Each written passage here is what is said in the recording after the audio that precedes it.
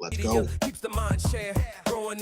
Why does that always start in the middle of it? Doesn't, it's supposed to go. DeOrganized media keeps the mind share.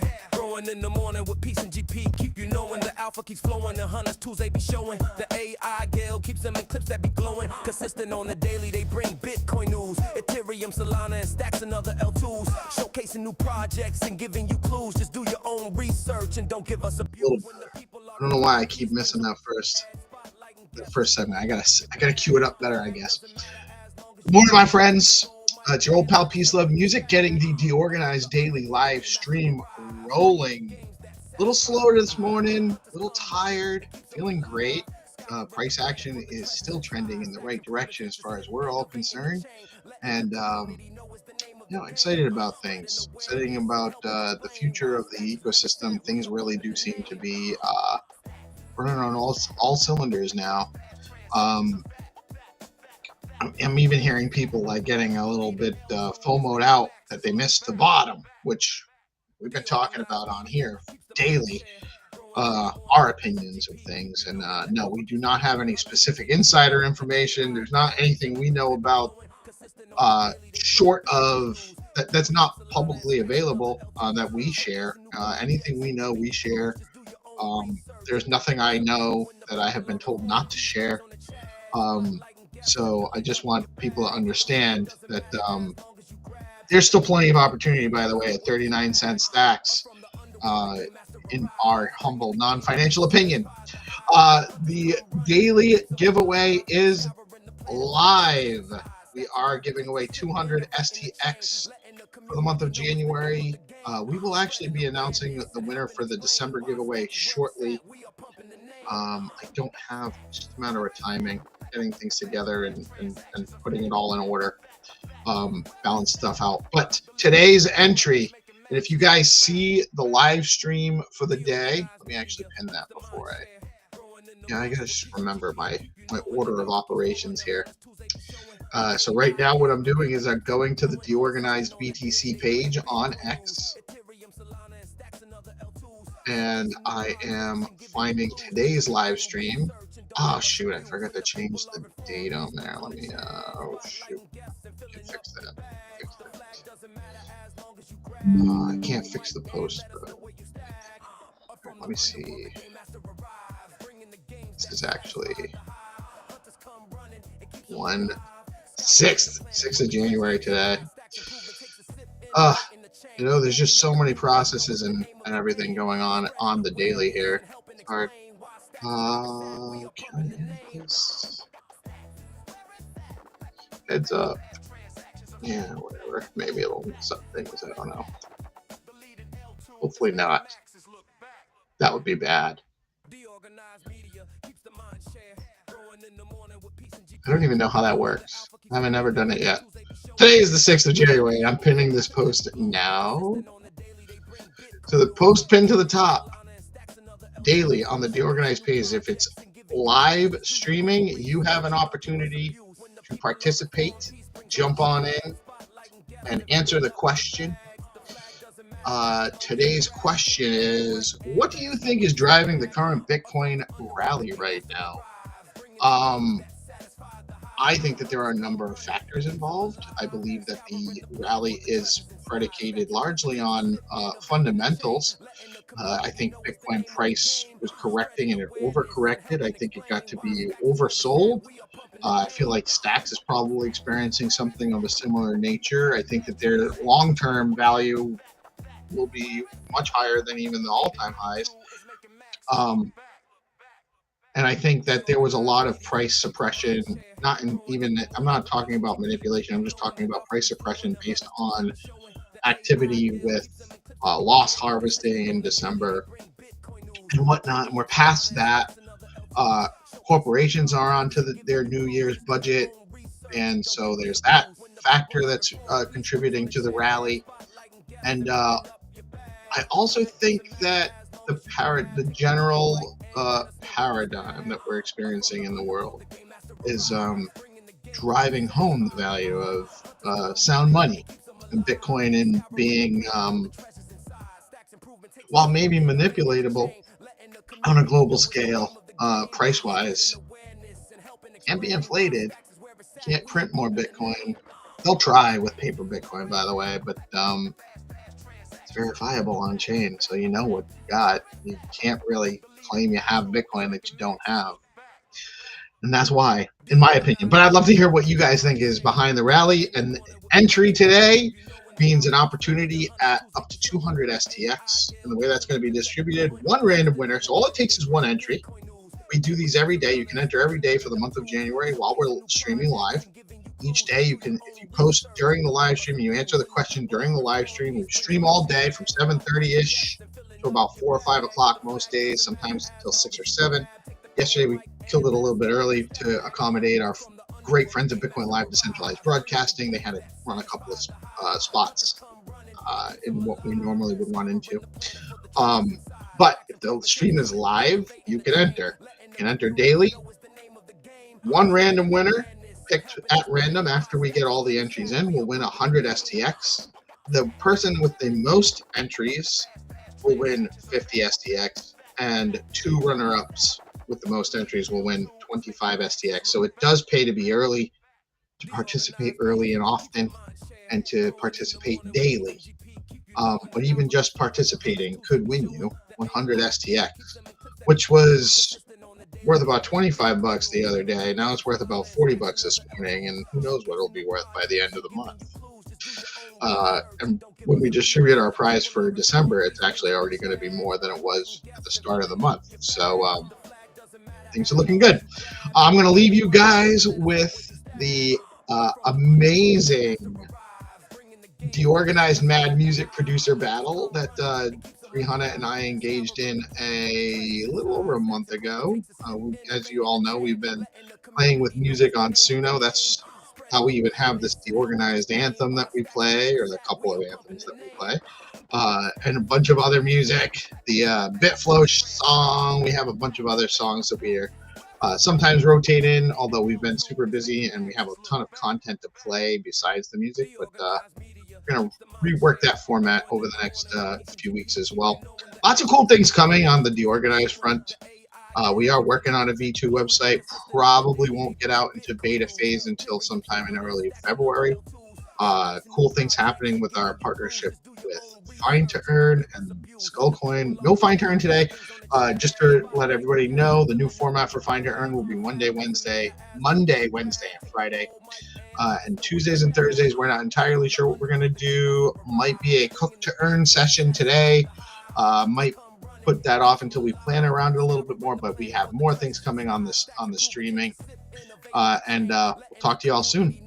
I'm going to leave you guys with the mad music producer battle that Hannah and I participated in not too long ago.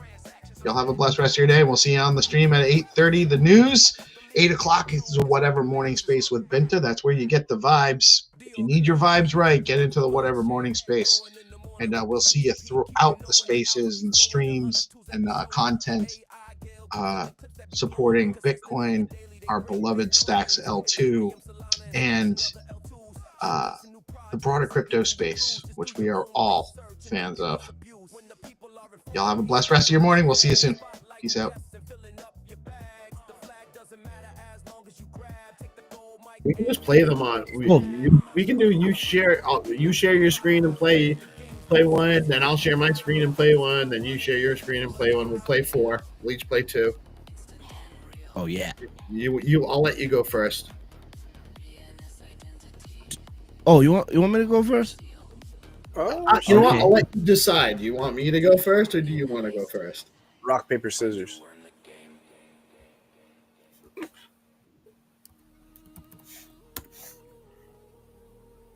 Yeah, I think 3 wants to go first. Let's go.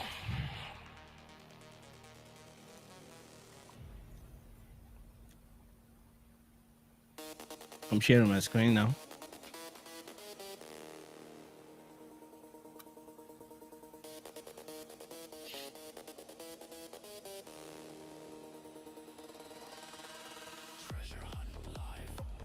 Is my screen showing? Hold on.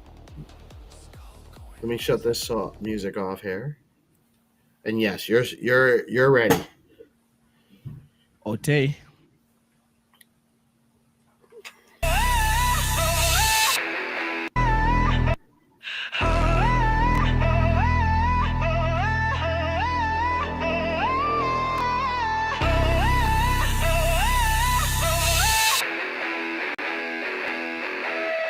Find it, earn it, stack it up. Stack it. Quest for Bitcoin, never give up. Never. Stacks on chain, we light it up. Light it. Find to earn, yeah, we level up. Find it, earn it, stack it up. Play the game, let your score multiply. Sanitrons, well, you know the vibe. Bitcoin energy, stacks for life. Drums hit heavy bass lines insane. Guitar shred through the blockchain range. GBSC drop codes, fans go wild. Peace, love, music with the energy style. Stack your wins, unlock the loot. Quest complete, now earn that proof. Every clue leads to digital gold. Bitcoin mission, brave and bold. Find it, earn it, yeah. Zenitron, turn it. Stack the Bitcoin, burn it. Whole squad, confirm it. Lasers, power-ups, flashing lights. Game night in the metaverse heights.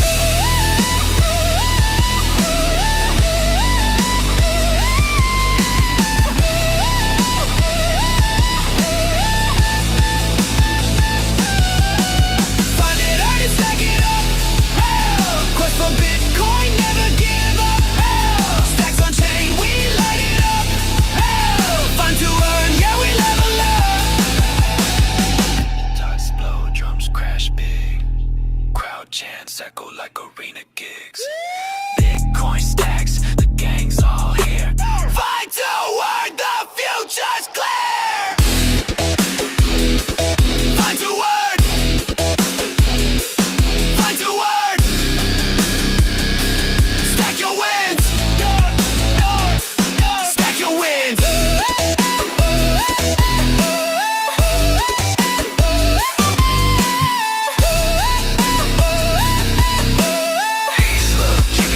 Bring that speed.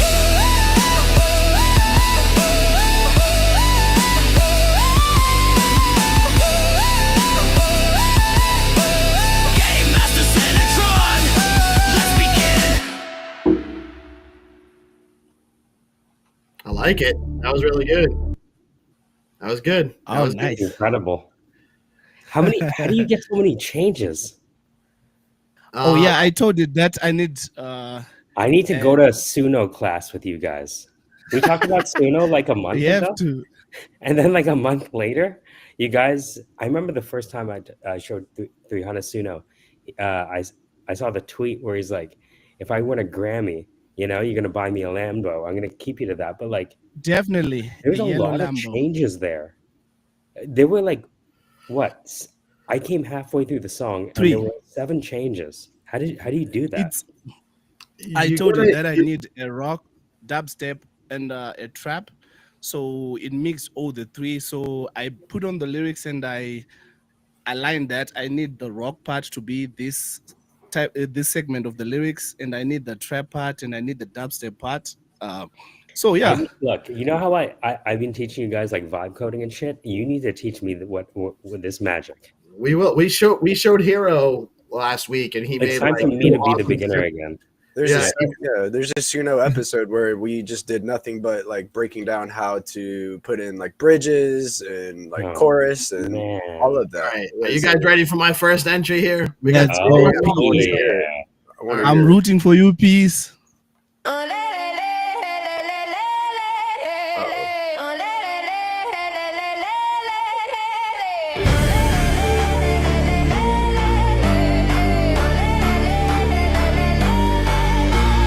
Maps up, game on, coordinates flash, let's go.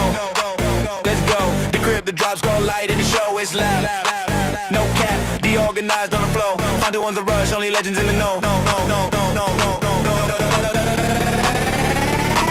Murder, we on the hunt again. Thousands drop, can you find and win? Locked in life, fair play, no turn. If you ain't tuned in, you'll never learn. Gold coin signal, boost stacks fire. Stacks that's higher while the crowd gets wired. Clues in the code, GPS desire. Heart rate climbing, stakes get higher. Murder, we on the hunt again. Cinetron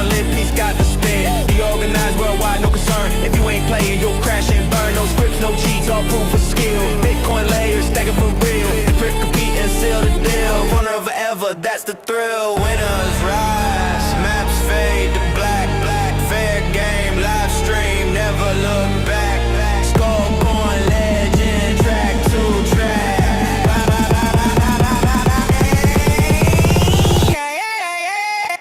Find2Earn, yeah, we on that stack.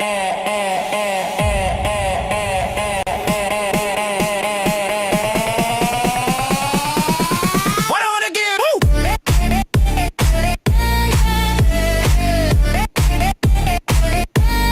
What I wanna give?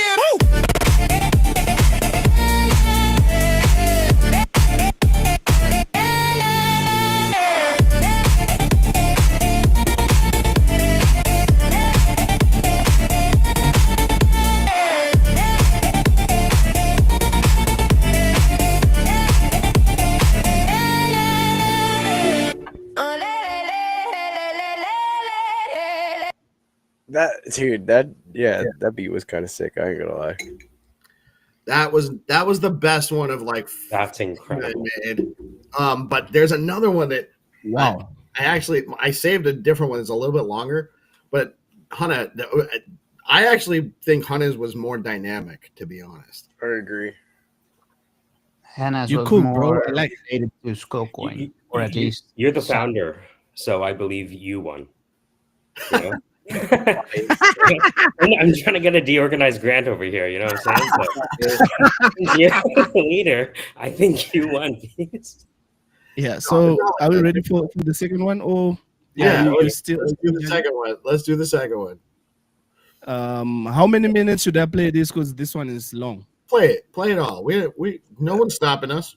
Run that. Find2Earn. We have until 10. Welcome to the Game Masters world. Built on stacks.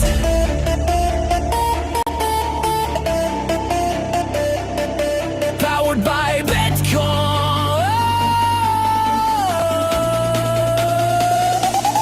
Let's go!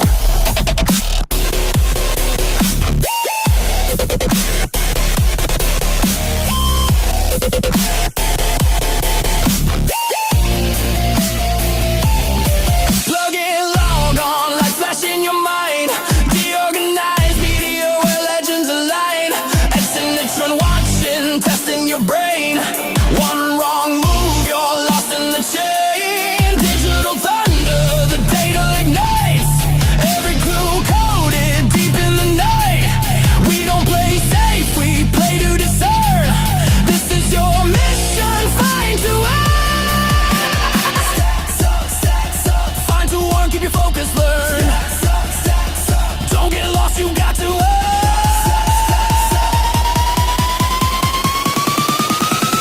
Raw Bitcoin powered.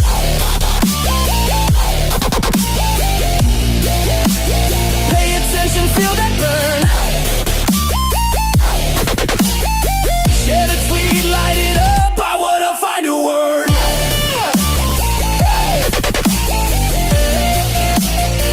I wanna find a word.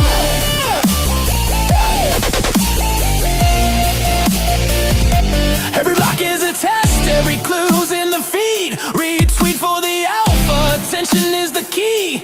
Signals and riddles decode the scene. We the hunters in this crypto dream. Game masters throne electric crown. One slip up, system shuts you down. But the wise ones ride the lightning turn.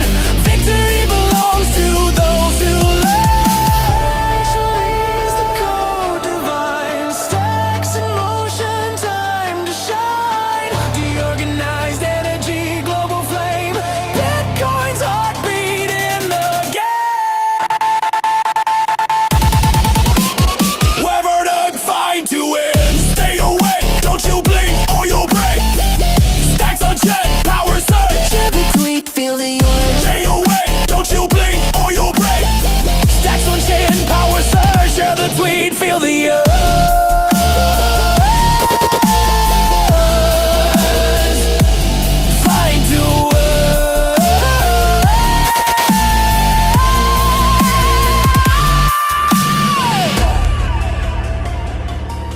Find to earn.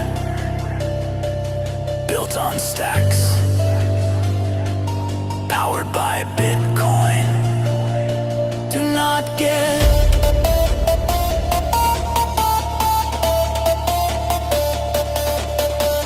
lost.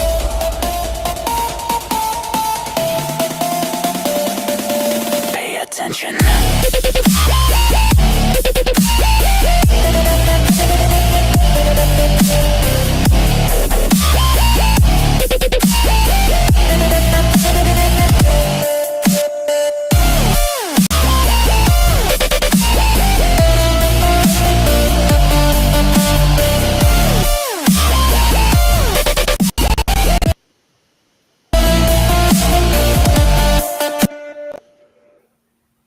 Oh yeah, that was a That mix was of dubstep, sick. trap, and rock. Mhm. That was dope, man. Very dope. The build up was pretty cool. Yeah, it was good. I actually like your first Oh, one shit. better. I did like your first one better. So far, your first one, in my opinion, is the best one. You guys ready for this? Most def. Try to see what you could.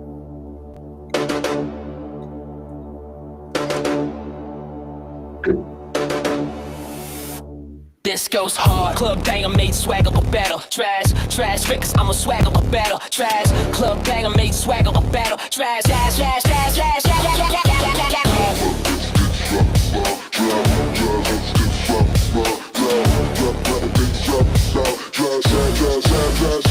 It's over hard. Club banger, banger.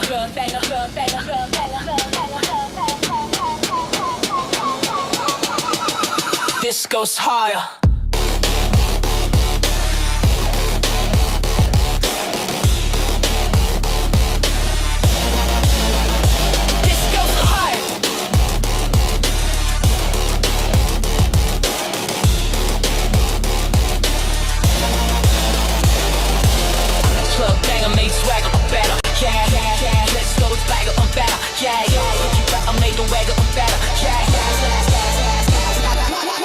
Maps up, game on, coordinates flash, let's go. Decrypt the drop, skull light in the show. It's live, no cap, organized on the flow. Find earns the rush, only legends in the know. Find earn, we on the hunt again.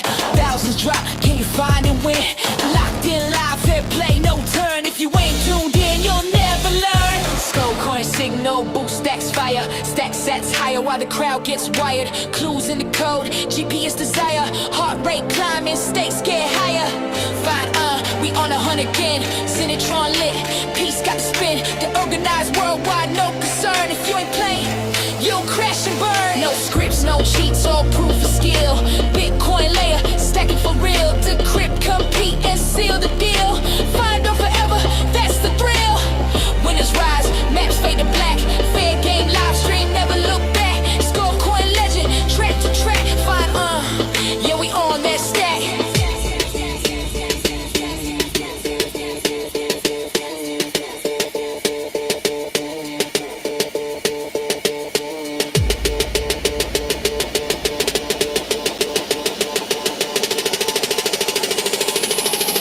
Music is God's money.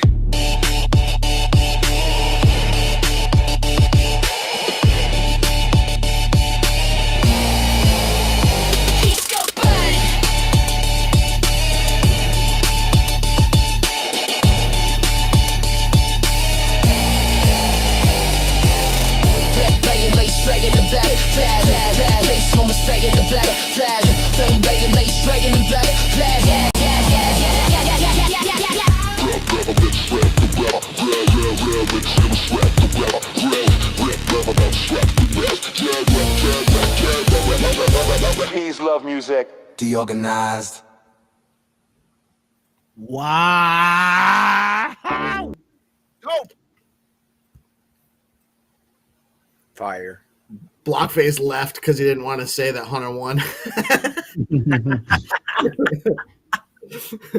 Yo, I liked the lyrics in Peace Love Music's. It was very. It seems like the lyrics were kind of like almost like focused on, whereas in Hana's music, it was like the structure of the music, how it was like had little different changes, and I really dig the beats. The beat drop was sick on Hunna's second song, as well as like the first one was really well rounded. Had a lot of, it was very dynamic. So I'd have to say Hunna took the cake on this one. Orange. I have to do it to you, peace. 301. Let's go. Let's go. No, that's not, listen, you're not doing anything to me, man. We're just here to have fun. I don't want people to like. We have to. Oh, where are we? Wow, The change. 10K views now. Cook the change. wow, Let's go. that's good. Maybe we have to do the format differently. Yeah. Another. So the next battle. What's the topic? So the judges are going to choose the topic. The judges will choose the topic, and we'll figure it out from there, I guess. Yeah, I think that doing something surrounding like GameFi, getting ready for Cryptonauts, maybe like something like that, and streaming gaming, DeFi, how they all, I don't know, how DeOrganized can cover all bases. Yeah. We could do that. Encompassing all aspects of the blockchain technology on which we build. I like it. Hey, Peace, is there a possibility that I can get the instrumental of the last song that you played? Because that beat. Yeah, definitely. I'll get the stems for you. So that last one, by the way, so like part of my prompt for all of these was like as I'm iterating, I'll add things in the prompt and I'll be like, so like where I put like this goes hard and like this is a club banger, that kind of thing in the style section on Suno. And it brought out only one time did it actually put that into the lyrics. I don't know why. Like I had that in a prompt over and over again. And then just one time it was like, put that in the lyrics. So that last song I played had 1 minute and 10 seconds of, this goes hard, something about being in a battle, and club banger and all of that. Had nothing to do with Find2Earn. So I was like, but that beat actually was the one that goes like that beat was bananas. Like I couldn't, so I was just like, to be honest with you, how easy is it though to make like 6 songs? You know what I mean? It's crazy. Can make whole albums within a day. Yeah, exactly. In a day about whatever subject you want. Just all of it, all in one, through prompting. It's insane how powerful Suno is shaking up the game. And there's a couple different ones that do the same thing, like a couple different AIs that can cook you out a whole song in less than 5 minutes. But yes, it's crazy how Suno is changing the game. It's nuts. Yeah, and also it's changing the game for people like me who are facing these legal issues with producers. They sending copyrights of the songs that I already did back in the days. So yeah, imagine what I did over the weekend. I managed to write like 3 songs using Suno. I made the beats and I told the type of beat that I want and then the style that I want, and then it makes me the beat, write the lyrics, record, then ship it to iTunes without even fear of getting copyright claims. Yeah, and that's the like you can ship these out. You can make playlists. You can really do some real stuff, and it's crazy, but it's amazing what we can do with this stuff. So I do have a hard stop in about 30 minutes, and I haven't done the news yet. And I screwed up the news post, by the way. Like I didn't do that all exactly right. I'm a little bit off today. Love you, dude, man. It's all right, Steve. Man. Dude. Somehow we got 11,000, 12,000 viewers now. Thank you, everybody. By the way, those that are watching and tuning in, welcome to DeOrganized Media, where we play games and have fun as often as we can, while also informing you about what's going on in Bitcoin and crypto. And what's going on in the world is to the best of our ability. You know what I'm going to do with the news today? We talked about doing this, and we never did it. Yeah, I'm dude. gonna do the news stories with you guys. Let's do it. We'll do the Let's news go. stories here. I'm gonna read the stories out live, and then we'll have a little bit of a conversation on it, and it should take us through the rest of the half an hour. And then after that, we'll play some content from last week, some of the highlights, stuff we had going on, and we'll have some carriage throughout the day, and then we'll go from there. So let me get into the news here. Let's go. And All that good energy. some interesting stuff happening for sure today. Our first story today, Elon Musk. Oh, let me actually hold on. Let me get our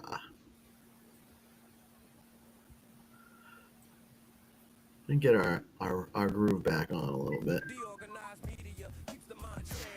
Growing in the morning with peace and GP. Keep you knowing the alpha keeps flowing. All right, so Elon Musk says America can't solve its debt crisis. Elon Musk warned that America is on the verge of bankruptcy, arguing there's no way to resolve the nation's soaring debt without massive systemic change. His comments sparked fresh macro anxiety as investors weighing rising deficits, ballooning interest payments, and waning global confidence in the dollar.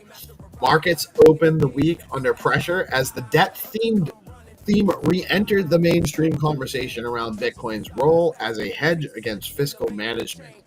So this has been a problem that people have been talking about my whole life. The debt is growing. It's going to be too much. We can't possibly maintain this level of debt. 50 years later, we can't possibly.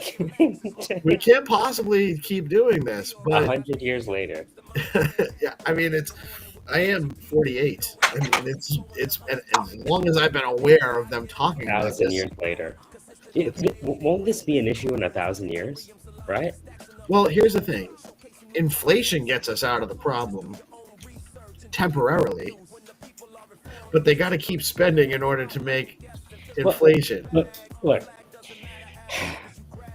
We did the same thing at Stacks to spur on the economy.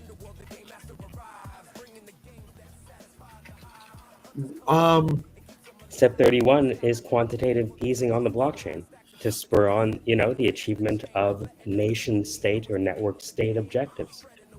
SIP 31 is kind of actually an equivalent of quantitative easing. I can't really argue against that. Yeah. I'm supposed to be the CMO. I'm not supposed to talk about the truth like this, but yeah. Well, I don't think that that's a exclusive role. I don't think that's a role or a capacity exclusive to the role of CMO, to be honest about things. In fact, I would prefer the CMO be brutally honest and set the ship right rather than lie while we're heading towards that iceberg. You know what I mean? I find I'm better at the honest part than steering the ship right. No, that might also You be do half of the job. that might be my skill set as well. Hey, Hyundai, Toyota, Hey, and Sonata, hey, honey, in the house. Purcell, Lamborghini, MGM. Ferrari. Hi everyone, how are you? Happy Monday. Happy Monday. Hey. I heard you woke up late. And early. It wasn't really late. They changed the clocks on us. What I like happened? the fact that Africa is like, you know what? Nah, I wish we could all do that, to be honest. I think we can, right? And also Halloween. It's like decentralized time. The problem is I can't start doing the show any earlier than I do. Hey guys, how do we decentralize time? Sorry, continue with the news. In other news, October's crypto flash crash. Did market makers make it worse? Yeah, probably they did. Benzinga reports that October's steep market drop may have been magnified by market makers and thin liquidity conditions. Analysts say forced liquidations triggered a cascade of automated sell orders, driving a temporary disconnect between spot and derivatives pricing. Despite the shock, on-chain data shows long-term holders continued accumulating Bitcoin, underscoring how the L2 ecosystem is absorbing volatility even as speculative flows reset. So yes, in the short answer, yes, I do think that the market makers kind of made the situation worse, especially with things shutting down the way they did, and people couldn't get access to markets. Long-term holders continued to accumulate Bitcoin during the process if they could. Part of the problem was people couldn't actually get in to buy the dip, and I think that's why the dip went so severely like it did. I heard that recruiting is about buying the deep. Maybe. You know, like the Punjabi coder. No, I don't. I didn't understand what you were saying. I still don't quite get it. It's okay. Only that it had to be some kind of Punjabi joke. Yes, a lot of Punjabi names end in Jeep, like Jagdeep. Oh, Sandeep. Sandeep, right? Yeah, so, okay. You know, Deep Seek is a Punjabi doing research, you know, in India. It is? No, but it could be. Like, what? I missed that entirely. Did you know there was an Indian AI startup that just had Indians giving the answers? You hear about that? No. You think I'm joking? Tell me that's... Wait. There's an AI company that just hired Indians to answer instead of AI. They didn't create an AI. They went to the call centers that were no longer hiring people. Yeah. They're like, you guys all have Chat GPT. Just answer these questions. So the joke is DeepSeek is DeepSikh. Continue with the news. This must be some sort of affliction, autism or something. Continue. Balancer. This is actually a crazy one. Balancer faces $70 million exploit. Staked ETH drained. That's DeFi platform Balancer is probing a suspected $70 million exploit involving staked Ethereum that was moved to a new wallet over the weekend. The incident renewed concerns about smart contract vulnerabilities and cross-protocol risk as attackers target yield strategies linked to Ethereum staking. Balancer paused affected pools while security teams traced the funds. Another reminder that trustless DeFi still requires vigilance and rapid incident response. Even more vigilance, I would say, actually. Mm-hmm. Trustless means you have to verify. That's the whole point. If it's trustless, that means you do not trust it. You have to make sure you know what you're getting into, and if you don't, you're risking your assets. I like that. Risking your asset. Yeah, you're risking your ass. That. You know what they call an Indian on a tightrope? Balancing. Continue. Balancing. Scott Besant praises. Michael, you're going to give me a racial. All right. Scott Besant praises Bitcoin.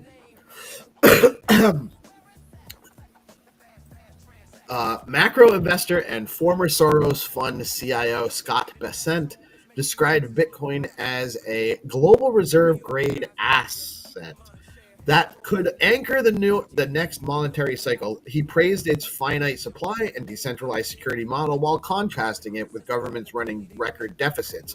Besant's endorsement adds institutional credibility to Bitcoin's long-term case and signals growing acceptance of digital hard money within macro finance circles. I trust anyone with a neck like that. What? Look at his neck. Oh, Blockface, come on. You're setting I me go up. the other way. If I see a Retarded. neck like that, usually anything that looks kind of like that, I'm a little sus. That you know how much money that neck has? I just don't know how it earned that money. Is really what. That neck has some stories. And it's like sideways, like he's got two mouths. What's going on there? That's incredible. It looks like he has the Unilever logo in his neck. I have to stop. He loves Ben and Jerry's. What do you want? Ah, nice. Teeters. Standard Chartered CEO, all transactions moving to blockchain. Yeah, I tend to agree with this one too. Excuse me, guys. Standard Chartered CEO Bill Winters said he expects virtually all financial transactions to migrate to blockchain in coming years, driven by efficiency and transparency demands.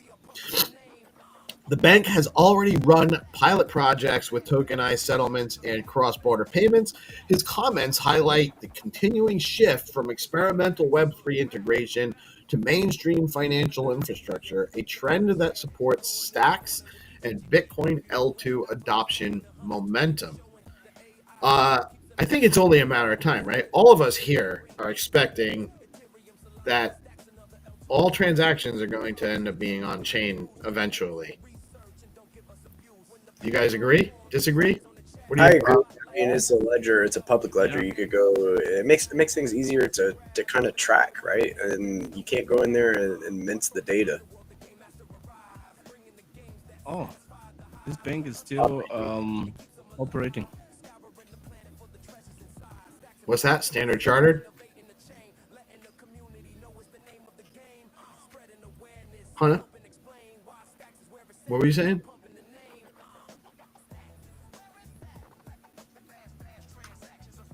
Did I freeze up?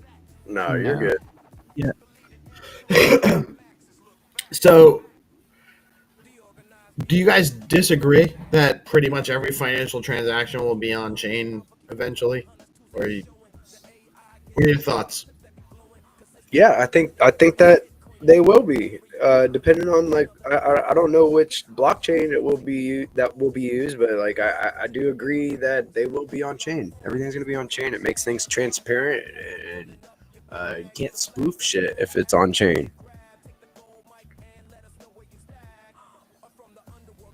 It's true.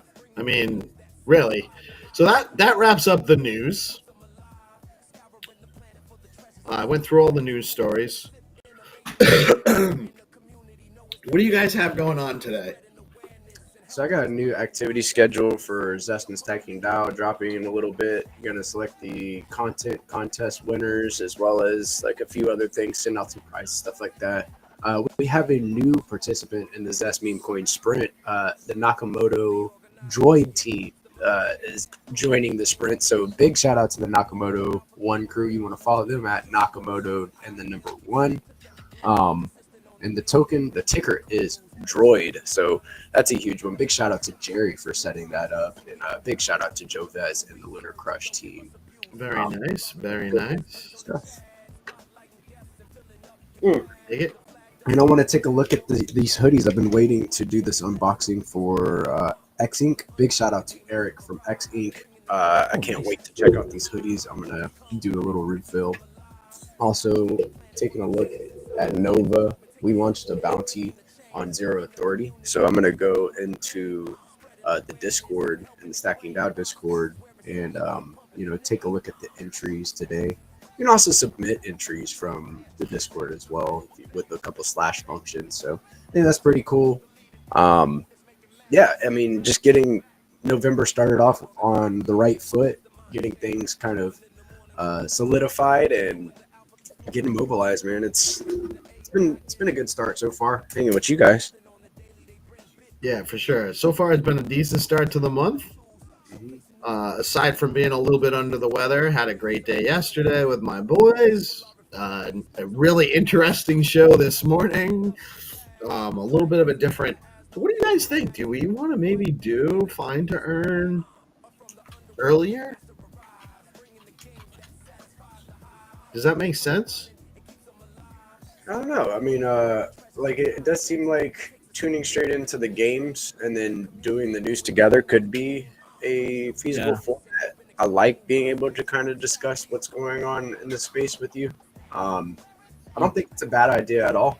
I think it'd be a lot of fun for people to just tune in. And the first thing that they get to do is play some games, and then we have our our hunters ready for the rest of the show. So I mean, I don't think that it's a bad idea. All right. Well, you know what? We'll try it this week. We'll do it for the week.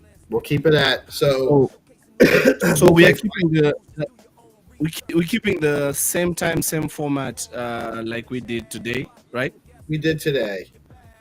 Except for the news will actually probably come closer to 9 o'clock instead of 9:30 because we won't have the battle every day. You know, we will definitely do that again though. You know, and I will definitely come harder next time. Sheesh. Bring it on, always here. But yeah, I like your beats more, so yeah, make sure if you get that instrumental right now, I will managed download to make this. I'll download the stems and send you all of them. awesome. So yeah, I managed to make my monitors working because I had some cables missing because of the renovations. Everything was just all over the place, so I managed to find the cable. So now I'm able to mix and master professionally using my monitor speakers. So yeah, we good to Awesome. I haven't actually even gotten into my DAW. That was all just the AI, by the way. I didn't do anything with those beats. I just made them. And then I picked the ones I thought were the best too. Actually, I couldn't pick between the two that I had because they were both different kinds of. Yeah, Eric, I will absolutely be rocking mine tomorrow, for sure. I have just some stuff I got to get through to get to the end of the day today, and then I should have that open. I must come harder next time. Soundbite. let's go. Isn't that what we're all working on? Coming harder next time. Damn, son. Where'd you find that? Oh, damn, son. Where you find this? This should be played at high volume. All right. Do some So cooking. for everyone in the know, for everyone to understand, we go live at 7:30 a.m. Eastern time. At that time, we open up the weekly giveaway entries, and then we play some content from earlier in the week and or some content about some of our marketing partners and other projects in the ecosystem, letting people know, making sure everyone's aware of what we're doing in the ecosystem. And then how does Blame it on the Jameson. Blame it on the Jameson. Yeah. Yeah. Blame it on the Jameson. Yeah, new format because Jameson. Yeah, we just blame it on the Jameson. That's a good hook, though. We could probably sell that. Oh yeah, bro, we can do that. Blame it on the Jameson. Yeah.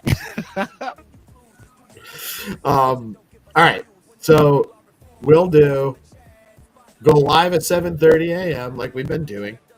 At 8:30, instead of the news, we'll play Find to Earn rounds, which is the same time for most of the hunters anyway. And then when we're done with Find to Earn, we'll go into the news, and then we'll bring on any guests or anything after that.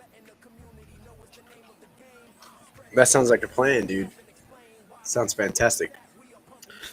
All right. With that, I actually have meetings for the next 4.5 hours. Forever. I'm in meetings until tomorrow. Yes, we do. Hannah, yes. So we have to to check with the time of CAT So because most of the guys will be Right, it's CAT. probably an hour later than you guys are using. Yeah. So it's not in it's not in like 45 minutes. It's in like an hour and 45 minutes. Our meeting.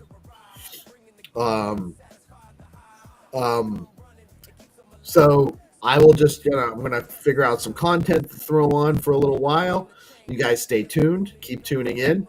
By the way, if you have anything going on in the ecosystem today, you got a space, you got a show, you got some content you produced, you got a contest, you got a mint coming down the line, drop it in the comments below this live stream. It's pinned to the DeOrganized page.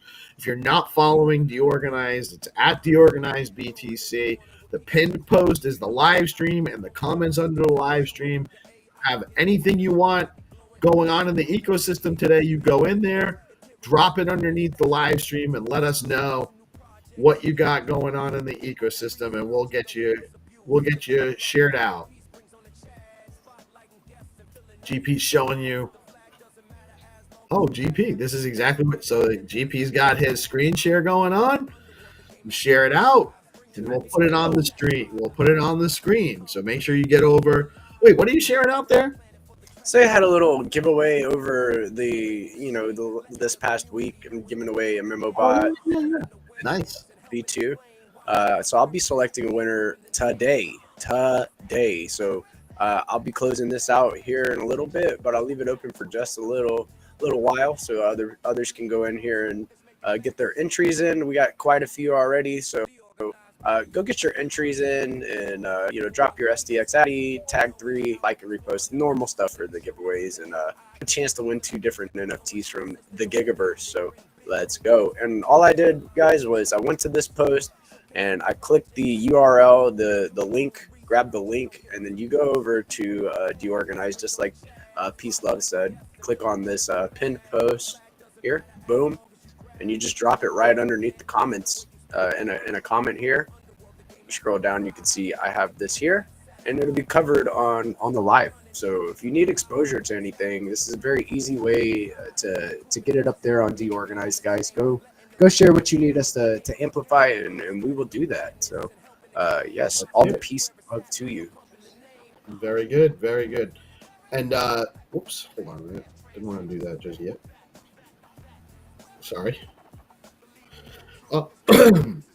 So, guys, make sure you go. If you're not following GP, if you're not following Orange, you're not following 300, you're missing out.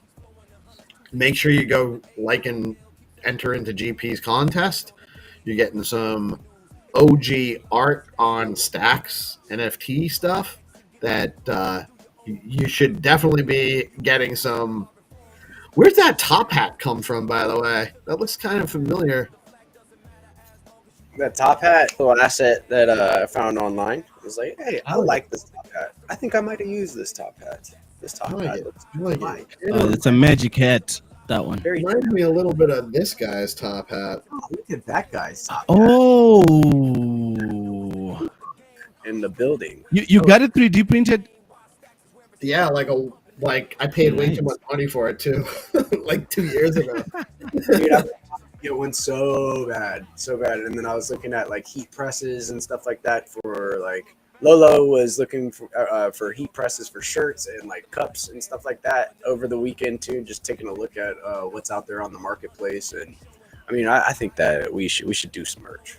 Should do some merch drops. Word, bro, you're getting into the field that we're in with Wi-Fi, and that's a good trade. You gotta have like a laser, 3D printer, heat press, Mac press, bro. You're good. You'll be good. Oh yeah, dude. I dig it, guys. I do gotta kind of transition to the next segment because I gotta get the show roll. I got to get the content rolling.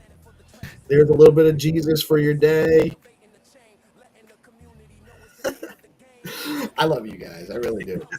Awesome. And we have way too much fun on this show, but it's if it's not fun, why do it? As Ben and Jerry's once said. That's 2 times we mentioned Ben and Jerry's today.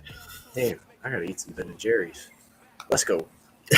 Just do it for the win. Let's go. Yeah, And GP, just know that I caught some wins for you on the finals. I caught some wins for you on the finals against Crypto Dude, bro. Let's I was cooking go. yesterday. Yes, sir. Let's go, dude. Congrats, dude. Working on the gameplay. We gotta do some streaming for that. But yeah, peace. I shall see you in the meeting. And Yeah, I'll see you guys in the meeting. I'll catch you guys later. Orange, much love, man. Good to see you back. Don't Yes, be sir. here. Make sure you keep coming. We love you. And, Always coming. I am Peace Love Music. We are DeOrganized Media, coming at you live on Bitcoin Live, decentralized broadcasting every Monday through Friday, bringing you the news, some fun, some entertainment, hopefully some education and entertainment. Never financial advice. Always do your research. Never invest money you cannot afford to lose. And with that, we are out. Catch you later. Stay tuned throughout the day. Peace. My homies. GP, what's up, man? good morning, Steve. How are we doing this morning, brother? You're in a different location, my brother. I thought you Keeping it on the looked. move. You get that big smile on your face. What's been a good? Yeah. All right. GP is all glowing, bro. Look at his face. Is glowing. He's had a good day. Wavy. Let's go. Only the highest frequency vibes. You Let's go. already know. Let's go. Nice. Yeah, We got dude, Hana in the house as well. I'm not sure. Let me see. Salam alaikum. We are a little early still. Let me see if White Crypto's having trouble getting in here.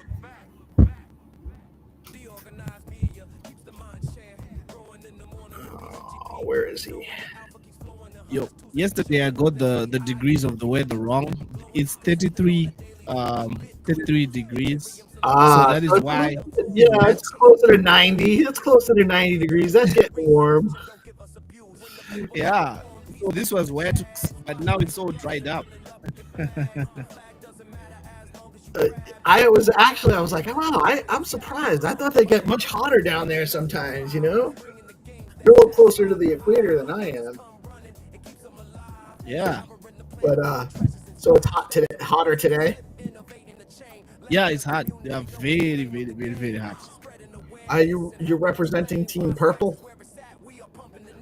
I just found it close. Nice. Yeah, dude, it's rainy and cold where I'm at, man. Starting to get into that rain. Purple's a good color. It's the color of royalty. That's my favorite color. If you saw my mixtape, they're written Purple Mars 1, Purple Mars 2, album Purple. I have seen. I actually have. Purple. Purple's a great color. I have seen that. I have noticed that's the theme on your albums and a lot of your content. I dig it. I like purple. GP nice headsets that you got right there, bro. Yeah, dude, it's Lolo's son's had let me borrow it. I'm using equipment, so it looks like it's coming through loud and clear. Is it clear? Very loud and clear, bro. Sounding good, man.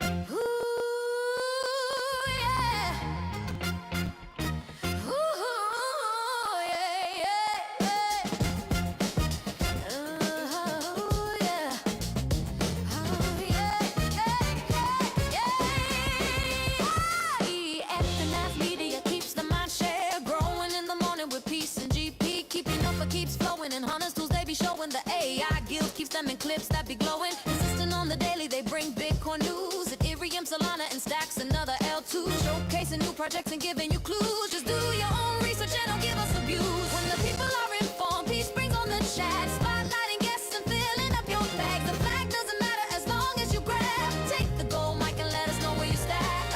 From the underworld, the game has arrived. Bringing the game to satisfy the hype. Hunters come running, it keeps them alive. Scouring the planet for the treasures inside. Stacks improvement takes a sip, innovate in the chain.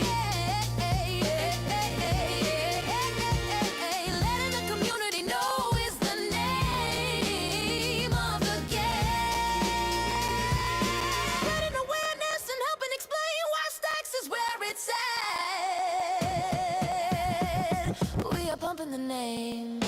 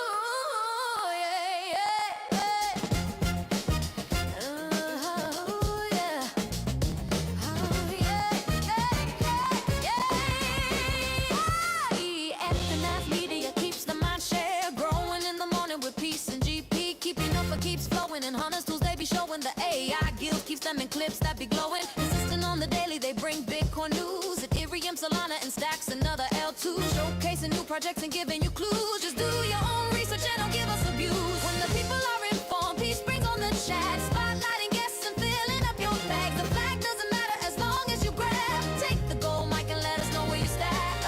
From the underworld, the game has arrived. Bringing the game to satisfy the hype. Hunters come running, it keeps them alive. Scouring the planet for the treasures inside. Stacks improvement takes a sip, innovate in the chain. Letting the community know is the name of the game. Spreading awareness and helping explain why Stacks is where it's at. We are pumping the name.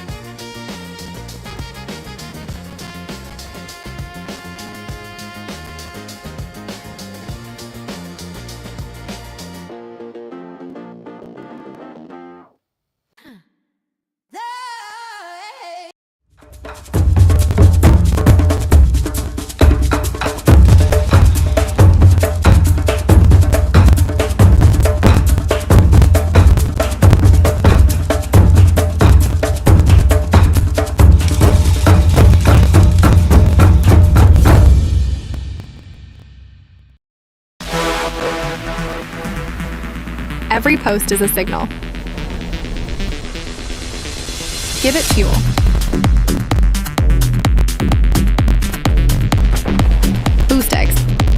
social value layer.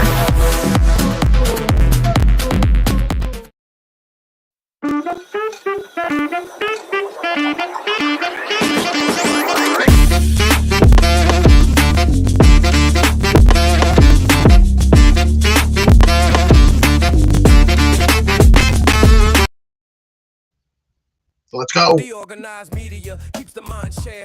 Growing in the morning with peace and GP. Keep you knowing the alpha keeps flowing. The hunters tools they be showing. The AI Gale keeps them in clips that be glowing. Consistent on the daily, they bring Bitcoin news. Ethereum, Solana, and stacks and other L2s. Showcasing new projects and giving you clues. Just do your own. Good morning, my friends. I hope you are all doing fantastic on this Taco Tuesday. I hope we get our little taco friend on GP's screen later. It almost always manifests in Mrs. P's Love Music making some tacos for dinner. They're always excellent, even though she does it a little bit different sometimes. Tries this and tries that. She's always a little dissatisfied with her efforts. I'm always satisfied.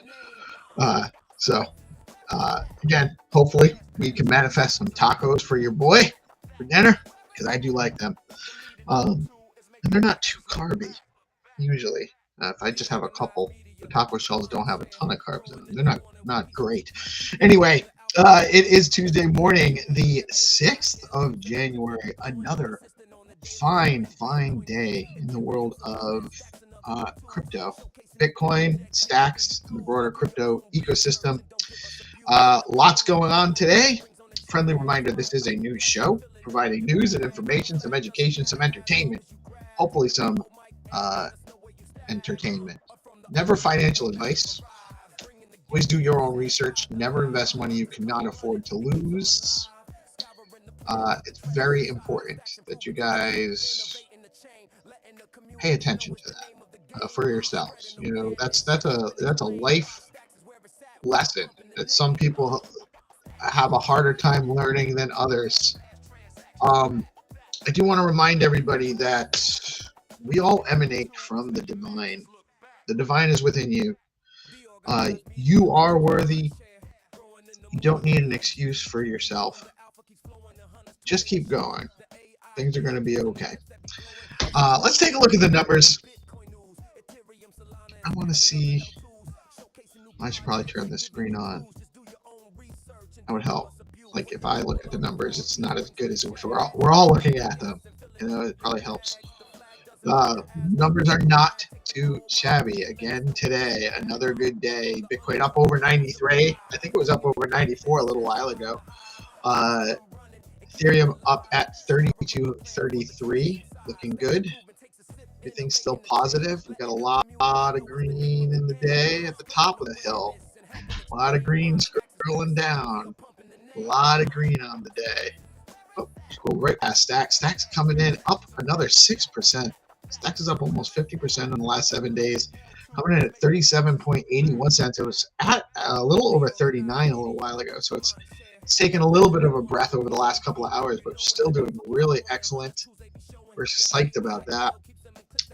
And your top 3 gainers over the last 24 hours. All right. Sui, IOTA, the Internet of Things, Render. And then the others are Syrup, Maple Finance, Later's Lit. Don't know anything about that one. Nice to see Injective getting a little bit back into the positive. BitTensor. The XRP guys are doing okay this morning. Things are looking good, my friends. Fair and Greed fully into that neutral range. We're right almost in the middle. We've come from way down here. We had spent a lot of time down here, my friends. And if you're still here, if you held through this, if you accumulated instead of capitulating, congratulations. Because you worked hard to do that. Or you forgot about your crypto. Either way, you're doing okay. It's a good morning. It's great to be here. Let's take a look at what's going on in the news today. AI tokens outpace meme coins as crypto comeback strengthens. This is a good thing. Oh, wait, am I in the right place? Oh, no, I am. Just gotta make this bigger so you're your boy's old eyes can see it properly. And yes, I do read these. I don't memorize all of these paragraphs. I familiarize myself with the stories, but I don't have these set to memory. I have to read them, guys. It's just the way of the world. The latest market rebound is being led by AI-focused tokens rather than meme coins, signaling a shift in speculative appetite toward narratives tied to infrastructure, compute, and real-world utility. According to market data, AI tokens have posted stronger relative gains as traders rotate capital away from purely momentum-driven assets. This suggests the recovery may be maturing beyond reflexive risk-on behavior and toward themes perceived as structurally important for the next phase of crypto adoption. While volatility remains elevated, the divergence highlights how narrative leadership is evolving as capital becomes more selective. Very interesting times. We all know AI is where it's at. We all know crypto is required for AI to function in any kind of holistic way. If it's all just going to be centralized and centrally controlled, we're doomed. We might be doomed anyway, but at least decentralizing it and making it open and verifiable on the blockchain gives us a sporting chance. If we don't do that, we're in trouble for sure. Ethereum's network usage hits record high, but traders are more bullish on gold. That's probably a short-lived phenomenon. Ethereum, the gold preferential interest in gold. Ethereum transaction activity has reached new all-time highs, reflecting increased on-chain engagement across DeFi, NFTs, and settlement use cases. However, this surge in usage contrasts with broader investor sentiment, as many traders continue to favor gold as a macro hedge amid geopolitical and monetary uncertainty. The disconnect illustrates a growing split between crypto's internal fundamentals and external risk management behavior. Maybe. While Ethereum's network metrics signal strength, capital allocation decisions still appear influenced by traditional safe haven dynamics rather than crypto native signals alone. Gold is a safe haven. It's a trusted asset. People know what it is. It's not a risk-on asset, for sure. So people have been fearful. We just got out of one of the most fearful markets we've had in a while, and yeah, it makes sense that people would have been choosing gold over Ethereum during that time, while the price on Ethereum had been actually declining. So we'll see what happens over the next few months. And gold also has had a huge run in price. So I think that this is much ado about nothing, to be honest. Arthur Hayes. Let me actually get my processes right. Arthur Hayes' Maelstrom enters 2026 at almost maximum risk, betting on altcoins. I like that because oftentimes Arthur gets it right. Not financial advice, but do some research on old Arthur Hayes if you're not familiar. He's positioned Maelstrom at nearly maximum risk heading into 2026, signaling strong conviction that the next phase of the crypto cycle will reward aggressive exposure to altcoins. Hayes argues that macro liquidity conditions and structural market shifts favor higher beta assets over defensive positioning. His stance reflects a broader sentiment among experienced traders that hesitation during early recoveries often results in missed upside. However, this approach also underscores the asymmetry of risk, as volatility and drawdowns remain inherent to alt-heavy strategies. Very, very interesting how things are going there. Bitcoin core development rebounds in 2025 after multi-year decline. A bump in Bitcoin core development. Bitcoin core development activity rebounded meaningfully in 2025, countering narratives that Bitcoin innovation has stagnated. What a silly narrative. The uptick reflects renewed contributor engagement focused on efficiency, security, and long-term resilience rather than rapid feature expansion. This trend reinforces Bitcoin's conservative development philosophy, where progress is measured in robustness rather than speed. As speculative attention cycles across layers and applications, sustained core development underscores Bitcoin's role as a durable foundation rather than a reactive platform chasing short-term trends. Bitcoin development never stopped. A lot of it's been happening on other chains, and the core development is also growing and robust. And there's Bitcoin's where it's at. I mean, everything else is secondary to Bitcoin. Everything else.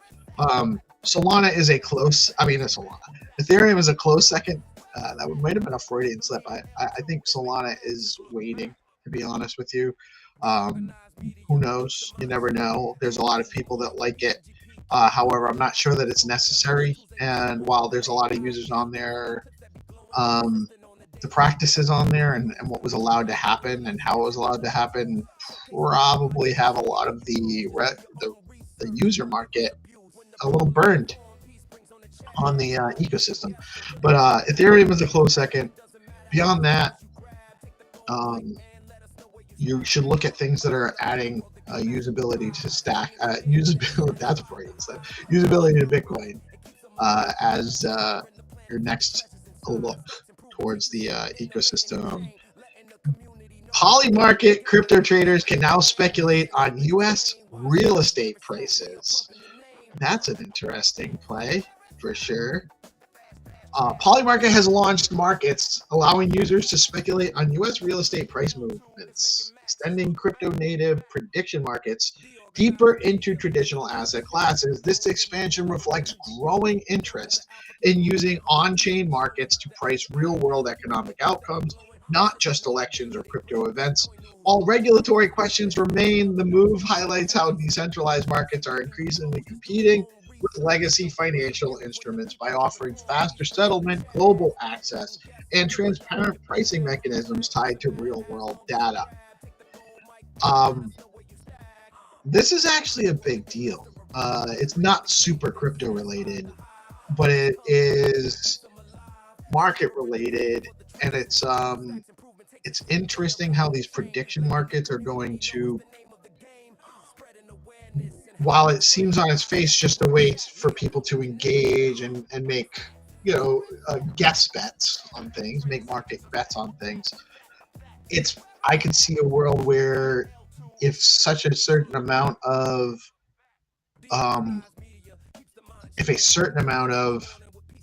bets go against the pricing action, it could ultimately result in a negative net effect on actual pricing. Like the prediction markets could dictate where prices go versus prices dictating how people engage in the prediction markets. And then we're truly through the looking glass in that case. Maduro's U.S. custody sparks questions over Venezuela's rumored Bitcoin fortune. This one's interesting too. The U.S. custody of Venezuelan President Nicolas Maduro has reignited speculation about Venezuela's rumored Bitcoin holdings and whether seized assets could include BTC. While concrete evidence remains limited, the situation draws attention to how nation-state Bitcoin accumulation intersects with geopolitics, sanctions, and asset control. The story highlights Bitcoin's unique position as a bearer asset that can exist outside traditional finance systems, while also illustrating the practical challenges governments face when attempting to secure or seize digital reserves. Well, maybe we should rethink the role of governments securing or seizing digital reserves of other governments. That should be, why do we allow that? Or even people, for that matter. Like, they shouldn't be able to just take what they want and make decisions unilaterally. We discovered a long time ago that governments are corrupt and corruptible, and that's why we need checks and balances. And it seems like we're lost a lot of the checks and balances in the processes here. I'm not sure how we get out of this actually, but it's interesting. It'll be interesting to see how this plays out. How do they get the Bitcoin? Can they get the Bitcoin? Should they get the Bitcoin? Yeah, we'll see. We'll see.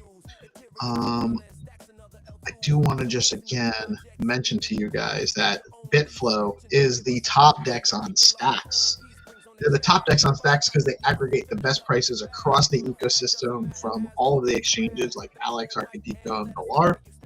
They have flex pool, single-sided liquidity. They're developing their own dynamic, concentrated liquidity market maker.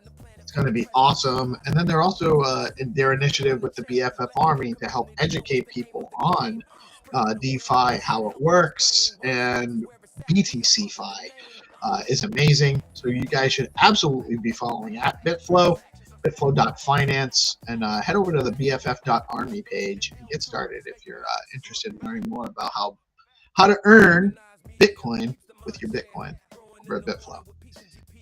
With that, I'm going to bring on the homies, or the homie. Where's 300 at? Is he talking? No, I think the space is over. Well, I got my main man here. Bring them in. Why are these buttons slow, man? I keep hitting these buttons to switch them on, and they're just like taking forever. They're like, the buttons are tired. The internet was tired last week. The buttons are tired this week. Good morning, GP. How you doing today, brother? You're muted, man. That button right there. Can you hear There's me? another sticky button. There you go. More buttons, more sticky buttons. Good morning, peace. More buttons. It's like, did you ever see The Jerk? The movie The Jerk? I don't think I recall. I'll have to go watch it. It's hilarious. It's a little dumb. Like, it's a little dumb, but it's funny. And Steve Martin's the main character. And there's one part where there's someone trying to assassinate him. I forget exactly why. And he's working at a gas station, and the guy keeps shooting and missing him and hitting these oil cans on. He's like, he hates these cans.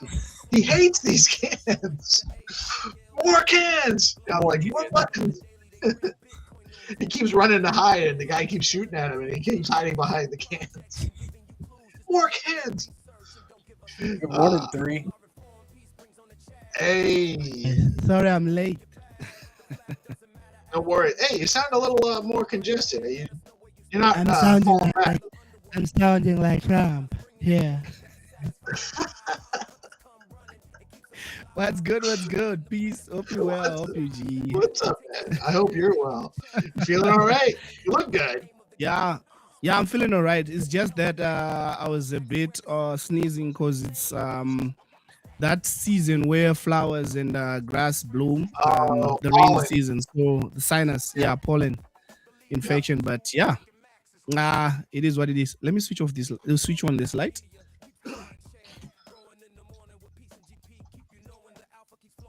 Oh, GP had a drop. Hope all is good, brother. Much love. Oh yeah, hope he's good. Yeah. Prayers out for Papa GP. Oh yeah. More prayers I don't know. I wasn't expecting him to have to jump like that. I don't think he was either. So I hope it's not a bad situation. Oh yeah. Hopefully, maybe we can give him a call or something. I don't know. Yeah, I'm just gonna check and see if he sent me any messages on the old-fangled telephone. Hopefully, I don't know. So maybe he just had. It might not even be related to his dad. He might have just had. Sometimes things come up, So we're not. Yeah. Worried about it. So, I actually have something interesting though here. What have you been cooking? It wasn't me. And last week, and I feel like a jerk, actually. I should have done this. Sooner. Pip made a song for DeOrganized using Suno last week. And nice. When he sent it to me, I was on my phone, and I, for some reason, in the DMs on X, not all of the messages. Yeah, like this, the links don't show up in the messages. Oh, invalid music file. Yeah. Invalid music file. Yeah, it happens with X these days. When they shifted the messages to to more of a private chat. So let's Yeah, fill let me this see. out. All right, let me. How am I gonna share this? Maybe I have to share my. Might have to share a different. Let me see how we do this. Can I share a window? Oh, I can. I can share my media player. All right, cool, cool. So this is it. Are you ready? Oh, let me turn this one off. This is I haven't heard this yet, so this is new for all of us. Created by So the reaction will be real. P Lord is getting some. Let's see what we got here. He said he made this with Suno. All right, let's hear what it is. I have no idea what the genre is or nothing, so let's hear it. Yeah, so the reaction will be real since we haven't had it all. So let's feel it. Why won't this play?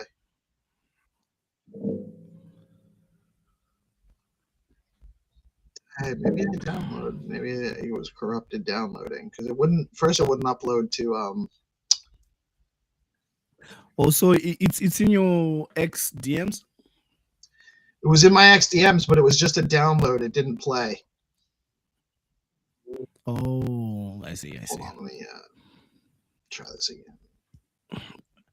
Sometimes when you download things off the XDM, you have to change the extension. Like normally, if you download images, sometimes they corrupt the extension. So maybe you can write .mp3 at the end. Yeah, I might have to do that. Or if it, let me find the folder here.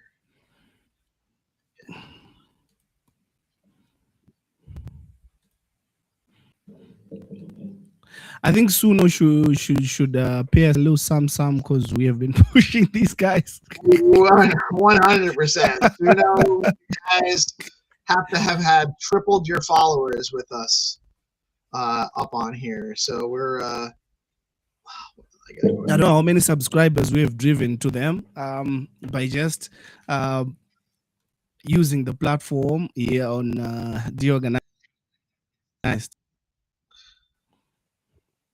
Oh, many. Yeah. I would have done that, but let me do.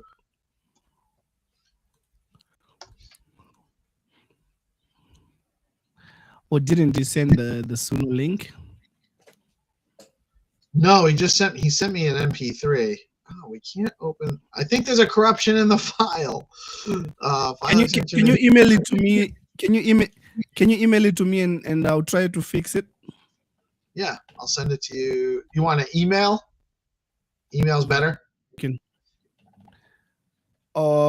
Whichever way. I don't know. Maybe email will do. This one. You can send it over, and I'll try be the MP3 doctor here. All right, let me see. I downloaded it twice, so I'm going to send you both of them just to see if one maybe works. Awesome. Although I don't know, maybe there's an issue with the file. Pip, we might need you to send us the link if you're. Yeah, I don't think the whole file downloaded actually. I think that's the problem. It's not downloading. I'm going to try this. I'm going to try to fix it too.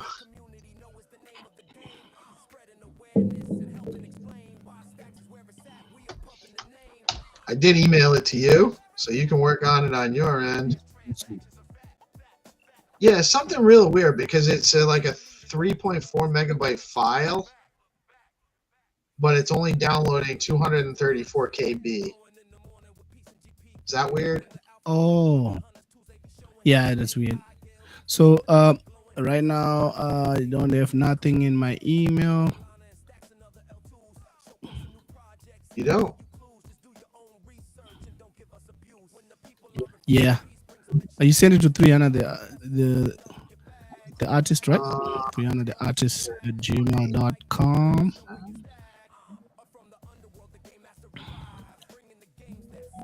Hold on. Okay, wait a minute. That's weird. All right, you should have it now.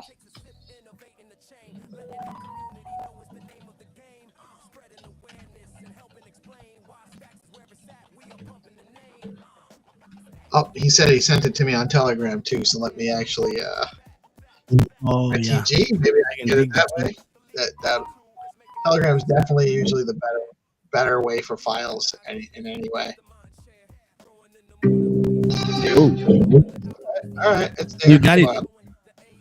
I got it. Let me. Oh, it's not giving me. Hold on.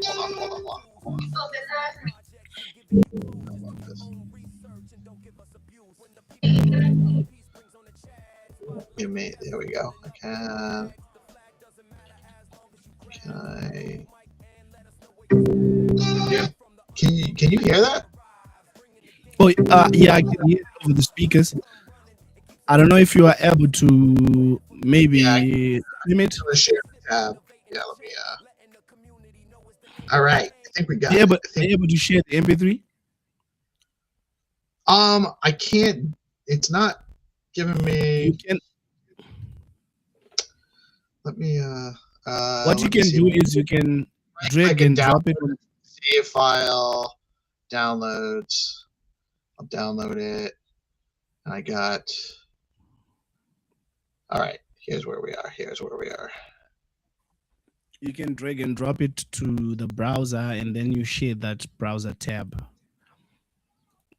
The MP3.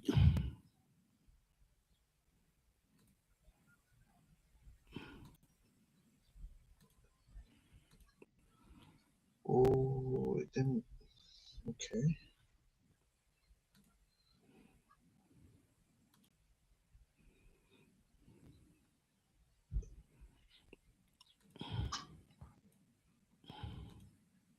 Winning.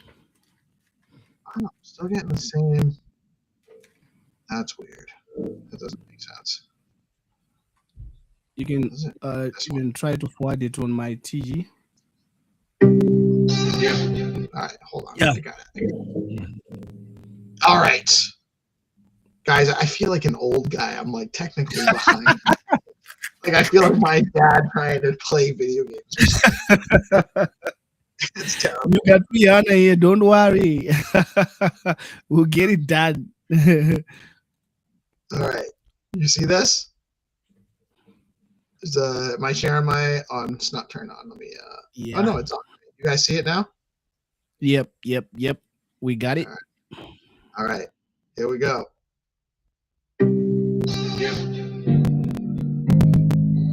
Organized media. Organized media. The hub of the digital gold. You ready? Let's navigate. Look, we been organizing the old to build the new. From the block to the stacks, yeah, we bringing the view.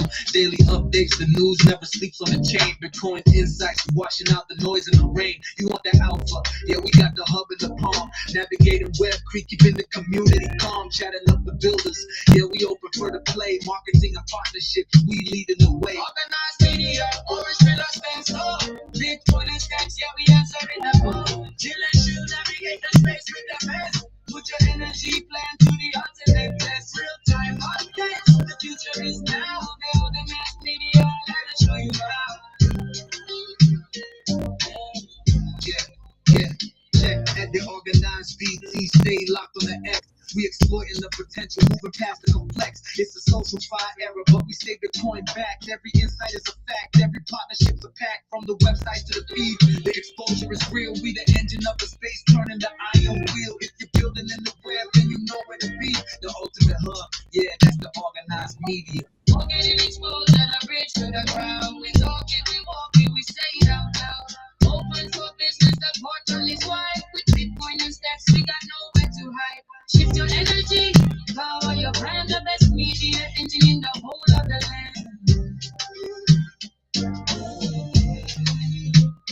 The organized media, the orange pillar stands tall.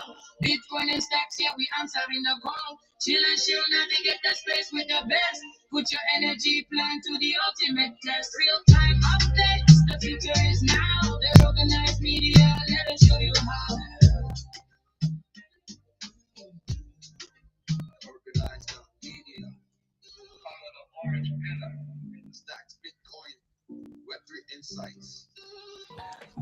We here.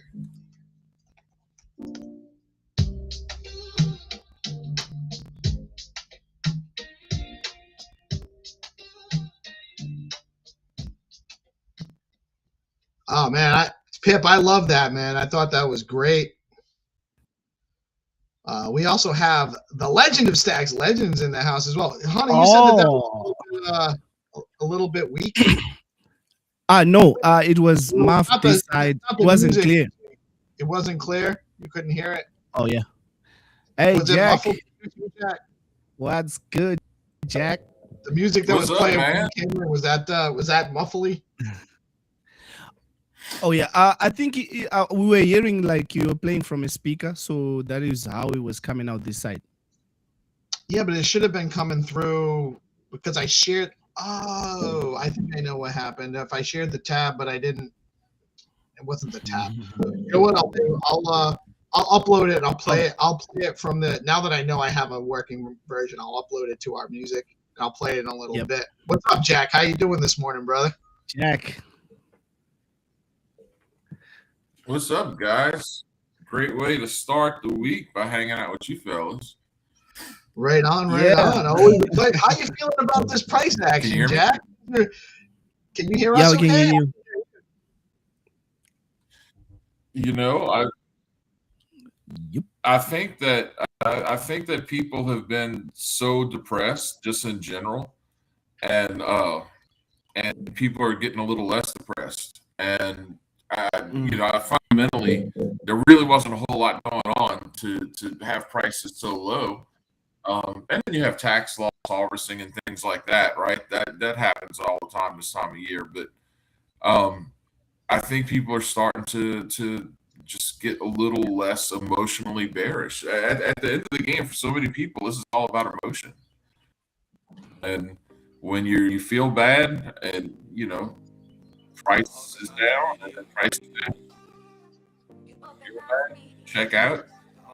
But there's a lot to be bullish about, and the people who are paying attention are getting bullish again. Yeah. Yeah. Well, and there's been the price action has been rough since October. We really did. We found a bottom. We found a hard bottom on a lot of things, in my opinion. I mean, not financial advice, but it definitely seems to have been, based on where things are right now. It seems like we definitely found some support where we needed to, and it definitely seemed to get down way below what it needed to do for prices were too low. Prices were absolutely too low. Like 20-something cent stacks is insane. 37-cent stacks is insane, in my opinion. So it was only a matter of time. It's fantastic entry for people. Crazy. And when you kind of look at where stacks is,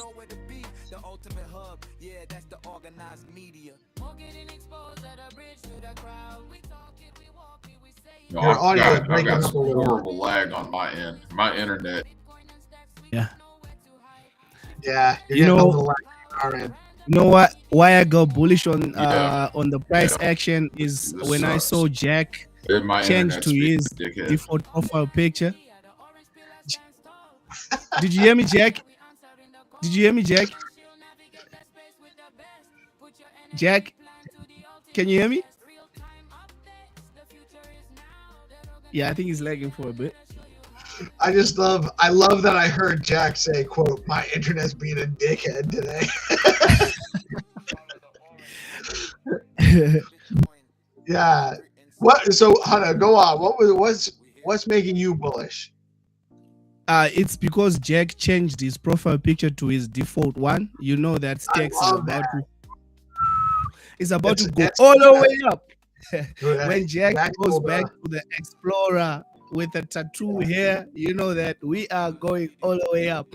Yeah, and on a serious note, I'm loving what's happening on Stacks. You see that DeFi, they're putting in so much work. We have V2 coming through on the Zast, and we see that even the stacks timeline is lit, and what Jack was saying, that people are moving from a depressed state to now more bullish state. And yeah, I'm loving what's happening on stacks, and people are back. I can say people are back. People are back. It's a new year. We're not being weighed down by the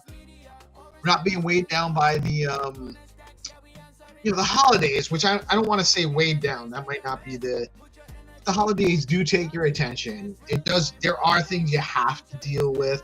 You have to handle your stuff. You have to be with family, which is fine. There's nothing wrong with that. Yeah. But it takes away some of the activity and the energy from our space as well. So that's returning. The macro situation is very interesting. Yeah. It's not stagnating. Things are changing. So Yeah. that's part of it too. Yeah. And also from what you're saying, that the holidays take away your energy and also your money too, because you want to spend with family. Right. So right. now, You're not just spending time with family. you're spending money with family. So right now we are on a recovery phase where we want to recover all the money that we used up on Christmas holidays, going on a holiday. Yeah, I'm bullish. Yeah, me too. Is Jack man. back? Welcome back. Jack, did you hear what I said before you left? We'll see. Yeah, we'll see if the internet works. Jack, did you caught hear what I every said? piece of it. Oh yeah, I was saying that Stacks is about to go all the way up when Jack puts back his Explorer PFP.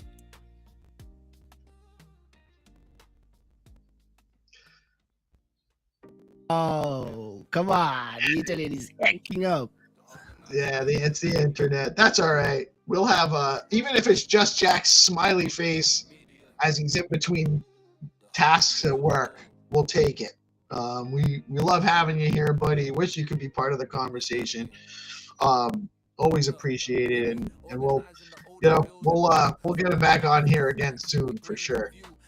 But you're right, man. I love that PFP. I think he just put it. I only saw it yesterday, which was really like this morning. But I love that PFP, and it did that also. That's another bullish sign. A bottom signal check without the old PFP. That's his first PFP that I hate him. So yeah, I think we let's see are if this works. teleporting back to West X.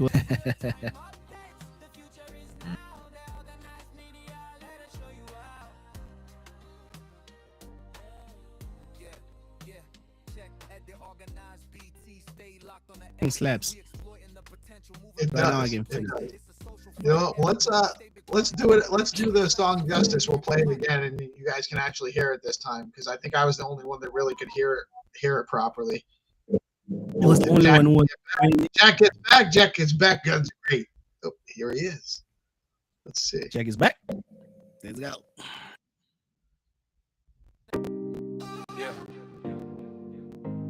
That looks a little clearer, Jack. Yeah. Yeah, we'll see.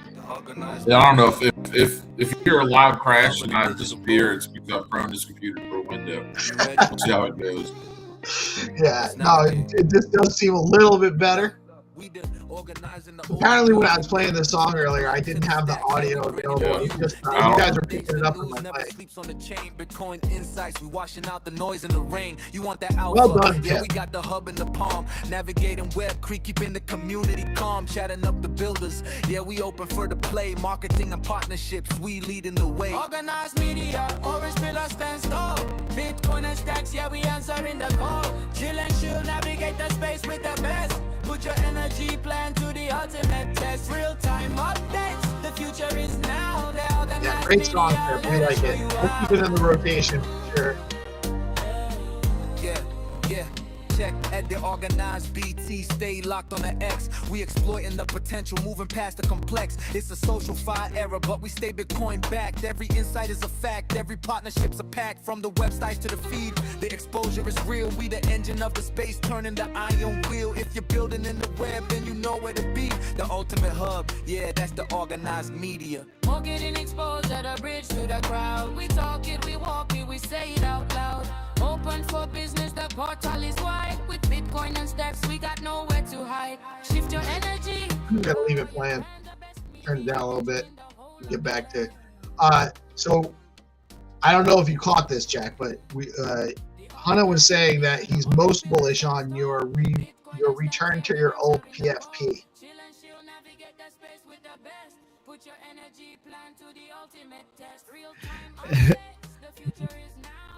We're not going to get a statement from him on this, no matter how hard we try. Oh yeah, the internet is acting up like crazy. Yeah, it's. I think that it's really important to keep something in mind here. No, it's not going to work. Yeah. We can hear you. Hmm. You know what, Jack? Maybe turn off the video and go just audio. That might help. All right. Let's see.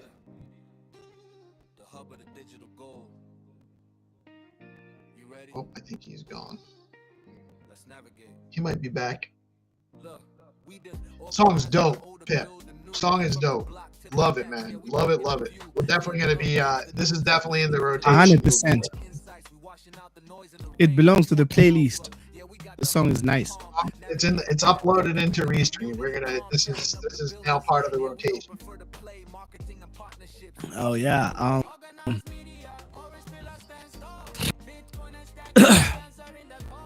What I was saying that need to give us a cut because we have been pushing them and we have been telling people to use Suno. And yeah, I was on a call I think yesterday with Dr. Sass. We're playing around with Suno.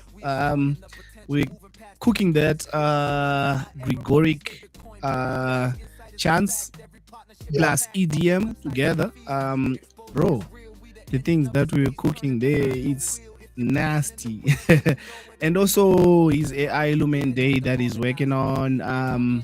Yeah, I think it's gonna be a cool AI where people can create art, interact with it, and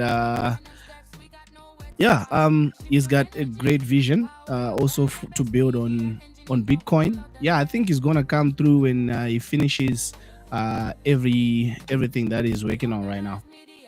Dr. Suss, he came on the show, right? He was on one of the AI Guild sessions or something, right?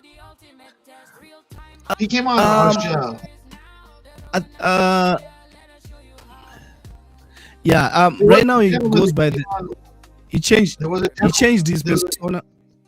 Yeah, I don't remember. Maybe it was a different guy. There was a guy that I thought it was either you or Hero brought him on. You were on too. Oh yeah, that one. Yeah. So he changed his persona. He was a fake doctor. And he had an accent, a funny accent that he was using, but now he goes by the name Art Crusader, the Art Crusader. So yeah, that's what he's focusing on right now. He's got his new pathway. He wants to build this AI, and he was also a Chad in the Stacks ecosystem where he had one of the first NFTs called the Saints, and the other one called Saints Gist, if I still remember. So yeah, is one of the OGs in the Stacks ecosystem. Awesome. So you guys are cooking together, making some music. Oh yeah, he liked Suno when we were talking about Suno, and then he was like, let's create something together. So we're playing around with Suno. And things are really cooking. You know, Suno is addictive. If you just introduce someone to Suno, it's over. Well, that's like if I had time, I don't go in and make songs because it's going to be an hour of my time once I start playing around with it. And I just don't have that much time. I have stuff I have to do a little bit after this and after that and after that. You know, so it's like it's crazy, but it's so fun. It really is. Yeah. Creating is actually what we're here for. Experiencing things, and then creating things out of our experiences. It seems to be the general human condition, the general human activity, you know. And so, I always feel great, even if I'm not worried about whether something I create is monetized or even experienced by anybody else. I mean, I love if people enjoy it. If I can bring something that makes people happy or brings value to somebody's life, great. But I'm not even, and if I can make money doing it, that's also great. There's nothing wrong with that. But just creating something, having that outlet, getting stuff out of me, makes me feel better. And also what I'm using Suno for is creating soundtracks for the gameplays that I do on Arc Raiders, the shorts that I do. I went to Suno and then create me something for this action scene, and then make a quick bit and then put it in there. So it's helping me fight these copyrights and other stuff. So yep. Nice. Yo, Jack, you back? Maybe. Let's see. Can you hear me? Clear as a bell. Yeah, there you go. There you go. We got you now. Jack threatened the Wi-Fi router. He's like, "Listen, bitch." Yeah, that's pretty much it. Like I aimed a pistol at it, and we had a discussion, and we just found You dingled the dongle. He dangled the dongle. Sometimes you gotta dangle the dongle. This is what it is. Yeah. You know. So finally, to address the PFP, right? Like, yeah. We'll see if it works this time. That was the biggest build-up of all time. Dude, I'm telling you, you couldn't have planned it any better. The reality is, I remembered what it was like when I first found Stacks, and that's kind of what inspired it. You know, like if you go back in the day, and that PFP is special to me because like. You know, that's a Seigel Explorer, and Seigel was this really cool NFT project where you could blog and so forth, and that's kind of how I got my start. And it was great, and I've always had a soft spot for that collection. But it was very integral in my seeing the value here in Stacks. And you know, if you look at even going back to the roadmap before we even passed SIP 31 and all these things as a community, you go back to the roadmap and now you look at like all the research and development to where we're headed from here for Stacks. I don't know. I got very bullish on us because there's a lot that's changing so fast in this space. You know, and part of that is, well, like I did a post about this last night. There was a time where if you wanted to make a token, you needed to be a dev, you know, and then like if you wanted to make a protocol, you needed a whole team of devs. And then even like a year plus ago, we start seeing, you know, chads like Rosar really start making these complex protocols with some help from AI. And now we're getting to the point now where AI is becoming more and more competent in code, and so now you're seeing we're going to quickly find ourselves in a position where, you know, even protocols are going to be spun up like it's like crazy, so easy, and that's leads to even more innovation. But what it's really going to do is it's going to make it so obvious the importance of what your network does, what your blockchain does, why is the L1 or L2 that you were bullish on, why is it bullish to begin with? And it's not going to have anything to do with raises or what's got the most hype, it's going to have to do with liquidity, it's going to have to do with value, and it's going to have to do with what it actually does.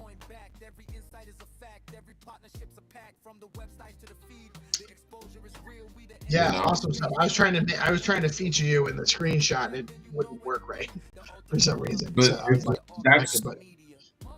that's the real thing. Like, what does Stacks do? Stacks makes Bitcoin giga usable, and now you're seeing all of these things. Okay, we're shooting for non-custodial DeFi applications with Bitcoin. We're making Bitcoin transactions private. We're doing all these really cool things. So it's not going to be a hype game. It's going to be, where's the value? The value's on Bitcoin. Where's more value? Bitcoin. So flipping that narrative, the drawback leading up to even really very recently on Bitcoin is its limitations, which is a strength of Bitcoin. Actually, it's secure because it can't do X, Y, and Z. Or it can't do X, Y, and Z because it needs to be secure, and you can't the trilemma and all of that. It's secure and decentralized. It's not fast. It's not necessarily cheap to use. And Stacks has solved that problem, where you're not giving up your security. You're not giving up the decentralized nature of the Bitcoin blockchain. Bitcoin is still decentralized, but you have fast, low-fee transactions on Stacks. You have a robust DeFi ecosystem that's only getting stronger, and more and more utility on there. You have ways to, Stacks is now actually leveraging Bitcoin for yield, even to make the proof of transfer process stronger with dual stacking. So now there's more incentive to participate in proof of transfer because you can earn more yield on your Bitcoin in Stacks by doing so, and on and on. And then you also have so many crack devs. You mentioned Rosar. We have Crypto Dude. We have Rafa, who like Zenitron coming up with stuff. Trippin' Monkey, Gary Reiger, and I'm the OGs, Set Zeus and Freeger making sips that are making things better, and Larry Celebra, and these guys are like just constantly cranking. Working together, by the way, too. Like, they talk to each other. They figure things out collectively so that when things move forward, it's not a guarded secret, because that's not how blockchain works. The code is all there. The smart contracts are all there for people to copy anyway. There's not, so it's just about standardizations and what we can do with all this stuff. And that is happening on Stacks. Stacks is improving the utility of Bitcoin in a way that other chains, I don't think any other blockchain, even the other L2s, I don't think any of them can really have the same effect on Bitcoin utility that Stacks is having. No, and Bitcoin L2s really haven't had their moment in the sun yet. That's the thing. You can be like, well, when Solana was pumping, why was Stacks not doing anything? Look, Solana's L1. This is apples and oranges. We're talking about, we've barely scratched the Bitcoin L2 meta.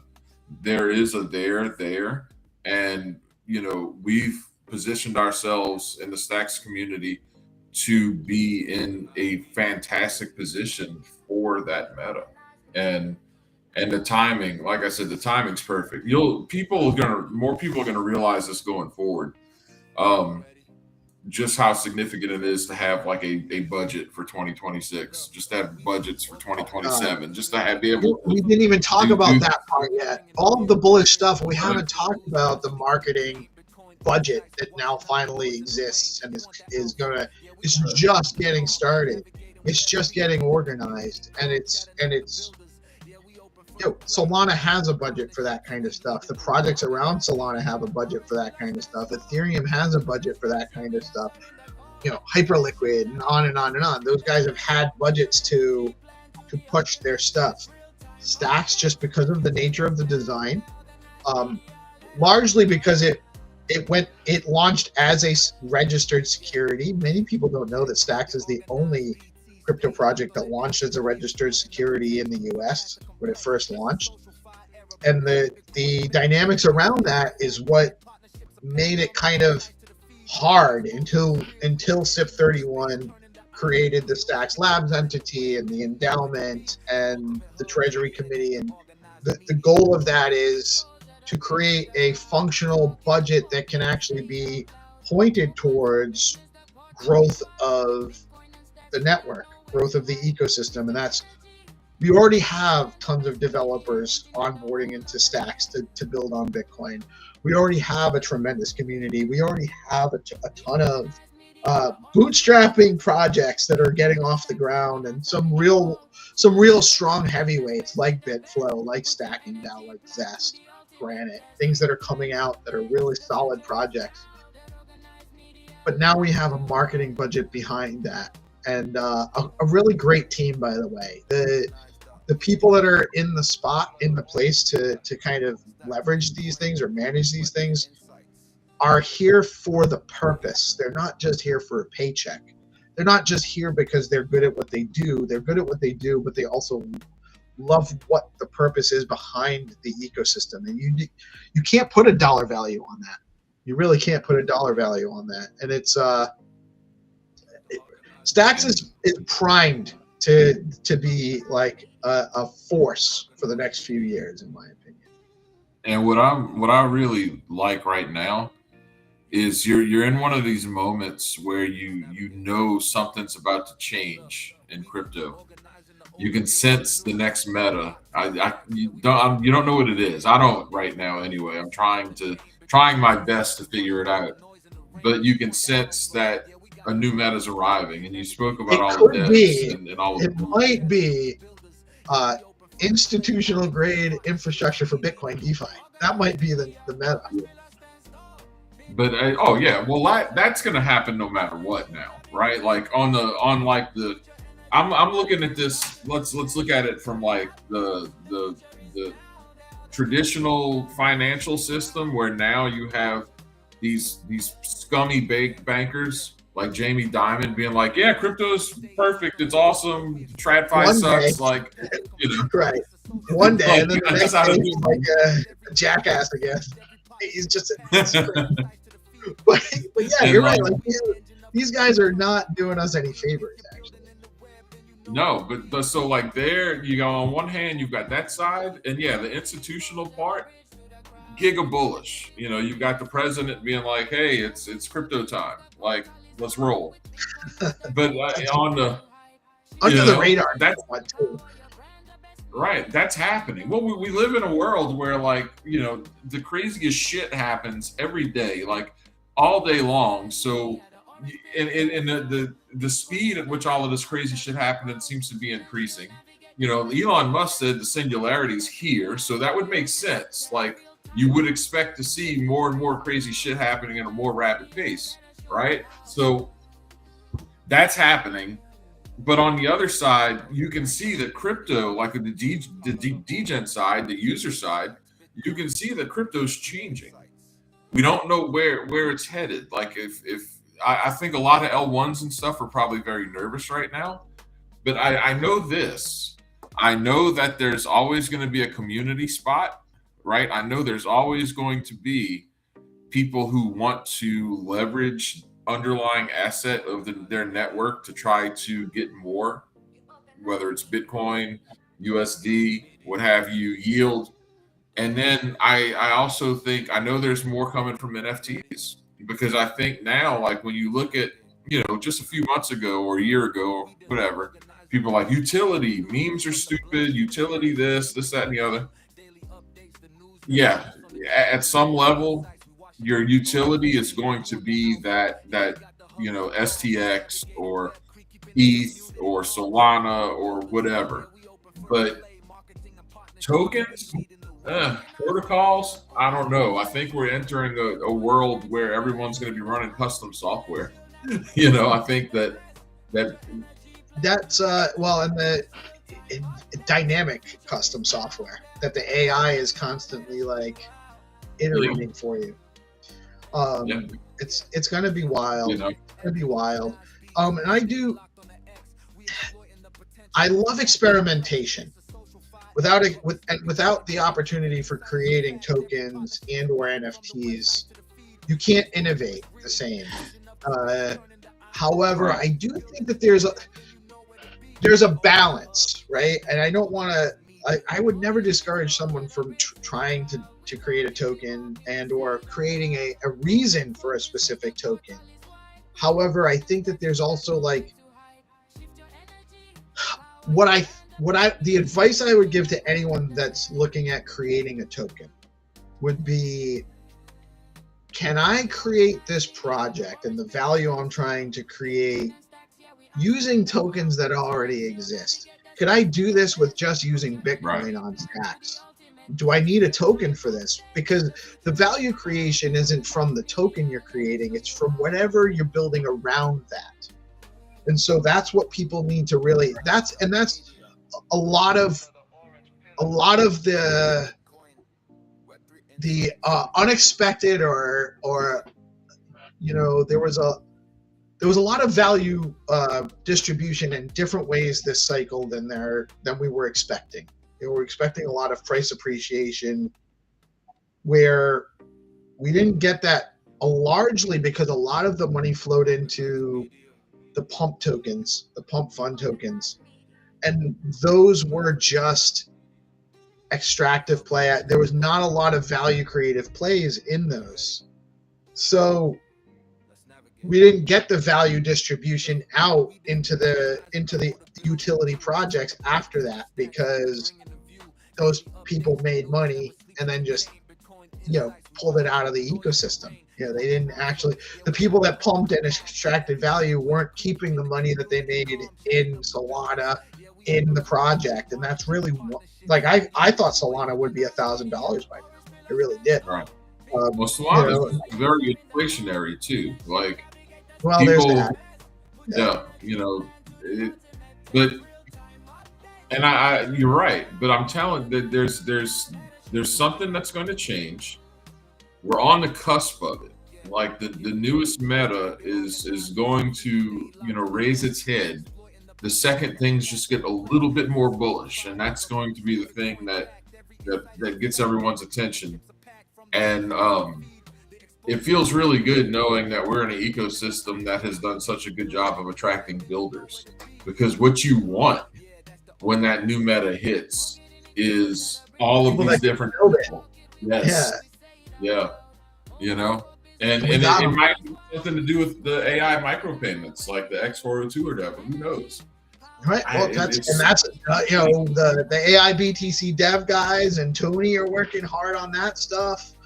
I know like Crypto Mark or Killer Mark K is B Pepe Peptoshi is integrating that into his dataing app that he's building out and integrating. I mean, there's all sorts of stuff happening. That's plus what Raf is doing with the leveraging the WebAuthn integration into Clarity and really working at ways to onboard your mom, so to speak. That the account abstraction stuff. He's just going to like integrate with Clarity, isn't? He's just going to. Rob is actually building everything right now. If I wish we still had. I haven't seen Rosar in a while. I know he's working on something outside of stats, but I would love to see if he's. I would love to get him back in here because if with the two of those guys, especially, not to undercut other guys that are cranking too. Like we have a bunch of guys. I didn't even mention any of the guys that I met out at the, shout out to Eric and Kenny, the Debrel guys for Hero and for the Stacks and Stacks Foundation. They're cranking too. All the guys that are building stuff, all the guys that were at Hacker House, like we mentioned Tony, but Ron OL is building some great stuff, and Mike Cohen building, Mike Cohen and Antonio with the Big Market, that stuff that they're building, and on and on. There's just a ton of cool. Fabo Hacks getting more active in the ecosystem. He's doing some really cool stuff. There's like tons of guys, that are real good devs that are really Kenny Arololo, Kahinde Arololo with his Truth Chain project and the crew building that out. There's like so many cool things happening in the ecosystem, man. It's crazy. It really is. And when that next meta hits, I mean, we're as ready. We're in the best position for that, just by virtue of exactly what you just said. And that's not even touching that institutional piece, which is like very bullish, you know, because like we finally arrived at the place we knew we were trying to take this, you know. Hey, there's a better way to have a financial system. There's a better way. There's more secure ways. There's better ways to do these things.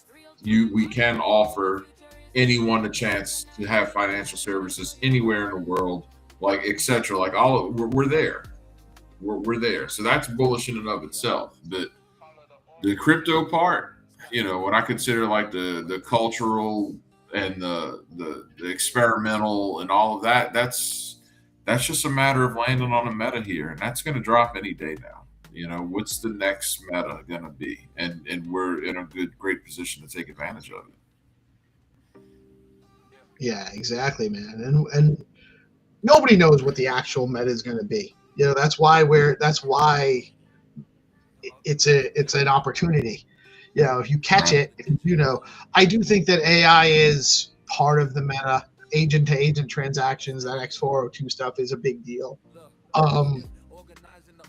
It's, you know, we live in very interesting times. It's an old curse, right? May you live in interesting times.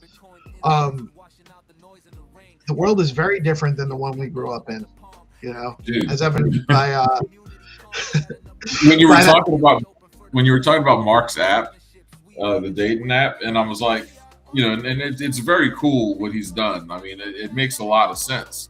Like, just as a side note here, you know, when you have your cultures that have like arranged marriages, like the you know, I've had some friends who you know had arranged marriages, and it's like, you know, you're asking why do you do that? Like, what's the rationale behind it? And the rationale is basically like, okay, your family knows you better than anyone else. And, you know, your potential spouse's family knows them better than anyone else. And the idea is to just take all of these things that you know to be true and try to find someone who is a good match for you, who, you know, y'all can make each other happy and fit well together. It makes a lot of sense. And so what Mark's doing with that app is very similar to that. You know, like you're kind of using who you are to figure you need to be with, and you have some help. That said, I am so fucking glad I ain't got to worry about dating. Like, God. I'll just be celibate. That's the first thing. Yeah, I'm not. I'm not. You know, I might have to relearn how to cook because I haven't had to do a whole lot of that. I know I can. I might have less fresh laundry around. But that's like, I don't want it.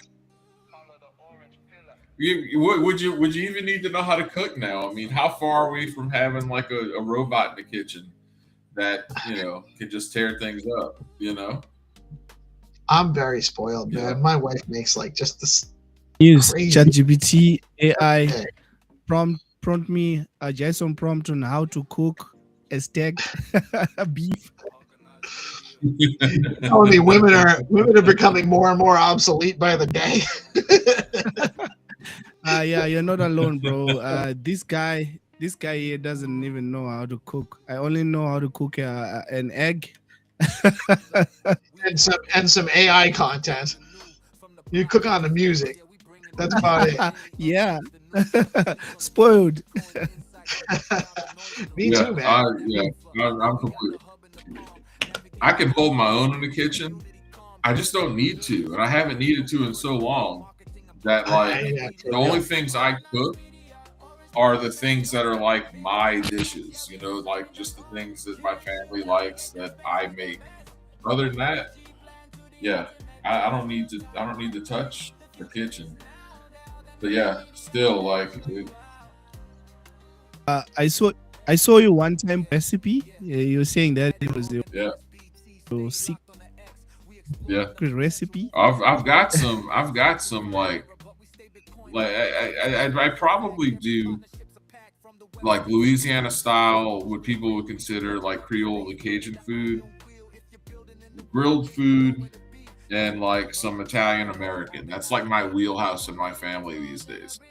But yeah, you don't have to do that too often. My wife takes such good care of me, man. It's ridiculous. Like I am like totally spoiled, Yeah. completely. I honestly, I don't think the robots can ever replace them. That's really the truth of it is. We owe, all three of us here owe a lot to the women that don't ever come on the show. Or on occasion, 3 Honey pops in and says hi. But otherwise, like, they don't want to be on here. But they definitely, like, I love my wife to death, and I always want her to be okay. And I do what I can if I know. But I'm not as attuned to trying to take care of her as she is to taking care of me.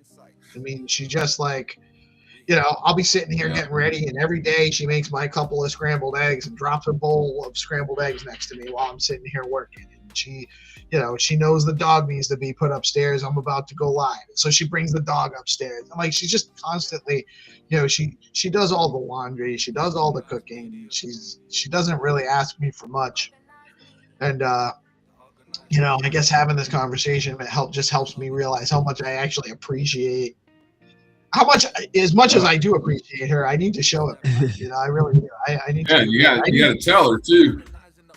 Right. Yeah. No, like, look. If you ever really want to have one of those moments, like, think back on something you used to like to eat when you were single, right? Like, because it wasn't that long ago. I was at the store and I grabbed some Hot Pockets, right? You know Hot Pockets. I don't know if y'all have in the Zim. They're like these microwave like bread things that are stuffed with like meats and cheese or whatever. It's kind of like a bootleg calzone, frozen calzone. It comes like a small, like usually it's pizza or maybe like some kind of sandwich, ham and cheese. Yo, yeah. I think I saw them in the store like last week, and wifey was requesting them also. So yeah, I so appreciate her for taking good care of me.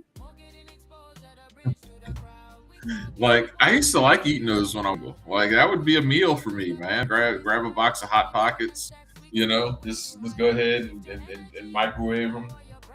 And so I was feeling a little nostalgic for it. And I like grabbed some, and I figured they were disgusting, just absolutely disgusting. Like they probably aren't quite. I was an animal. Yeah, no. Well, there's 2 factors there. Number 1, you've gotten used to better quality. Number 2, the quality of them have probably seriously degraded from the last time you had them. They're using less quality ingredients. It's probably half plastic now. Yeah. That's true. Our food is so bastardized and gross. Like the processed food is terrible. It's terrible. Yeah, it's everywhere now. It's everywhere now. Even this side, it got to a point where we have people selling fake food, and they just repackage it, and then they put it in stores. And some people don't even know what's the difference between an original one and a fake one. So that is also causing some health issues. So yeah, I think the quality control is to do their job when it comes to regulating these supermarkets selling some fake products.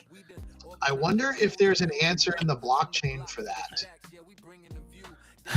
The supply chain and the real world asset kind of thing. I know that that's not necessarily the main focus of those things, but food security is important, health is important, and I wonder if there's a way of you're still going to trust, because the food's not on the blockchain, right? So you're just talking about being able to put some kind of verifiable something on the blockchain, but eventually there's a human in that process that needs to be monitored somehow.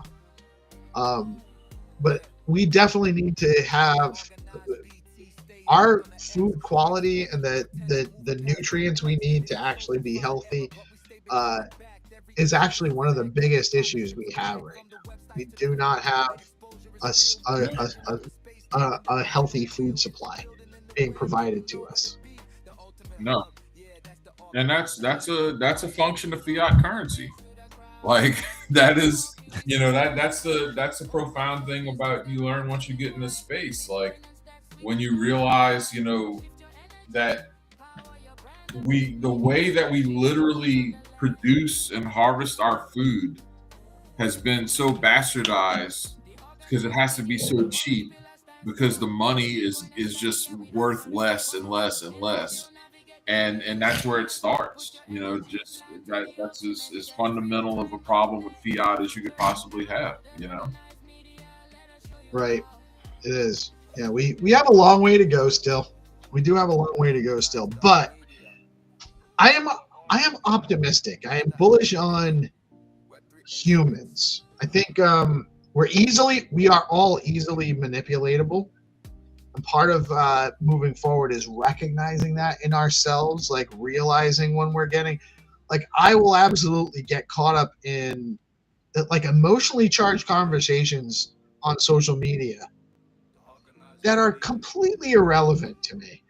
Like, sports conversations or even like political conversations that like at the end of the day, the outcome of this conversation is not going to change my world in the slightest. Why am I getting so emotionally attached to this narrative? Because I'm being manipulated to be. And realizing that is important. Like recognizing that in ourselves, and that gives you the ability to avoid it and to not let that spoil your day or even capture your energy. And I think that's where it all starts. There's not a whole lot we can do about the food supply except for being more just being a little bit more discriminating in what we actually do choose to eat, being a little bit more disciplined with what we do in our processes there, and then try to figure out how do we improve this system. How do we improve this this political slop we have right now? Like I don't know how to make it better. I really don't. We have to improve ourselves. It's a reflection of us. No, you're right. You're right. I think like we have like an 80-20 chance. I think there's like a 20% that Skynet stomps a mud hole in our asses collectively, right? But like an 80% chance things would be pretty awesome. So like, I mean, I'll take those odds any day. Yeah, I don't think you're wrong either. I do think that like 20% threat is very real. Like there is a very real threat. Although to be honest, I think part of it too is like we've been under some kind of extended surveillance and control mechanism for a much longer than we really realize. We're still here. We've still gotten to where we are. The machine isn't all bad. Just because somebody's trying to manipulate levers of control doesn't mean that their intentions are evil or wrong. And I haven't considered this for a long time, but I do think it's an interesting exercise. If you were in a position of control and power, how would you handle it? How would you handle it? Would you do your best to maintain that control but also be benevolent? And how would you do that? How do you make sure, and how do you even justify that? Is that moral? But you don't know, like, because if I give up that power, who's to say that somebody else isn't going to come in and do things much worse than I am going to do that? And there's hard decisions to be made at that level. Like sometimes when you have a bunch of kids, you have to decide who to give the resources to. And somebody else doesn't get quite as much because you have to spread them out. And that's not always necessarily, you don't want to do that. You want to give them all everything, but you don't have everything. You only have a limited resource. So determining how to use those things is not always easy. That being said, there is so much obvious waste and graft and fraud in our system right now. I mean, just look at what's going on in what's been uncovered in Minnesota, which is not an isolated incident. It is not just isolated to Somalians. That's just one part of the grift. People set that up. That was set up by design. Right. That didn't just happen because Somalians. That's wait till they find out how much money's going in these politicians' back pockets. That's, again, like it's one of the reasons why the government should run on a blockchain, like in terms of funding and taxes and all of these things. That should be 100% transparent, and people are about to learn that lesson. Why? Because the numbers that are being thrown out here are they're incomprehensibly large, and just because we can't fully appreciate how much money $300-400 billion is, we can understand that, like, it's hurting everybody. And that's a good part. That's a good place to start. Like, that's a good way to get people nice and pissed off and paying attention, because that has been part of our problem. Is we've been so fortunate to live in a place with the degree that we have, that we've had the luxury of being idiots and not having to pay attention to things, and being able to be distracted by what the fuck ever, and even just make up problems because we really don't have any problems. So we make up these just retarded problems and make that at the center of our lives. All of those luxuries are gone. That doesn't exist anymore. And so if that's what it took to reset that, then great, I welcome it. Because that's where we are really at fault. Like, we've just completely neglected our duty to be stewards of our own destiny and left that to people who are lesser than us. And it has gone horribly wrong. Yeah. It's tricky because I'm not sure democracy, which is part of how our design is. We have a Republican form. Representative democracy is what a republic is. But it requires participation. It's the same problem as the DAO problem. If you don't participate in the DAOs, then the handful of people that do participate are going to influence the outcomes of things. The same thing with government. If all of your participatory effort in governance is in voting for people to act on your behalf, it's very, very easy to fix the system that way. Right. You just limit the number of opportunities. You limit the people that are available for people to vote for, which we have done for centuries, and you control the people that are on the ticket, and it doesn't. And then you're in control of the system, no matter who gets voted in. And then the majority of people don't ever actually engage, except for every 2 to 4 years, where it's time to decide who they're going to vote for, and they don't even really know. They're not really, the majority of people that are voting aren't really getting to know anything about the policies. They're not studying anything. They're not trying to learn anything. They're just picking based on who has the best campaign, who does the best marketing campaign, is really the outcome of our elections.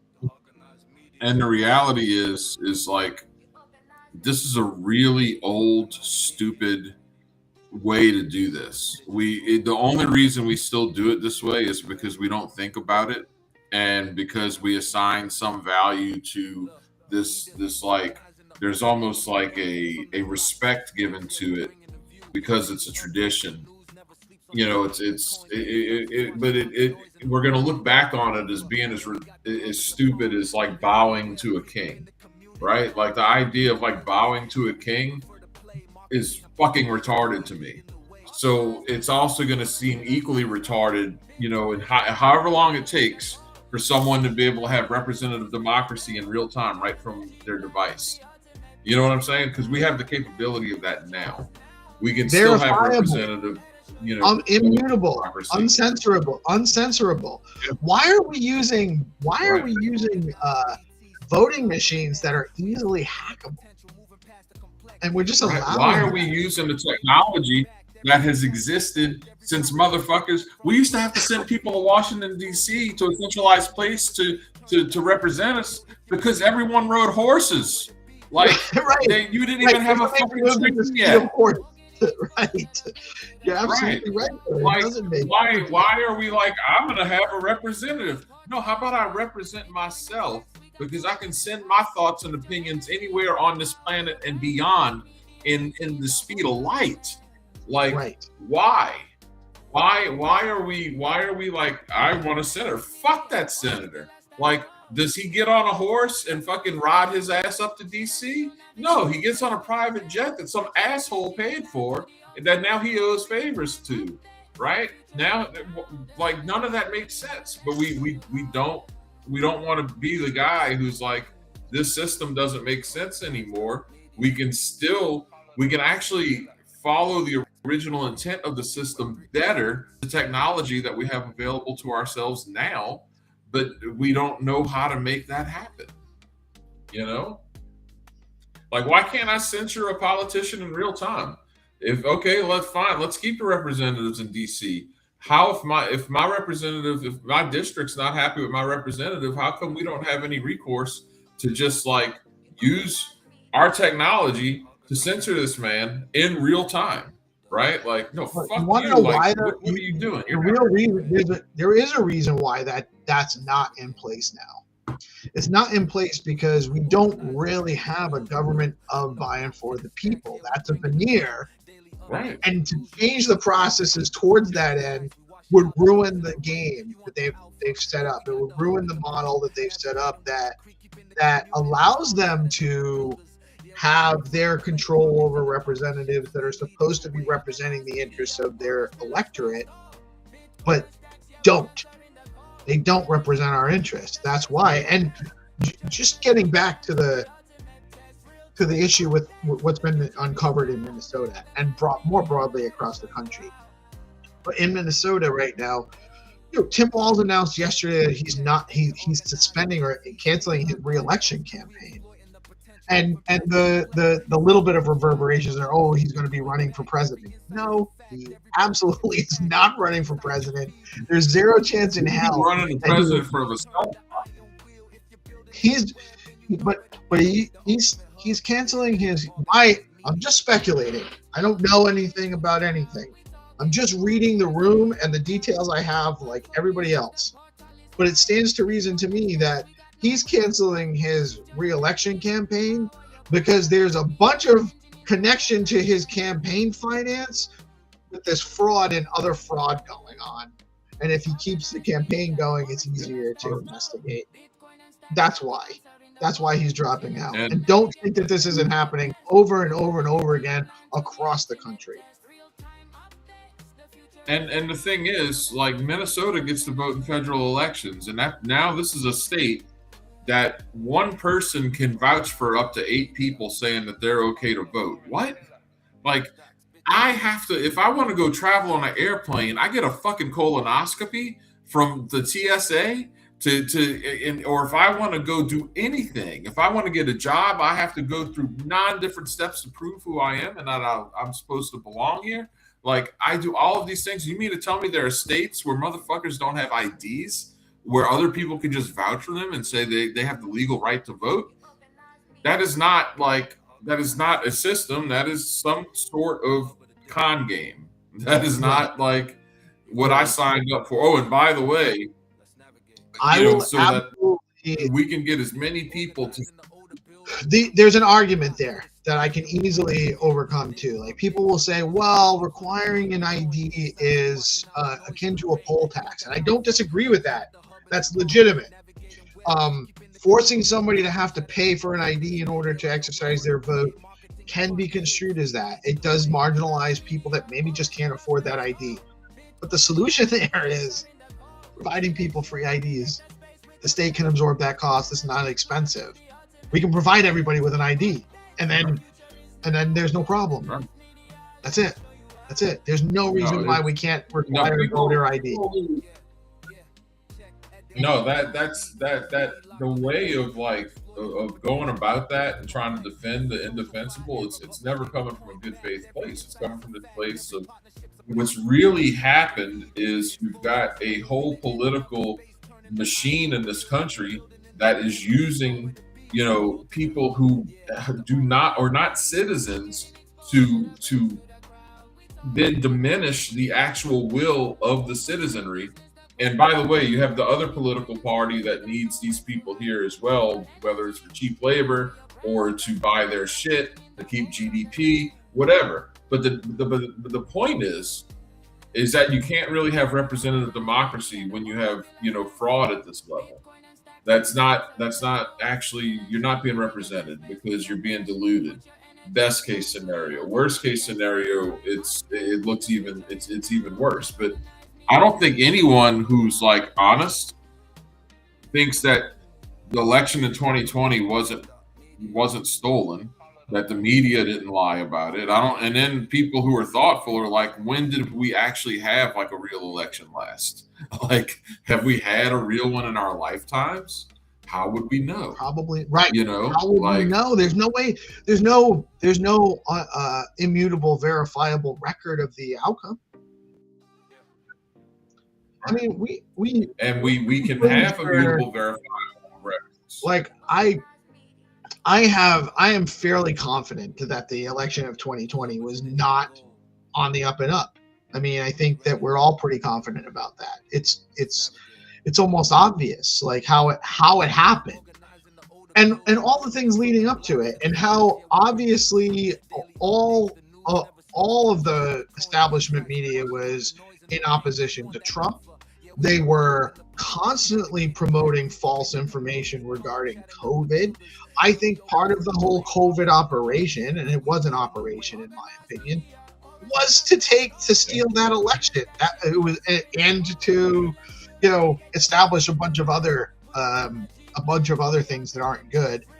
But part of it was cover for stealing the election, and that's exactly what it was used for. It's hard to argue against it. Of course, you can say, "Oh, people are crazy and paranoid." That's the only argument. The only argument is it's a character attack, because you can't actually argue on the facts, because everything is clearly suspicious how it broke down. What it does is it establishes that we do need to come up with a new way. We do need to come up with better security. And I think that it's a no-brainer that the elections should happen on the blockchain. It's immutable. You can actually give everybody a crypto wallet. Yeah, and we can have fair elections. We can have way better versions of representative democracy, aided by the technology that we have now. And really, like, I think the next challenge for humans is going to be, because in that 80-20 scenario, assuming Skynet doesn't stomp said mud hole into our asses, the 80% chance that things get really amazing is that we just don't allow ourselves to be enslaved by this newest form of technology, right? And just and give up our agency and will there. There's always going to be a struggle. There's always going to be a reason to be vigilant. But we at some point we have to stop being retards. Like, it's not good. I don't care if you're on team red or team blue. I think you're a fucking moron if you're on either team too hard one way or the other. But like, it's really not a good job to be looking at the position we're in right now, and you can see all this horrible shit that's happened, and be like, no, you know what, as long as my team might win again, let's keep doing what we're doing. Let's just keep doing this. That's 100%. The worst. That is the crux of the issue, is that they've sold everybody on the idea that they're joining a team and they're picking a side, and the alternative is the other side. And they've driven people into this by making both sides so disgustingly horrible that you're going to pick one to oppose the other because they're so bad. Both sides are terrible. The whole thing is a charade. It's a con. And I absolutely can on occasion pick, all right, well, this person's definitely gonna be better than that person. But never, almost ever have I felt good. Like, this person's good. I'm backing this person because I believe that they're actually going to do a good job. They're just going to do less of a terrible job as that person. Right. Lesser evil. We have a lesser evil voting system, and that facilitates evil. That's the fundamental part of it. Brother, I could talk to you all day. It looks like you might have frozen. But I could chat with you all day. Much love. I don't want to go too much longer because we got the Stacks DeFi show with Stacking DAO going on now live. Guys, go check out the Stacking DAO space, the Stacks DeFi show. It's amazing. The link is well, we have the link here, but yep. You guys just gonna go follow the Stacks account.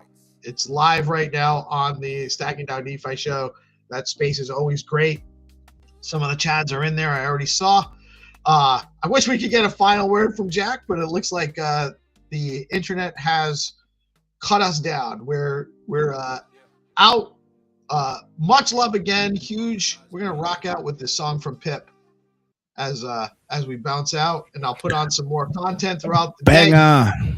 What do you got going on for the rest of the day? We're gonna do a segment on next Thursday, by the way, with Binta. That's happening. So we gotta get it. We gotta get it. Oh yeah. We gotta get that figured out. Oh yeah. That's gonna be. Me these days is to beat the algorithms. I'm studying them. I'm trying to see how we can maneuver our way to make our content reach out to more people. So if you see these days, I'm talking more about algorithms and also how to reach out more people and go viral. That's the main aim. Definitely onto some stuff, man. You definitely have been hitting with some things. I've been seeing in the background, some other people's accounts, some stuff that's really hitting and hammering. I love it. So definitely a lot more of it. Yeah, definitely. We're gonna look at that on Thursday. No problem at all. I'm here to drop more alpha, and I have some ideas that I will chop up with you before we ship them to the people. Right on, right on. Much love, my brother. Shout out to our brother GPSC. We miss you. Yeah. We'll see you again soon. Hope all is well. And guys, get over to the Stacking DAO DeFi show space right now.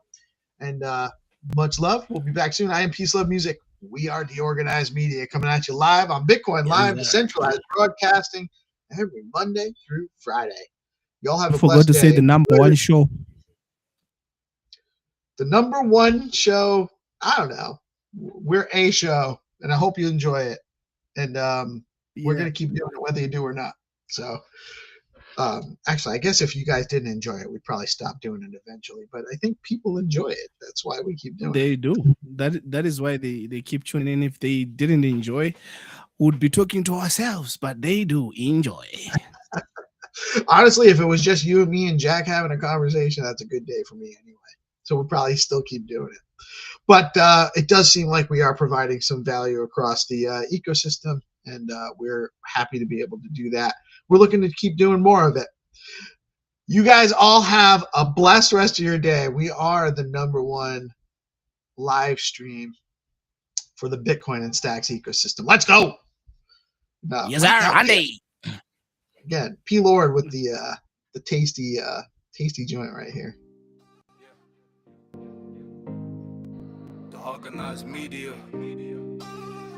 You organized media. The organized media. The hub of the digital gold. You ready? Let's navigate. Look, we done organizing the old to build the new. From the block to the stacks, yeah, we bringing the view. Daily updates, the news never sleeps on the chain. Bitcoin insights, we washing out the noise in the rain. You want that alpha? Yeah, we got the hub in the palm. Navigating Web Creek, keeping the community calm. Chatting up the builders, yeah, we open for the play. Marketing and partnerships, we leading the way. Organized media, orange pillar stands tall. Bitcoin and stacks, yeah, we answering the call. Chill and chill, navigate the space with the best. Put your energy plan to the ultimate test. Real time updates, the future is now. The organized media, let us show you how. Yeah. Check at the organized BT, stay locked on the X. We exploiting the potential, moving past the complex. It's a social fire era, but we stay Bitcoin backed. Every insight is a fact, every partnership's a pact. From the websites to the feed, the exposure is real. We the engine of the space, turning the iron wheel. If you're building in the web, then you know where to be. The ultimate hub, yeah, that's the organized media. Marketing exposure, the bridge to the crowd. We talk it, we walk it, we say it out loud.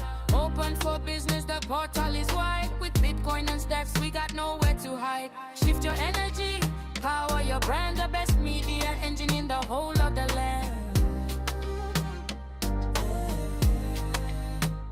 The organized media, the orange pillar stands tall. Bitcoin and stacks, yeah, we answering the call. Chill and chill, navigate the space with the best. Put your energy plan to the ultimate test. Real-time updates, the future is now. The organized media, let us show you how.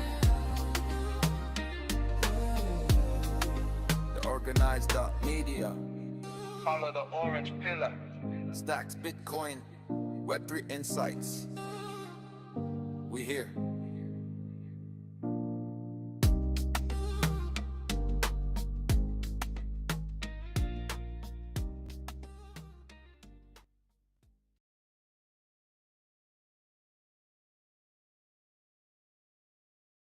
He's all glowing, bro. Look at his face, is glowing. He's had a good day. Wavy. Let's go. Only the highest frequency vibes. Let's go. Nice. We got Hana in the house as well. I'm not sure. Let me see. Salam alaikum. We are a little early still. Let me see if White Crypto's having trouble getting in here.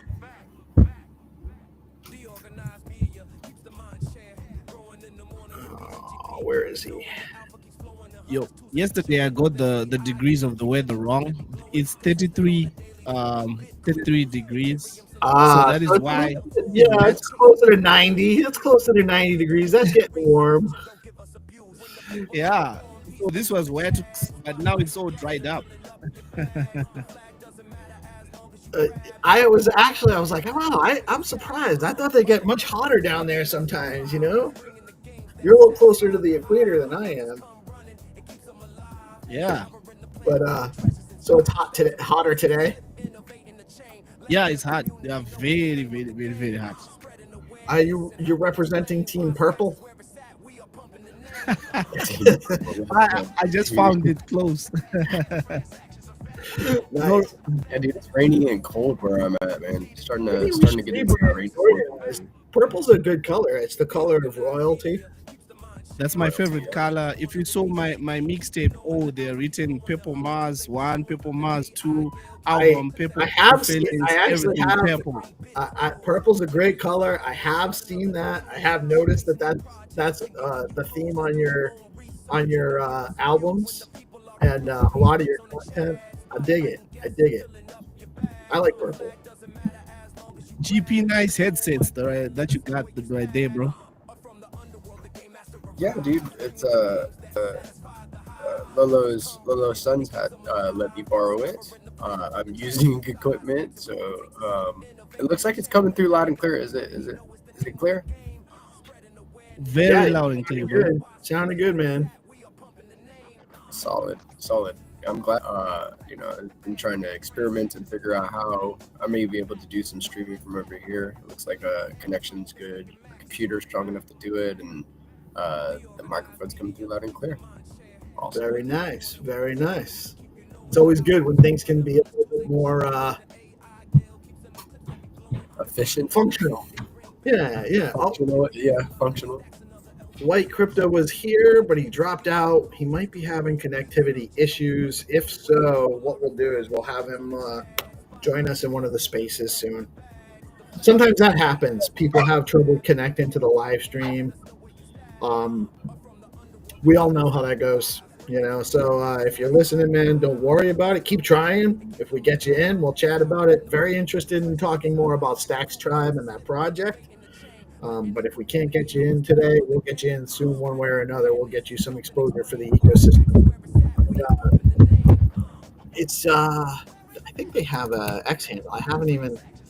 Man, I'll tell you, I've just been meetings and meetings and spaces and calls, lots of stuff with D grants. He wasn't in my track, so I don't have. I think it's Stacks Tribe. Yeah, Stacks Tribe is the handle.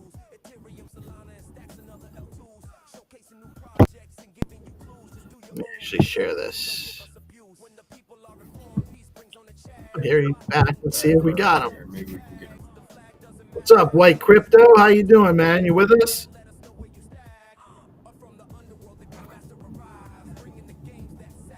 He might be having some technical difficulties. We can't hear you if you can hear us. But he's with the new project, Stacks Tribe Africa. There we go. I believe, if I got the right one. I hope I got the right one. I might have the wrong one. Might be a different project. I think it's Stacks Tribe that he wants to come talk to us about today.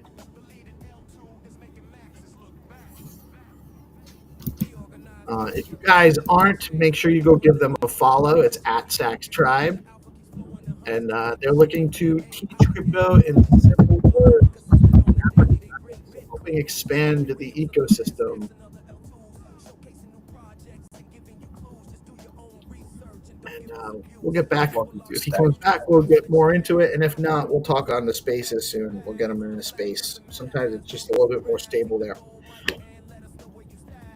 Guys, there's a lot collaboration between and again? Stacks Tribe. What was that? I'm wondering if there's like some type of collaboration that we could set up between Stacks Tribe and Let Africa. There he is. There we go. Hello, guys. Hey, what's happening, man? How you doing? I'm good. I'm just, I believe I was having small network problem while setting it up, but I'll be fine now. Cool. No worries, man. And that, honestly, it's not uncommon. It happens a lot in this medium. Restream's a little bit tricky. Sometimes it's hard to stay connected, but it seems like you're good now. You're coming in loud and clear. So welcome to DeOrganized. Great to have you here. Thank you so much for joining us today. And why don't you tell us a little bit about your project? Okay. First of all, I would say it's very, very exciting to be here because this is actually my first time on the organized media, and I'm so excited now because I believe most times I'm usually down there on the comment section, always commenting and every other stuff. Yeah, so it feels good to be here live. Yeah. So, and I would say thank you guys, thank you to Peace and the team for giving me the opportunity to be here live today, and I believe there's a lot of people watching. So yeah, thank you guys once again. Okay, so actually with Stacks Tribe, yeah, I'm actually not the only one managing that particular project. We are actually four. So we have 4 founders for that particular project. I myself, Valentino, Target, and Doski. So we're actually 4 that's actually handling that project. And if you look at exactly. If you look at the Twitter banner there, you are going to be seeing the handle of the 4 founders. You will see the handle of the 4 founders there. Yeah.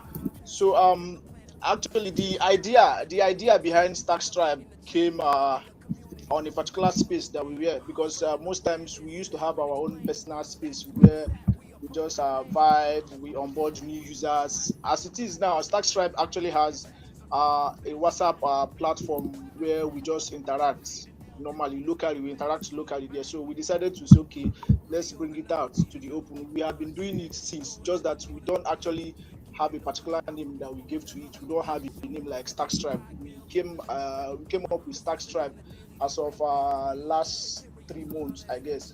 Yeah, because we were on a space and doing our normal space vibing and onboarding new users and every other thing, you understand? So our space is quite simple. This is a place where when you come, even if you don't understand what we are trying to say and every other thing, we allow you to say it or maybe ask question the way you understand, even if you have to speak it in your own native language and every other thing. Yeah, we would then have to find somebody that actually understands your language and then translate it to us, something like that. So yeah, we were having a space that day, and somebody came on the space on the speaker role, and we were trying to like onboard the person, trying to tell the person some basic things about stacks. And it was actually a guy, and the guy was like that he doesn't really understand English that much, that he's not fluent in English, that if we can actually explain it for him in Igbo language. Now, Igbo is actually one of the languages that is mostly speaking, is one of the languages in Nigeria. Understand? We have Igbo tribes in Nigeria. So the person was like, if it's possible for us to actually explain what we just said in Igbo language. And we said, okay, since we have somebody that is good in Igbo there with us on space, and that the person is willing to explain, it's okay, we'll allow the person to actually onboard you into stacks using Igbo language. And at first, I thought it was going to be disastrous. Yeah, but it was quite successful, because after everything, the guy was very thankful and very happy because he understood some of the things that was explained to him in his own local language. So we were observing, but after the space, we decided to say, okay, since this thing is going to be working like this, why not adopt it in our own space, where when we come to space, if we have new user or new person into the ecosystem, we can actually say, okay, if you are not comfortable in but with English language, we can actually onboard you using the language that you understand. So we said, okay, that we will be trying that particular style. And then we started doing it. It was working. And one thing we noticed that most people are very comfortable. Like, it's actually, we don't actually have a rule that says you have to onboard somebody into stacks using English language. I don't think there is a particular rule that says that. So Definitely not. Yes, yeah. So yeah, no, listen, and this is a huge, it's a huge opportunity to, like, especially with the LLM, the AI models that you can now use to help translate and facilitate more broad communication between people with different languages. There's a lot of opportunity here. Of course, we don't want to only make, Stacks is not supposed to be only for English speaking people. Clarity is in English, so there's a little bit of a programming language barrier potentially.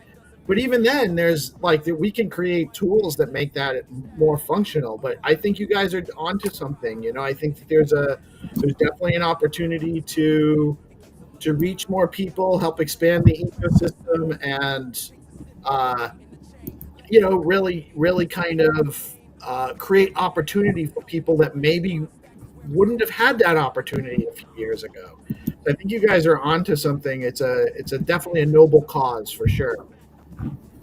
Yeah. Thank you very much for that. And even if you check most of the members in the ecosystem, if you want to experiment on it, you can try it. Most of those people that are actually not comfortable speaking on spaces, most times you can try to let them actually come to mic and say what they want to say, even if it's in pidgin language. Yeah, you can just encourage somebody to come up to the space and say, okay, that thing that you want to say, how about you say it to us in pidgin language, and you are going to see the difference between when that person is speaking in English language and when that person is actually speaking in pidgin language. Because I believe English language was being taught to us. It's actually not the language we came out with, so you understand. And most times somebody tend to be comfortable with that particular language where he or she can express himself. So it's very, very understanding that you actually know the language that person is comfortable with. Yeah, then you'll be able to get the full potential of that person. So that's just the idea behind Stacks Tribe. I like it, man. I like it. You're building a community and helping onboard people into the ecosystem. I think it's a great project. I'm glad that we saw you guys get some funding. GP. I haven't had a chance to introduce Gnome yet, the advisor in the house. Good morning, brother. How you doing today? Doing great, guys. Gem Fiona, Gem GP, and Gem Peace, Gem everyone. Like, thanks for having me on the show. As I was saying before, it's been a long time since I last joined, and just cool to be here. I won't be able to stay here long because I have another meeting. Like in Europe, they changed already like time zone. It's like all the meetings are switched up by 1 hour. Yes, I know. It's always a tricky part. Like in the It's US, a nightmare for 2 weeks. yeah. I know, because we're partners with Bitcoin Live, and Nick's over in the Netherlands, so it's a little bit, like we were supposed to have a meeting Tuesday night, and I'm waiting for him to show up, and then all of a sudden I'm like, oh yeah, you're actually going to be an hour late today, aren't you? Yeah. So, I don't understand why we don't align it. Like, why it must be like we could do it at the same time, and there will be no issues between the US, for example, and Europe. And yet, like in Europe, they changed the hour 1 week earlier than the US. Lost weight. Yeah, I don't know. I don't know why they don't coordinate that. To be honest with you, it's like 2 weeks of chaos every 6 months because it's not lined up in the spring either. No, correct. You know what's fun is that, I mean, it's just more this thing. Like, we trust governments to do the best for us, and we're not even able to coordinate a freaking time change. But that's something for a conversation for another time. Right. Well, you know what it is. It's probably at some point it's just a flex. It's like, no, you're going to copy us. No, well, we do it first. No, you're going to do it. So it's just, egos is the problem, probably. So really excited. Let me ask you, White. Do I call you White? White Crypto? How should I address White Crypto? Good to see you on this on DeOrganized. So is this the first docs? Yeah, this is actually the first docs. Let's go. Oh, let's go, bro. Make people feel comfortable about being their true self on DeOrganized. I dig it. No, thank you, man. I really appreciate you coming on today. Let me ask you before I forget. How should people follow you? Are you looking to grow more community members?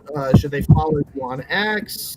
Is there a Discord? Is there a Telegram? Or is that stuff in the works? Yeah, we started up very small, and now with the grants in place, we want to get it out there as much as we can. You understand? Because then we believe now we are being recognized by stacks, and it actually helps boost our morale. And we feel very confident in what we are actually trying to build. So actually, for now, we don't actually have Discord or this thing for now, or Telegram. We just stick it with X for now. But since we are actually going full-time public, we will be making a preparation to have those ones in place. Nice. And so, what are your current milestones for D grants? What are you guys trying to accomplish? Yeah, actually, the first milestone is actually trying to onboard about 150 users. Wow, that's aggressive, man. That's a lot. That's not a small number. Yeah. It's actually not easy to do that, but we are pretty confident in what we can do, because I believe by the time we start putting out the words out there that you can actually bring your friend. It's not actually compulsory that he or she must be very good in the English language. I believe some people will be very confident to actually try what we are doing here and start. Awesome, man. I think you guys will be successful no matter what. It's a nice team. All of the guys in that project, by the way, are constantly dropping into our spaces, supporting us on the live stream. Target showing up all the time, and all you guys. I see you in there, man. I've seen you coming in, saying hi in the live chat, commenting, and all that stuff. And I really appreciate, that helps us tremendously. So, whatever we can do to return the favor, do not hesitate to ask. We're happy to work with you guys to help you reach your goals however we can. You know, if you need us to shout out, you have space going on, and you need us to repost it, or you got something else going on, don't hesitate, man. We're happy to. Or you got something you want to come back on and talk about something sometime? Always welcome. You know, really appreciate you. You guys are always cranking in the ecosystem. I know you guys do a lot of stuff with the STX AI group as well. Steve is a friend of mine, and I love that project. So, you know, we're all part of the greater Stacks family here, right? And you know, I love seeing people move forward and grow. You know, you're taking on your own project, starting to create your own community, and those things are immeasurably valuable to the growth of our ecosystem. You know, you're getting people engaged, you're getting people onboarded, you're teaching people that are non-crypto native, which is the hardest part, how to get into crypto. You know, and so kudos, man. I really appreciate you stepping up and putting the work in. It's not an easy job, I know. But if you just, my best advice is just be consistent, keep doing it, push it every day, even when you don't feel good. You wake up with a sinus infection, you take a little bit of Claritin, and you do the show anyway, because that's how we do. You know what I mean? So, Speaking from experience. Speaking from Thank right you very now. much. Thank you very much for that. You know, it's actually interesting because now we have been some actual requests for if we will be adding some other extra languages to our spaces when we try to onboard people, because some people are kind of requesting maybe we can actually go extra mile in trying to adopt other languages. Yeah, we've got some requests about adopting the Kenyan language, the language that is speaking in Kenya, but it's going to be a tough one, but I believe we are going to get there. Yeah. That's coming from Freddie? Is that coming from Freddie? No, it's actually not coming from Freddie, but I believe Freddie would so much love us to have that particular language adopted into our schedule. Yeah. Yeah, he's an absolute Chad, man. I love Freddie. He's a good dude, and he will steer you the right way. So you guys are obviously part of the Stacks Africa team and all of that as well. Yeah. Yeah, I honestly, I really love what's coming out of there. I'm a huge fan of Sam and the Let Africa Build Lab project. I think that there's a huge, and it's not just Africa, really. There's all places all over the world where this crypto is creating an opportunity for people to develop skills and engage in a broader global economy in a much more holistic way than has ever been possible before. So I think that it's really, I love seeing this, the growth of opportunity for people all over the world. And you're helping facilitate that, brother. So don't sell your project short. If this is important work you're doing, you know, keep pushing forward. Yeah, thank you very much. Thank you very much. I'm actually feeling pretty confident in myself because now we have Let Africa Build solidly behind our backs. Yeah, once I feel there's a place I'm actually having issues, or maybe I feel I'm actually confused in this particular place. Yeah, I have Sam to actually reach out to, because I believe he's one of my mentor. He's actually very available anytime you try to reach out to him. So yeah, I'm very confident in myself now. Yeah, Sam is a great leader in the ecosystem. He's always been reaching out and help. You know, I first met Sam through GP. GP was creating his collection, and Sam was just helping mentor him on how to create NFT how to work with the contracts in a little bit, just helping because he knew GP was there and needed some help. And that's just how he is. You know, back in cohort 2, he did it was actually called Stacks Labs.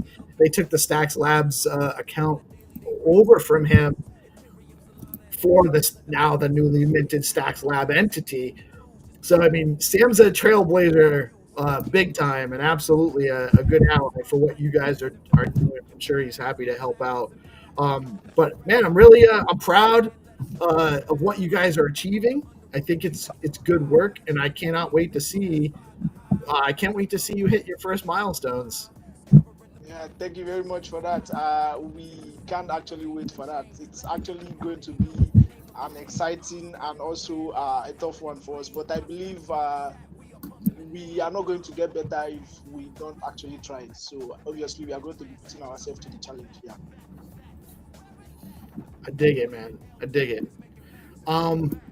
Guys, here's the thing. I don't know. We have about 15 minutes until our regular find to earn time. Noam had to drop off. It's too bad. I wanted to ask his opinion about dual stacking before we dropped him off. Dual stacking goes live at 10 a.m. like in just 45 minutes from now. Crazy. 44 minutes. So we got 15 minutes to figure out what we're going to fill in find to earn with today. I wanted to do cook to earn, and Hero had suggested that we show people how to make the songs that we're doing. Do we want to make a what do we want to make a song for?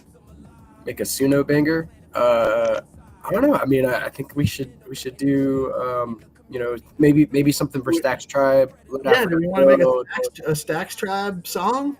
Maybe we'll do that. Dual stacking song. Dual Stacks Tribe song. I would so much love that. Oh my God. Let's do it. I was gonna suggest. I already have a pretty fly dual stacking song anyway. Yeah. So let's do Stacks Tribe song. We'll figure it out. Hero needs a song for Stacks Pot. You know what we can do? Well, we'll show everybody. This is what we'll do. This is how we'll do it, okay? We'll demonstrate how to make the songs. We'll do a song for Stacks Tribe, and we'll show everybody how to use Suno. It'll only take about 10 minutes, and then we'll drop the link for the Suno the free credit sign up, so everyone can try it out, and they can make songs for whatever they want. Drop the link to the song they created in the live chat, and we'll look at it throughout the day, and we'll pick, the three of us will pick the best song, and I'll send somebody 10 STX for whoever creates the best ecosystem song, right? So we'll use Stacks Tribe as the example, so we can show everybody how to do it, and then so we're gonna do 10 STX and a Stacks Invader. How about that? We'll do the top song gets 10 STX and a Stacks Invader NFT. Let's go. That sounds like fun.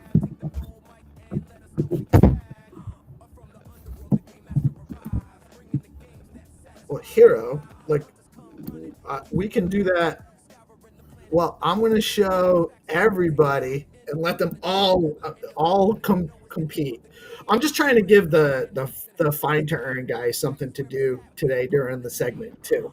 So why don't we do this? I'm going to go. So this is what I'm going to do. I got the Stacks Tribe handle. Do you guys have a website, or is it just the X account right now? Just the X account. We don't have. You know how much it takes to actually own a website. Yeah, it's not. No, I understand. I really do understand. Okay, so this is what I'm going to do. You can talk to the Stacks AI Guild guys. They can vibe code a website for you. So yeah, you know where to reach out to. So yeah, it's easy also to make your own website. All you can do it. I'm going to show you guys real quick. What's that? So Balu, big shout out to the Stacks AI Guild, man. Balu permissionlessly built an app for the weekly Pokemon tournament that we have in the Stacking Out Discord. Crazy work, and it's much more streamlined and efficient now, lining everybody up for these battles in the Stacking Out Discord. So, I definitely second that. The Stacks AI Guild guys can definitely help you vibe code a website if you need one. Absolutely, and that could actually be an episode that we could do that on stream too at some point. I think so. Hero, if you want to join us, you have the link. Come on in and chat. Come kick it. He's like, why does GP look like a gamer today? Because I got game. Yeah, bro. I made something for you, GB. I think you saw it on the timeline. Yeah, I like the vibe that you have right now, bro. Let's go. Hyundai. Also, Hyundai. Hajime. Can you guys have see you guys my? seen?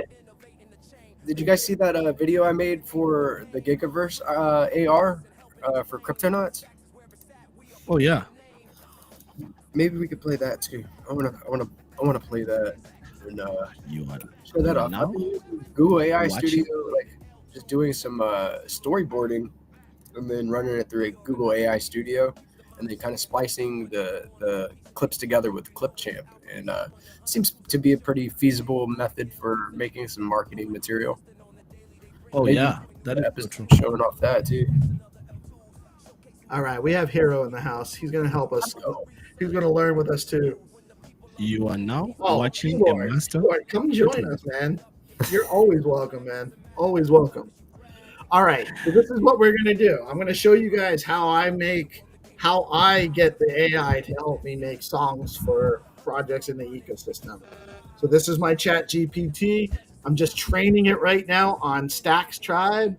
Stacks Tribe is a project that came out of DeOrganized Cohort 3. They are onboarding users to Stacks and Bitcoin via engaging in local native language among new users in Africa, focusing. I don't need to focus on anything. I want to write a song for their project using Suno. You are now watching a master. Can you help me? Did you hear your tagline piece? What? You are now watching a master at work. I like it. I like it.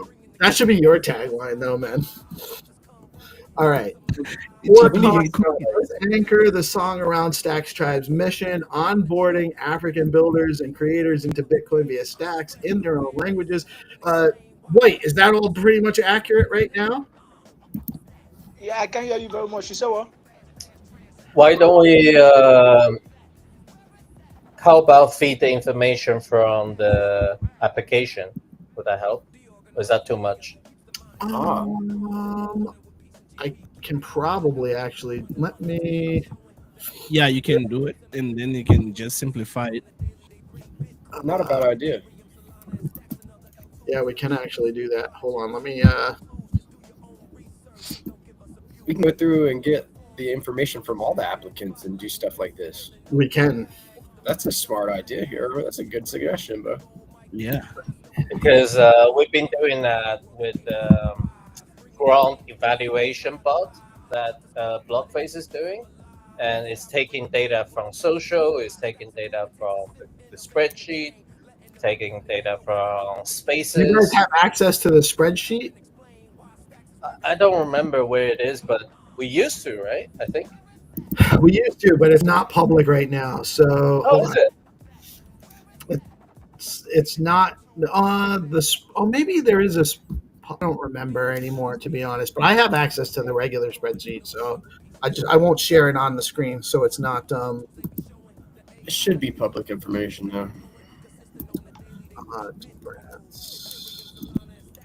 No, in DeOrganized Cohort 2 it was. I thought Yeah, it should be public, really, like, because entering is public. There's no reason why this couldn't be public. Yeah, it just it's got contact information on there, the one I have access to. So I just won't share it on screen. Yeah. Yeah, don't want to dox anybody's information on accident. Yeah. I'm looking for. Where are we? Stacks Tribe on here.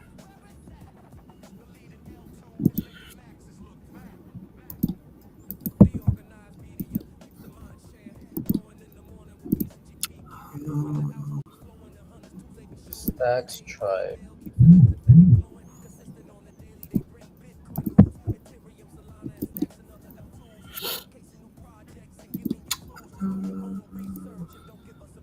Ooh, I found it.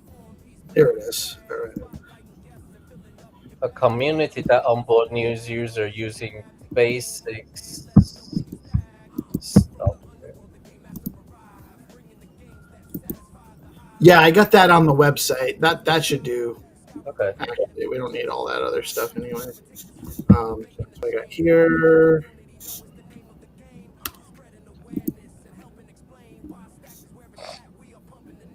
Song title. One voice, one chain. Here's the lyrics. Hook. What? Using ChatGPT. Yep. How do we want? That's where everything happens. Oh, they even give me they want to put it in E minor. All right. You know what? Optional rollout tagline. We don't need to worry about. So what did you ask? You fed in the context, I believe. So first I just I put the X account hand link. Okay. And just wrote some basic information about it. Then I copied and pasted the same that you saw on the website. So this is public facing. Yeah. So this is where I just copied from the D grants recipients page. Yeah. And I put that in there, and it gave me this. Okay. So then I'm going to go to Suno. Suno.com. Great. I'm going to the create page, the create link. And so here I have two fields. I got lyrics and styles. So I'm going to copy these lyrics exactly like they wrote them. With the where it says hook and bridge and all of that, keep that in there because that'll help it structure the song properly for you. Keep what in there? Like where it says, like on here where it says intro, hook, verse 1, hook, bridge, final hook. You know, leave all that in there because it'll help structure the song. And so I just I pasted all of that in the lyrics section. And in styles, I never just use what they say for style. I'm going to change some stuff here. Okay. But I copy and paste it in there. What if somebody like me who doesn't know so many different music styles? But you can use what ChatGPT suggests if you want.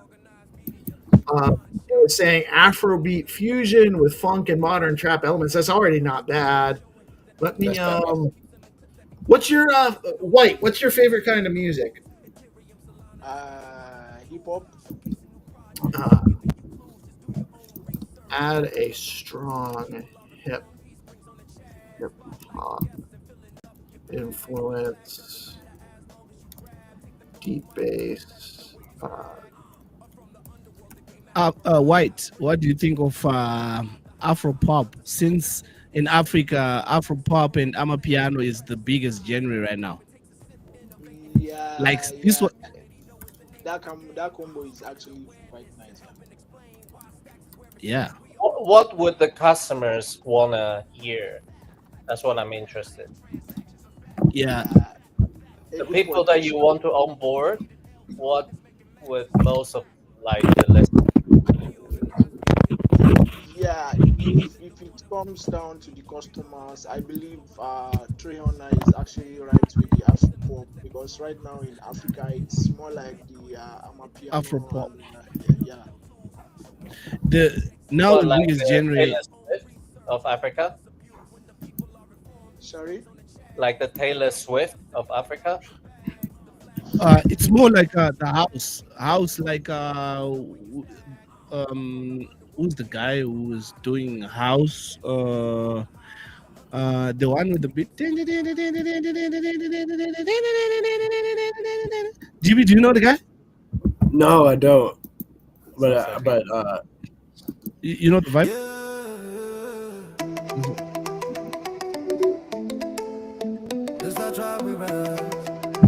Oh, there you go.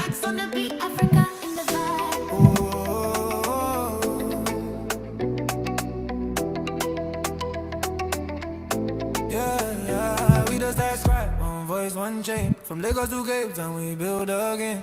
TikTok block in our native tongue. Knowledge for the people, the future be going. We move with purpose, code in our soul. Stacking dreams to the vision goal. Bitcoin roots, stats sky high. This Centralized truth, no need to lie. We the stacks, one voice, one chain. From Lagos to Nairobi, we build again. Teach the block in our native tongue. Local hard, It global produces drum. really quickly. Like you don't have to wait for like 10 minutes. Rhythm, innovate, confidence born from every line. Africa rising is our time.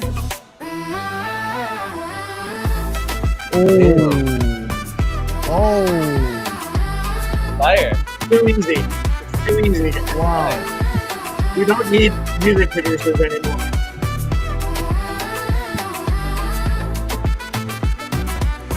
We the stacks, one voice, one chain. I'm loving the smile on White Crypto's face right now. That's all that matters. Does it say Bitcoin? I know. I wish it's mentioned Bitcoin. Nice. Really good music. It does say Bitcoin. It's fire, dude. This is great. Bitcoin is so Yeah, man.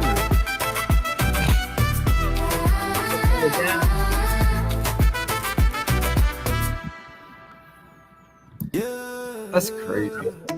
This is version 2.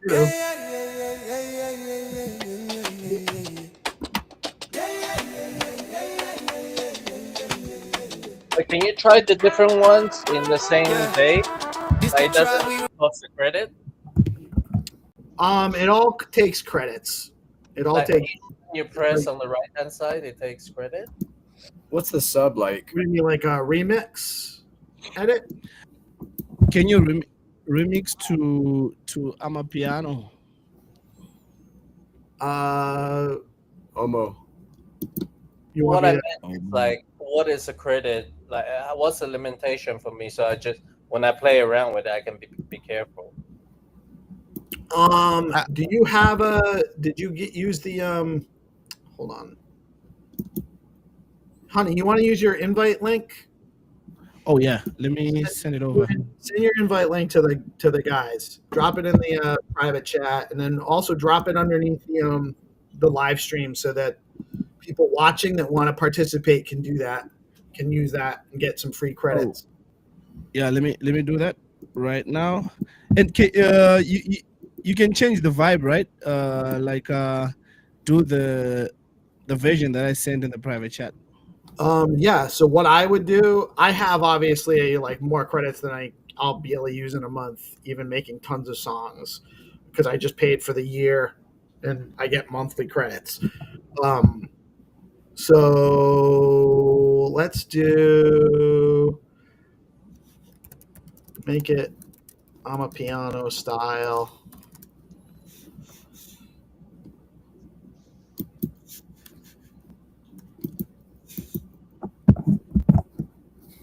And let's go G minor,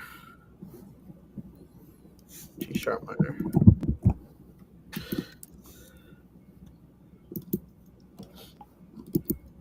It automatically makes 2 for you when you do it. I don't know if there's a way to set that. I might be able to actually change the settings on that, but it takes 10 credits each, I think. So what's the third and fourth and fifth? Oh, those are the. This is everything I've made so far. Okay. These are all the songs. Dude. Yeah. Gotcha. Dude, Master Chef in the kitchen. Let's go. Yeah.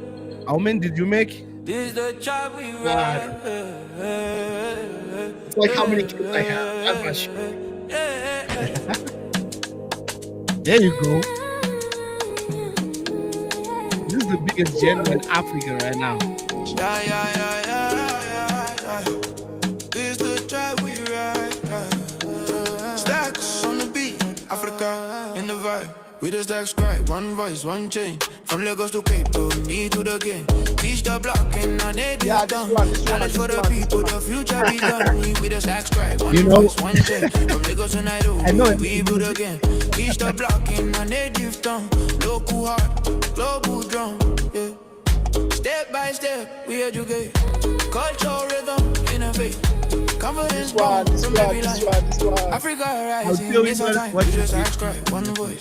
Breaking limits, breaking the frame. From village stores to global fame. Bitcoin power, remember the names Uno.com, that's Fedor. right. Well, Hunter, did you drop that in the comments under the live stream? I drop it in the chat. Let me send it on the I'll do it. now. I'll do it.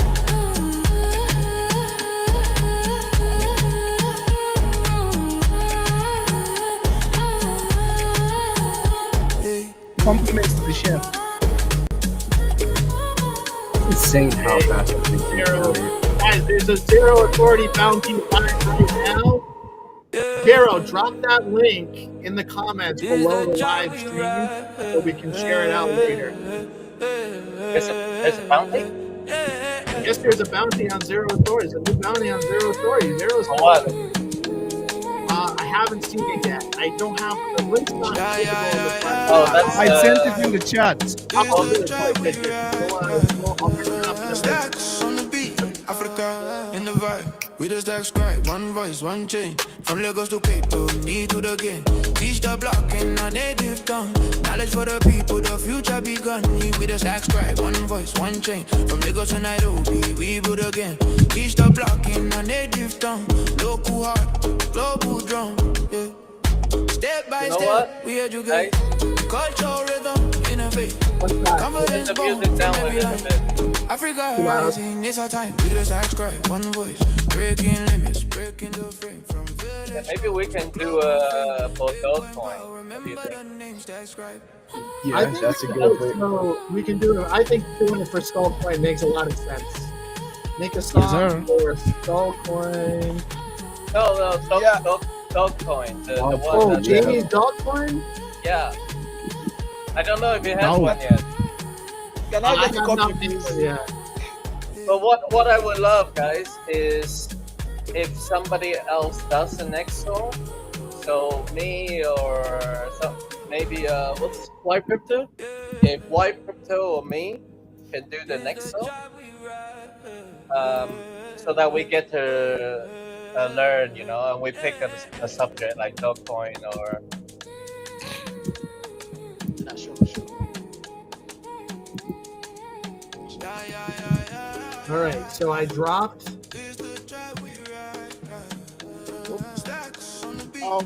Please, can I get? Do I get a copy of this song? Yeah, or- man. I'll send all of them to you. I'll send you all of them. You can play with whatever ones you want, man. What you did on this? What you did on this song? You have combined Nigeria, South African music, all together in one genre, which is Amapiano. It is a fusion of hip hop, dancehall, a little bit of hip hop. So it's a mixture of all those genres. So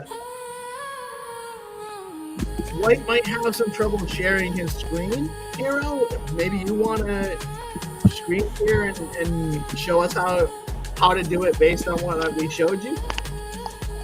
I don't think I can share my screen right now because my phone won't be able to take up that particular heat. I understand the complexity there. Let me. I love this song. It actually, I could let it play all day, but it's honestly, guys, it's like I made one for BoostX the other day that was just like phenomenal. Similar kind of. I started with an Afrobeat idea, and I just evolved it a little bit. It's fire. Like you can really do some amazing stuff. But Hero, Yes. I want you to take that link, get your free Suno credit. Give me an assignment, boss. Share your screen with us. You're going to share your screen. You're going to create a song for. You can pick whatever project you want to make one for. Because I can make songs for all of the projects. So whoever you pick. Can I pick it for him? Yes. Yeah. Stacks AI Guild. All right. All right. Well, Hero, is that comfortable? Yeah. Just give me a sec. I'm just trying to share my screen. Let's go. So now you're watching we are turning a vibe coder to a musician live on DeOrganized. We are turning Eurogamer to a musician, to a producer right now. Let's I'm go.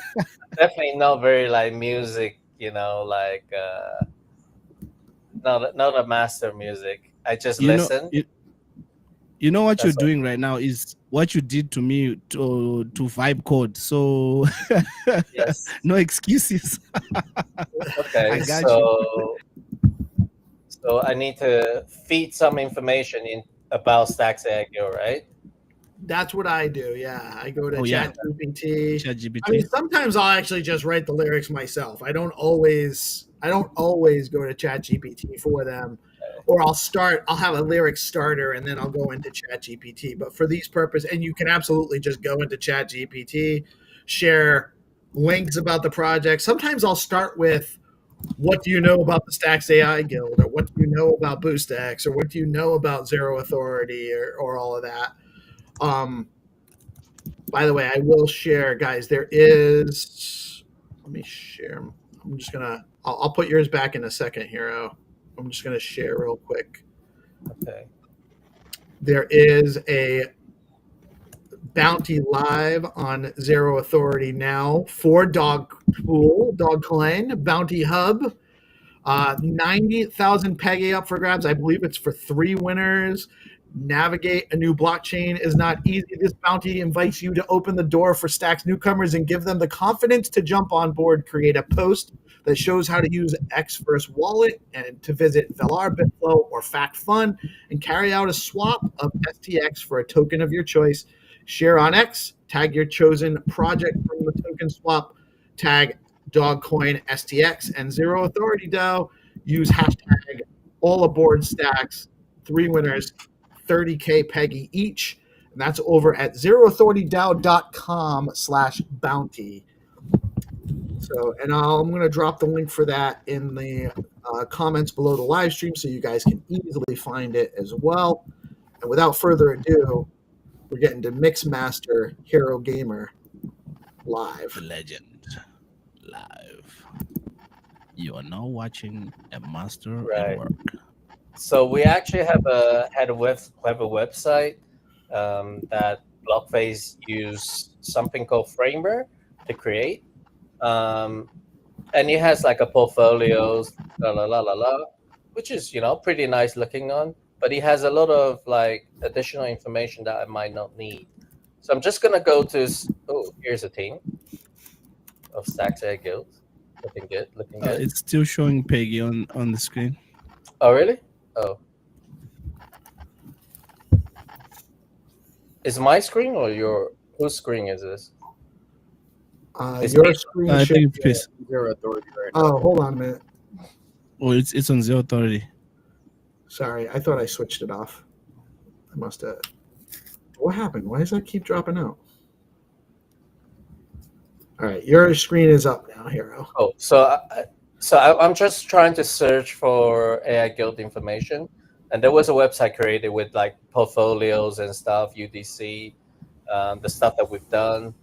It's actually got the team, but I think it's almost got too much information on this website. So I'm just gonna go somewhere else to fetch information. And I don't know if you know this app, guys, Team Lurky. I only heard you guys talking about it briefly yesterday. It's so good, man. Like if you have a space, what you need to do is like say lurk this space, like basically like listen to this space, and after you'll give you a summary. But what happens is I'll show you the site quickly. You can go and search for coins like Stacks, and it will tell you who are talking about Stacks on Twitter Spaces. It's really cool. It's got the KOLs because Luna, Crush, and Cookie.fun, they have the KOL for written content. But this one has everything about spaces. So, for example, this guy was talking about Stacks on Spaces. Ting Lurky account had a space, and we mentioned Stacks there. Is this only if you actually tag Lurky in the space, or are they actually tracking all of the spaces? Only if you tag. So there's about 3 tags per day. which is kind of enough. And you like I tag Stack Town Hall, so it listens to Stack Town Hall, and it has all the information about that space. It knows exactly who attended as well. It's super smart, like whatever they created. So yeah, shout out to them.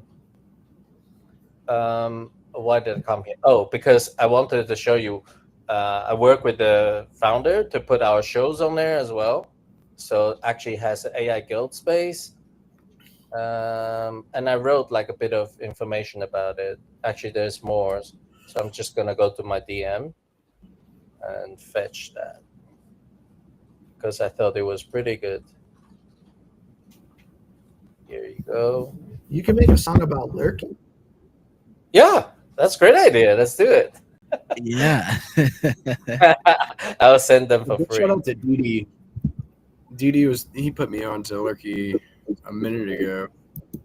He's pretty ahead of the curve. Oh yeah, it's just such a useful platform. Like they're just having the TGE right like now, but even without the token, it's just so useful. So this is the information about Stacks AI Guild. So what do I say? I want to make a song. Make a song on Suno about Stacks AI Guild. Here is the information about Stacks AI Guild. Is that enough?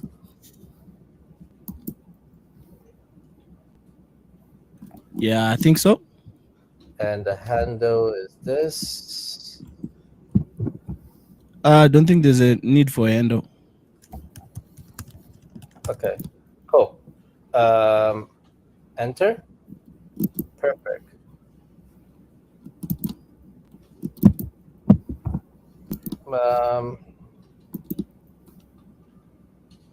So now it gives you all the type of genres: lo-fi, upbeat, electronic, pop, rock, rap, cinematic. So you can tell it which type of vibe that you feel.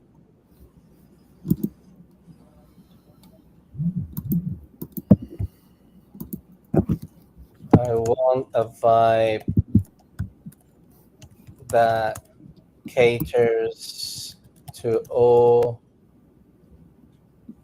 I think I just want a popular one. Now let's do a Web3 one. I want to pop it to AI enthusiasts.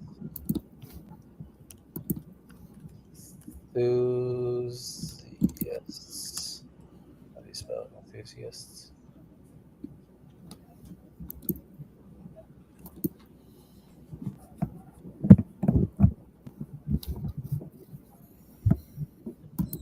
Okay. Okay, it's done it now. Suno prompt.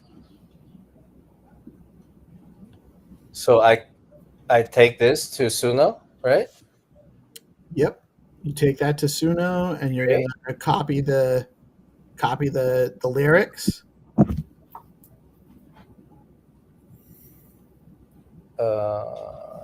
You should have. There you go. Oh, custom. Oh, okay. There's simple and there's custom. Right. You can actually just drop all of that into the simple. I like using custom. Okay, lyrics. Oh no, that's not lyrics. This is this style? Yep. Yeah, the style. Where is the prompt? Ah, here. Okay. Prompt box. And then you go take the lyrics. I didn't even read the prompt, to be honest. So I'm You just gonna you don't you have copy the you copy the title. copy the title. Yeah. I remove the title. You start from the verse. Verse 1. Yeah. Oh, okay. I don't think it matters, to be honest, but you don't want to. When I did that last time, it read the title and say title. No. It started singing. No. It doesn't say about Bitcoin. I think. Let me just double check. Or you can just tell it to add a little bit about Bitcoin also in the verse or chorus, and then it changes the lyrics. Bit about Bitcoin. Does it say about crypto? Web3. That's okay. And crypto.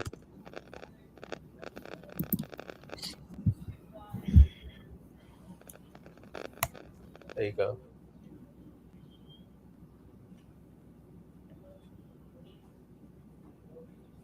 Right, here's an updated version. Okay, copy.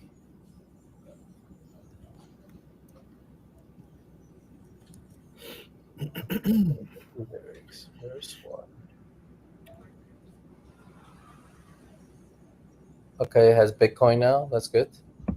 Bitcoin. Bitcoin's good. MK. Okay, right. Okay. What do I do next? Should I add anything else? Advanced options, whatever that is. I haven't actually played with those very much. Yeah. The weirdness Even one me. is interesting to me, but usually because I'm making things about ecosystem projects and I want it to be more serious. I want a female, I think. Let's see. Okay. I can choose male and female. Yeah, you can do that. Okay. That's it?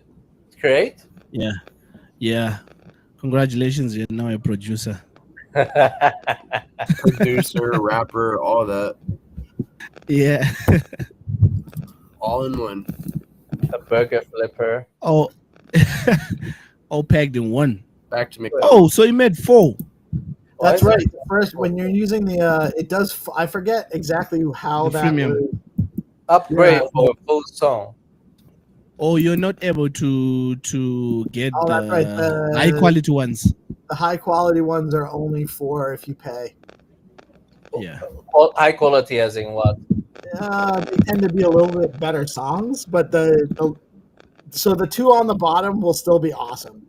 Okay. Just yeah, you can As in still, like audio quality better, higher quality, or is it like the lyric? they tend to just be better songs. I don't know. Okay. I don't know why it would. You know, It'll it's be. Yeah. You won't hear that it's AI when they're the top 2s, but the last ones they just give you a decent one. But those top 2s, you play, if you can play the top one, it is finished. You can hear if you go down. We can start off with the one that Oh, you finished. can play, I can play already? Yeah, Okay. you can play it whilst it's still rendering. Very poppy.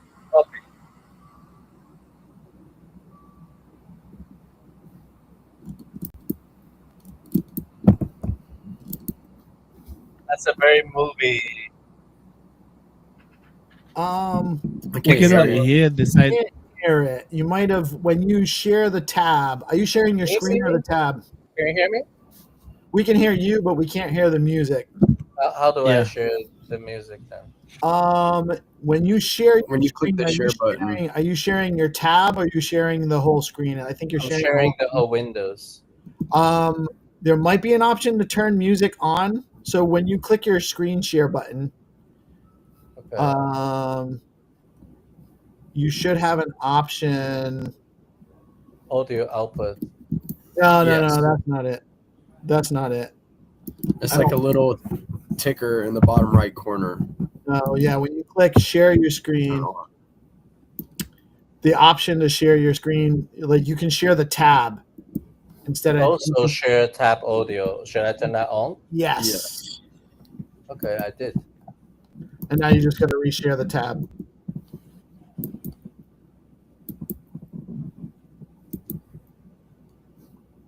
Music? Negative. No. You hear music? No, You because you're can not se- sharing the tab. You're sharing the whole screen. So you got to just share the tab. So pick the gotcha. share tab option. Yeah.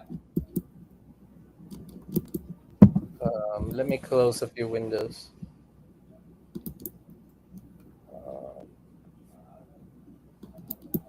Okay. Okay.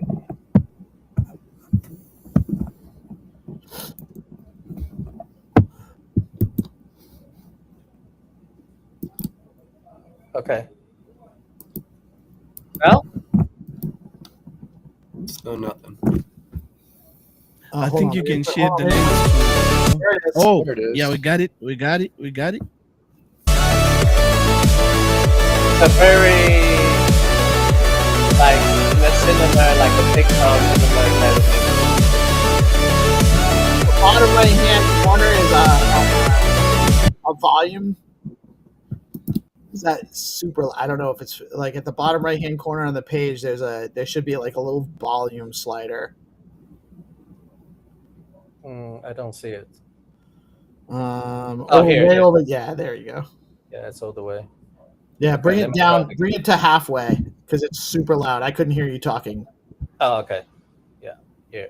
Yeah, that should be good. Okay. Oh. Plug in the dream, we're online tonight. Builders and thinkers, chasing the light. AI sparks. It's a very pop song. Very pop song. Which I don't mind because I don't know. It doesn't matter. Like really, like it's not all about what we like. Like you had asked earlier, it's what the audience is going to appreciate and listen to. So. It's a very in a cinema kind of like, you know, what's the movie Dragons? Yeah, a little bit. You on board? Let's try the next one.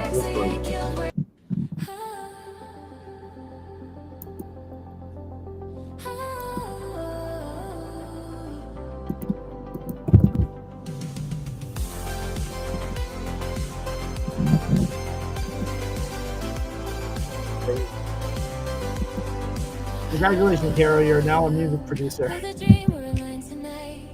Insane. Thanks. You have graduated. This is 3 nice. minutes. Wow.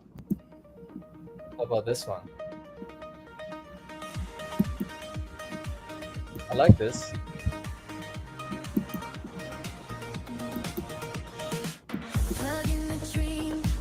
I actually think I like this one best so far.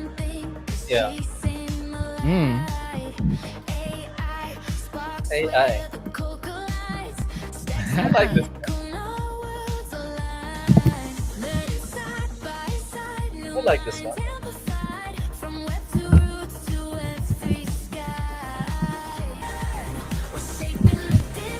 And I think if you click the 3 dots next to the song, like to the right of the song, yeah, that gives you down. You can download the MP3. This one's good. Lyrics.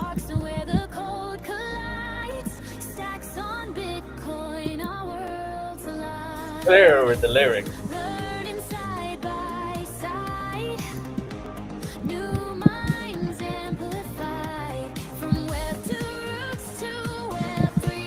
Okay, so basically now I just need to put it into like a CapCut, right?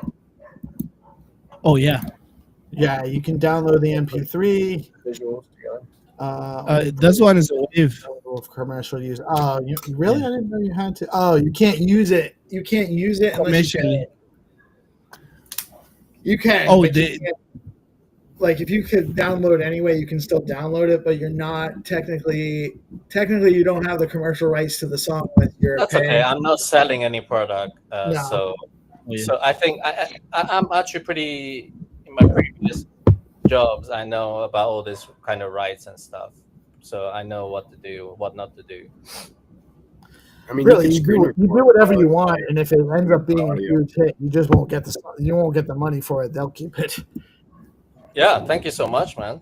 Now in the AI Guild, what I try to encourage is I will now go and teach somebody else how to do it, so that we pass on that knowledge.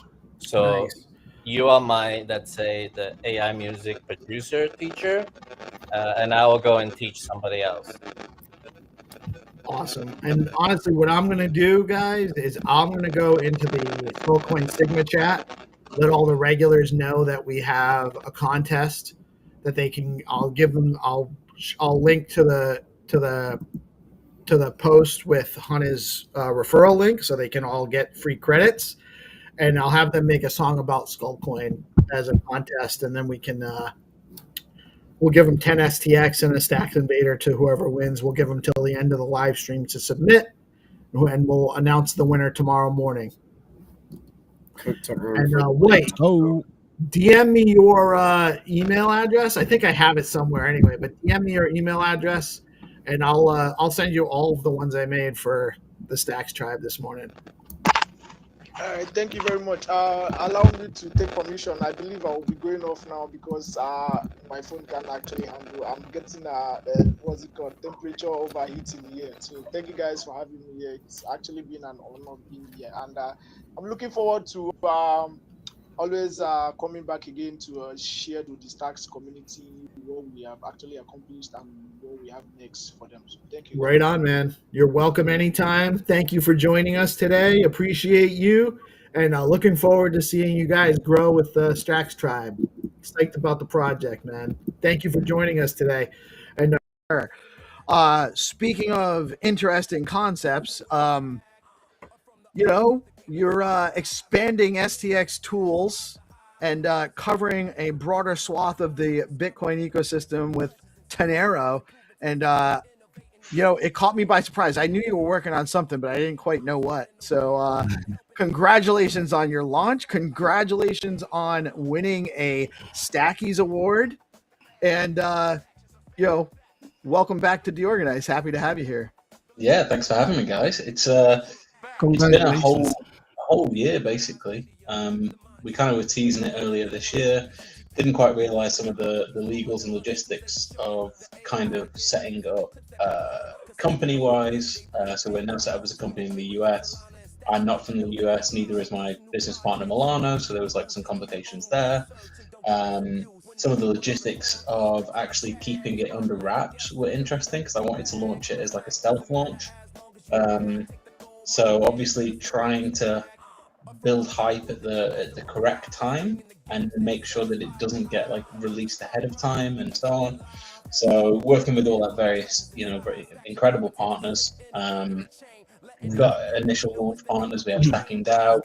Obviously they were with Stacks Tools as well, but they carried on over to Tenero. We have Beansy, we have XFirst, we have SimpleSwap, we have Caesar, we have Football.Fun. Of course, we have Stacks and Spark as well. So we're working with some really, really impressive people in the space. And yeah, Stacks Tools is now Tenero. I can walk you through the site. I can see you've got it up anyway. Nice. Oh yeah. But yeah, I can kind of talk you through the site if you like. I can share my screen and kind of go over a few things. A lot of it will be familiar. It'd probably be better for you to share your screen. Yeah. So I'm not trying to guess what you're trying to show.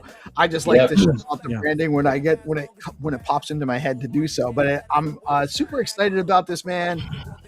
We use STX tools daily on the live stream. Like I use it as a prop to show price and stuff. So I'm excited to have more opportunities and more tools at my disposal for that use case too. So awesome stuff, man. Take it away.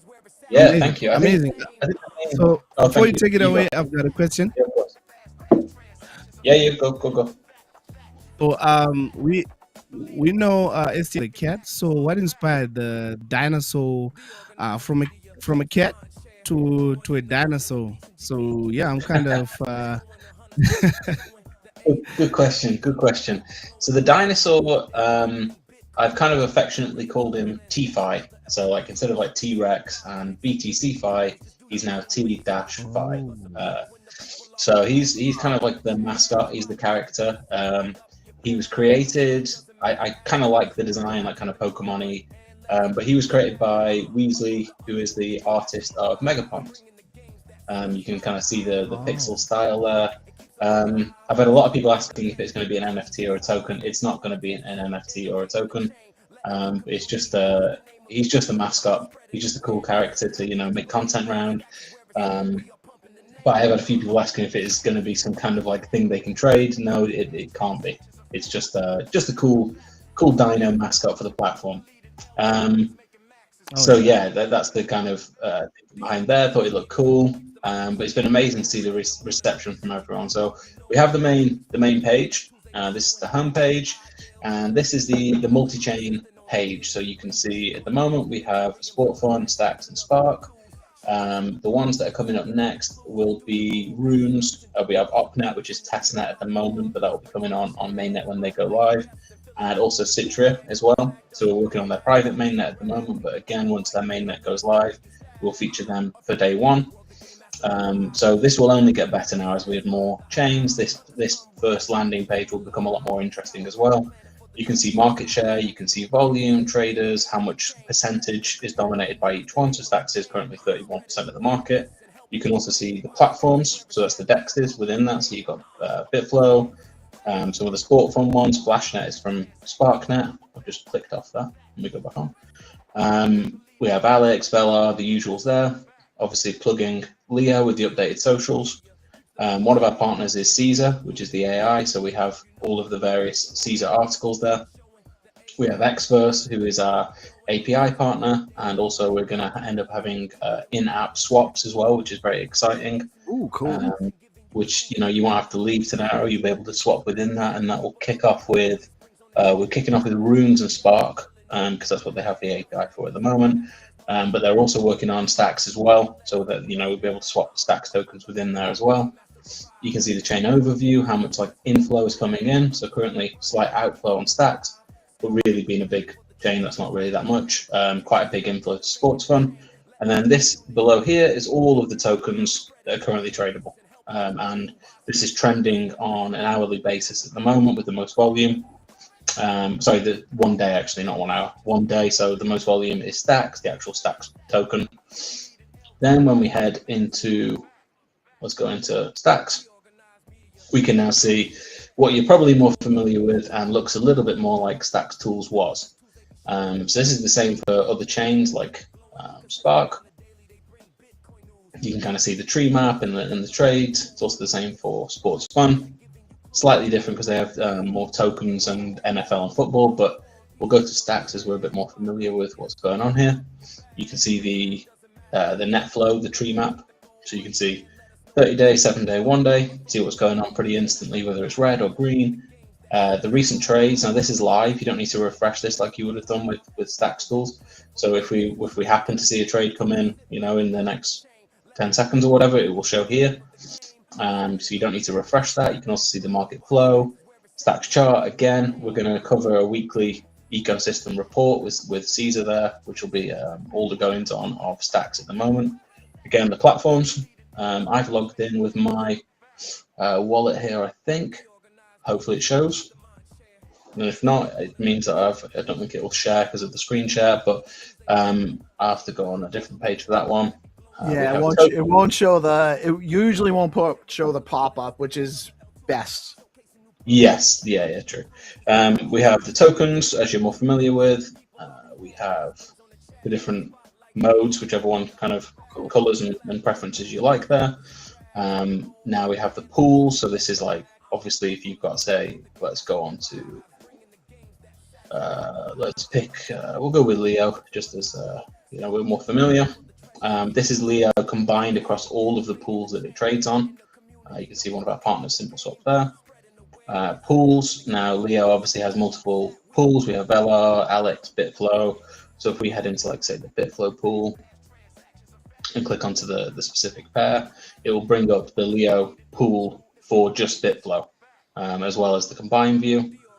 We have the tracker, which this is a customizable thing. I haven't currently set mine up, but I could actually rename, say, for example, I wanted to track Peace Love Music's wallet, maybe, or maybe I wanted to keep, an eye on a certain whale. Maybe they're unnamed. Maybe I don't know who they are, but I find their movings quite interesting. I can actually rename their wallet, say Whale 1, and then on personalized to me on my platform, not everyone else's, but if I then see that wallet move, it would show as how it would say a .btc name. It would actually just say Whale 1, so you can kind of start to track things that you think that is not a feature on STX tools right now, correct? No. I didn't miss that.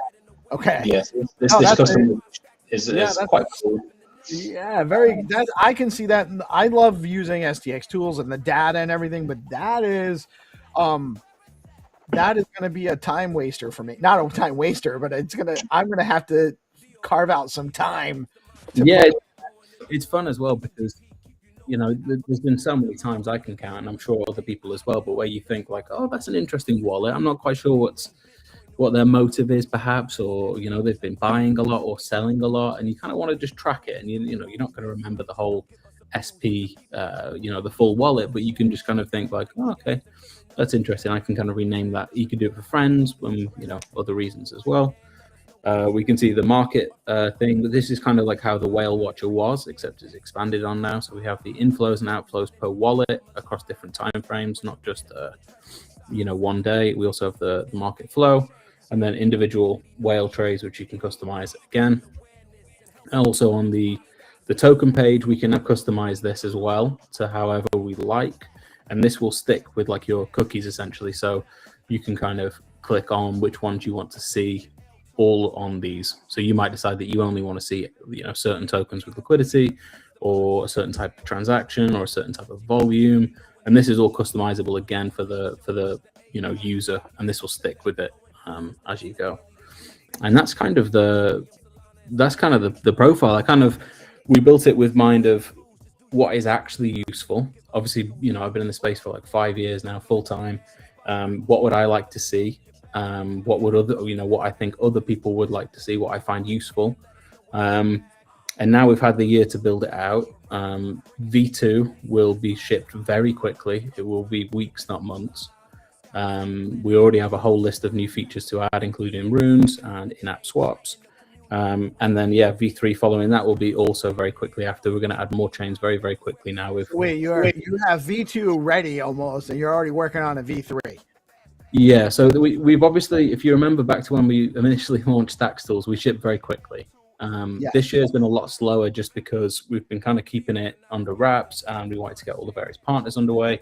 But once the screen has now been lifted, the curtain's been lifted, here it is, and now you'll see us start to move very, very quickly across multiple ecosystems. Lots more features. This is just the V1, and like I say, V2 will be weeks, not months. I'm very excited to get it going. I think the positive reaction by everyone has been amazing. I have a lot of support from obviously you guys. 300 has been making loads of content. All the usual stacks, crew have been supporting, which is amazing. And I think it opens also from a stacks point. It opens stacks up to a whole new group of users that perhaps wouldn't see it. I mean, someone like Beezy is a completely different user base. Doing a lot with those guys. Sports Fun. They've just raised $10 million on their ICO. I'm largely unfamiliar with Sports Fun. Tell me a little bit about that. So they're like a fantasy sports platform. Does it come under prediction markets? I don't really know, but it's fantasy football basically. You buy your players, you buy your shares in your players. If they perform actually in real life, actually during like the game weeks, so like NFL or just football, the higher they score, if they come in the top 5, you get points. That opens packs, which contain players, which you can sell for like dollars, basically, is the idea. But they've just finished their round. They've just raised $10 million on their ICO, even in this bad market. As you can see by the transactions and the volume that goes there, it's obviously, you can see in the top left, it's pretty substantial. I think they've done 90 million in revenue in the 3 months. And again, I remember a whole new user base to, that wouldn't see, stacks and that kind of thing. So that's kind of how I think it's going to be, this like central database. It is going to be just Bitcoin mainly, but they're the only one that won't be Bitcoin. And I remember you introducing me to this because I was used to the usual that we know about and play. You introduced me to this, like this was more crypto based fantasy football. First days I was like, let me try it out, and then I put in like $20. I woke up the other day, it was way up. So yeah, this thing is amazing piece. Yeah, but I forgot the password. I was in the beta phase testing it back in like January or February. So right early in the year. I invested in a pre-seed round as well, so I know the team very well. That's the reason they're on this, and they're partnering with us on it as well. But yeah, very excited to actually just release Tenero, kind of get it out to the world. It's been under wraps for a long time, and I'm glad to see that people are liking it. Yeah, man. You come with an exceptional reputation in the ecosystem, well earned. there's a reason why people support your projects, because you're the way you handle yourself, the way you deal with things, you're obviously upfront. People know, there's a trust there, which I know is not necessarily the paradigm for Bitcoin. We want to verify, but at some point there's enough verification where you do trust a person and you put out great products. This is another one. And I think we're all excited to see you just produce and ship, because everything you do is usually high end, very quality. And this definitely seems like a well done project now. And, one of the things that we're excited about, within the Stacks specific community, is that this gives Stacks some exposure to a broader base beyond the ecosystem. People on Spark and or people on the Sports Fund website aren't going to be as familiar with Stacks. Yeah, and this is the thing. I think I've always been about kind of like cross collabs and trying to break out of certain echo chambers, if you will, and trying to actually like get because a lot of people don't know. A lot of people just aren't aware of what's going on in other ecosystems.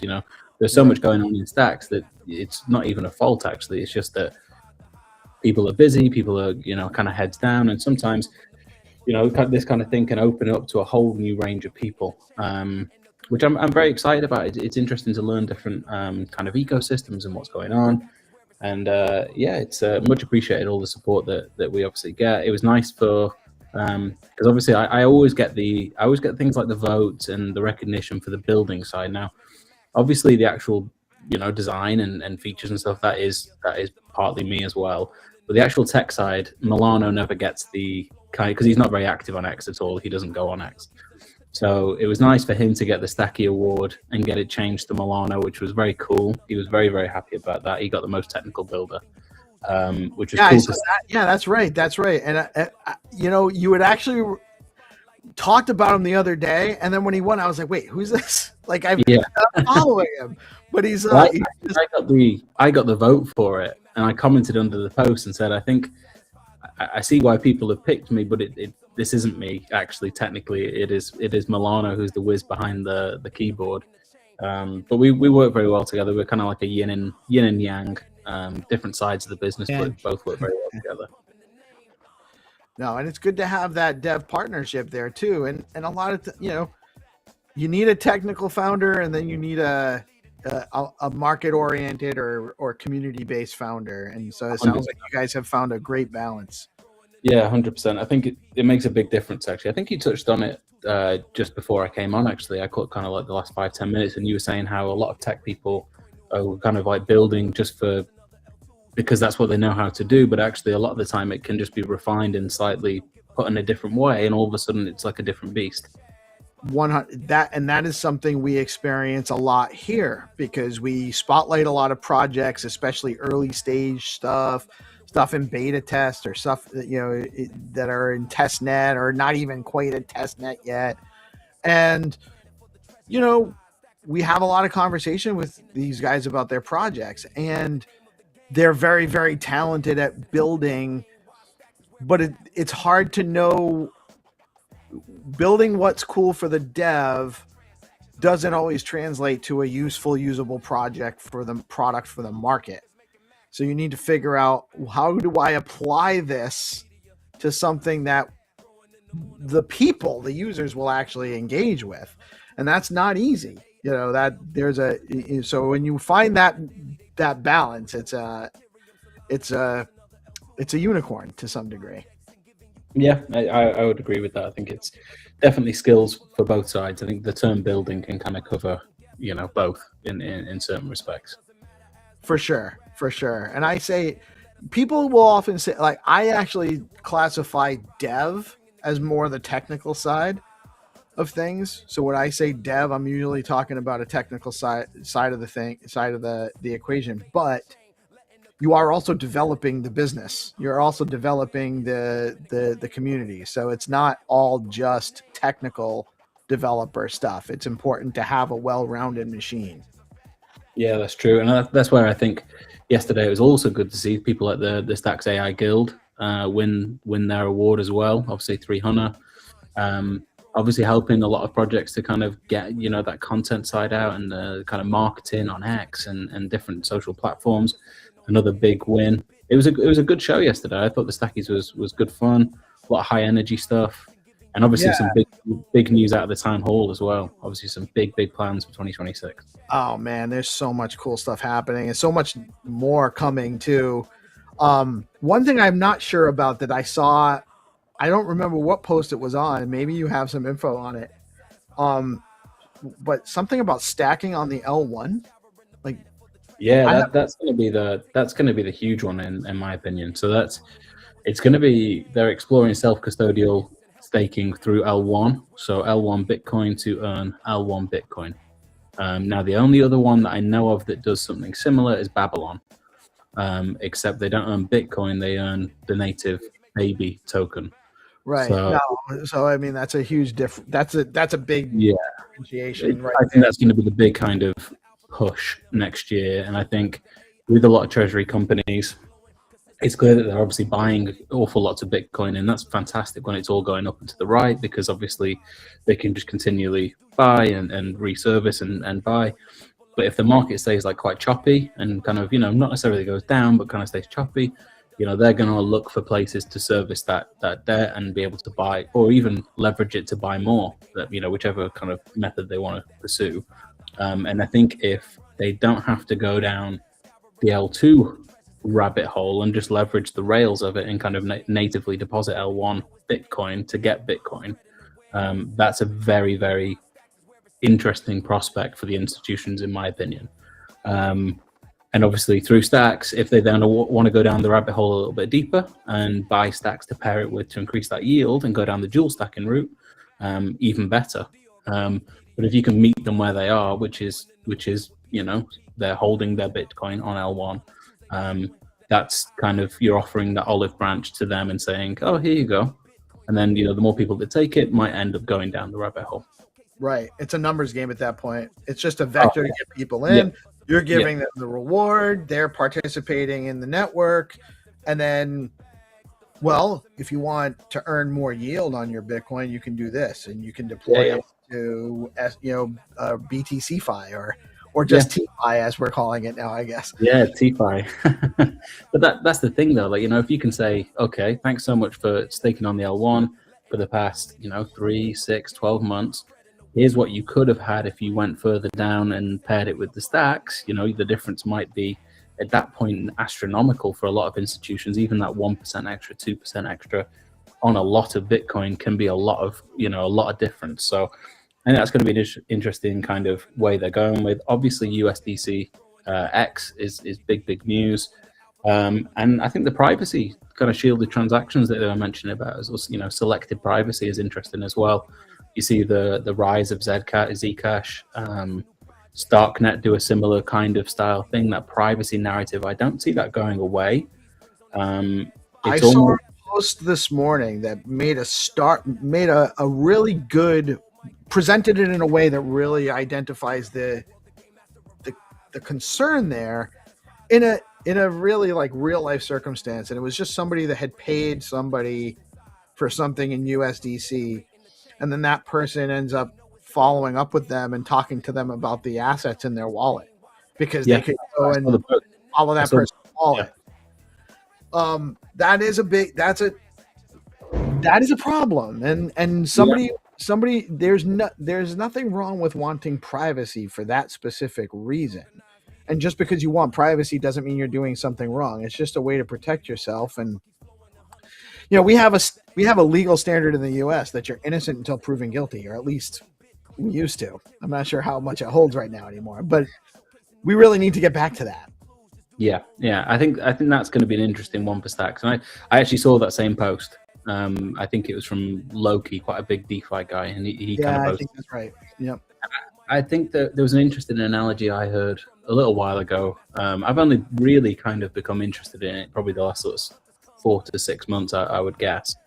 But it was someone saying you kind of close your curtains at night. It doesn't mean you're like murdering someone behind them. It's just that, you know, it's your choice to, you know, have privacy in the evening. It doesn't mean anything bad is going on behind it, but you just don't want people to be looking in at you in the night. You know, that doesn't mean you're doing something wrong. I think Stacks looking at that element for selected privacy is good. You know, you can show your accountant if you want. You can show the people that need to do. If there's an investigation, sure, like we can look at it. We're not doing anything illegal, but it doesn't necessarily have to be shown to the whole, broadcasted to the whole world.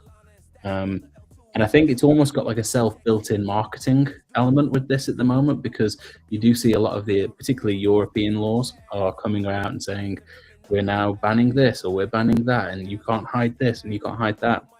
So the narrative almost writes itself. So I think that could be something that might creep up on the rails for Stacks a little bit. That could be a good one. Yeah, for sure. It's needed.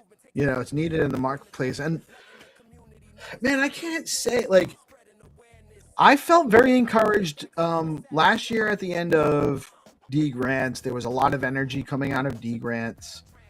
And it kind of tapered off into, you know, we had just had the election. I think there was almost like too much excitement too fast around there. And right around this time last year is when things started tapering off. It was bad timing for Stacks because it was right as we were launching fast blocks with Nakamoto, SBTC. And I really think that that's actually the story of Stacks price. Everything else has been crushing. Stacks price is just the victim of just a number of bad timing events outside of control that have happened, and that actually leads me to believe that there's even more upside, you know, potential than where it is.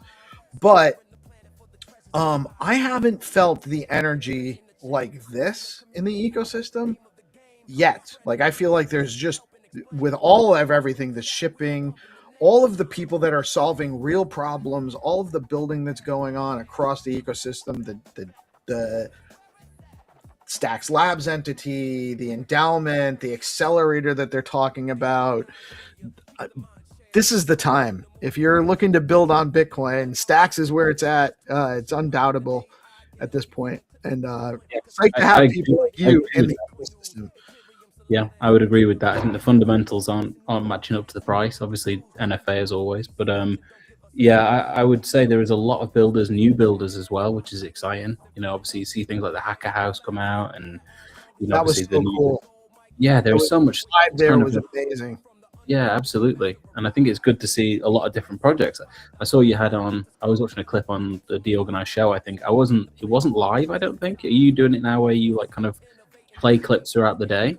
Yeah, because we're running the stream from like 7:30 to like 5, 6 o'clock at night, East Coast US time. So I have time to replay it. And, you know, now it's forcing me to go make these clips, share them out, get them on the stream and stuff like that. So you saw...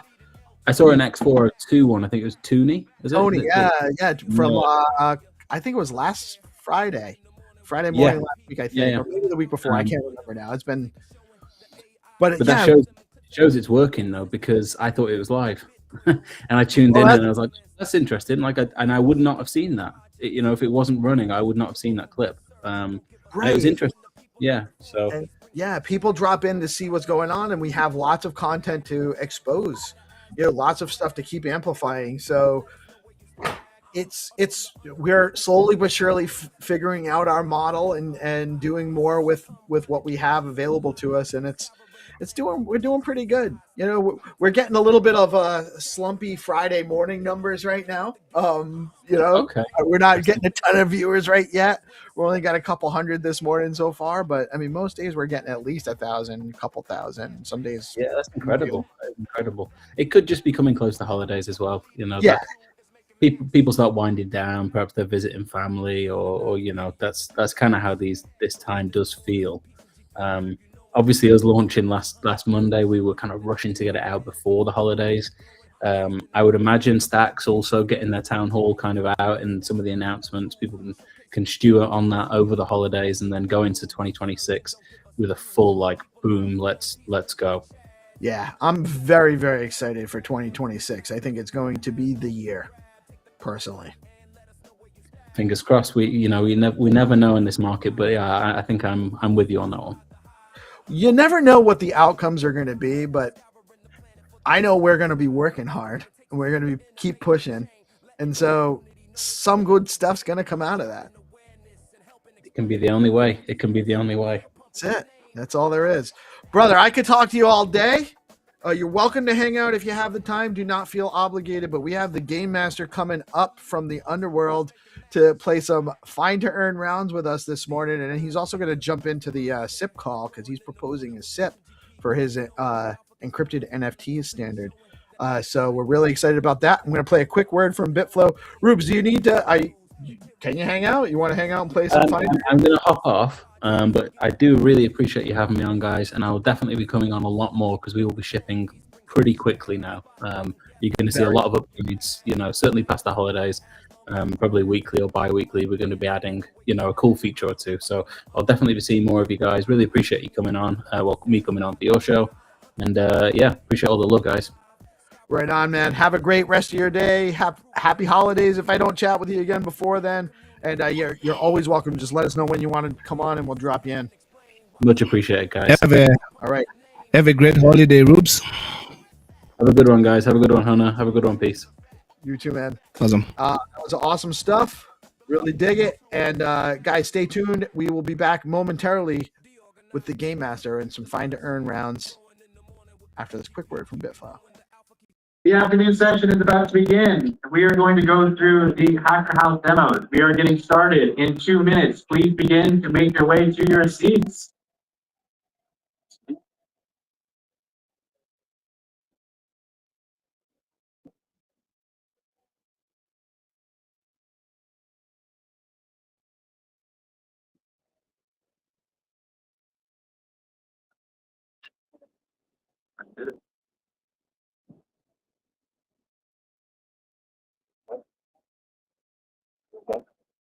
They're watching that live.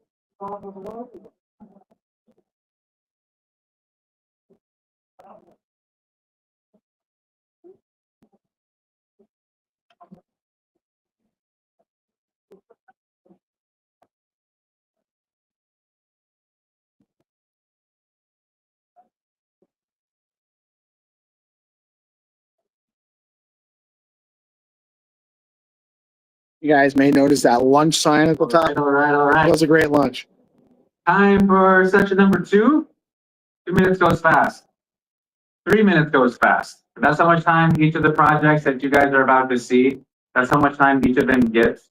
So really quickly, what you're about to see is coming from multiple days of these builders spending day in, day out, working on their projects at the Stacks Hacker House over the course of the last week. So this has been a very fun and enjoyable experience where several of these projects have won some sort of Stacks builder competition previously. This was a campaign that started back in late September, early October. And so every project that you're about to see has had the opportunity and earned their spots to win a hackathon and earn their way into the Stacks Hacker House.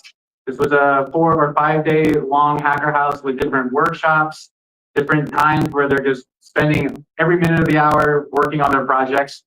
And now they're going to be put into this very high pressure, stressful environment of giving their demos across in 3 minutes. So we have 11 projects that you are about to see. Yes. So in this order, I'm going to quickly go through everyone. Up first, we have Reparito. Second is Bitcoin University. 3 is Big Market. 4 is HyperInsure. 5 is Stacks Machines. Then X402 Stacks, followed by Certificores, followed by CB Chain, Rather Strategy, and then B2 Picks. We're going to get through all of those, one project, 3 minutes at a time. Let's hear it for our first presenter. Right here. Let's hear it for Reparito. Let's go. Hello. Thank you for being here. It's a beautiful sunny day. So I am Omar. I am the creator and founder of Referido. Referido is the decentralized talent economy powered by people you trust.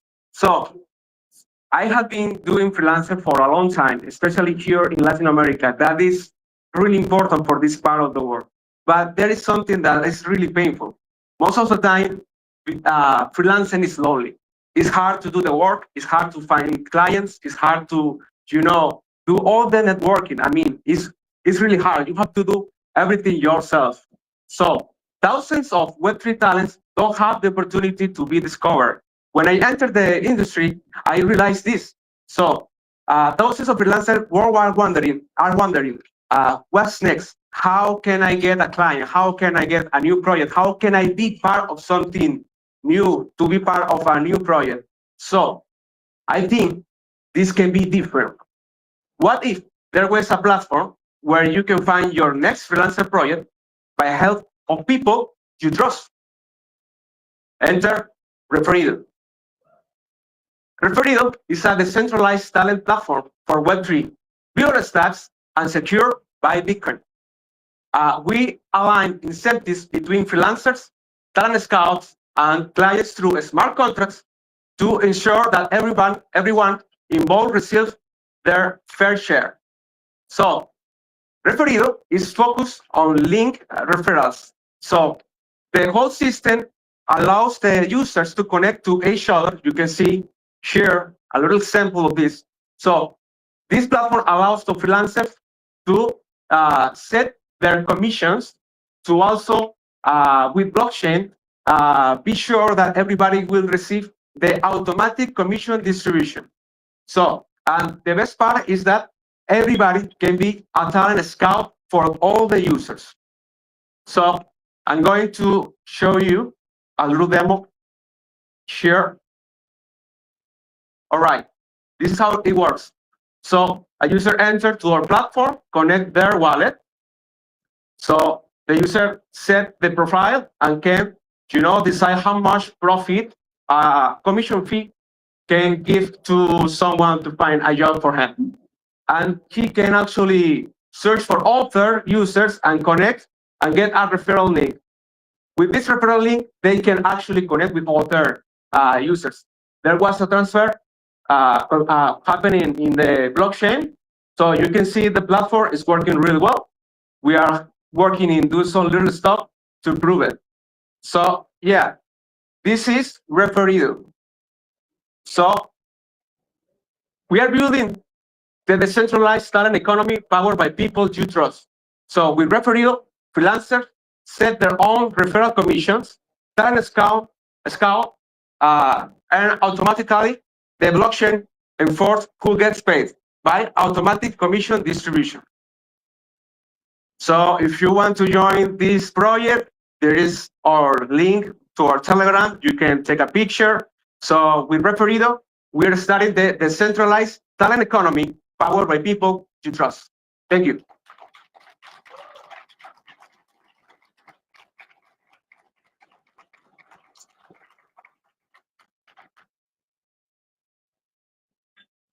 Great work, great work. All right, we're getting right into the next one. So speaker number 2, Bitcoin University, please start making your way up to the stage. Woo! Here for Bitcoin University.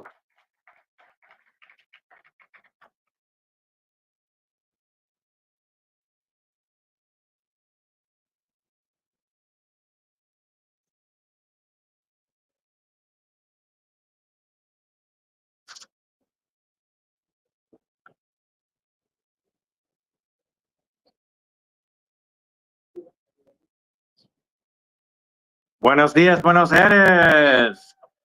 I'm so excited to be here and share with you guys why I'm here and what I'm building. So my daughter, I'm building for my daughter. She's my biggest inspiration. I'm building Bitcoin University for her. I missed her birthday to be here. And so I just, I told her I was going to be here for a reason. And that reason is that I believe education can unlock sovereignty and opportunity for the next generation.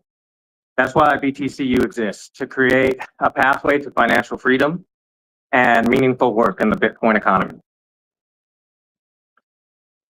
The world has changed and is still changing.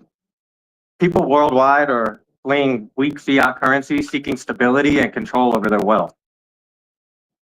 Bitcoin offers global, borderless, sovereign money, accessible by anybody with an internet connection.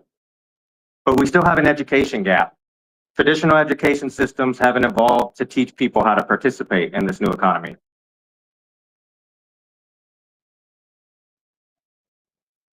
Traditional universities are failing the next generation of learners and workers. It's too expensive, the curriculum is outdated, people aren't graduating and getting jobs in the field that they're studying, and they're graduating with debt. People need skills, not diplomas, and they need income, not debt. That's where crypto comes in. It provides an opportunity. The Bitcoin and stacks economy is rapidly expanding, but there's no talent pipeline to fill these critical roles. Companies are hiring and opportunities are abundant, but beginners have no clear way in.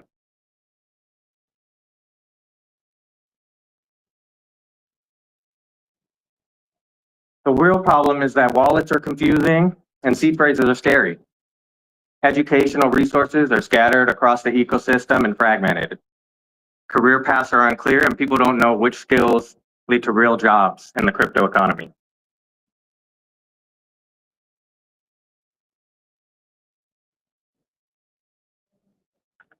That's where Bitcoin University comes in.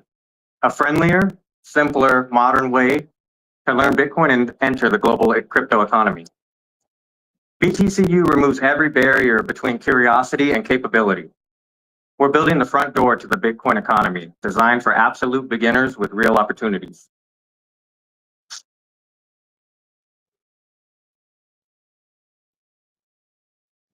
So we're designing beginner-friendly courses for anybody, regardless of technical background. We have a mobile-first UX design so that you can learn anywhere, anytime from your mobile phone. And we're using AI to personalize instruction that adapts to your personal learning style. We are going to connect you with peers in the space that you can learn with, and also mentors to help you guide you through your journey. After completing courses, you will receive on-chain credentials, and we know all of the companies in the Stacks and Bitcoin ecosystem that are building on Bitcoin, so we can connect you directly to companies that are hiring talent. So, frictionless onboarding. We partnered with Turnkey and developed a way for you to create a wallet with your biometrics, so Face ID or fingerprint.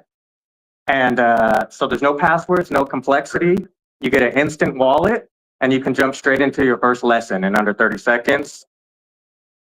So by limiting friction at the entry point, we ensure that nobody is left behind. So as you can see, it's very simple.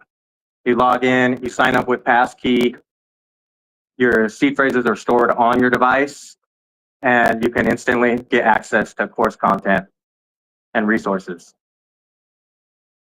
And when you're finished, you can mint your NFT certificate. Bitcoin University, let's build a future for our children. Thank you.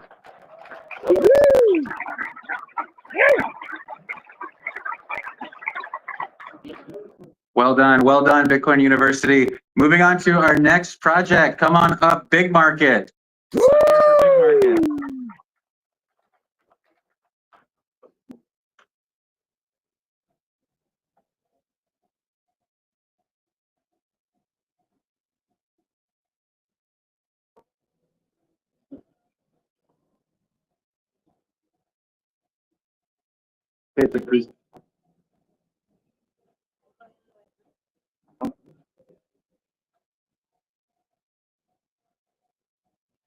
Yeah, of course.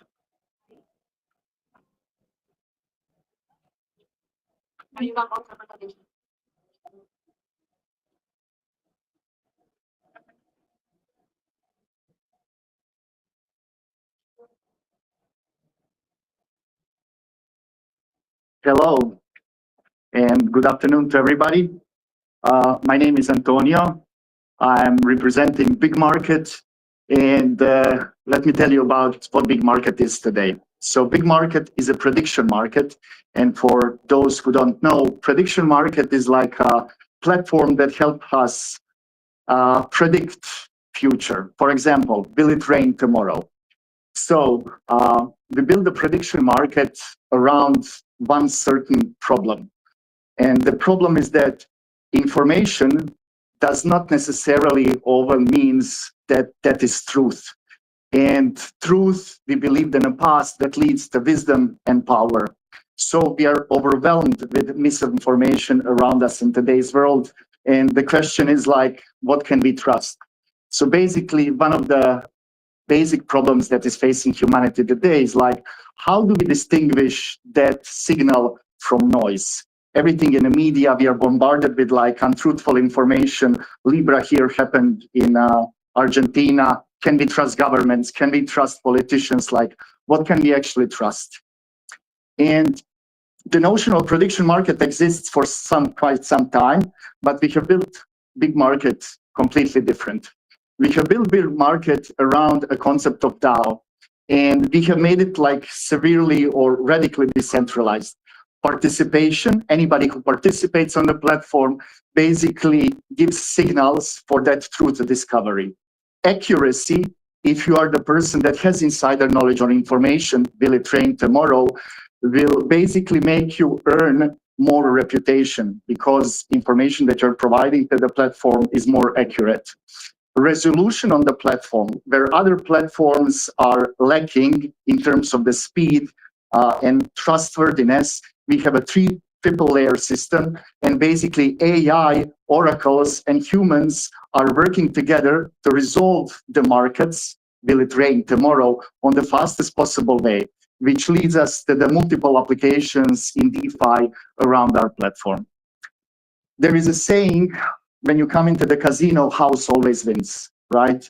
Because big market is built around concept of DAO, we have built it on a way that we build the house and we invite everybody to join in just by participating. You don't need to stake money, put money, just come there, leave a comment, and you immediately receive in our ecosystem something which is called soulbound token, like something that is very tied to you, and your soulbound token, soulbound reputation token cannot be traded on, cannot be traded or exchanged for anything else except for the big market ideal token, meaning that everybody can participation, take part into the protocol.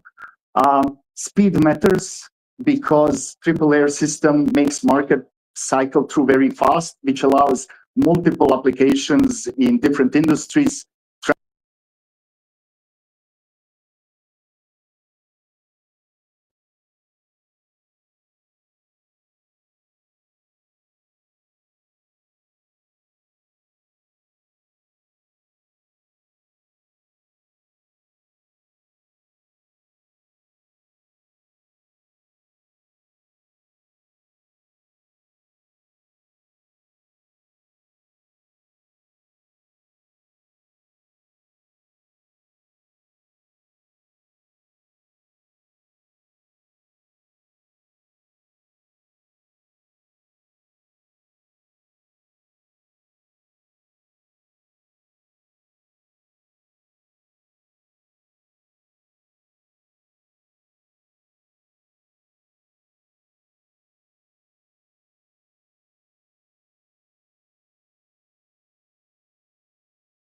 Insure. Come on up, Hyper Insure. Shut up.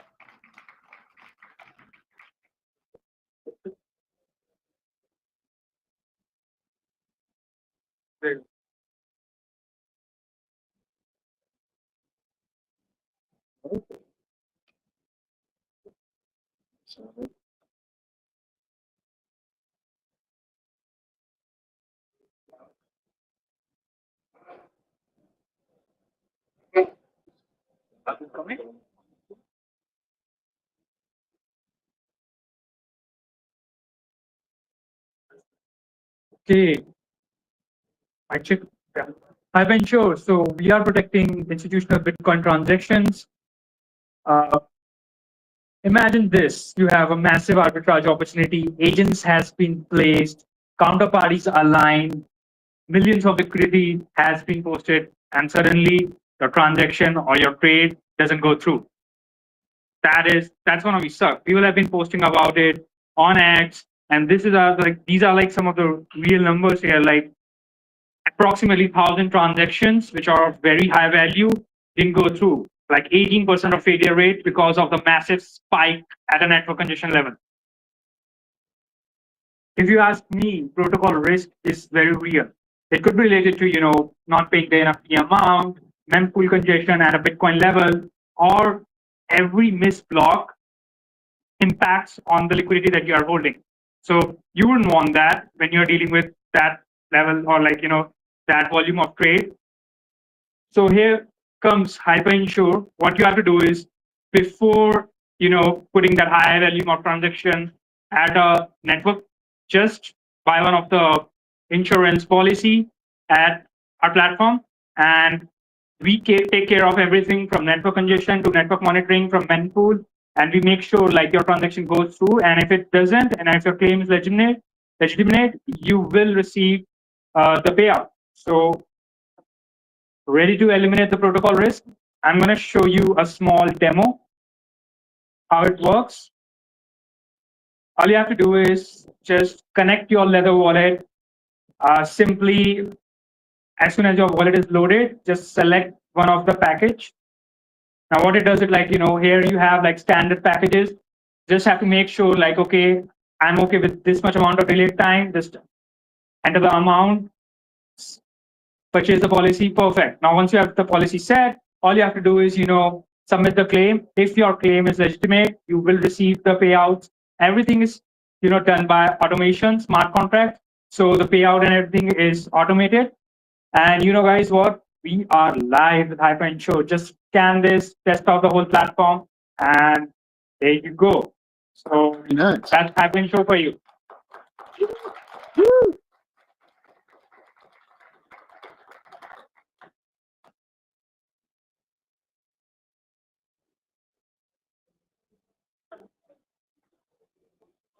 Nice job, HyperInsure. Okay, next we have Stacks Machines. Come on up, Stacks Machines. You are time for you to take stage. There we go. Yay, Stacks Machines.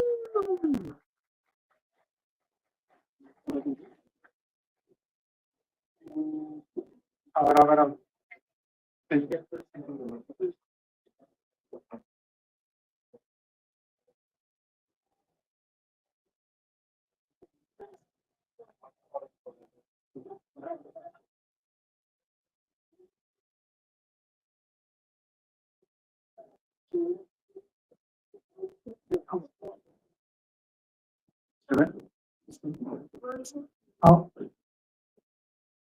Okay.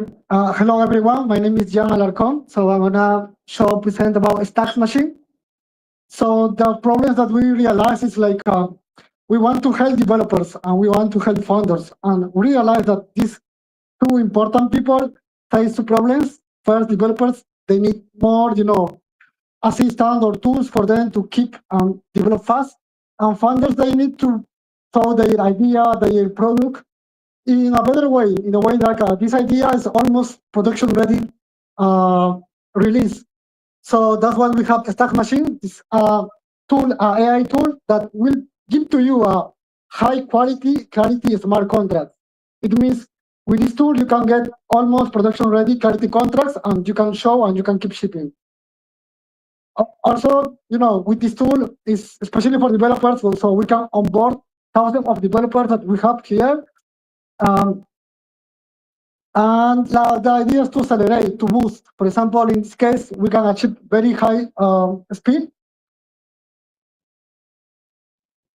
So how does it work? So we will collect so this is the architecture, sorry. So basically the user or the developer is going to ask any kind of question related to clarity, stacks on our environment. It can be Visual Studio Code or Cursor. And we'll have an internal server that will handle all of these queries that we have. But before that, we have to ingest all of this knowledge data into our database, so the MCP or the tool can actually retrieve this data to the users. So this is the main flow. So here I want to show a bit more, but it's not showing. How is it?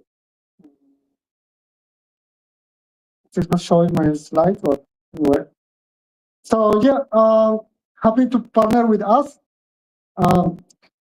So the idea is to scale this. For example, this is a project on early stage. We are just a POC.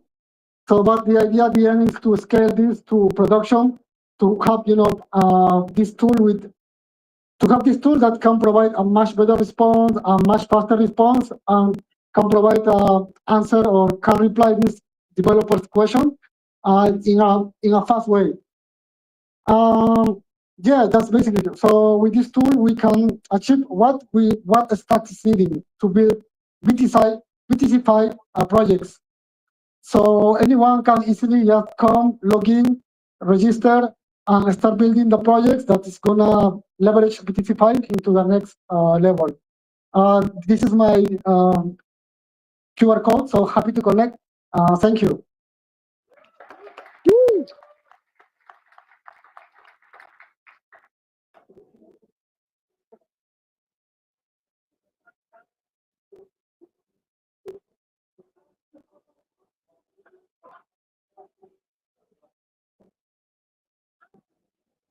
Great job. Thank you, Stacks Machines. For our next presenter, come on up. Let's hear it for X402 Stacks. Sí, gracias.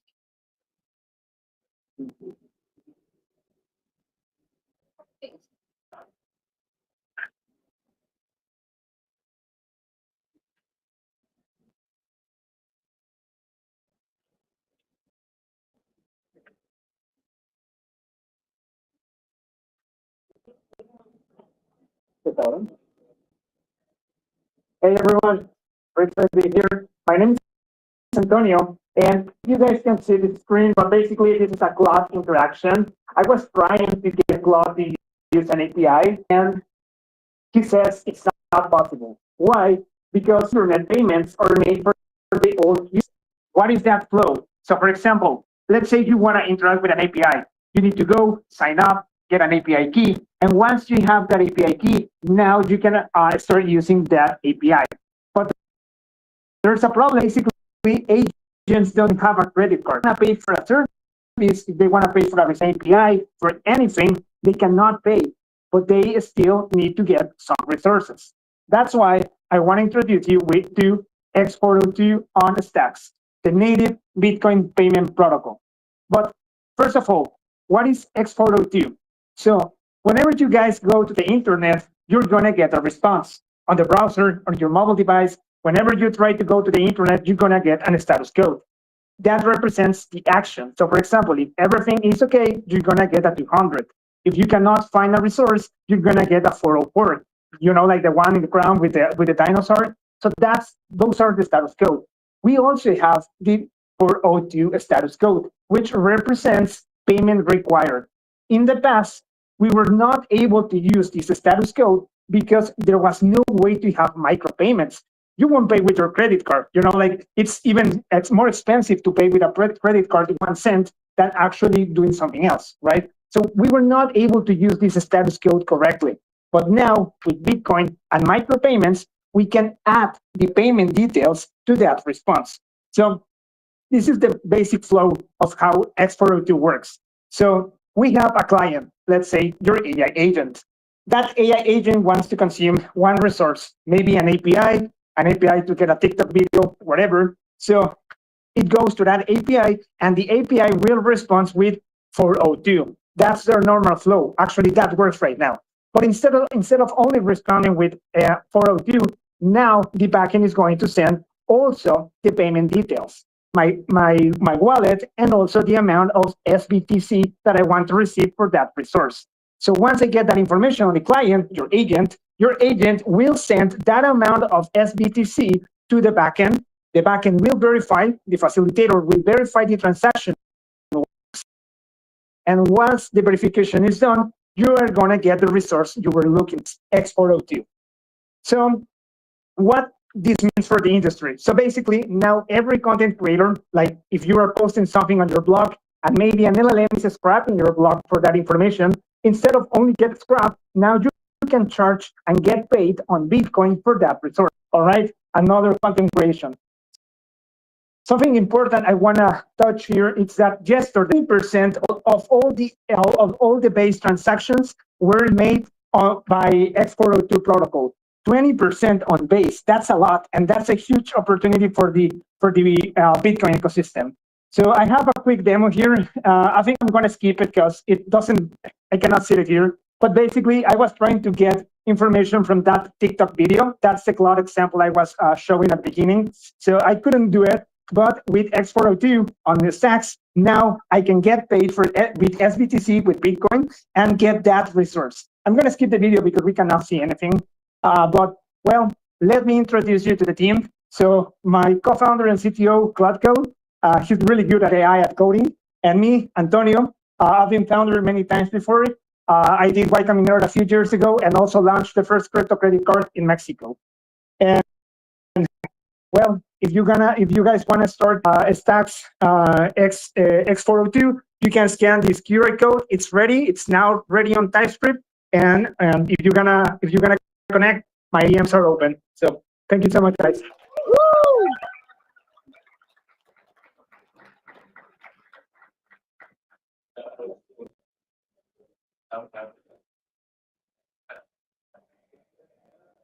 Well done, X402 Stacks. Let's bring up our next presenter, Certificors. You are up. Take the stage. It is your time. Let's hear it, everyone, for Certificors. Come on up, Christian. Yeah. I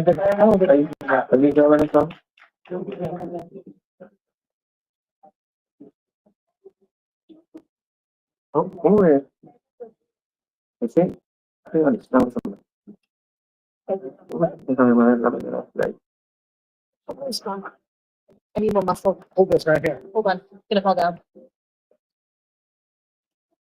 Sorry. It's not gonna work. Oh, there we go. There we go. We got it. We got it. Ooh. Yay! Look at that muscle. All right. Mike's looking like fun.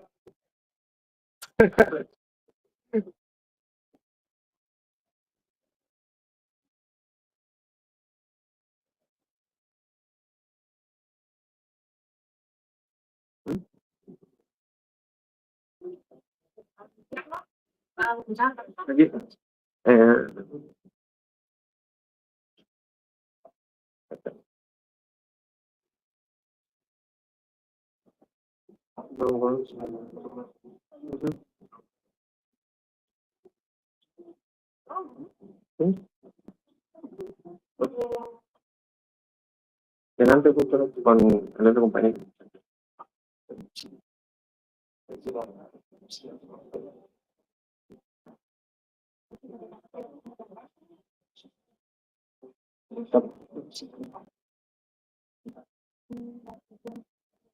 All right, so quick pivots. We are going to bring up a different project, and you will go after the next person. We will give out headsets. Yep. Yes. Yep. So, my mistake, everybody. Our next project is actually going to be Move Your Wallet. Move Your Wallet. Let's hear it from Move Your Wallet. Come on stage. Woo! After Move Your Wallet, then we will do Certificors. Certificors presentation is going to be in Spanish, so the production team will be handing out headsets. If you need a translation to English, just raise your hand when they come out, and they will give you a headset. But for now, we're going to go to Move Your Wallet. Yeah.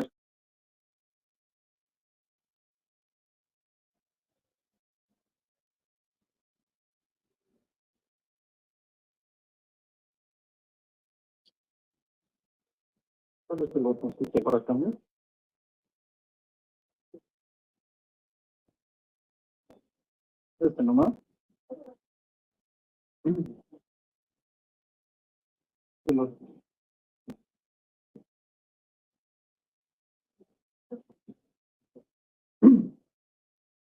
Hello, everyone. My name is Manuel Elias. I'm the CEO and founder of Movia Wallet. But before I talk about that project, let's imagine that we are out and ask a random person if he can send us one USDC. Do you think that it's possible?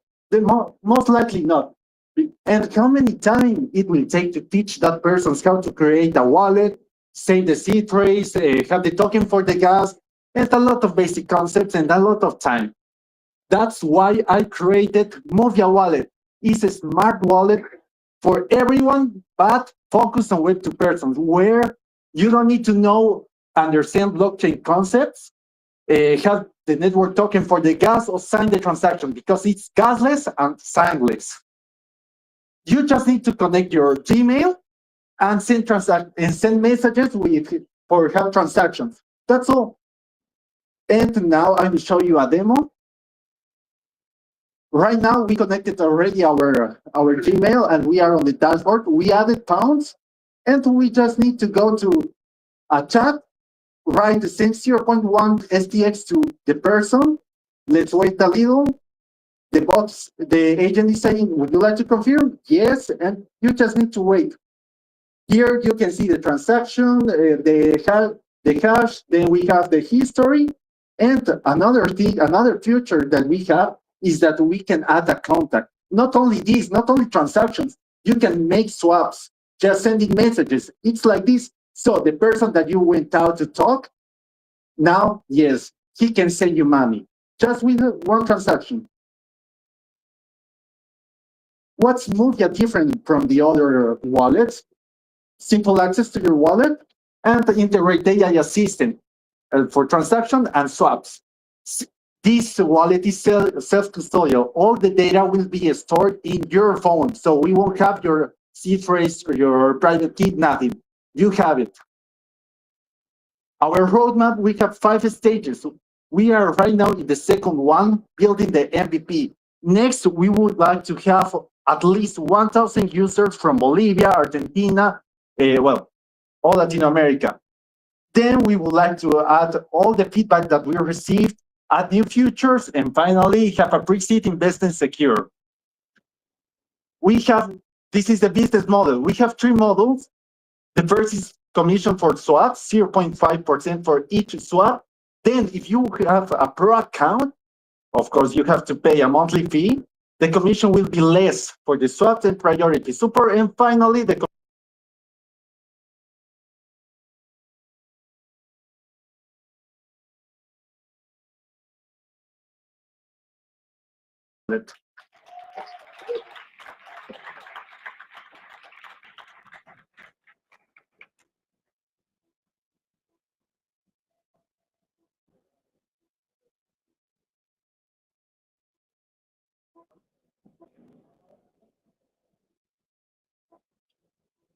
Well done, move your wallet. Standing up till I'm freezing, man.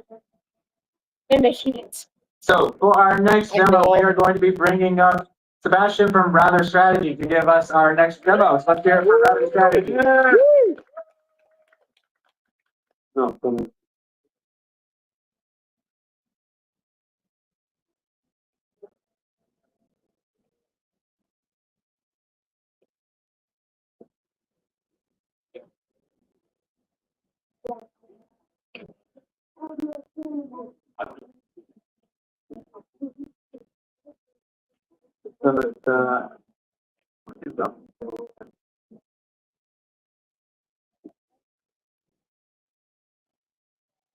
what?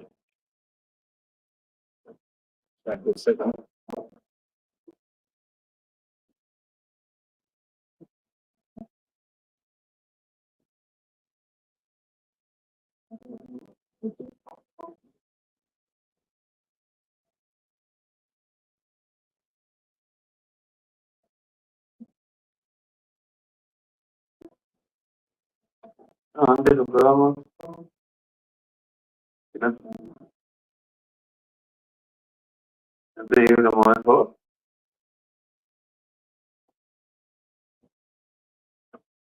Okay. Thank you very much. There we go. My name is Sebastian Rosenberg. My name is Sebastian Rosenberg. I'm project manager. I'm part of the growth team at Rather Labs.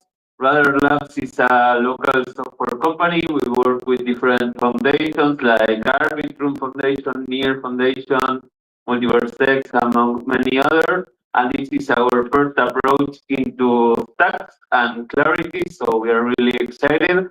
And what we built is the Rudder Strategy Protocol, which is about automated token strategies on stacks.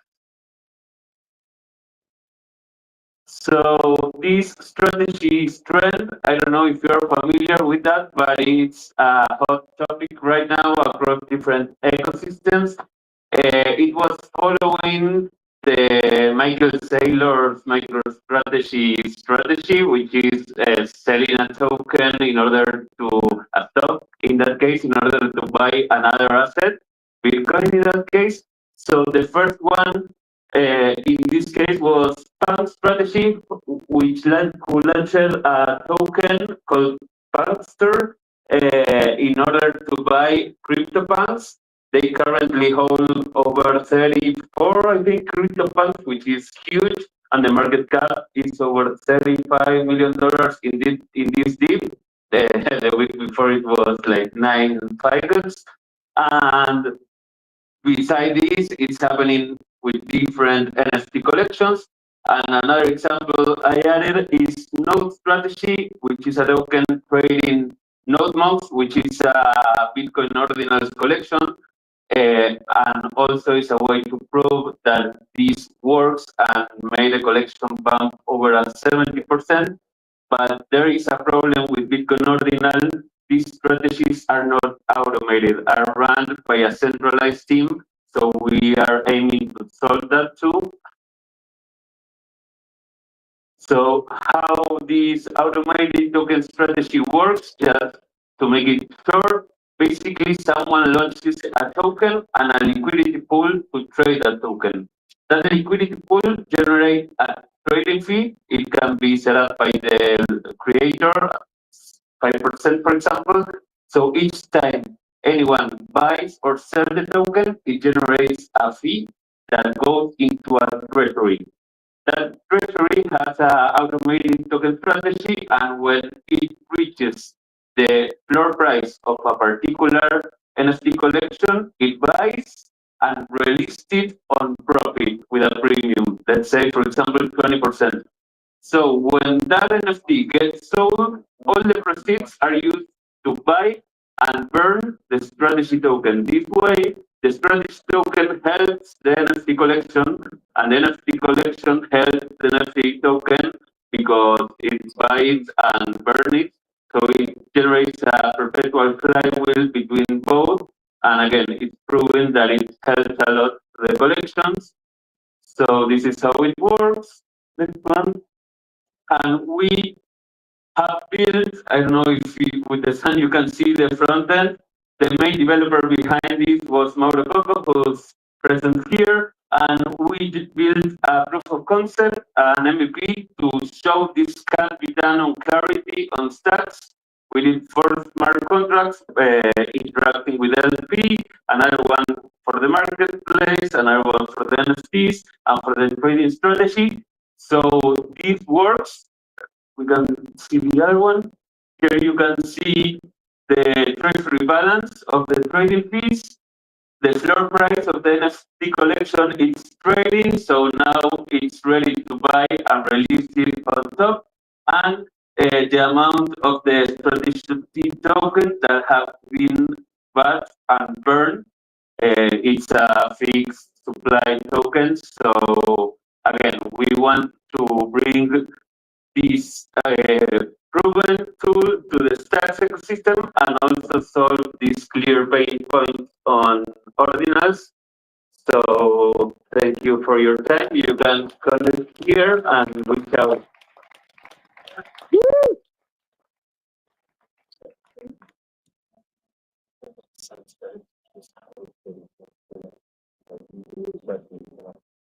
Welcome, Sebastian. You're good. Yeah. Okay. Thank you.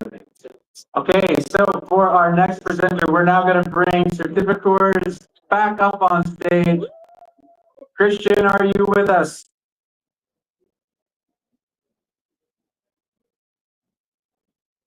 Yeah.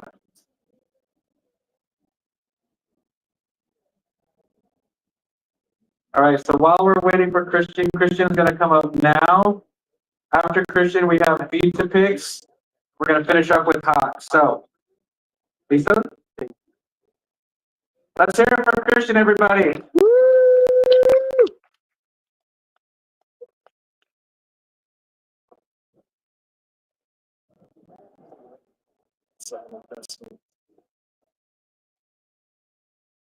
¿Estás ok? Perfecto. Hola, bueno, mi nombre es Cristian, fundador de Certificate, y hoy les hablaré porque el fraude de diplomas hoy en día es una industria que mueve más de 7.000 millones de dólares cada año. Sí, así es una industria. Esto les está costando a las compañías miles de millones en malas contrataciones y asuntos legales. A los estudiantes no logran comprobar su verdadero valor y las instituciones ven dañada su reputación. El sistema actual es lento, caro y basado en la confianza, no en la verificación. Ahora iremos desde los sistemas obsoletos a un futuro de verificación instantánea, inmutable, universalmente certificable. Somos Certificate. Somos Certificate, la fuente oficial para la nueva validación de certificados académicos. Usamos la blockchain de Stack para lograr crear una verificación en segundos, proteger marcas e instituciones y una verificación instantánea de certificados. Nuestra plataforma crea valor para todos, las compañías, reclutadores, estudiantes e instituciones. Nuestro modelo de negocio es B2B. Compañías y reclutadores pagan una suscripción anual por nuestro sistema para poder verificar certificados. Ya tenemos un MVP trabajando. Dentro de los siguientes meses planeamos lanzar nuestro piloto con al menos 2 escuelas e-learning. Ahora veremos la demo, donde solamente ingresando el correo pueden encontrar la wallet y ingresando el nombre del curso certificamos en la blockchain de Stack.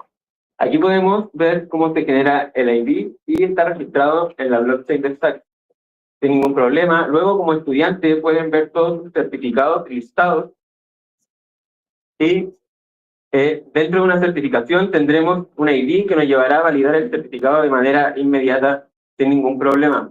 También tenemos un explorador público donde con el correo podemos buscar todos los certificados de un usuario, los datos de una academia y más información sobre un certificado particular.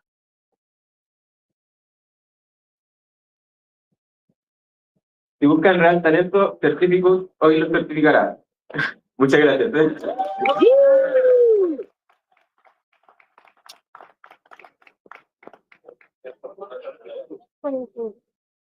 Well done, Christian. Well done. Let's hear it one more time for Christian. Great job. All right, so moving into our next speaker, we are down to our final 2 projects. Our next presenter, pointing to you, Ronell. Come on up, B2Pix. It's your time. Take the stage. Let's hear it for B2Pix, everybody.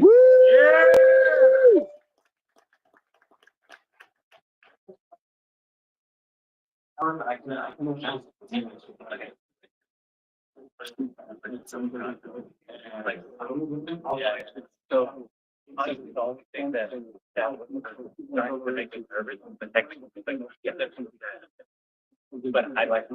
did everything and made everything awful.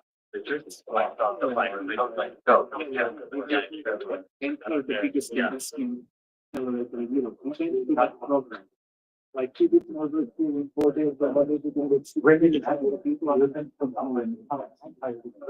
go for a run, like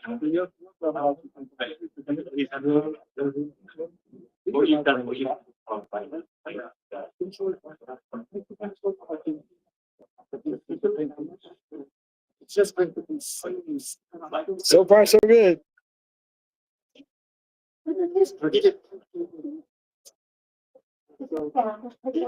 I'm not sure if it, I'm not sure. Every so often I lose connectivity.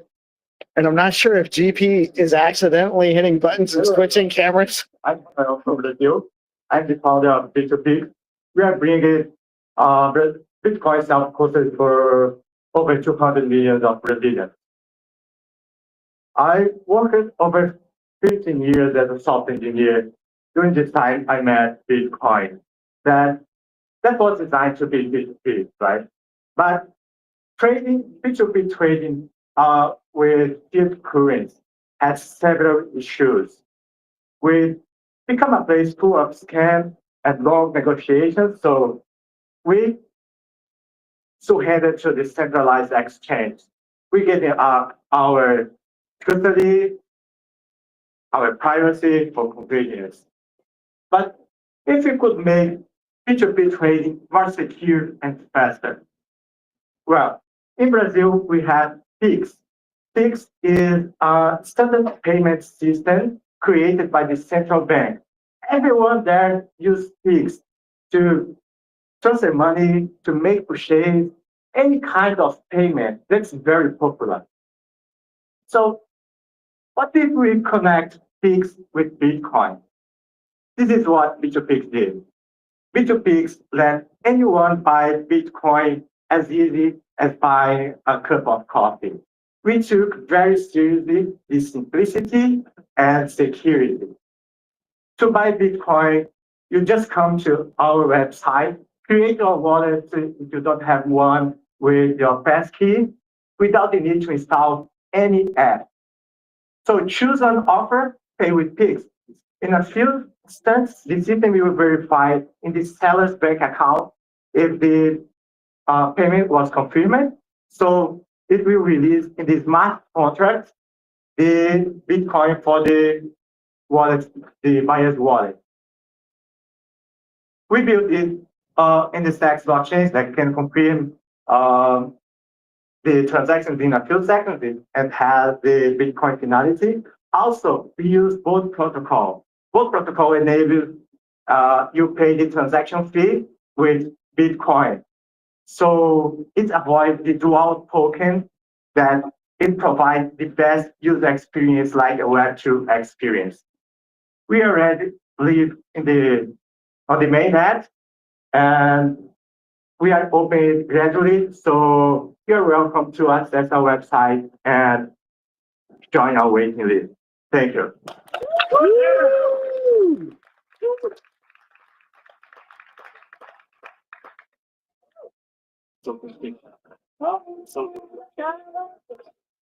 You sold your piece. You sold your piece. Let's go. Well done, B2Fix. Okay, so we're down to our last presenter.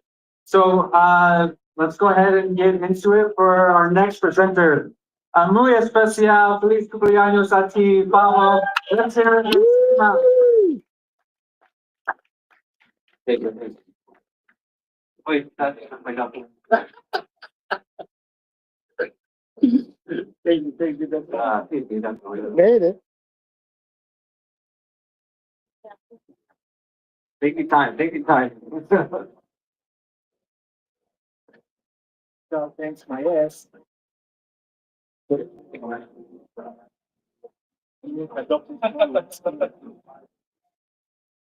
need to copy what I'm doing. You can franchise, people will have to buy them. No. Can I rent you? Yeah, whenever you need it. You don't need your own stuff.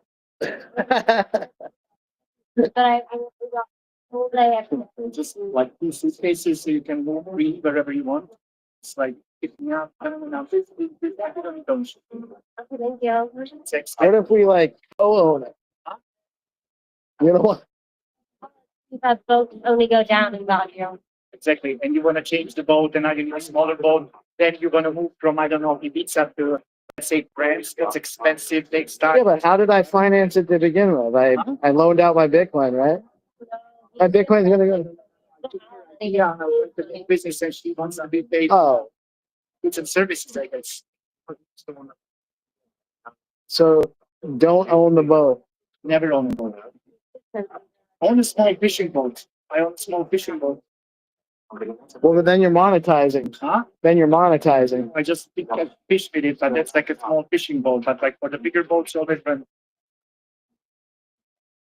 You don't need to be boat on. You need to be on the boat. Can you hear me? Yeah. Hola, hola. Hola. Muchas gracias por venir. Bienvenidos a Buenos Aires. We like it. We like Buenos Aires, right? Yeah. I want to know who I'm referring to. Because I follow hacks. I've been developing since a lot of years, like more than 7. Also researching Bitcoin since late 2018. Going to very networks on the digital sphere. And now I'm building on stacks since more than 1 year. Also studying for being a Bitcoin core developer here in Argentina. I'm gonna go back to the Amazon where is my origin the next year. And right now I'm very, very grateful to be part of this project. You know, you did check that name, right? You understand what is that about. It's the legacy industry of the music, communities are pretty messed up. We are seeing a lot of applications that didn't got really the fair compensation for the artists. So I'm as a musician and as a programmer and as a 3D modeler even, I'm really pissed off about that. So I building with our DAO here also in Latin America is cross countries. Sumac, that means belleza, beauty in Quechua. It's a software universal music art kernel. Basically, it's a protocol for people to share music, art on the Bitcoin to stacks. It's so easily to just share what you are making on. About the flow of this process is practically making a contract, charging a fee for all the entities that are the artist, curator, buyer, or remixer that can use your work. So we already have the first song minted on Bitcoin stacks. That is Cholo. Is now driving also the advance. Yolo Cholo is the first album. So how to earn Satoshi really? That's what people ask, right? Not just how to buy it on the floor or whatever. It's like how to really earn as an artist. We have Satoshi from SBTC, this network that is really strong. I really believe in that. I want to test it. You just have to mint, list, launch, and earn and repeat. That's what you need to do on this ecosystem. So practically I'm doing this for open source. All my work is open source. You can check it on GitHub, anywhere. On my site, that is hacks.pe. So we stand for a right to play. I invite you to check sumac.app. Maybe you can get a little bit of fun over there. I follow hacks. You can follow me on Nostr or whatever. Do what you want. Okay? Thanks.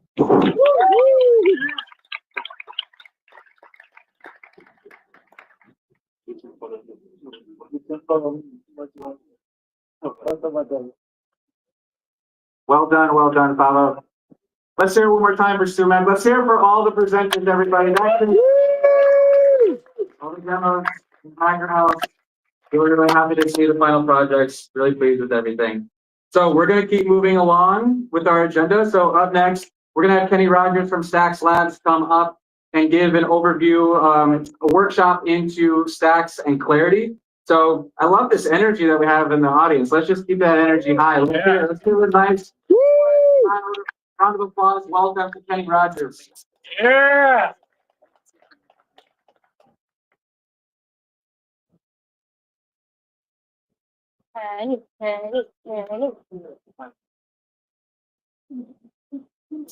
While Kenny gets set up, what the rest of the afternoon looks like is after Kenny, we're going to hear from the Stacks Latam team. If you're here at the beginning of the morning, I gave an overview as to why we are here, why we are in Buenos Aires. The Stacks Latam team is going to give some context as to why that is.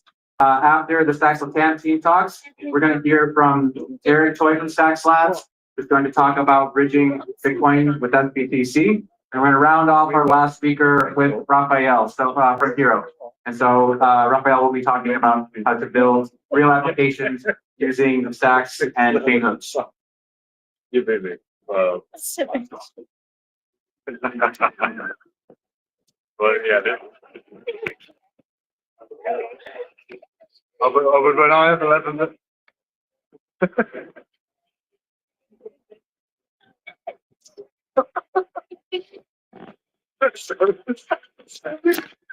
That's enough. or another grandma. Hello, everybody. I just got to say real quick before I get started, I've been with all these builders for the past week watching them build their projects, and we could just do another real quick big round of applause because watching them go through all of this. Crazy crowd, all of them, super cool. This is probably one of the coolest events I've ever been a part of. Honored to have been able to be with them during this journey. And I'm also going to put Ileana on the spot and give her a big round of applause. So, with that, I'd like to welcome you all to the nerd portion of today's programming. We're going to be kind of digging into how Stacks works. We've been talking a lot about some of the opportunities. We've been looking at some of the people that are building things on it. And now we're going to kind of get into the how it actually works.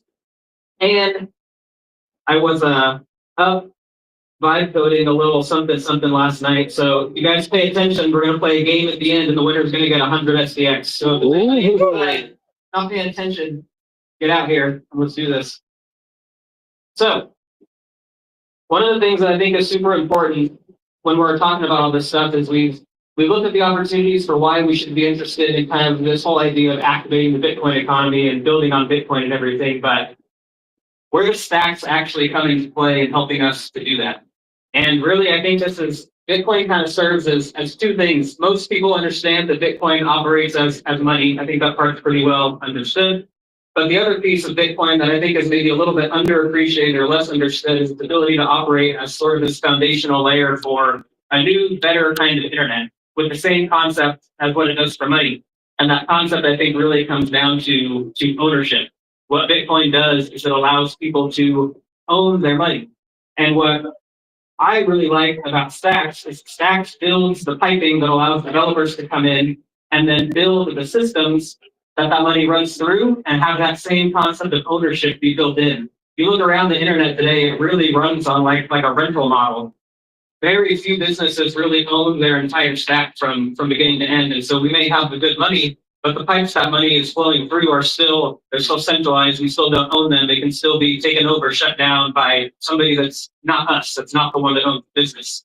And so the vision for the future that I have with Stacks is, can we get those pipes that the money runs through to have this same ethos of decentralization and ownership and freedom and everything? So we're going to look a little bit today at how Stacks approaches that.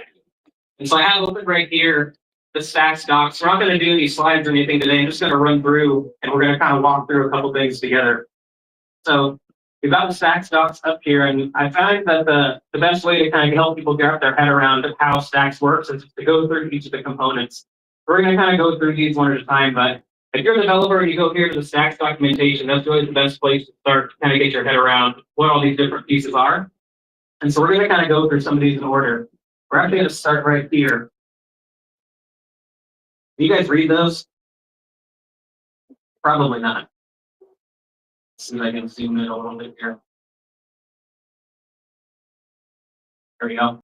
So this is kind of what I would say almost like what you might call the transaction journey of how somebody's going to interact with Stacks and how that's going to flow from when the user first initiates an action and how it's going to flow through the whole system and ultimately settle onto Bitcoin. It's another term that we throw around a lot. Stacks helps things settle on Bitcoin. So today we're going to kind of look at the path that actually goes down. And the first thing is obviously the user app. So this might be a wall, this might be a DeFi protocol, whatever. This is really going to be the first point of interaction. And usually what's going to happen is that when a user uses their wallet to call a transaction, behind the scenes, that's going to be using a JavaScript library called Stacks.js. So real quick, how many people are developers out here? Okay, so like half and half about. So if you've ever built on Solidity, Stacks.js can be thought of as like Web3.js or Ethers.js, but it's really going to be the interaction layer between the user, and then the clarity smart contracts. So that's kind of where the journey is going to start from the user perspective. They're going to interact with an AMP. That's going to use a stacks.js function to then call a clarity contract. And clarity is kind of the lifeblood of the Stacks ecosystem because that's the language the smart contracts are actually written in. And so what we're going to do right now is I'm going to have some audience participation. If that's okay with everybody. We can't see this one either, can we? Okay. A little bit. How about if I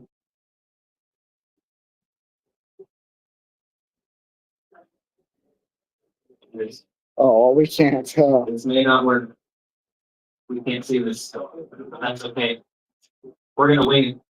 All right. What this was supposed to look like was a nice, beautiful little set of templates for what we actually want our contract to do. So basically what we're gonna do right now is we're gonna build, it's called a multiplayer counter contract. Super simple. The goal is we're gonna maintain accounts and anybody could initiate a transaction to add on to the account. And so what we're gonna do is I'm gonna call out what we need to add next, and you guys are gonna help me kind of put together this clarity contract so we can kind of get introduced to some of the concepts. So what I want you to do is I want you to look over here on the right. We've got a collection of a bunch of different elements of clarity functions and contracts that we need to put together in the right order to write our contract. And so the first little block that we have over here that you guys can't see, the first thing that we have to do is define a storage map. So I'm gonna start calling on everybody to shout out. If we need to define the storage map, which one of these do you think that we need to use? And I'll give you a little bit of a clue. The pink ones are the ones where we need to define something, so create something new. The yellow ones are where we need to call a function. And then the blue ones are going to be variables, so they're going to hold some values. The orange ones are going to be different data types, and the green ones are going to be the actual data itself. So if we want to define a storage map, which one of these are we going to grab? Define map. Somebody said define map. Hey, we want to name it counters. Which one? Counters. The blue. Yep. Now, we want it to be keyed by the user. And what that means is a map is basically a data structure where you have a piece of data that has an identifier. And so what we're saying here is we want the data here to be able to be identified by a user. How do we identify users in crypto? Principal. Addresses. So in Stacks, an address is called a principal. So if we remember that the orange is the type that we want to put here, and we need it to be an identifier for a person or a principal, then that means we're going to put what here? Principal. Principal. And we want them to be storing a type of a number, but it's a specific kind of number called an unsigned integer, which basically means a positive number. So if we say unsigned integer and it needs to be this same type of data, which one are we going to want to throw there? Uint. Uint. Now we just need to end. I'm not going to make you guys guess that one. Next, we need to define a read-only function. Which one's that going to be? Define read-only. Read-only. Nice. If you can pick up on what I'm doing here, I'm trying to highlight how readable clarity is, because you can basically just pick and choose for the thing that you need to do, and there's going to be a function that's going to be named similarly to that. So we want this function to be named getCount. And the yellow ones are function definitions. There's two different ones here. So which one do you think we're going to want to use here if we're just trying to define the function name? GetCount. Right. Now what we need to do here is we need to define the argument that we're going to pass to this getCount function. And we're going to call that argument to, and it's going to be a principal type. So we're going to want to do which one there? At the bottom. Nice. And now what we want to do here is the first thing we want to do is if whatever we're about to look up fails, we want to have a default fallback value that we're going to fall back on. And so we need our value here to default to something. So what are we going to want to call it here first then? Default to. Cool. And we want it to default to 0 if it doesn't find anything. U0. Okay.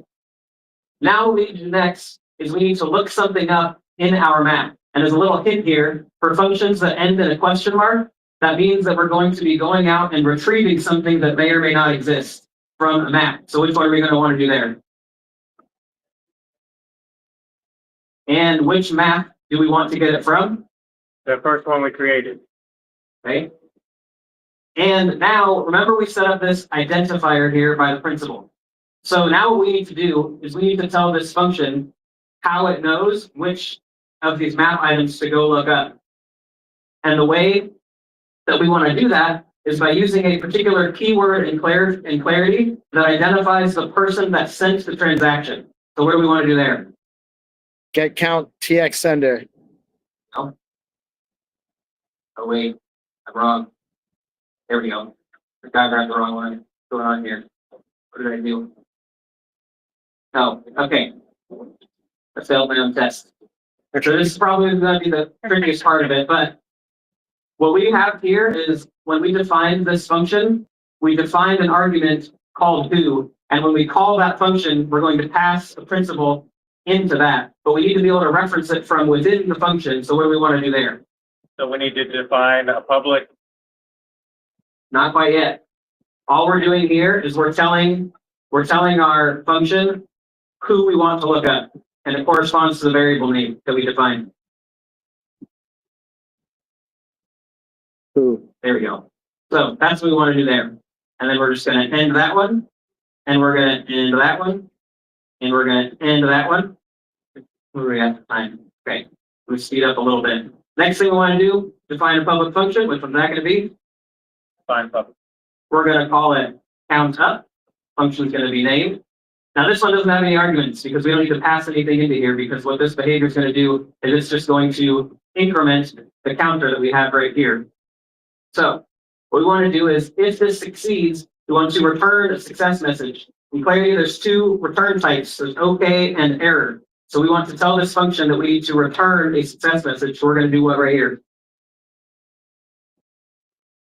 Now we need to set a value within our map. So we're going to run the map set. We need to tell it which map we want to update. It's going to be counters. And now we want to make sure that whoever calls this is the one whose count is going to be updated. So whoever sent the transaction. That's what we were trying to do before. Now we need to do an addition function, and operators work a little bit differently in clarity. If you're used to other languages, you might be used to saying, 1 + 1 = 2. In clarity, what you're actually doing is you're calling the add function and you're passing arguments to it. So we need to call a function that's named plus, which means we're going to grab this guy right here. And the next thing that we need to do is we need to get the current count of this person's counter. So we're going to retrieve that value from the map. Then we are going to add 1 to that. And now it's just a bunch of end parentheses here. And congratulations, we all wrote out putting a contract. So with that, I'm going to talk a little bit about the next tool that we have in the Stacks ecosystem, which is Clarinet. So if we go back and look here at our diagram right here, Clarinet's right up here. And Clarinet is really the home base for Clarity developers because it's where they're going to initiate the process of writing their Clarinet contracts or Clarity contracts. That's where they can set up a local developer environment, get all that stuff going. So what I'm going to do is I'm going to run a command called Clarinet new, and we're going to say multi count. We're going to change into that directory. Then what we want to do is we want to create a new contract called multi-count. And we see here, we've got a couple different folders in here. We're going to pop open cursor. You guys can semi-see that, right? We're going to get our contract right here. Right now, it's just empty. And so we're going to see if this is actually a valid contract that we just wrote together. We're going to save it right here. We're going to run back, and we're going to run Clarinet check. Congratulations, we just wrote a valid Clarity contract by putting some building blocks together. Nice. So that's the quick tour of Clarity.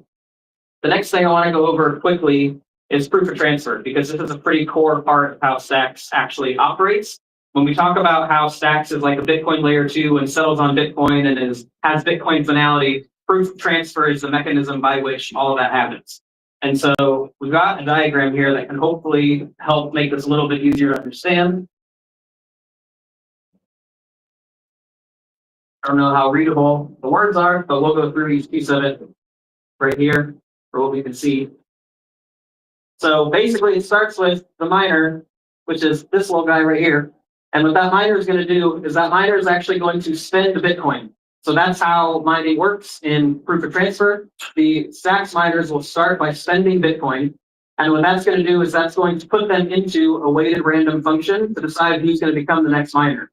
Now, what they do next is a result of the Nakamoto upgrade that happened not too long ago. Previously, Stacks blocks were tied 1-to-1 with Bitcoin blocks. They happened roughly every 10 minutes.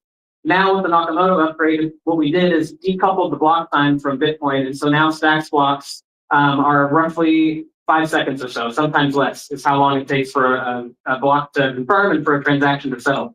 So most of the time, when you initiate a Stacks transaction, you go to check the Explorer. By the time you actually open it up, a lot of the time it's already confirmed, which is great. So when that miner gets selected, they start a tenure. And what that means is their tenure is going to last that whole Bitcoin block, but they're going to be mining blocks every few seconds during that amount of time.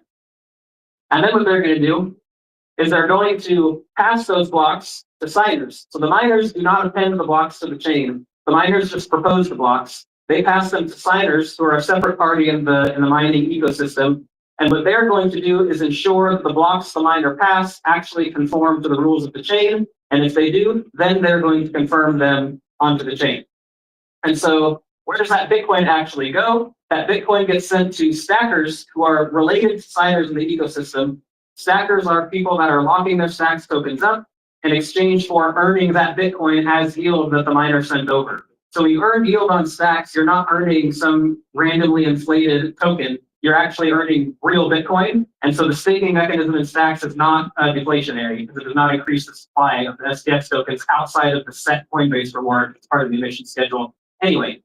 And so this right here, this whole picture, this is what's called a reward cycle. And a reward cycle is 2,100 Bitcoin blocks, roughly 2 weeks long. And so what'll happen is these stackers, at the end of that reward cycle, they'll get a proportion of that Bitcoin yield distributed out to them, proportional to how much they stacked in the protocol. So that's the quick whirlwind overview of proof of transfer. And the next thing I want to cover is SBTC. So SBTC is really how we can actually use Bitcoin on the Stacks chain, because as everybody knows, Bitcoin by itself is not programmable. So if we want to take it and use it in a programmable environment, we have to somehow find a way to represent that Bitcoin within the programmable environment. Most of the time, that's either a centralized or relatively centralized solution, like wrapped BTC, for example, on Ethereum. And so what the Stacks core developers sought out to do was they wanted to create as decentralized of a version of this as possible. So when Andre was up earlier, one of the kind of principles he talked about was, what can we build on Bitcoin with the technology we have available to us now that is as decentralized as possible, that then also leaves open a path to further decentralization over time. And that's really the core ethos behind how SBTC works.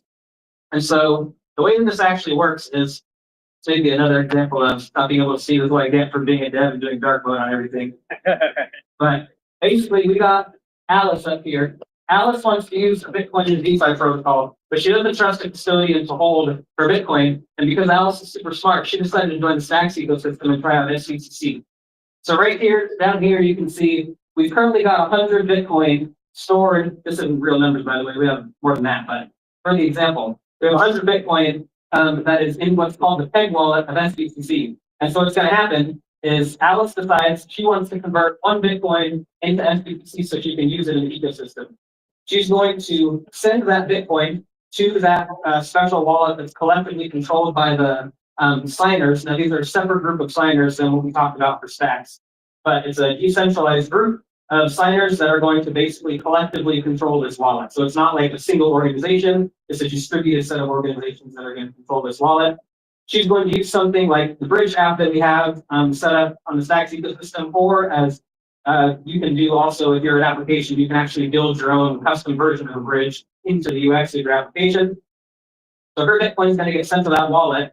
We have a couple different components that are then going to basically notify the signer software that that transaction has occurred.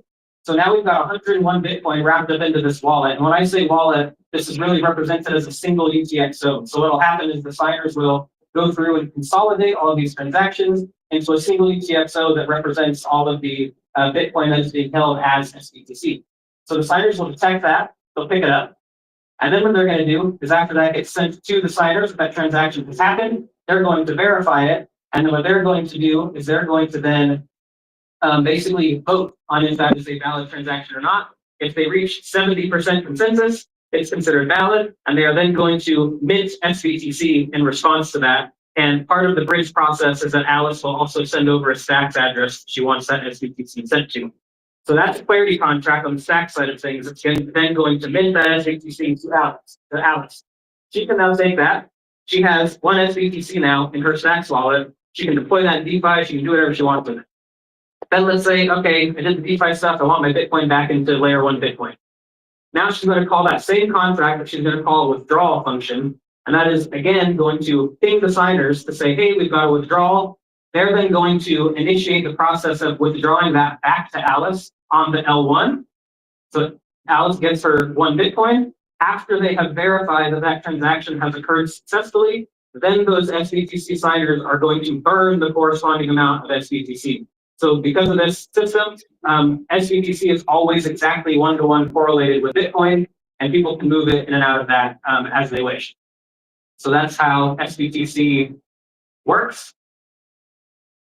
And all of this eventually settles on Bitcoin because there's one piece of that proof of transfer protocol that we didn't quite mention yet.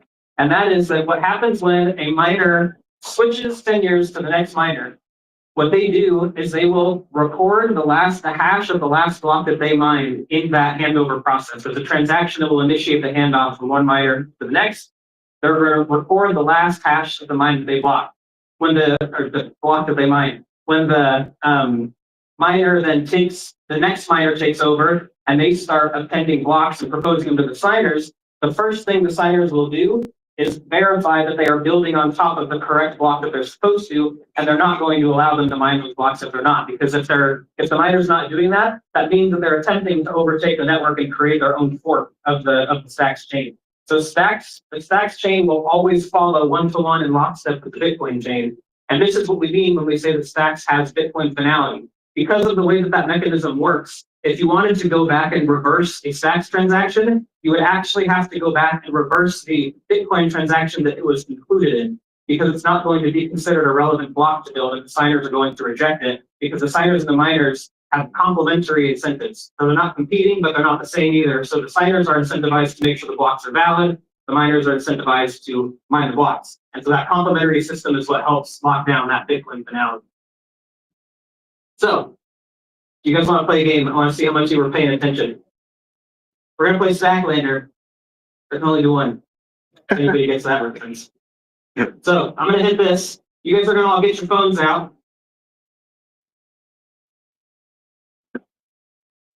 And we're going to scan this. We're going to play a little trivia game.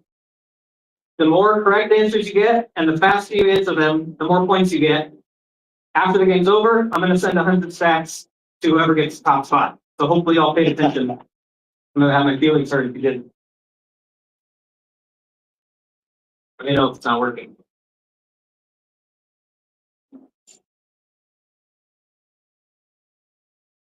Can I put my BTC name, or does it need to be yet? I'm just going to manually send it, so put whatever there.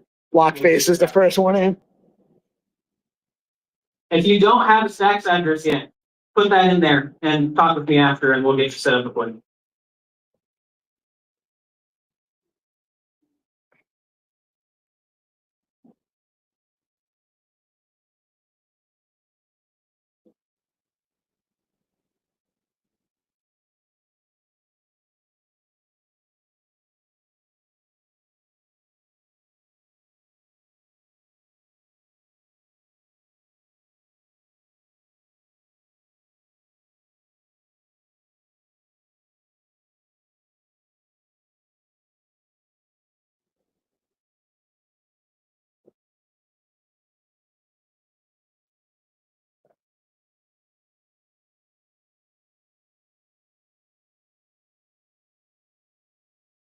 Everybody good? Anybody still going?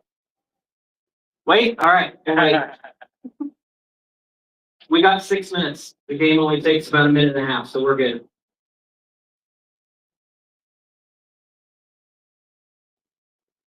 My address is in my laptop. Bravo, you're trollo.beats. Yeah, I totally did. No wonder it wouldn't let me get that name. I know. You were stuck with Pendejo.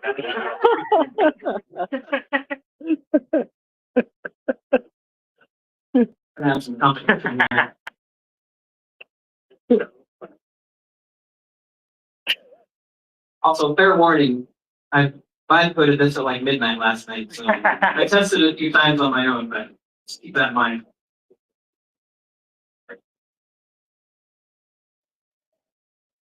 Everybody in? Yep. Somebody say no? Mike, are you saying no or are you stretching your neck? Okay. All right, we're gonna do this. Everybody get ready? You're gonna be looking at your phones. That's where you're gonna want to look. Questions are gonna pop up. You gotta get the right answer as quick as you can. Ready?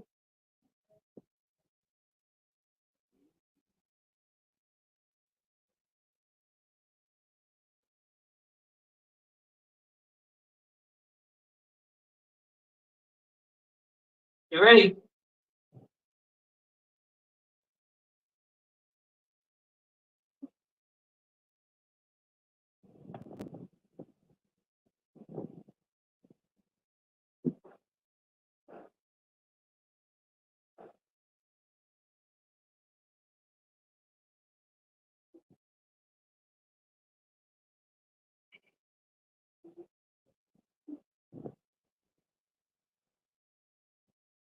Halfway there.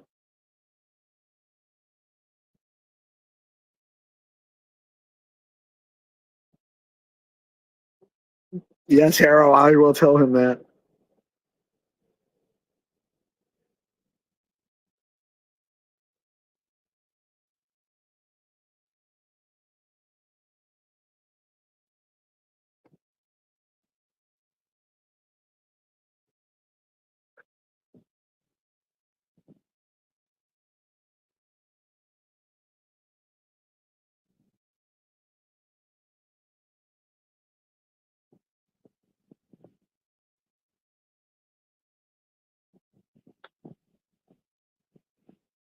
All right, we're down to the last question.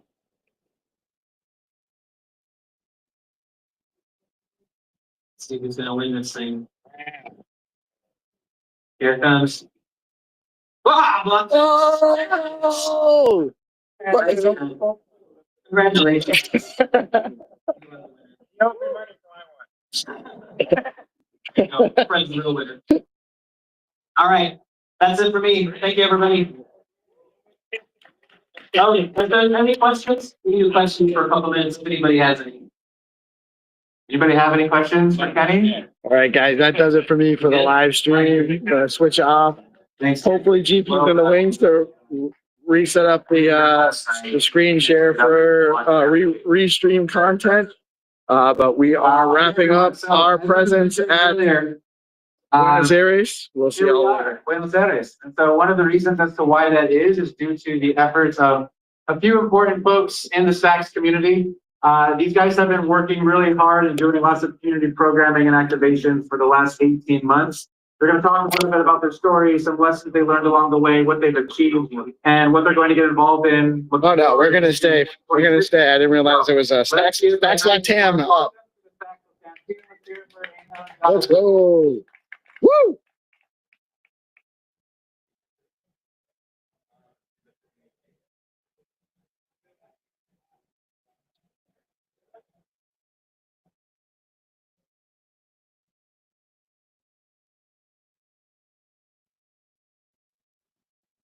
Brother, can you do me a favor? Yeah, sure. Can you just hold this on that for a minute?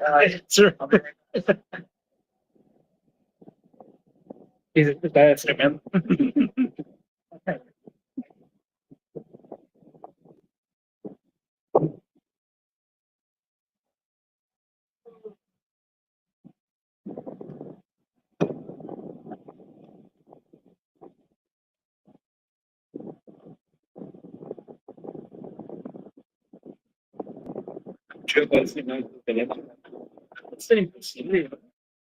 Hi guys, what's up? It's that time. But this brief summary is super important and deeply exciting such that we are readable now. Downloading a development ¿Qué pasó con Colombia? Well, 2024 was a big year. Start that mission to increase developer adoption in Latin America. 2025 was awesome because you are here for that. Well, the idea in 2024 was expand and increase our ecosystem in countries like Peru, Colombia, Argentina, Brazil. The idea was launched the first graduate bootcamp in Spanish. We received over 100.5 applications, and finally, we invest 15 hours learning writing. Next, Nakamura Meetups was a perfect skills to increase our scope. For example, we have 6 countries in 9 big cities to explain how works stacks, how works clarity, few weeks under the Nakamura happens. And 1.3 Bitcoin Visa was a big event and our perfect to increase our scope to explain how stacks is working with Bitcoin. In the end of 2024, we execute our first online hackathon with different countries in order to meet your projects and increase our impact for the next year. And that's it. Rolling 25. Okay, thank you, Jonathan. So, what happened in 2025, which made a shift plan? We start growing the ecosystem, but we try to focus more in retention builders. So we did a roadmap for this year when we try to activate everything in North America with different kinds of initiatives like IRL meetups, like technical workshops, and online bootcamp. We can have many developers from Latin America here. You're officially a DeOrganized. Very exciting for us to have many projects from different countries from Latin America here in Argentina, building and sharing their projects to all the crypto and Bitcoin community. This was part of the plan. We did a lot of meetups in Chile, Colombia, Peru. We activated the tech partnerships here in Argentina, like Restream, who already won a prize in Tax by Coding Hackathon. We unlock new developer communities like Bolivia, countries we've never been before. And also we expand our presence in other countries like Argentina, like Mexico or Brazil. The results you didn't see, but it was around growing around 600% between 2024 and 2025. We grow with more than 40 developers in the ecosystem right now. In comparison with last year, when we did a hacker house, we had approximately 80 developers. So it's exciting for us to have more developers in our ecosystem right now. But what was one of our most important regional milestone? We did a hackathon last month, an online hackathon, the started an online hackathon, and we have more than 250 builders from across Latin America building projects and stacks. We achieved a record with more than 50 stacks-based projects. Our initial objective was 10 projects, so it was a good result for us, like more than 50 projects building and doing things like that. And the winners from this hackathon come here to our hacker house in Argentina. We have winners from Brazil, from Peru, from Mexico, and Bolivia, winners that you already saw in the previous presentation, like B2P, like certificates like X402 in stack. Other success stories we have here in LATAM ecosystem. 2 of the 3 winners from the Global Stacks hackathon, by Coding Hackathon, came from LATAM. Rudder Labs, the first place for this hackathon, they are from Argentina, and they won the hackathon after participating in one of our clarity workshops we did with them in the month of September. So this is good for us because with this initiative, we activate a region like Argentina, which is going to be important for the ecosystem here in Latin America. And also the winner of the 2024 Stacks Latam Hackathon and Stacks Latam Hackathon we did last year during the Bitcoin here in Argentina, still working in the Stacks ecosystem and be part from the Stacks program, which is like one of the most inclusive programs in the Stacks ecosystem. And he joined to the Stacks ecosystem and the Stacks Hackathon, for his participation in our program. So that's it. Well, that's what we want to share with us. This is part of the result we had in these 2 years. We have a growth between the quantity of builders we retain between 2024 and 2025. And now Latam is one of the strongest contributors to Stacks ecosystem builder funnel. What else? Right. Well, as Jonathan told us, we are just now 3 people in the Stacks core team building, but we invite you, if you are a developer, if you are a builder, if you are an educator, builder, or even you are interested in being part from the Stacks Latam, it doesn't matter what country are you, if you are from Brazil, from Mexico, doesn't matter. We come together, accelerate the Stacks adoption and create impact across the region. If you are interested in joining us in this ecosystem and continue building and continue growing the ecosystem, you can scan this QR code, share with your friends, share with any people who are interested. We speak Spanish, we speak Portuguese, we speak English also, so we have space for everyone in Latin America to continue building in Stacks. And what's next for 2026? So we want to increase our presence here in Argentina, but also in other cities important in Latin America as Mexico or Brazil.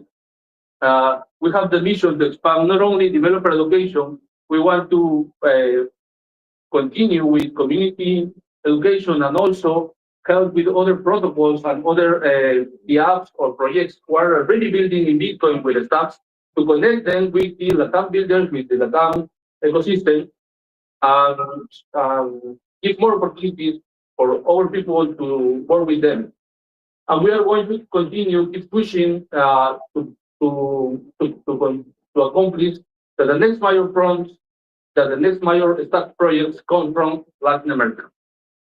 So I think it's all. Thank you very much. Gracias. Español. Obrigado. Well done, Stacks Latam team. These guys earned and deserve a little bit more of a louder round of applause than that. Let's hear it a little bit louder. Well done, Angel and Jonathan. So while they pack up, we have a quick update. So next we're going to hear from Eric.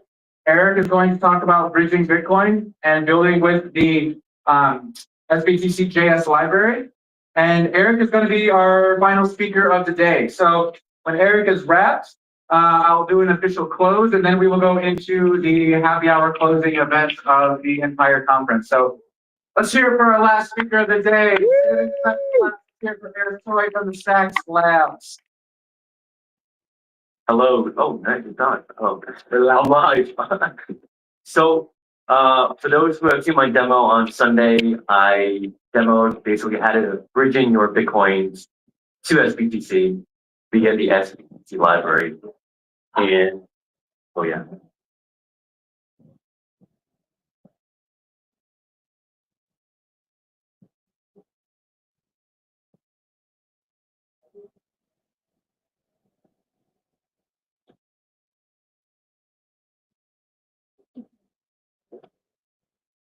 Yeah.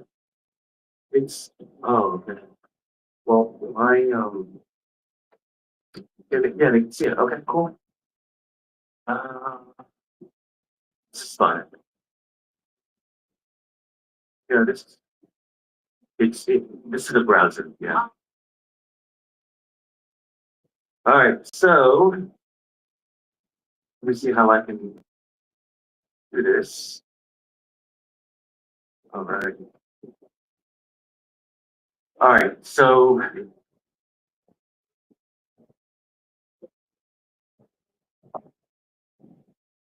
I don't have any slides. Yeah. I'm just raw notes and raw code. So, all right. So for those who've seen me on Sunday, you've seen me demo how to use the SBTC DS library for pegging in your Bitcoins to SBTC. And I did the reverse of pegging your SBTC out back into Bitcoin. For those who are still sticking around for the last workshop, you know what? I'm gonna peg in the Bitcoins and have somebody else receive the minted SBTC. Who wants the SBTC? Yeah. Okay, let me randomize it. Who should I pick? Who can say SBTC the loudest? Let's do that, all right? Who can say SBTC the loudest? Well, let's do it on 3. 3, 2, 1. SBTC! Oh, I think you won.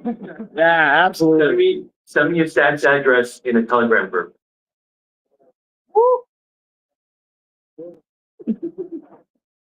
Okay, so yeah, this workshop's going to be about using that library so that anybody, any app, any builder can integrate a peg in and peg out process for SBTC for their users.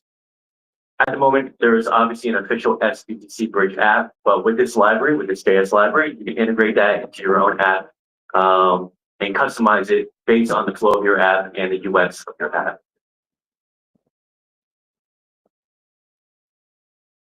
Scrolling down, so the goals for this workshop is, to understand the Bitcoin to SBTC pegging flow, understand the reverse, which is the SBTC back in the Bitcoin peg out flow, and to persuade you to build your own SBTC Bridge UI.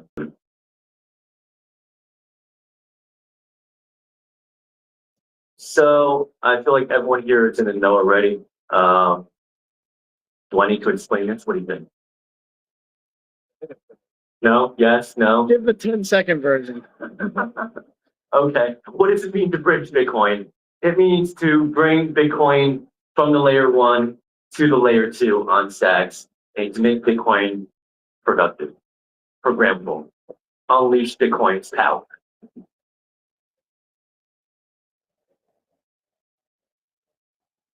All right, a high-level overview of how the system works. We have, think of it as 3 different parties. On the left side is the Bitcoin chain, on the right side is the Stacks chain, and in the middle are very well reputable, trusted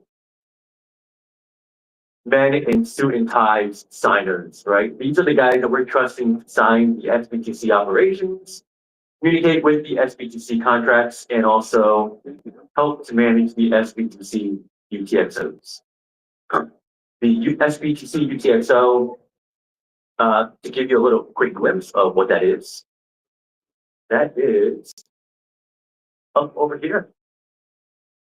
Let me refresh the page by clicking on this.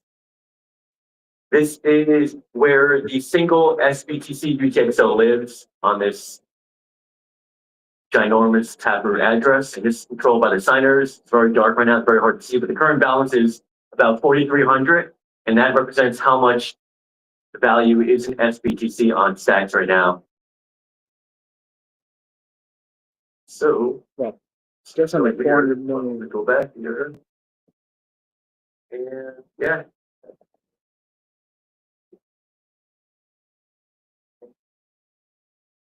All right. So this is understanding the peg-in flow. We're going to go one level deeper into the peg-in flow. Let me make it bigger. Did you send, Antonio, send your stats address to me? Okay, yeah. He needs it now. Yeah, he's getting the minted SBTC that I'm going to be demonstrating. Lucky man right there. All right, so this is one level deeper for the peg-in flow of what we're going to demonstrate. The user, that's me. I'm going to be on Bitcoin. I'm going to send my Bitcoin not to the signers, but to a custom taproot address or a custom P2TR, pay to taproot address. Once this transaction confirms, the signers will then sweep this UTXO right here into their main address that I showed you a second ago. They're going to complete all their configuration checks and whatnot. And then once they feel that it's confirmed and that they have UTXO in their address, they will then invoke the clarity contracts on the right side, on the stack side, and then Antonio will be getting minted, freshly minted SBTC.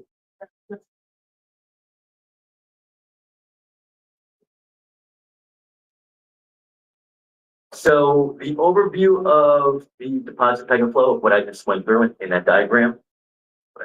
As the builder, you have 4 things that you need to do. You need to build the SBTC deposit address, or that custom tablet address. Sign and broadcast the Bitcoin transaction.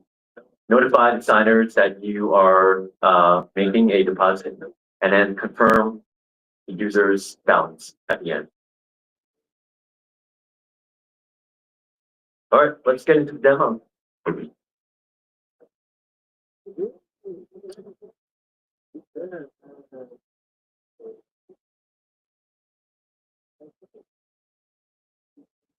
Any questions so far? No? Well, that's a good thing. All right. So I have this code over here. I'm gonna run it locally. Right now it's running locally on a local server. I'm gonna bring up that website.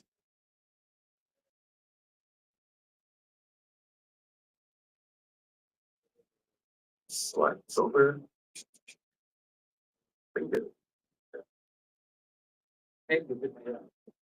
All right. So yeah.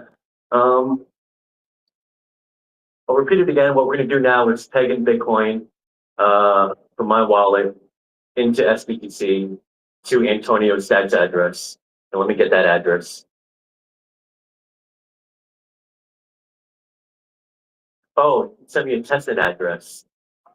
I mean, we're dealing with real money here. I'm going to be sending you real SBTC here, not testnet. Yeah.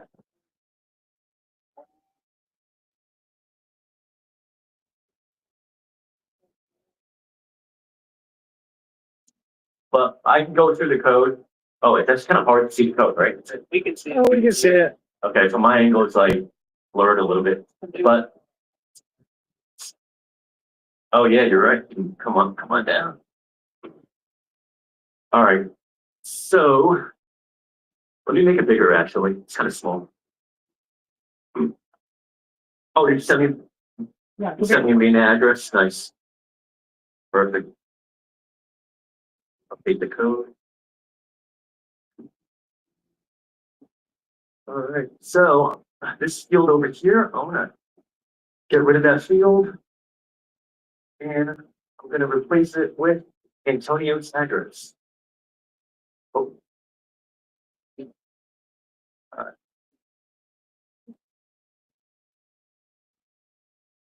That's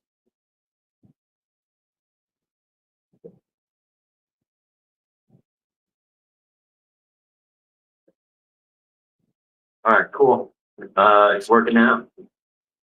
Let me just refresh my app. Oh, cool. And let me make the code bigger again. All right.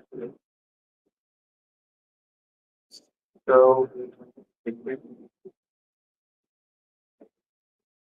all right. So at the top over here, we're creating that custom Bitcoin or custom Tabler address. This address is controlled by me, user, and also the signers. Once we create that custom address, we're going to send it and pass it into this field over here. This method is going to invoke your sats wallet, and it's going to create a Bitcoin transfer. We're going to specify that custom deposit address that we just made, and also the amount of Bitcoin that we want to peg into SBTC. And then at the end over here, we are going to retrieve the TX hex of that same Bitcoin transaction that we just made. And we're going to notify the signers about it just so that they are aware that there is a pegging process that is being requested, and for them to basically monitor it, check it, and sweep those Bitcoins into their main address. And so, and that's it. It's pretty simple. We're using the SBTC library for that create deposit address method. And also with this client over here, this client is using, he's able to communicate with the signers via the Emily API. And then so with this short amount of code, we can simulate the Bitcoin to SBTC process. So let's go ahead and peg. Well, first I want to make sure my wallet is properly connected actually. So let's go and do it. Yeah. Second.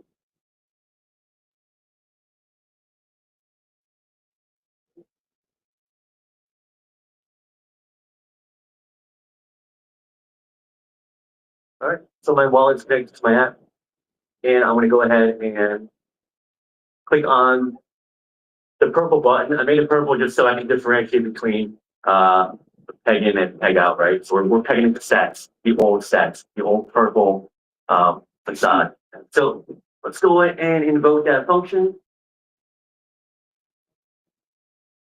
And nothing is happening. Hold on a second.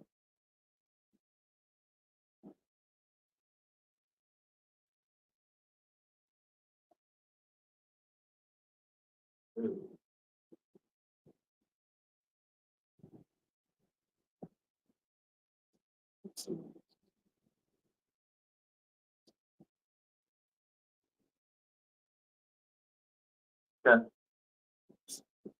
Come on back.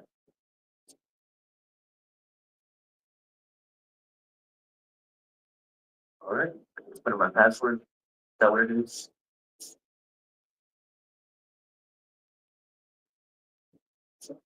Okay, this off screen, and so nobody can see what I'm typing in, just in case.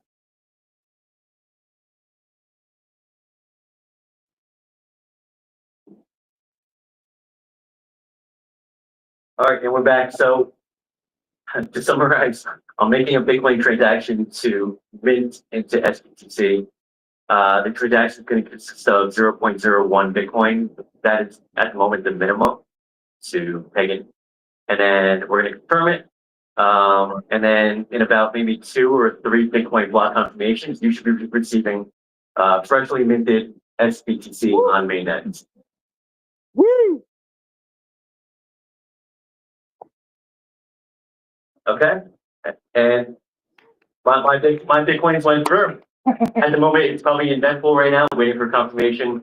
But essentially, it's honestly as easy as that, and you can customize this flow however you want to, based on the purpose of your app, the UX of your app, UI.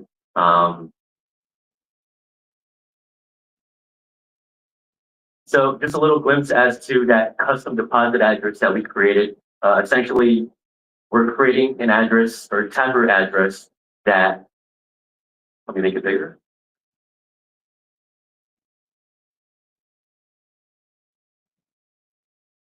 Okay.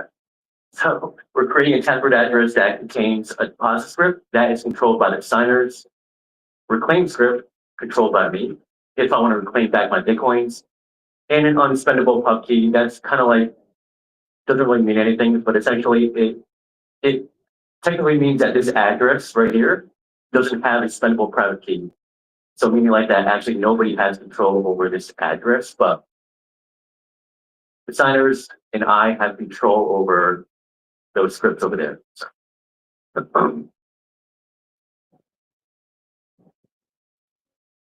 And honestly, that was it. So there was the reverse process, the withdrawing of your SBTC back into Bitcoin. It's pretty similar. The user on Stacks is gonna burn their SBTC in the Clarity contracts, and then the signers will be receiving that emitted event from the contracts. And then the signers, after performing their checks, they will then send back the Bitcoins to your Bitcoin address. And if so, the process for the developer is just you want to make sure that the Bitcoin address is valid. Make a contract call to the specific SBTC contract, and then you want to confirm that transaction. So lastly, to sum it up, why build your own SBTC bridge? Well, I kind of stated it in the beginning. One, you can tailor the UX for your specific app's flow. For those who use the main app, maybe there might be some things that you want to add more to get more status updates or more information regarding that, regarding the transaction, either on the Bitcoin side or on the stack side. You alleviate having your users from moving away from your apps, so that you don't need to have your user open up a new window, a new browser, a new app, localize it, rebrand it for your community, and you can continue to make Bitcoin bridging invisible.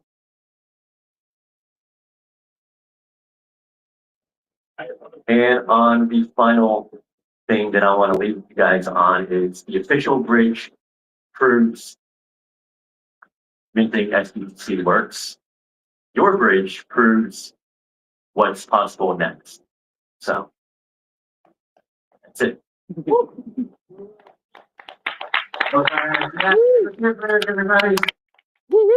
Let's hear it for the winner of the new receiver of Eric's SBTC. He got about $100 worth of it. Let's go. All because of his loud voice. Sometimes you have to be loud. And also thanks to the current minimum of how much you can pay in. Right now, the minimum is about $100 worth of Bitcoin. So, okay. Honestly, if there was no minimum, I would have just maybe gave you like $5. But now you have $100 worth of for minimum. So.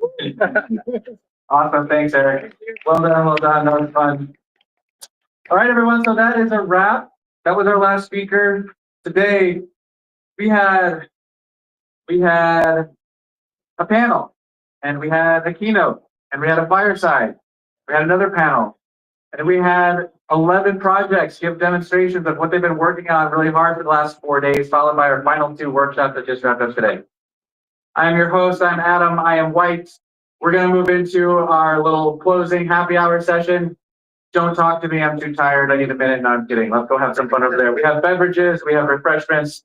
We have some food. Let's go have some fun. Let's mingle. Let's network with everybody. Thank you for coming out. Bitcoin Builders Conference.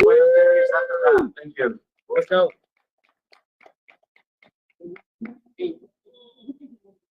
All right, guys, that's a wrap. We're wrapping up our presence at Buenos Aires for DevConnect and all of the Stacks events around. I'll be back at my desk, probably not tomorrow morning. I'll be flying in tomorrow morning around showtime. I think I'll see you guys on Friday. Y'all have a blessed rest of your day. I'm gonna hook up with GP and we'll get some more content going soon. See y'all on the flip side. Y'all have a blessed rest of your day. Oh, okay. Keep it. Oh. Yes.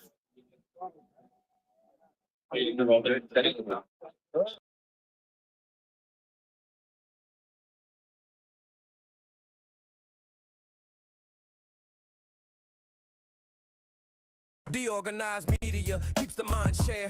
Growing in the morning with peace and GP. Keep you knowing the alpha keeps flowing. The hunters tools they be showing. The AI Gale keeps them in clips that be glowing. Consistent on the daily, they bring Bitcoin news. Oh, and GM piece. GM, brother, you hear me okay? Oh yeah, I can hear you okay. I was with Benta, and yeah, we were talking about devs. Nice. And how they put in so much work without sleeping. We took probably fell asleep. What's going on? Oh, well, he actually mentioned to me late yesterday that he had some stuff he had to handle this morning. He would try to get to the show as soon as he could, but he might miss the show this morning.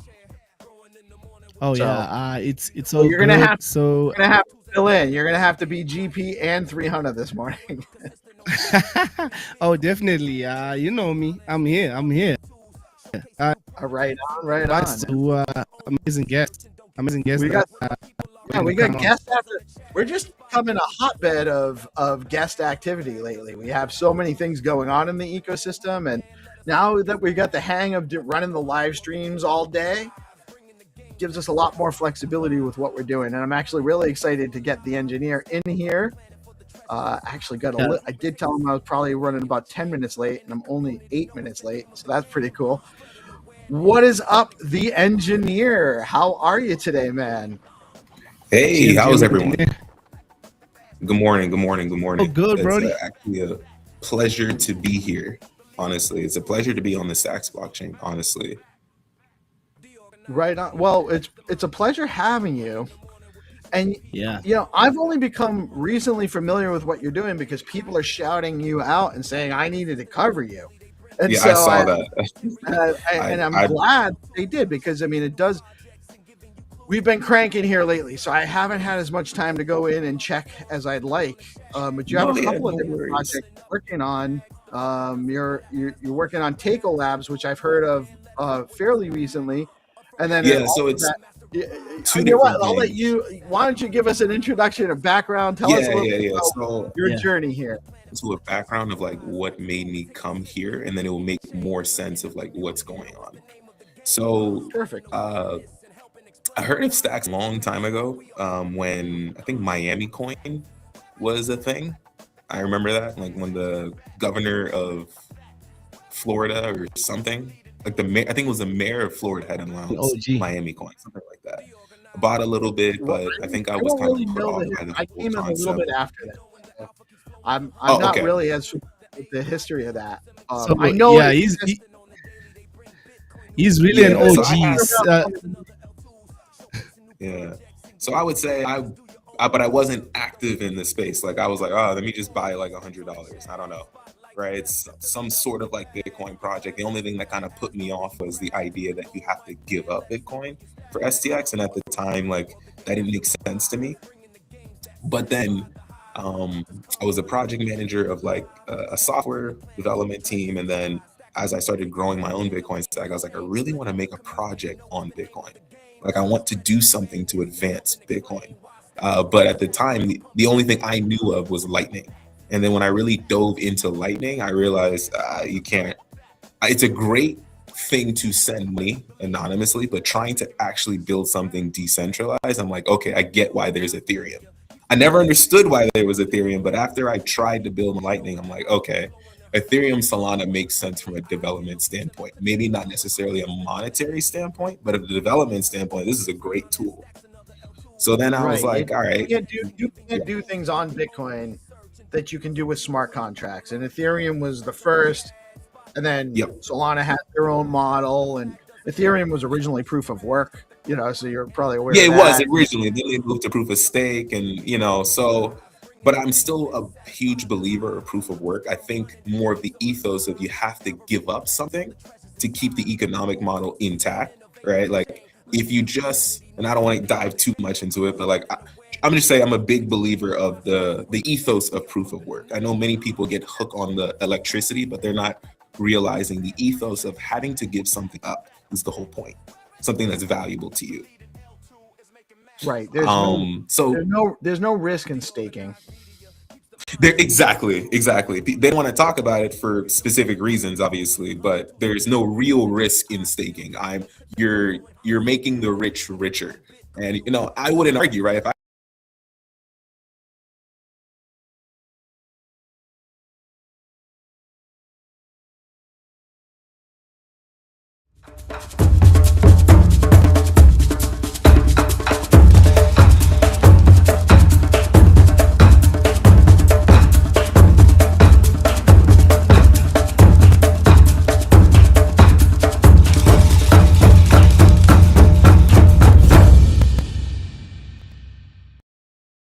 Solana, I'd be the first one to be like, no, this is the future of the world. Trust me.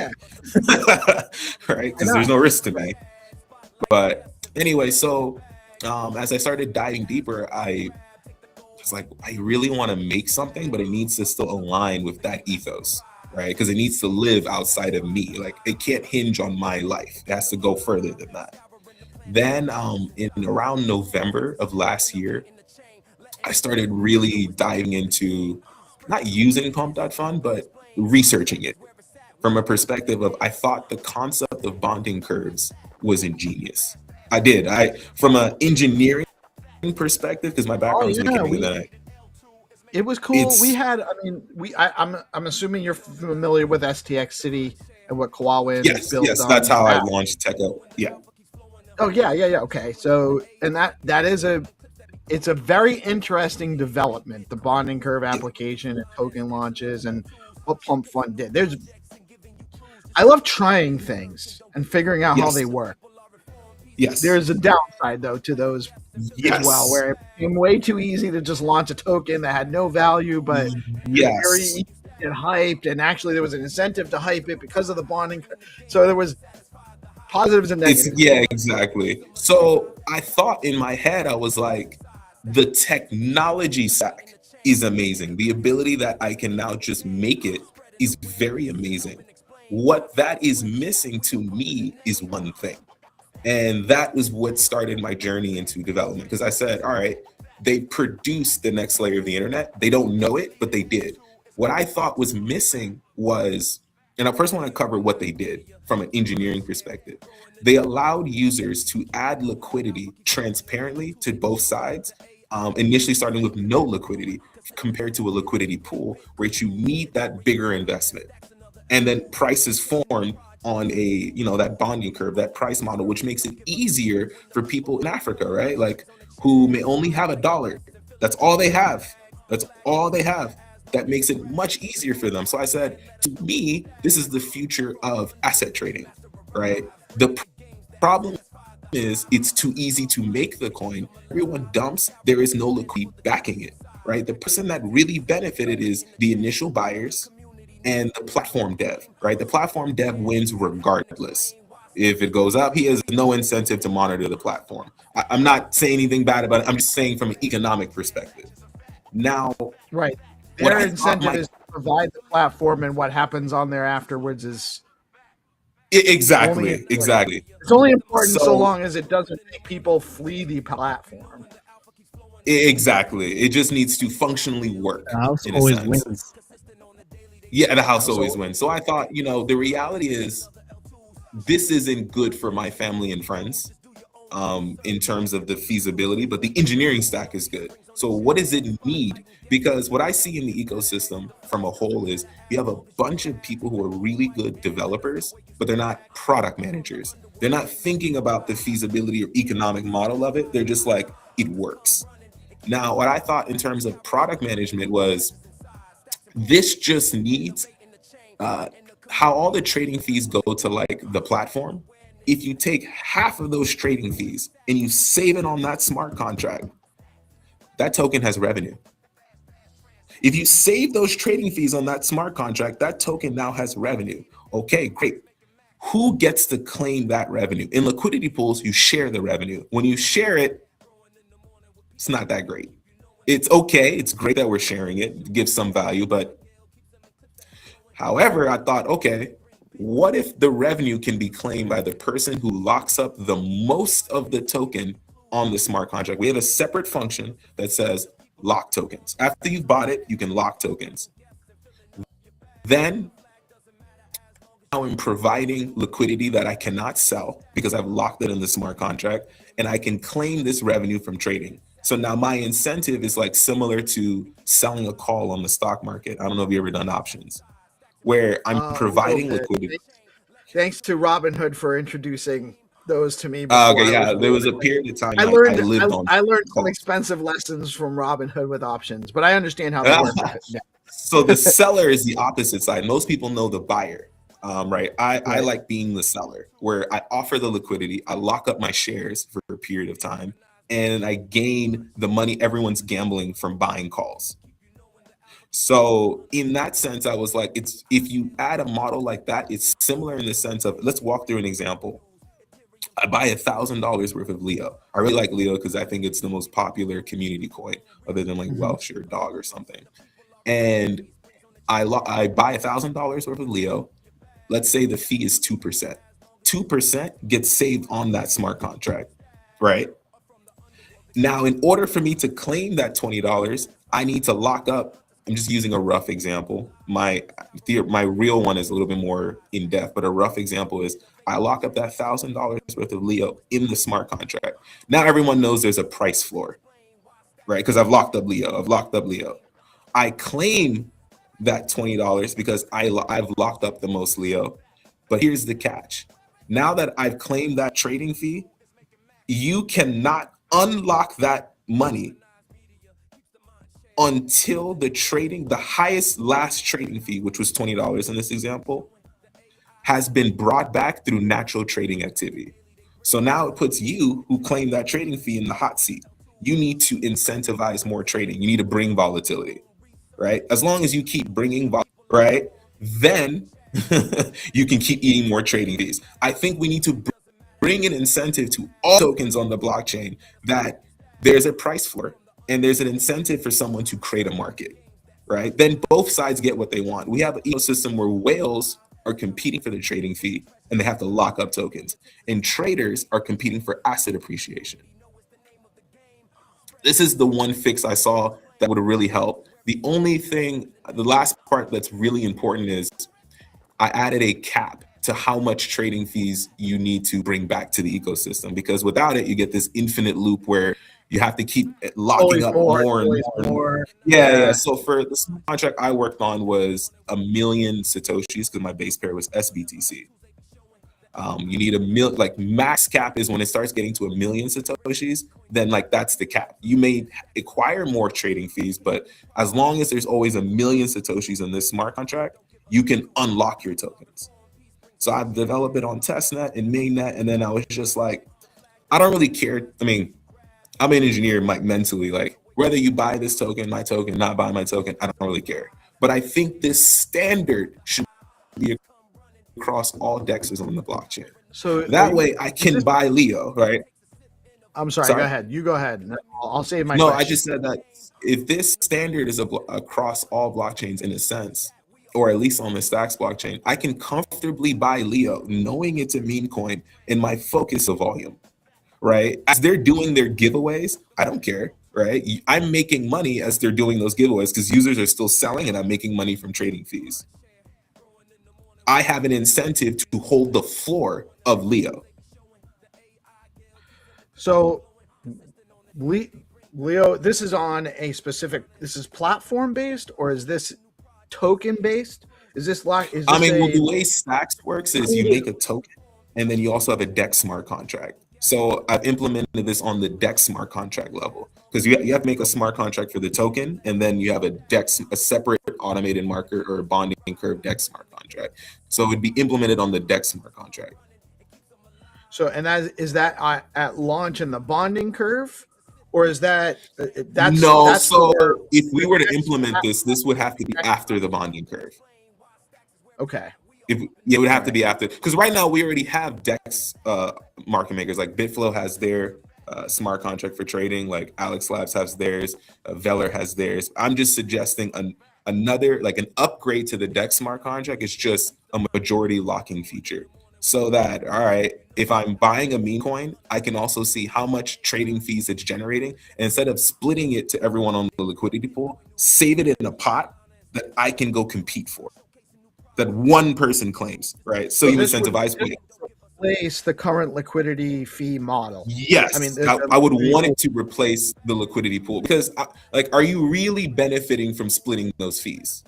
Are you really feeling anything? Wouldn't you rather that people would? It's just my opinion, but I don't think users are really devised by claiming that that 1 penny or 20 cents. But if you put it as a pot and you start advertising, the fees are here, and the token has about $50 of trading fees saved here. And the person who has the most tokens right now locked up is this X user. And if I just lock up a little bit more, I can be claiming the trading fees. Because I would start looking at it from perspective of, Zero Authority. Yep. A little familiar. Think about how much giveaways Welsh, the last one I saw was Welsh. Think about how much giveaways they do, right? Then think about if I were to charge if the DEX is charging a 2% fee for every sell on those, right, that Welsh is doing, how much money in revenue is that smart contract making just from the selling side? I know the price has gone down, but how much revenue is being saved just from the sales? I would then wait for the giveaways to end.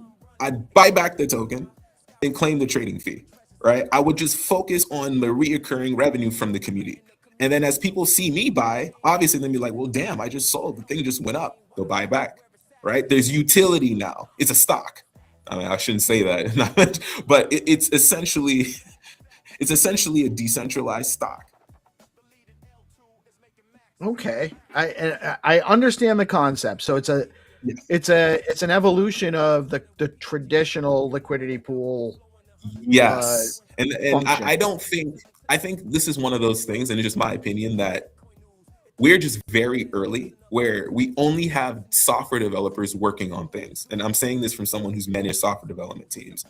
They're developing it without the thought of the product evolution. They're just building. We're gonna build. 100%. But That's exactly what so we do a lot of talking to builders, and a lot of builder teams don't have. They're more technical builders. Yes. And so they're looking at, they don't see the marketing side.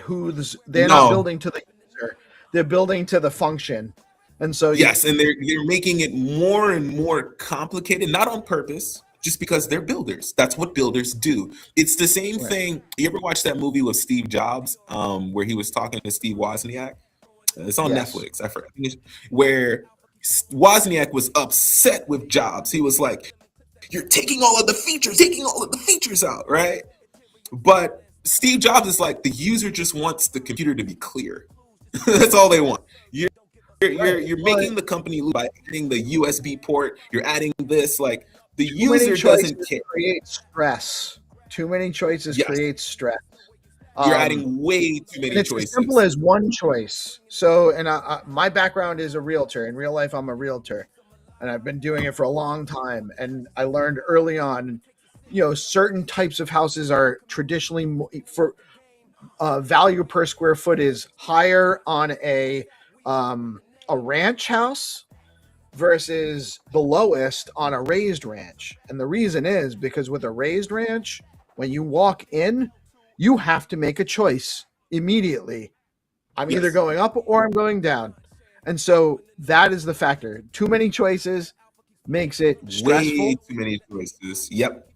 So I'm gonna have 5 minutes, so I'll just leave you more kind of gear it towards, in terms of choices, you have two users when you're coming into crypto. You have the trader, especially people coming from Africa or whatever their background is, who have $20. In 5 seconds, they're going to make a choice whether to buy this or not. It is going to be purely based on the chart. Purely. That's it.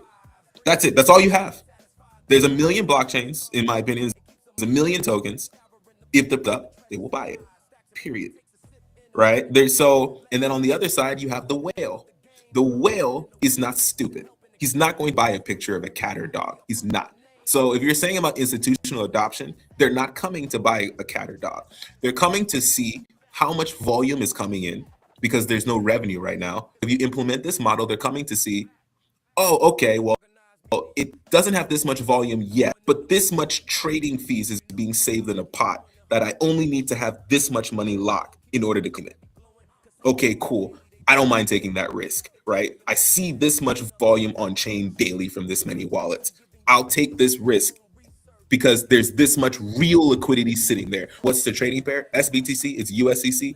I'll take that risk, right? Right now, there's no rationality for a whale to come into this ecosystem and take that risk. There isn't any.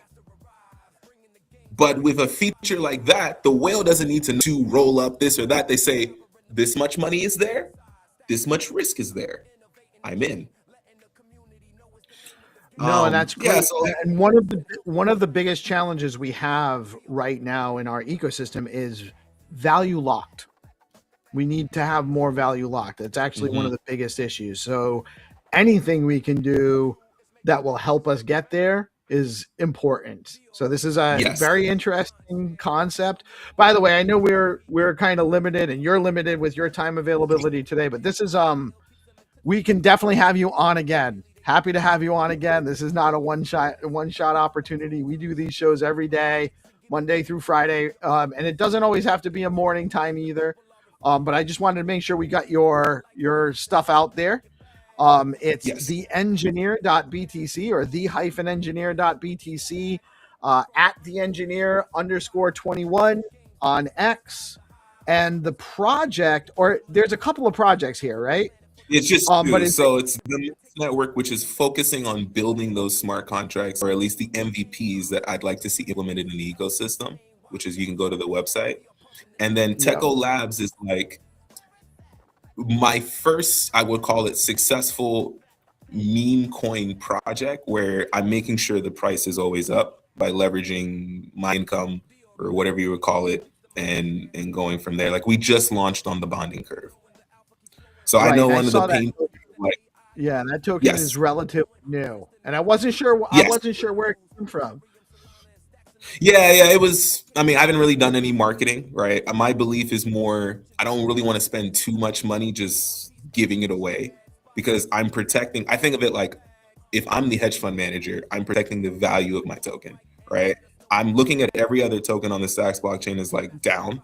This is going to be the one that like is up, right? I don't mind keeping it up. It should be up because I have my family in it, right? I can't, like, my mom is in it. My mom looks at it because this is her introduction to looking at the blockchain. Like, she's gonna call me if the price is down, in a sense. Right. Well, and so just on the model you're proposing, and if you have to jump, just, yeah, no worries. That's cool. But you basically created a competitive model for providing liquidity. Yes. So the one that's easier for each user. So here's one concern, or one question I have is, does it does it create a disincentive for everyone else in the pool to pull out their liquidity if they're not the highest liquidity provider, and so they're not going to get any fees? Way I look at it is, why were bonding curves successful? People weren't providing liquidity, they were trading value, right? I'm saying the liquidity pool model in general is broken, right? The average user, I've tried to teach my family in Cameroon how to add money to a liquidity pool, and they're saying, go do it. I just want to buy it. You know what I mean? Like, the reality is the average user does not want to enter a liquidity pool. Reality, like, whales want to enter a liquidity pool. So let them focus. No, you're on right. That. You're right. They just want to, the average user just wants to buy and sell. That's it. Right. So slippage and permanent loss, if you don't have a lot of money to begin with, you're going to, just the fees to provide and pull out liquidity can be cost you your profit anyway. Exactly. So if you're going to provide liquidity, you better be serious. That's what I want. I don't want the person providing liquidity to be like, I'm adding it today, I'm going to move it tomorrow. No, if you're providing liquidity, you're a whale. You're here because you want to make money, period. So I wonder, I'm game in terms of seriousness. I wonder, are you familiar with the HODLMM that BitFlow has been building out?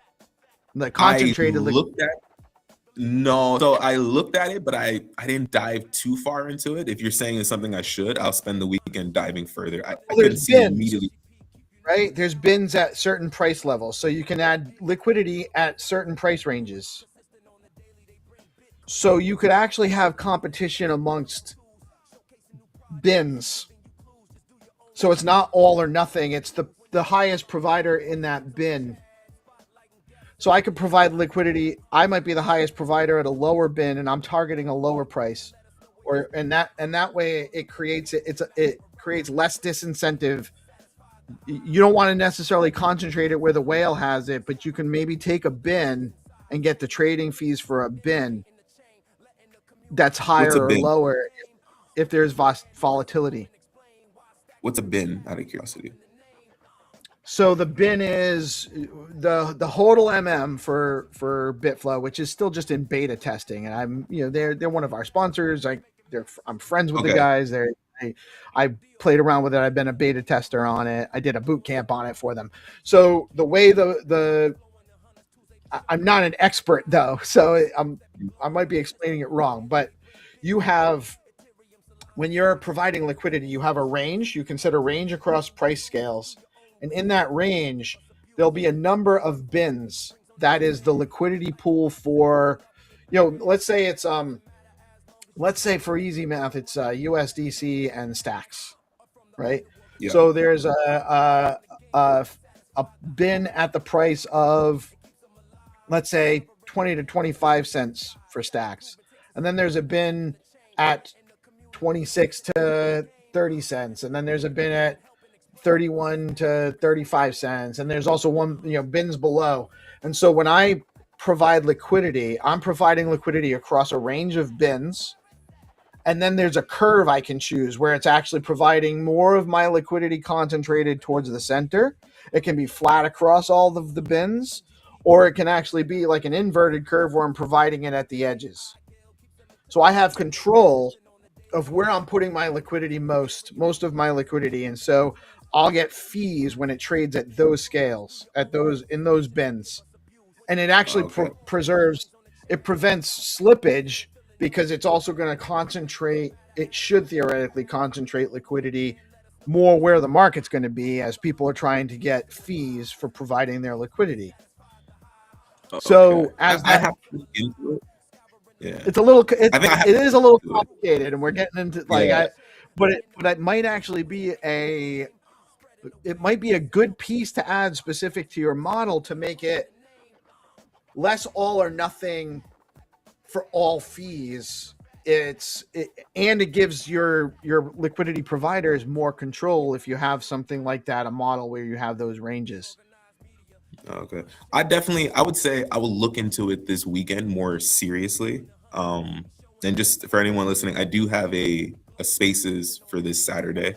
Some people ask more information. I'll give you more information on like Techo and my ideas for it, but I do have to run. I appreciate you guys. Thank you. What time Saturday?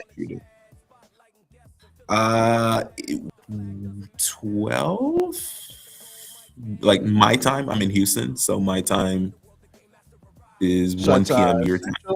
Houston Central? Yeah, I think so. Yeah. So it'll be like 1 p.m. East Coast time, or something like that. But it's immediately on my Twitter, so if you see it on my Twitter, you'll see it there. All right, so follow. Bring them right up. Follow the engineer.btc space tomorrow's Saturday, actually. I know how. Oh yeah, tomorrow's Saturday. Space tomorrow morning. Awesome, brother. I'm sorry, man. What's your name? Sean. Or should I just call you the engineer? You can just call me the engineer. All right. The engineer. Let's go. Let's go. That's kind of like how my family refers to me now. Anyways, I'm used to it. That's kind of where the name came engineer. From. Nice. That's a good moniker. Because I started off as an engineer. What's that? I started off as an engineer. That's my background. All right. Cool, man. Cool. Thank you so much for joining us today, man. Really very interesting concept that you've come up with. Really cool design on you're definitely producing here. So it's very interesting. Guys, make sure you follow. Don't be a stranger, man. We do this all day. We're streaming all day, every day. So we have lots of space. If you have more stuff to come chat with us about, happy to have you on anytime. Okay, I appreciate it. Yeah, I'd love to just share my thoughts about the ecosystem and just things I think that we need as a blockchain to be prepared for as interest rates start getting lower. To start receiving some of that liquidity, because it's coming, right? And I think we're doing a good job with SBTC in general. These are just a few little tweaks here and there that probably need to be done. I think I've talked to a few people in Discord about it. There's like many users who are on Lightning, right? That smooth transition into SBTC, because it's a stronger Bitcoin pair, just because the speeds are somewhat the same. You don't have to manage channels, and you can own it in your own wallet with your seed phrase. So it makes me feel more comfortable at night. But yeah, definitely love to come and share some more of my thoughts later. I hear you on that. And I appreciate it, man. It really interesting. Seems like you have a high level view. coming in on some of this Yeah, stuff. yeah, So yeah, yeah. I've been in it a while, so I really took this year to really dive into stacks, making my own smart contracts, so I was more educated on it. But I've been in Bitcoin and like running my own node, my own Lightning node for years, while I've also been a trader. So surviving on that for years as well. So I can always give my own, not my financial advice, but my own technical analysis. Like Bitcoin for me recently broke out of a rising wedge, and we're sitting on that. I think the 21-day moving average on the monthly. So I'm curious to see how we're going to end at the end. But yeah, I have a lot of thoughts. I don't know if you've seen the chart of Bitcoin. I tend to agree. I'm cautiously optimistic. I don't know when it's going to happen. Right? We could still have some choppiness ahead where we are. I think we'll bounce. It's just me. I personally, that's not my financial advice. I think we'll bounce. I just, in my gut feelings, even if we don't bounce, I'm still buying. Like I say all of this, but I buy like $1 a day. I don't care. I don't even look at it. But if I'm saying technically, like I see we broke out, everything's telling me we're going down. But my gut, it's like, nah, like we're gonna bounce. I just the way I look at like Fed policy, and not, I know everyone's saying, oh, he's gone to quantitative easing and all this. I'm like, that Not stuff takes a quite. year to feel in the economy. Right. I know people, they push it on Twitter, but I've been here long enough that I'm like, even if you were to cut rates tomorrow, the market could still drop. It takes a year for that liquidity to. Right, exactly. And they've been tightening they just stopped tightening. They're not easing. Yeah, so that's a good thing, but it's gonna take a while. It's gonna take a while. Where I feel we will bounce, this is my own, not financial advice. Where I feel we will bounce is even if people aren't using my liquidity pool model, liquidity pools are starting to become the standard, and you already see it in terms of how USDC is now on stacks, right? This is a huge thing. I know people don't really see it, but this is huge, right? Bitcoin's never had a programmable price. It's had a centralized price. It's never had a programmable, this is the price because of this liquidity. As liquidity pools become the standard within organizations saying, I want to be able to trade this on the blockchain, and I want to know the price of Bitcoin because of this liquidity, because there's this much USD versus this much Bitcoin, you finally get transparent Bitcoin pricing. That's why we'll bounce. But that's just me. I'm sorry I keep taking your time, but I'll head No, out. man, it's great. It's great. We actually do have the man, the myth, the legend, Rubes in the house as well. What's up? Good morning, my brother. How you doing today? GM Rubes. Yeah, guys, how's it going? How you doing, man? I apologize if I missed you sitting in there. I was engrossed in a really interesting conversation with the engineer here. He just came through. I don't know if you caught it, but he's got some really cool stuff he's working on as well, bro. Yeah, I caught the end of it. So that was quite interesting about the kind of liquidity jackpot almost, kind of take like the competitive side. Yeah, I listened to it last sort of 5-10 minutes. So it was cool to see. Yeah, very interesting. The afternoon session is about to begin. We are going to go through the Hacker House demos. We are getting started in 2 minutes. Please begin to make your way to your seats.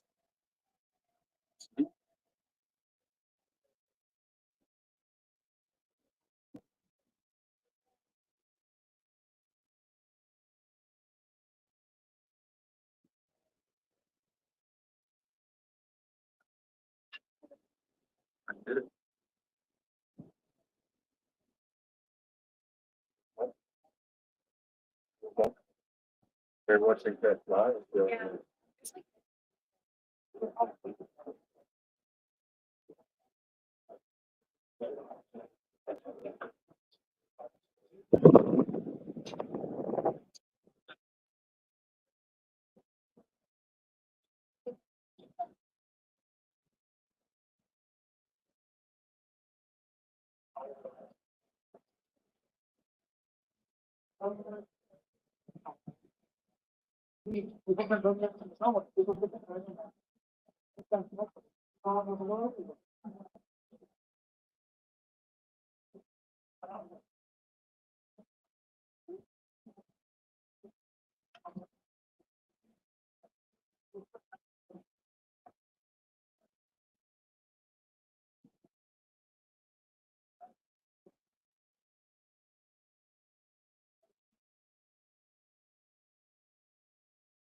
You guys may notice that lunch sign at the top. All right. It was a great lunch. Time for section number 2. 2 minutes goes fast. 3 minutes goes fast. That's how much time each of the projects that you guys are about to see, that's how much time each of them gets.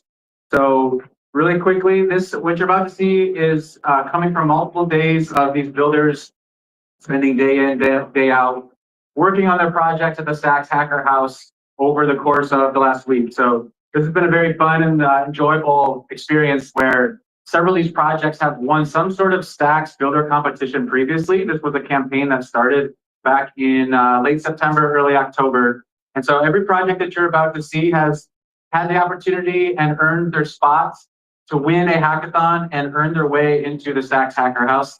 This was a 4 or 5 day long hacker house with different workshops, different times where they're just spending every minute of the hour working on their projects.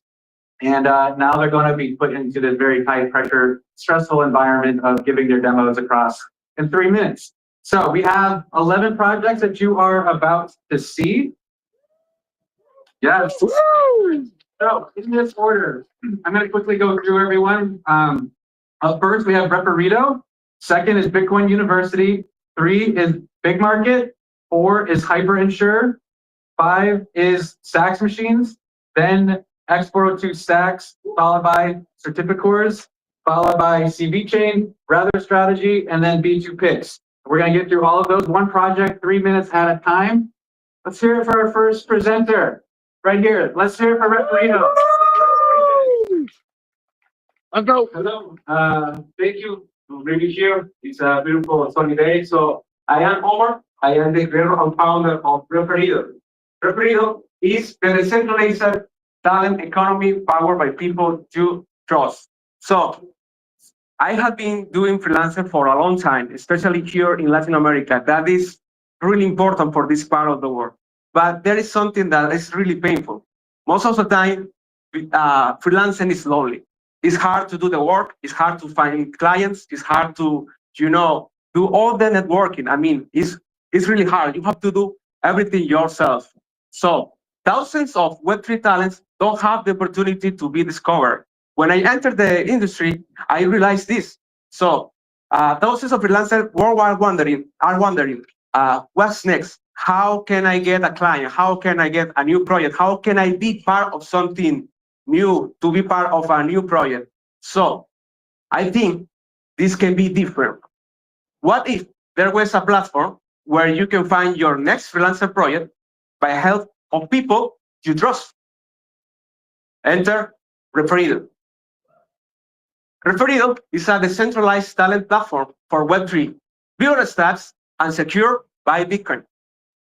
We align incentives between freelancers, talent scouts, and clients through smart contracts to ensure that everyone involved receives their fair share.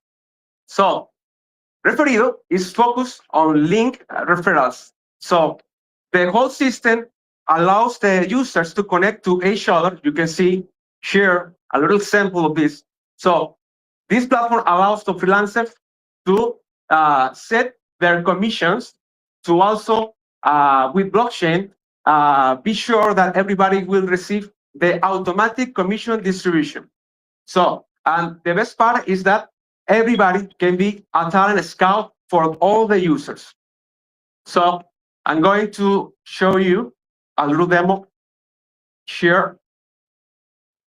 All right, this is how it works. So a user enters to our platform, connect their wallet. So the user set the profile and can, decide how much profit, commission fee can give to someone to find a job for him. And he can actually search for other users and connect and get a referral link. With this referral link, they can actually connect with other users. There was a transfer happening in the blockchain. So you can see the platform is working really well. We are working in do some little stuff to prove it. So yeah, this is Reparito. So we are building the decentralized talent economy powered by people you trust.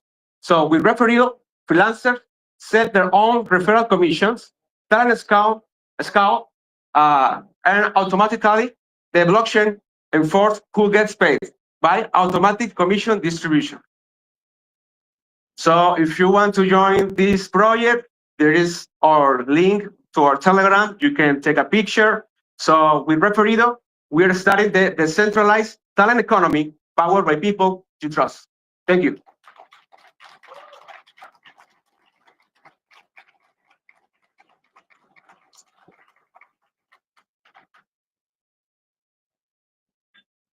Great work, great work. All right, we're getting right into the next one. So speaker number 2, Bitcoin University, please start making your way up to the stage. Woo! Here for Bitcoin University.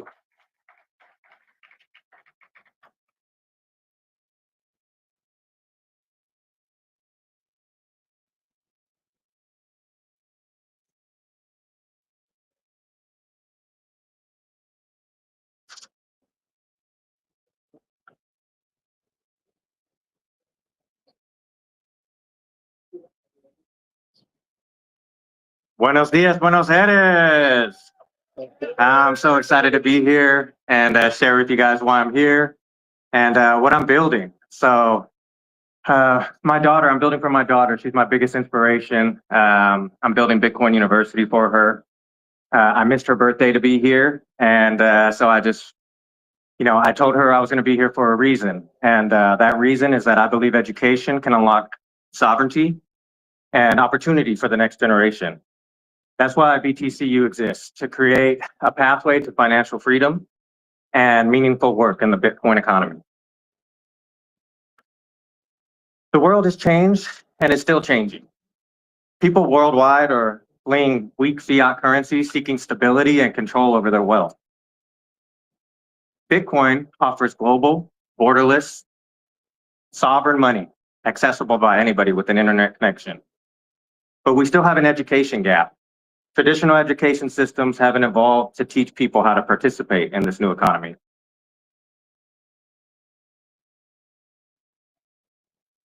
Traditional universities are failing the next generation of learners and workers. It's too expensive, the curriculum is outdated. People aren't graduating and getting jobs in the field that they're studying, and they're graduating with debt. People need skills, not diplomas, and they need income, not debt. That's where crypto comes in. It provides an opportunity. The Bitcoin and Stacks economy is rapidly expanding, but there's no talent pipeline to fill these critical roles. Companies are hiring and opportunities are abundant, but beginners have no clear way in.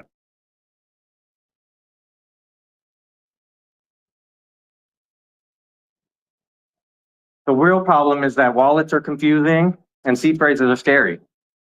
Educational resources are scattered across the ecosystem and fragmented. Career paths are unclear and people don't know which skills lead to real jobs in the crypto economy.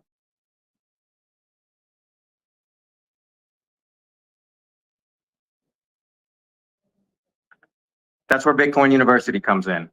A friendlier, simpler, modern way to learn Bitcoin and enter the global crypto economy. BTCU removes every barrier between curiosity and capability. We're building the front door to the Bitcoin economy, designed for absolute beginners with real opportunities.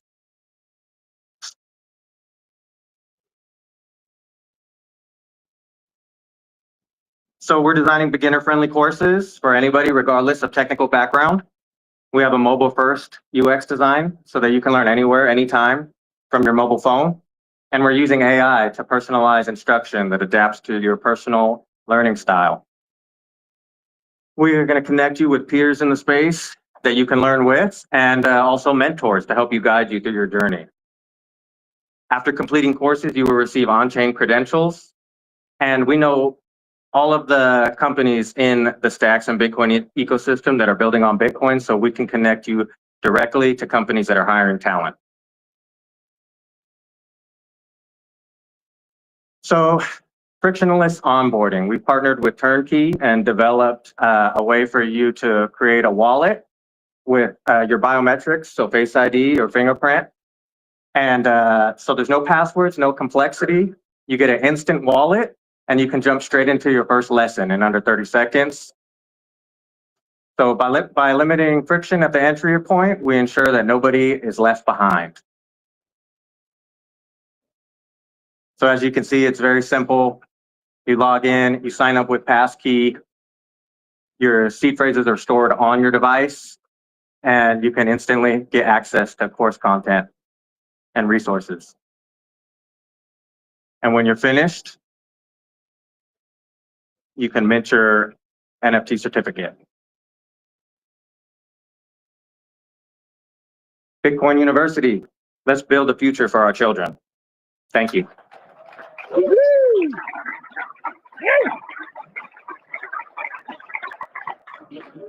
Well done, Bitcoin University. Moving on to our next project. Come on up, Big Market. Let's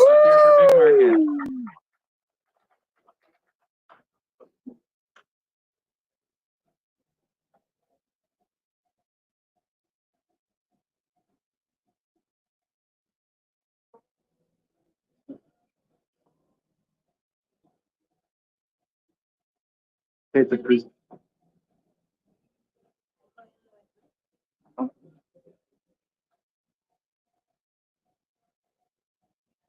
Yeah, of course.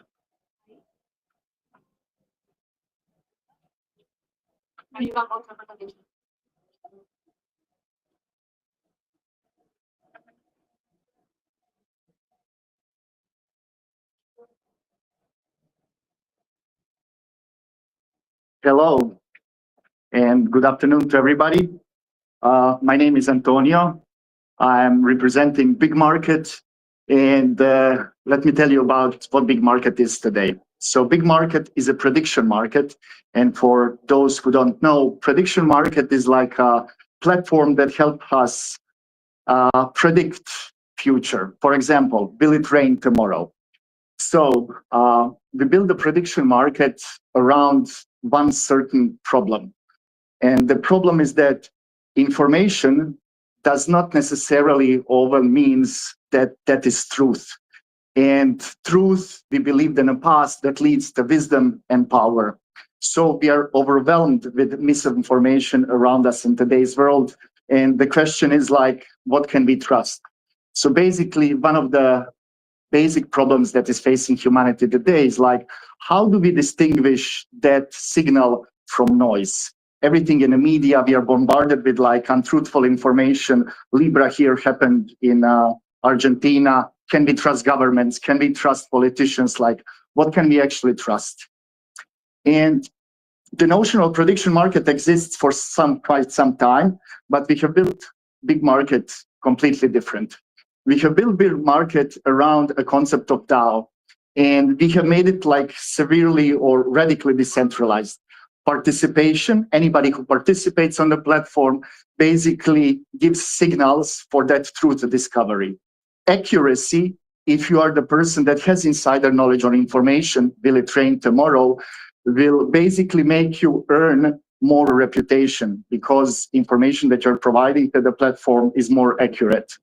Resolution on the platform, where other platforms are lacking in terms of the speed and trustworthiness, we have a triple layer system, and basically AI, oracles, and humans are working together to resolve the markets, will it rain tomorrow, on the fastest possible way, which leads us to the multiple applications in DeFi around our platform. There is a saying, when you come into the casino, house always wins, right? Because Big Market is a built around concept of DAO, we have built it on a way that we build the house and we invite everybody to join in just by participating. You don't need to stake money, put money, just come there, leave a comment, and you immediately receive in our ecosystem something which is called soulbound token, like something that is very tied to you, and your soulbound token, soulbound reputation token cannot be traded on, cannot be traded or exchanged for anything else except for the Big Market ideal token, meaning that everybody can participation, take part into the protocol. Speed matters because triple layer system makes market cycle through very fast, which allows multiple applications in different industries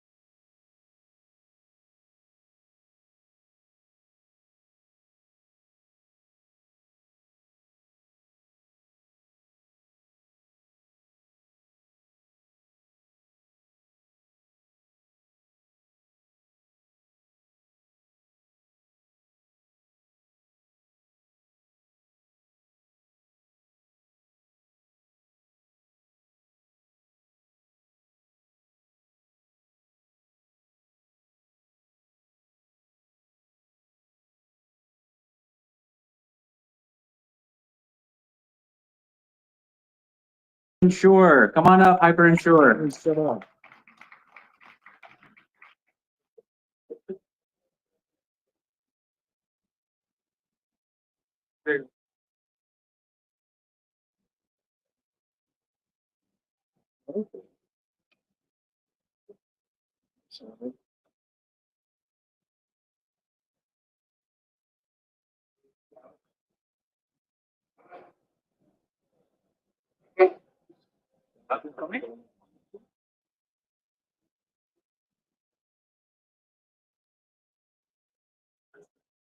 Okay. I check. I've been sure. So we are protecting institutional Bitcoin transactions. Imagine this: you have a massive arbitrage opportunity. Agents has been placed, counterparties aligned, millions of liquidity has been posted, and suddenly your transaction or your trade doesn't go through. That's gonna be suck. People have been posting about it on X, and these are like some of the real numbers here. Like approximately 1,000 transactions, which are of very high value, didn't go through. Like 18% of failure rate because of the massive spike at a network congestion level. If you ask me, protocol risk is very real. It could be related to not paying the enough amount, mempool congestion at a Bitcoin level, or every missed block impacts on the liquidity that you are holding. So you wouldn't want that when you're dealing with that level or that volume of trade. So here comes HyperInsure. What you have to do is before putting that high volume of transaction at a network, just buy one of the insurance policy at our platform, and we take care of everything from network congestion to network monitoring from mempool, and we make sure your transaction goes through. And if it doesn't, and if your claim is legitimate, you will receive the payout. So ready to eliminate the protocol risk? I'm going to show you a small demo how it works. All you have to do is just connect your Leather wallet. Simply, as soon as your wallet is loaded, just select one of the package. Now what it does is here you have standard packages. Just have to make sure okay, I'm okay with this much amount of delay time. Just enter the amount, purchase the policy, perfect. Now once you have the policy set, all you have to do is submit the claim. If your claim is legitimate, you will receive the payouts. Everything is done by automation, smart contract. So the payout and everything is automated. And guys, what? We are live with HyperInsure. Just scan this, test out the whole platform, and there you go. So that's HyperInsure for you. Woo!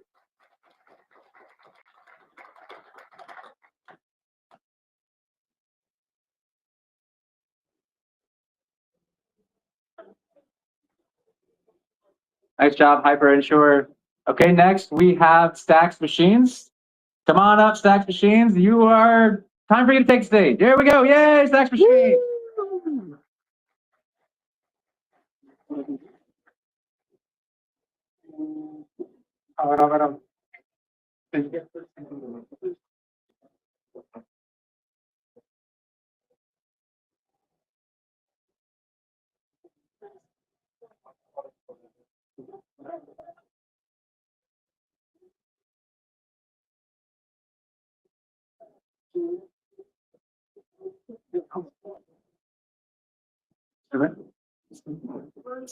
Oh. Okay. Hello, everyone. My name is Jan Alarcon. So I'm gonna present about Stacks Machine. So the problems that we realize is we want to help developers and we want to help founders, and we realize that these two important people face two problems. First, developers, they need more, assistance or tools for them to keep and develop fast.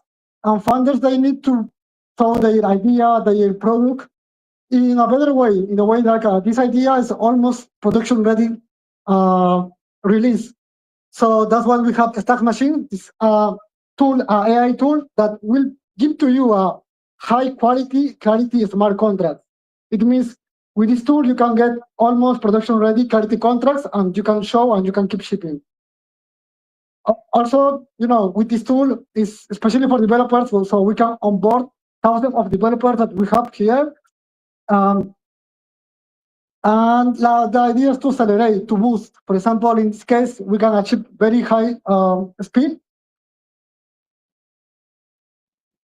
So how does it work? So we will collect so this is the architecture, sorry. So basically the user or the developer is going to ask any kind of question related to clarity or stacks on our environment. It can be Visual Studio Code or Cursor. And we'll have an internal server that will handle all of these queries that we have. But before that, we have to ingest all of this knowledge data into our database, so the MCP or the tool can actually retrieve this data to the users. So this is the main flow. So here I want to show a bit more, but it's not showing. How is it? It's not showing my slide, but anyway. So yeah, happy to partner with us. So the idea is to scale this. For example, this is a project on early stage. We are just a POC. So, but the idea at the end is to scale this to production, to have this tool that can provide a much better response, a much faster response, and can provide an answer or can reply this developer's question in a fast way. Yeah, that's basically it. So with this tool, we can achieve what Stack is needing to build BTC-fi projects. So anyone can easily just come, log in, register, and start building the projects that is gonna leverage BTC-fi into the next level. This is my QR code, so happy to connect. Thank you.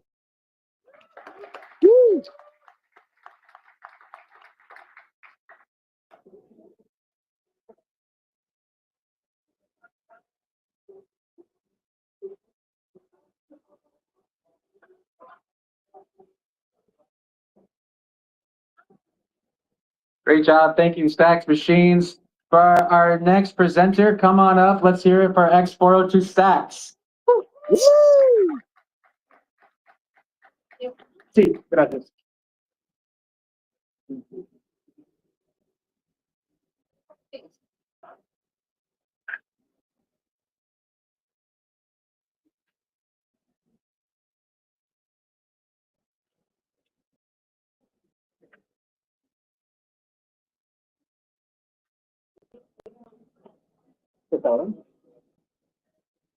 Hey everyone, great to be here. My name is Antonio, and you guys can see the screen, but basically this is a cloud interaction. I was trying to get Cloud to use an API, and he says it's not possible. Why? Because internet payments are made for the old use. What is that flow? So for example, let's say you want to interact with an API. You need to go, sign up, get an API key. And once you have that API key, now you can start using that API. But there's a problem. Basically, agents don't have a credit card. They want to pay for a service. If they want to pay for a API, for anything, they cannot pay. But they still need to get some resources.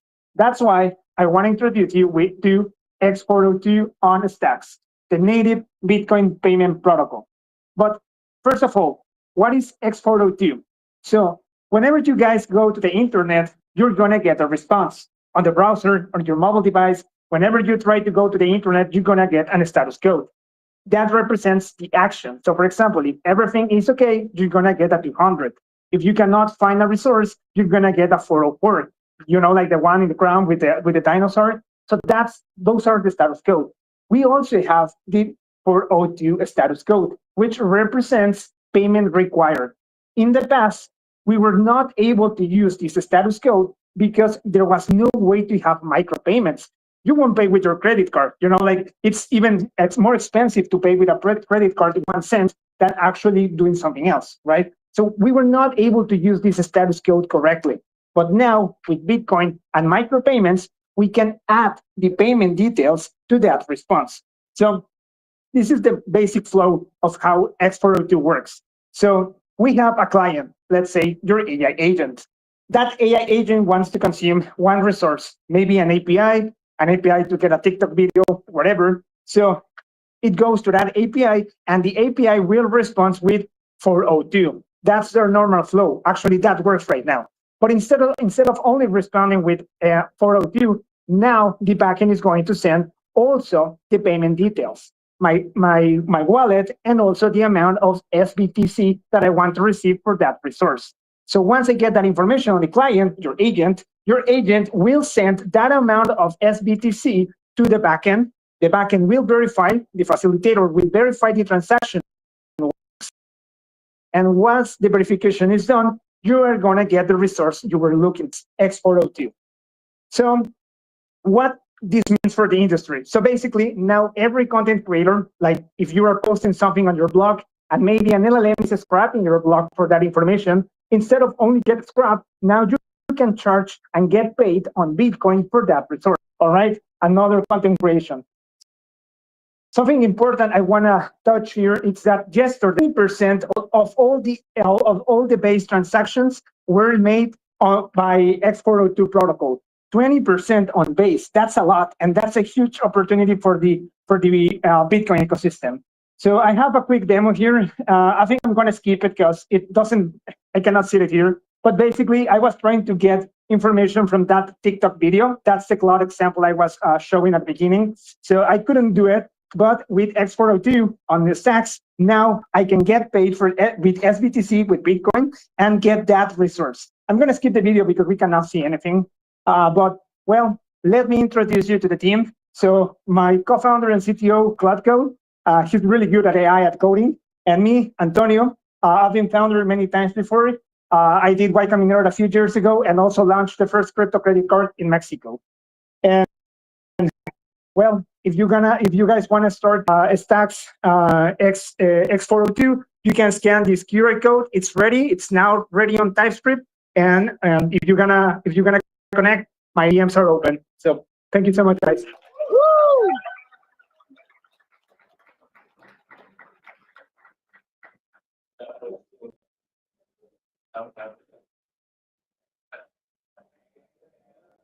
Well done, X402 Stacks. Let's bring up our next presenter, Certificors. You are up.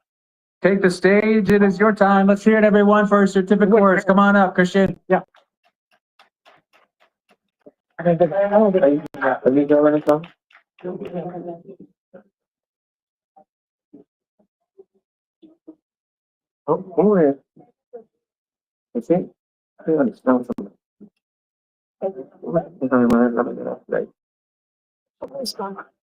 need more muscle. Hold this right here. Hold on. It's gonna fall down.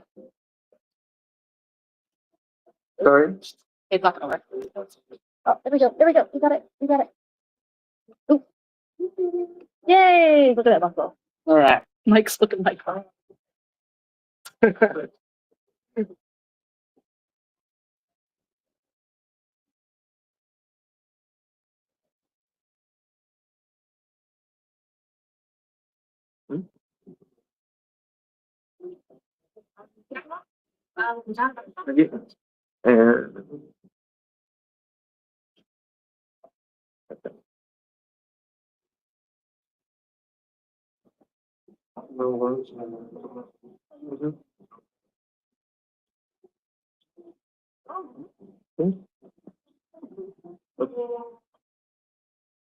Delante justo con el otro compañero.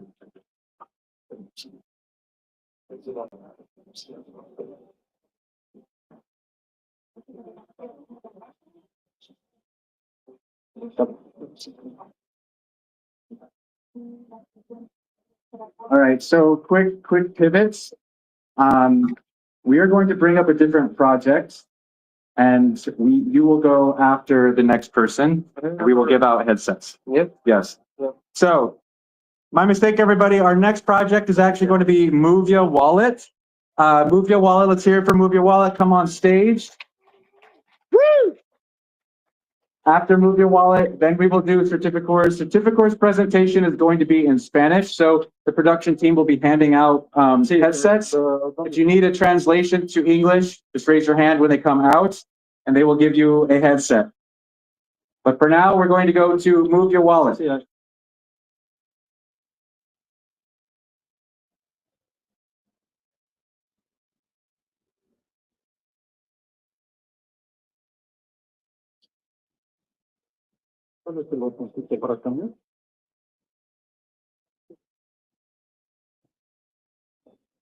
Este nomás.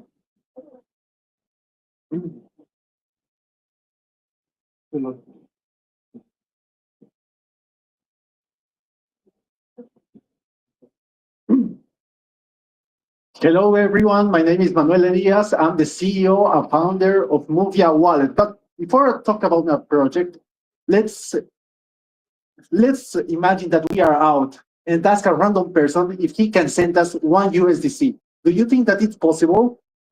Most likely not. And how many time it will take to teach that person how to create a wallet, save the seed phrase, have the token for the gas, and a lot of basic concepts and a lot of time. That's why I created Movia Wallet. It's a smart wallet for everyone, but focused on web to person, where you don't need to understand blockchain concepts, have the network token for the gas, or sign the transaction, because it's gasless and signless. You just need to connect your Gmail and send messages for help transactions. That's all. And now I will show you a demo. Right now, we connected already our Gmail, and we are on the dashboard. We added pounds, and we just need to go to a chat, write the same 0.1 STX to the person. Let's wait a little. The agent is saying, would you like to confirm? Yes, and you just need to wait. Here you can see the transaction, the hash, then we have the history. And another feature that we have is that we can add a contact. Not only this, not only transactions, you can make swaps, just sending messages. It's like this. So the person that you went out to talk, now, yes, he can send you money, just with one transaction. What's Movia different from the other wallets? Simple access to your wallet and integrate data assistant for transaction and swaps. This wallet is self-custodial. All the data will be stored in your phone, so we won't have your seed phrase or your private key, nothing. You have it. Our roadmap, we have 5 stages.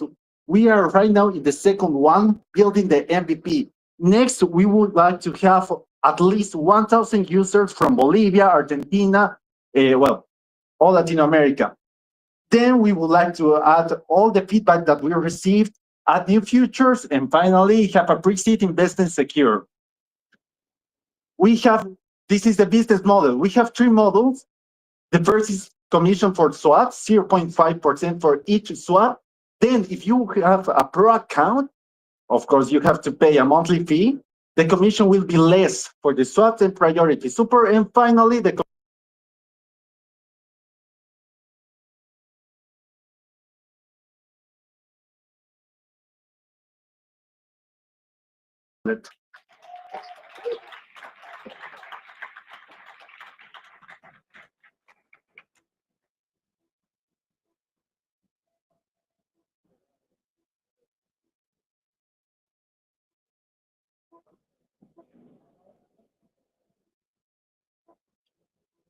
Well done, Move Your Wallet. Standing up till I'm crazy, man.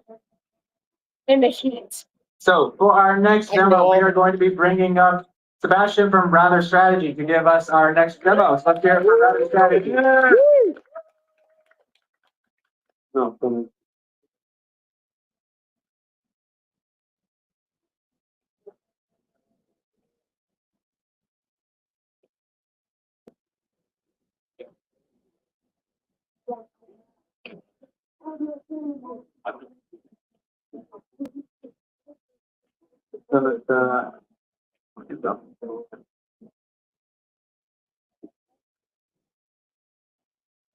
Somewhat.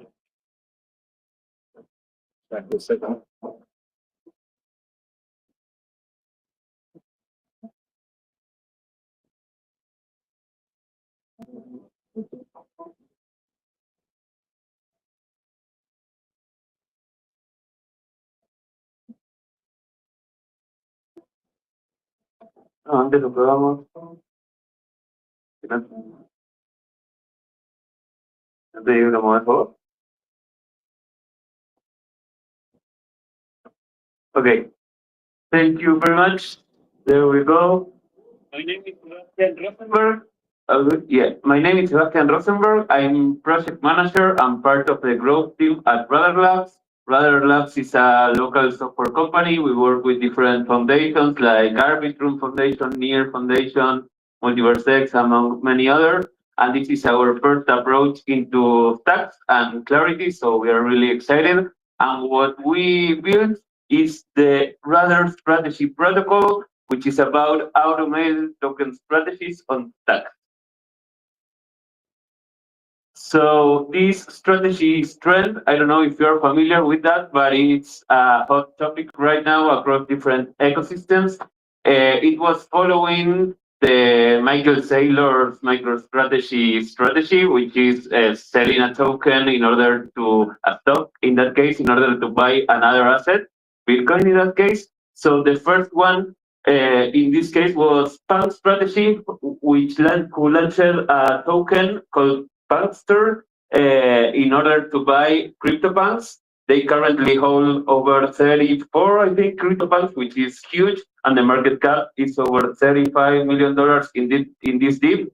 The week before it was like 9 figures. And beside this, it's happening with different NFT collections. And another example I added is Node Strategy, which is a token trading node monks, which is a Bitcoin ordinals collection. And also is a way to prove that this works and made the collection bump over 70%. But there is a problem with Bitcoin ordinal. These strategies are not automated, are run by a centralized team. So we are aiming to solve that too. So how this automated token strategy works, just to make it short, basically someone launches a token and a liquidity pool to trade that token. That liquidity pool generates a trading fee. It can be set up by the creator, 5%, for example. So each time anyone buys or sells the token, it generates a fee that goes into a treasury. That treasury has an automated token strategy, and when it reaches the floor price of a particular NFT collection, it buys and released it on profit with a premium. Let's say, for example, 20%. So when that NFT gets sold, all the proceeds are used to buy and burn the strategy token. This way, the strategy token helps the NFT collection, and the NFT collection helps the NFT token because it buys and burns it. So it generates a perpetual flywheel between both. And again, it's proven that it helps a lot to the collections. So this is how it works. Next one. And we have built, I don't know if with the sun you can see the front end. The main developer behind this was Mauro Coco, who's present here. And we built a proof of concept, an MVP, to show this can be done on Clarity on stacks. We did 4 smart contracts, one for the token interacting with LP, another one for the marketplace, another one for the NFTs, and for the trading strategy. So this works. We can see the other one. Here you can see the treasury balance of the trading fees. The floor price of the NFT collection is trading, so now it's ready to buy and release it on top. And the amount of the strategy token that have been bought and burned, it's a fixed supply token. So again, we want to bring this proven tool to the stacks ecosystem and also solve this clear pain point on ordinals. So thank you for your time. You can connect here and we have.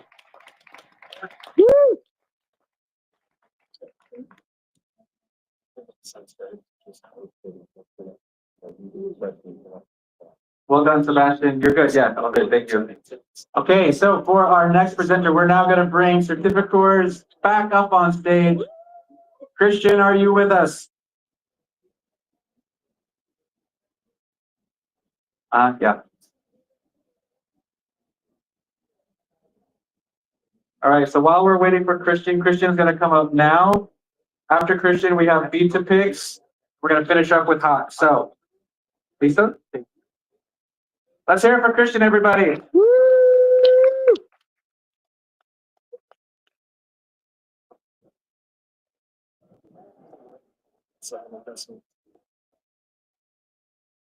¿That's okay?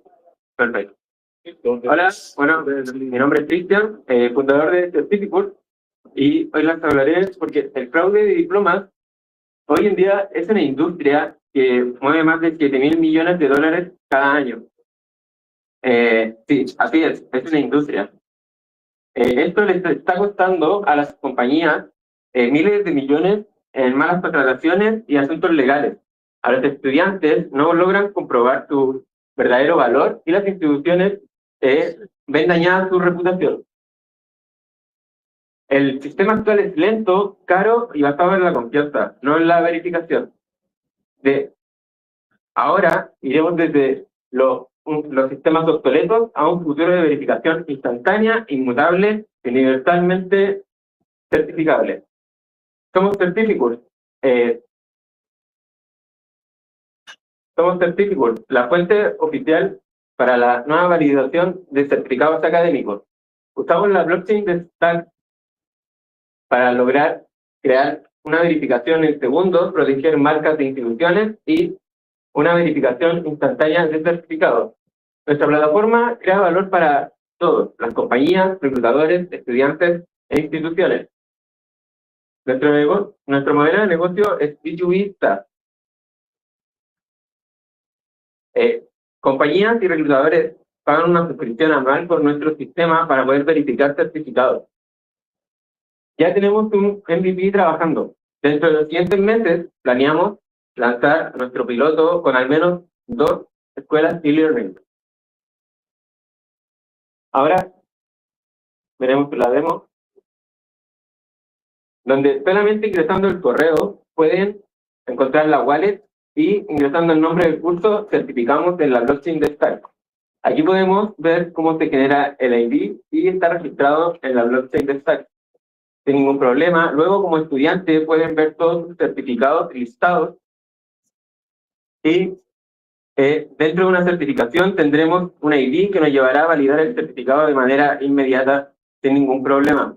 También tenemos un explorador público donde con el correo podemos buscar todos los certificados de un usuario, los datos de una academia y más información sobre un certificado particular.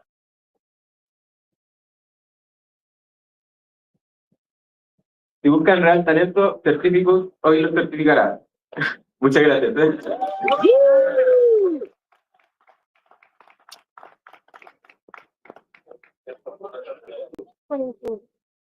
Well done, Christian. Well done. Let's hear it one more time for Christian. Great job. All right, so moving into our next speaker, we are down to our final 2 projects. Our next presenter, pointing to you, Ronell. Come on up, B2 Picks.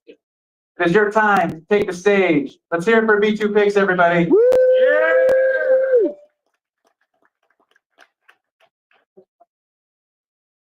only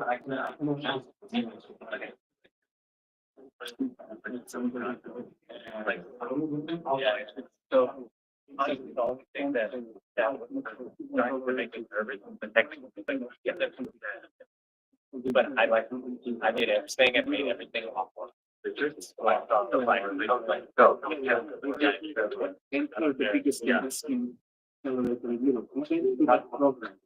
Like keep it more important than what is it when you have people understand from your program is like what you've done, what you've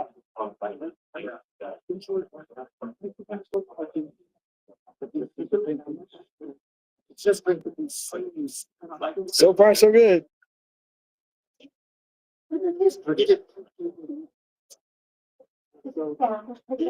I'm not sure every so often I lose connectivity. And I'm not sure if GP is accidentally hitting buttons and switching cameras. I'm from the field. I'm the founder of B2P. We are bringing Bitcoin self courses for over 200 million of Brazilians. I worked over 15 years as a software engineer. During this time, I met Bitcoin. That that was designed to be B2B, right? But trading, B2B trading with fiat currency has several issues. We become a place full of scam and long negotiations, so we surrender to the centralized exchange. We're giving up our custody, our privacy for convenience. But if we could make B2B trading more secure and faster, well, in Brazil, we have PIX. PIX is a standard payment system created by the central bank. Everyone there uses PIX to transfer money, to make purchase, any kind of payment. That's very popular. So what if we connect PIX with Bitcoin? This is what B2Pix did. B2Pix let anyone buy Bitcoin as easy as buy a cup of coffee. We took very seriously the simplicity and security. To buy Bitcoin, you just come to our website, create your wallet if you don't have one with your passkey, without the need to install any app. So choose an offer, pay with Pix. In a few instances, the system will verify in the seller's bank account if the payment was confirmed. So it will release in the smart contract the Bitcoin for the wallet, the buyer's wallet. We built it in the Stacks blockchain that can confirm the transactions in a few seconds and have the Bitcoin finality. Also, we use both protocol. Both protocol enable you pay the transaction fee with Bitcoin. So it avoids the dual token that it provides the best user experience like a Web2 experience. We already live on the mainnet, and we are open gradually. So you're welcome to access our website and join our waiting list. Thank you.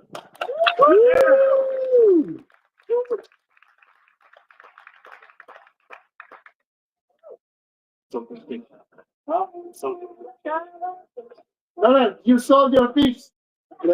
You solved your piece. Let's go. Well done, B2Pix. Okay, so we're down to our last presenter. So let's go ahead and get into it for our next presenter. Muy especial, feliz cumpleaños a ti, Pablo. Let's hear it. Thank you. Wait, that's my double. Thank you. Made it.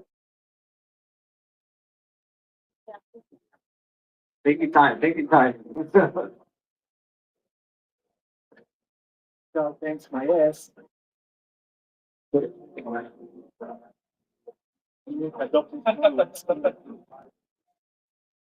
going to copy whatever you use. And you can franchise, people will have to buy them. No. Can I rent you a yacht whenever you need it? You don't need to own stuff.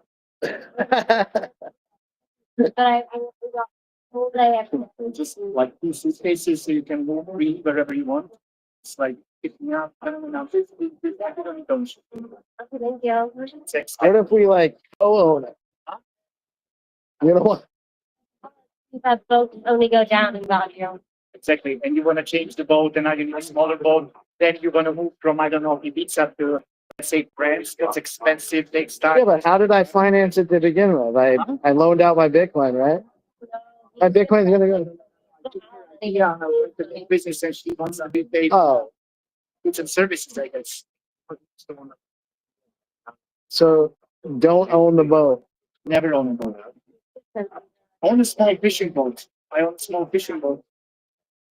Well, but then you're monetizing. Huh? Then you're monetizing. I just fish with it, but that's like a small fishing boat. But like for the bigger boats, always run.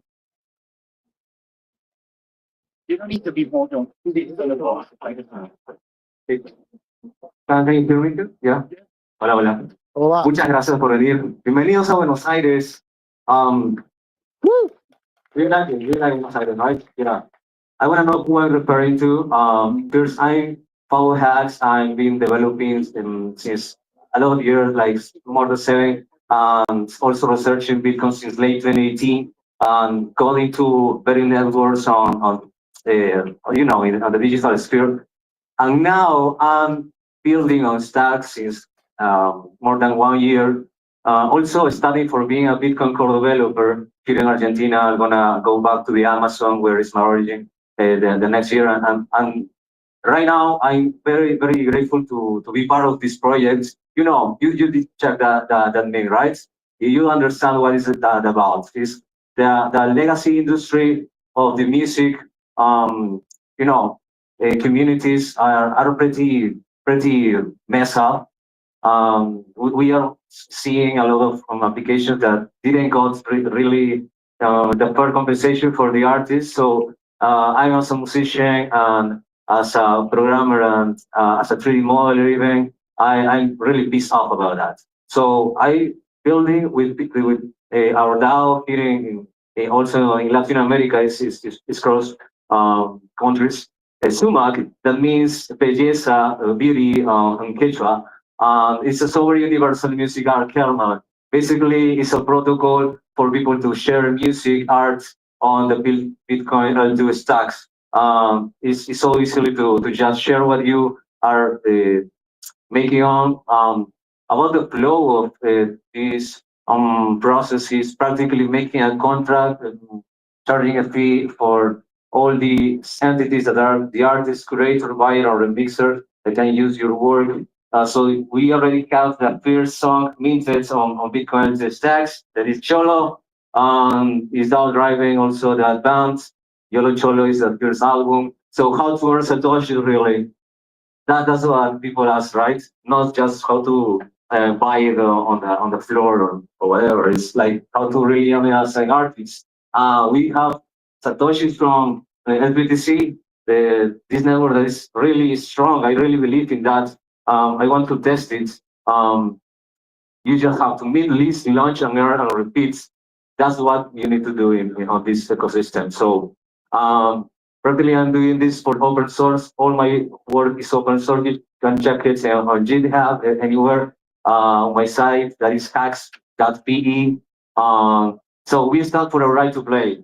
I invite you to check sumac.app. Maybe you can get a little bit of fun over there. I follow hacks. You can follow me on Nostr or whatever. Do what you want. Okay? Thanks.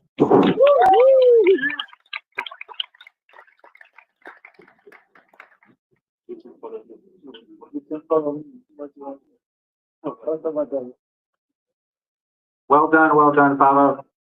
Let's hear it one more time for Sumac. Let's hear it for all the presenters, everybody. All the demos, behind your house. We're really happy to see the final projects. Really pleased with everything. So we're going to keep moving along with our agenda. So up next, we're going to have Kenny Rogers from Stacks Labs come up and give an overview, a workshop into Stacks and Clarity. So I love this energy that we have in the audience. Let's just keep that energy high. Let's do it nice. Round of applause. Welcome to Kenny Rogers. Yeah.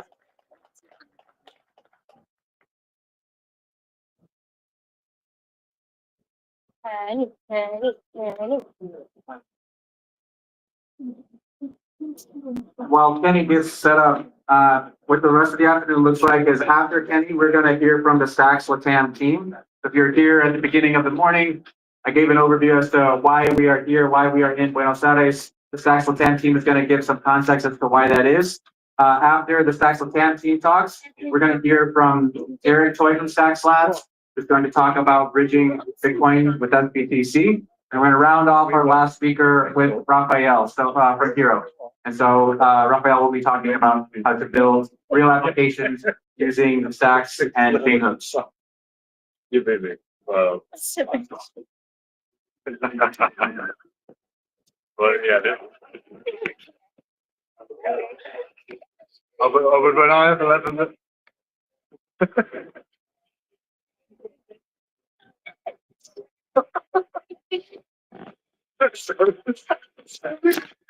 That's not. Or another demo. Hello, everybody. I just got to say real quick before I get started. I've been with all these builders for the past week, watching them build their projects, and we could just do another real quick big round of applause because watching them go through all of this. Crazy crowd, all of them, super cool. This is probably one of the coolest events I've ever been a part of. Honored to have been able to be with them during this journey. And I'm also going to put Ilyana on the spot and give her a big round of applause. So, with that, I'd like to welcome you all to the nerd portion of today's programming, where we're going to be kind of digging into how Stacks works. We've been talking a lot about some of the opportunities. We've been looking at some of the people that are building things on it. And now we're going to kind of get into the how it actually works. And I was up vibe coding a little something last night. So you guys pay attention. We're going to play a game at the end, and the winner's going to get 100 SDX. So if anybody not paying attention, get out here and let's do this.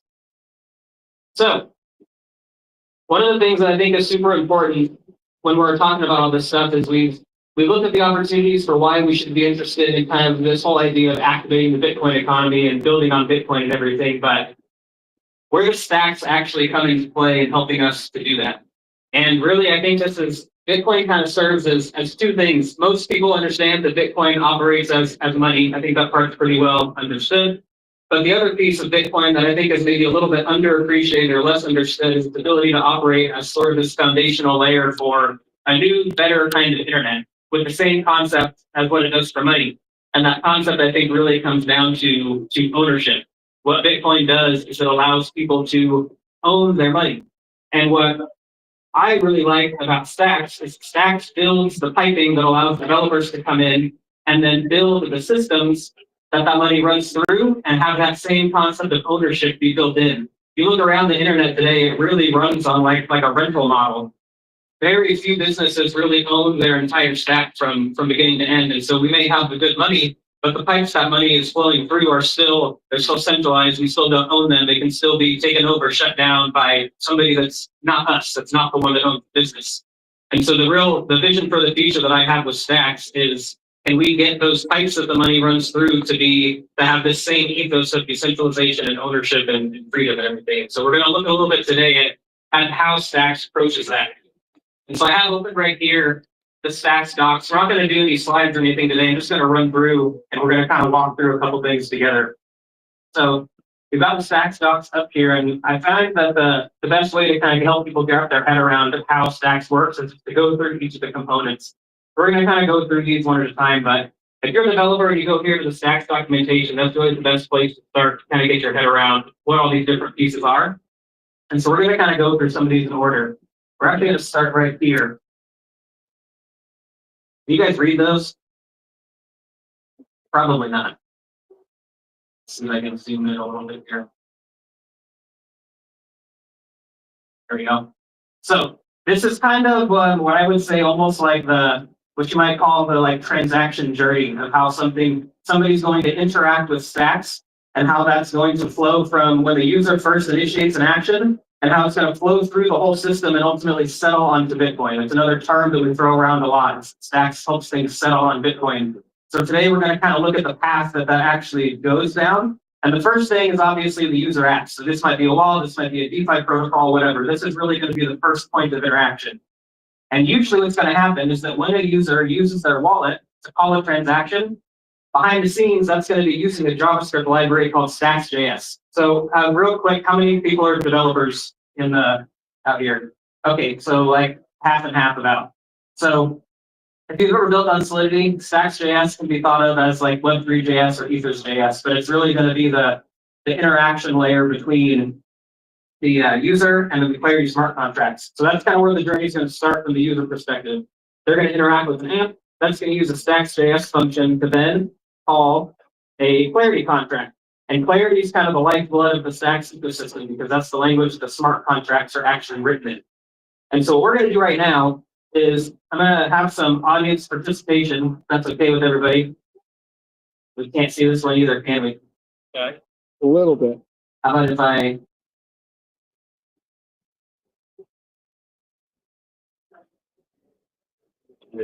Oh, we can't tell. This may not work. We can't see this still, but that's okay. We're gonna wait. All right. What this was supposed to look like was a nice, beautiful little set of templates for what we actually want our contract to do. So basically what we're gonna do right now is we're gonna build, it's called a multiplayer counter contract. Super simple. The goal is we're gonna maintain accounts and anybody could initiate a transaction to add on to the account. And so what we're gonna do is I'm gonna call out what we need to add next, and you guys are gonna help me kind of put together this clarity contract so we can kind of get introduced to some of the concepts. So what I want you to do is I want you to look over here on the right. We've got a collection of a bunch of different elements of clarity functions and contracts that we need to put together in the right order to write our contract. And so the first little block that we have over here that you guys can't see, the first thing that we have to do is define a storage map. So I'm going to start calling on everybody to shout out. If we need to define a storage map, which one of these do you think that we need to use? And I'll give you a little bit of a clue. The pink ones are the ones where we need to define something, so create something new. The yellow ones are where we need to call a function. And then the blue ones are going to be variables, so they're going to hold some values. The orange ones are going to be different data types, and the green ones are going to be the actual data itself. So if we want to define a storage map, which one of these are we going to grab? Define map. Somebody said define map. Hey, we want to name it counters. Which one? Counters, the blue. Yep. Now, we want it to be keyed by the user. And what that means is a map is basically a data structure where you have a piece of data that has an identifier. And so what we're saying here is we want the data here to be able to be identified by a user. How do we identify users in crypto? Principal. Addresses. So in stacks, an address is called a principal. So we remember that the orange is the type that we want to put here, and we need it to be an identifier for a person or a principal. But that means we're going to put what here? Principal. Principal. And we want them to be storing a type of a number, but it's a specific kind of number called an unsigned integer, which basically means a positive number. So if we say unsigned integer and it needs to be this same type of data, which one are we going to want to throw there? Uint. Uint. Now we just need to end. I'm not going to make you guys guess that one. Next, we need to define a read-only function. Which one's that going to be? Define read-only. Read-only. Nice. If you can pick up on what I'm doing here, I'm trying to highlight how readable clarity is, because you can basically just pick and choose for the thing that you need to do, and there's going to be a function that's going to be named similarly to that. So we want this function to be named getCount. And the yellow ones are function definitions. There's two different ones here. So which one do you think we're going to want to use here if we're just trying to define the function name? GetCount. Right. Now what we need to do here is we need to define the argument that we're going to pass to this getCount function. And we're going to call that argument to, and it's going to be a principal type. So we're going to want to do which one there? At the bottom. Nice. And now what we want to do here is the first thing we want to do is if whatever we're about to look up fails, we want to have a default fallback value that we're going to fall back on. And so we need our value here to default to something. So what are we going to want to call it here first then? Default to. Cool. And we want it to default to 0 if it doesn't find anything. U0. Okay. Now what we need to do next is we need to look something up in our map. And there's a little hint here for functions that end in a question mark. That means that we're going to be going out and retrieving something that may or may not exist from a map. So which one are we going to want to do there?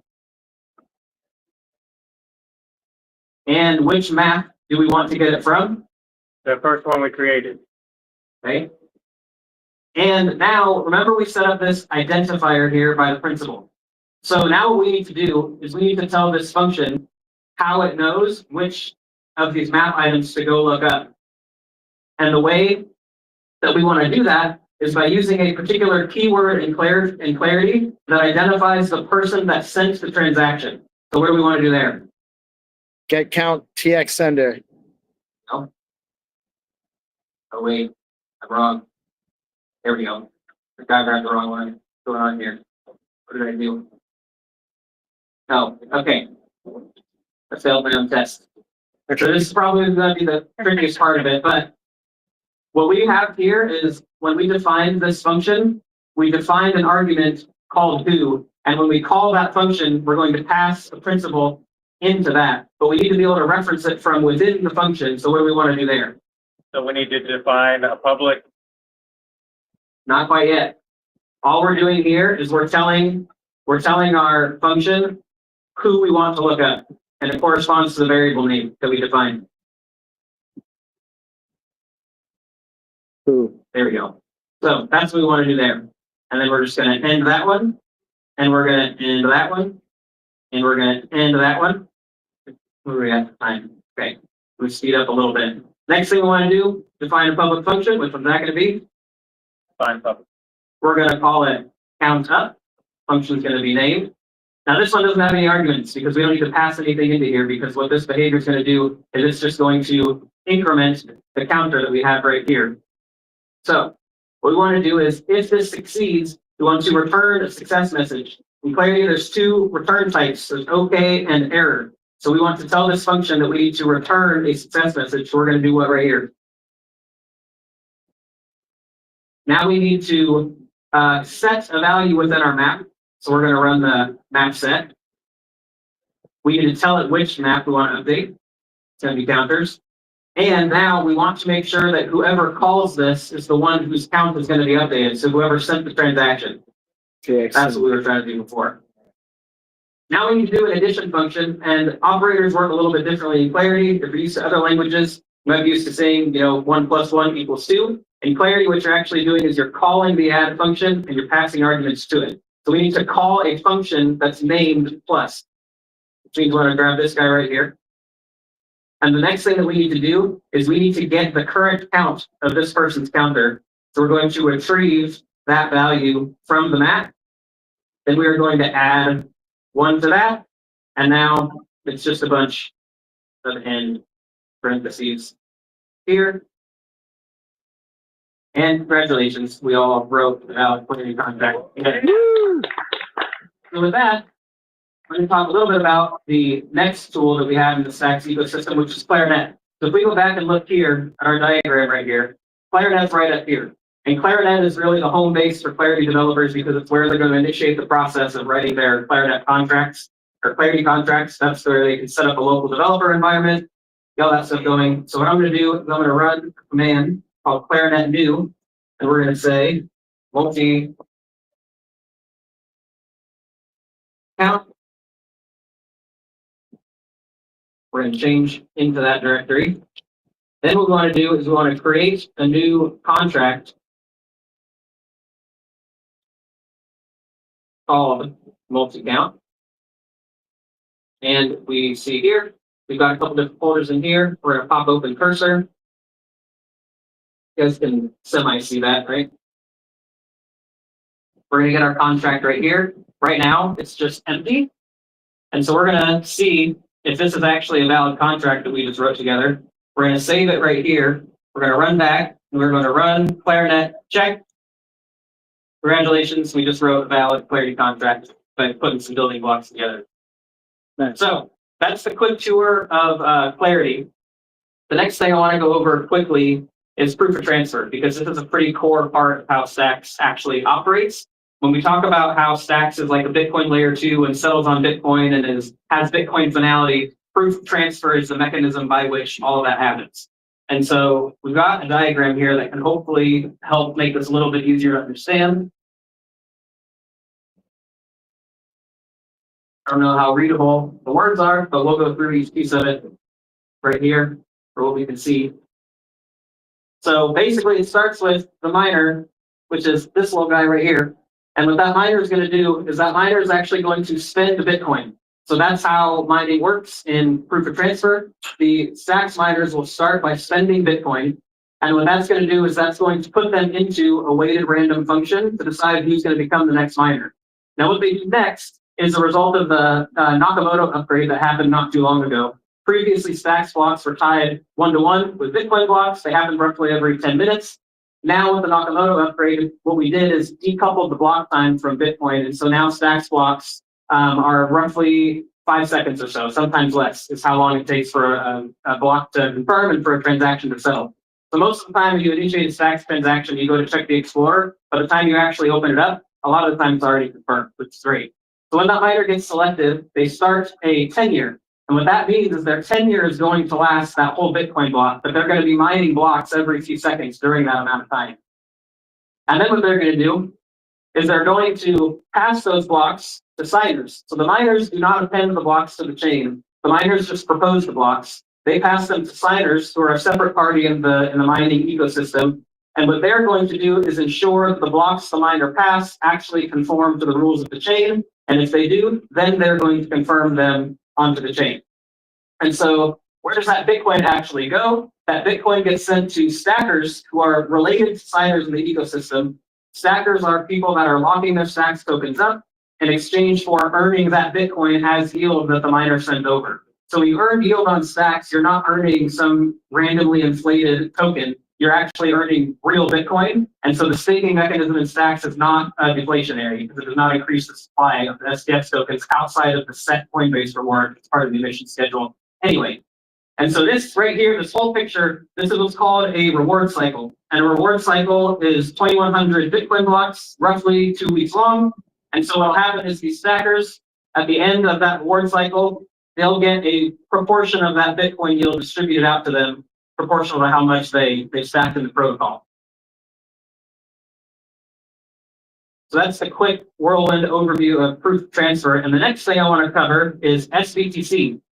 So SBTC is really how we can actually use Bitcoin on the Stacks chain, because as most everybody knows, Bitcoin by itself is not programmable. So if we want to take it and use it in a programmable environment, we have to somehow find a way to represent that Bitcoin within the programmable environment. Most of the time, that's either a centralized or relatively centralized solution like wrapped BTC, for example, on Ethereum. And so what the Stacks core developers sought out to do was they wanted to create as decentralized of a version of this as possible. So when Andre was up earlier, one of the kind of principles he talked about was, what can we build on Bitcoin with the technology we have available to us now that is as decentralized as possible, that then also leaves open a path to further decentralization over time. And that's really the core ethos behind how SBTC works. And so the way that this actually works is, maybe another example of not being able to see what I get from being a dev and doing dark mode on everything. But basically, we got Alice up here. Alice wants to use a Bitcoin in DeFi protocol, but she doesn't trust a custodian to hold her Bitcoin. And because Alice is super smart, she decided to join the Stacks ecosystem and try out SBTC. So right here, down here, you can see we've currently got 100 Bitcoin stored. This isn't real numbers, by the way. We have more than that, but for the example, we have 100 Bitcoin that is in what's called the peg wallet of SBTC. And so what's going to happen is Alice decides she wants to convert 1 Bitcoin into SBTC so she can use it in the ecosystem.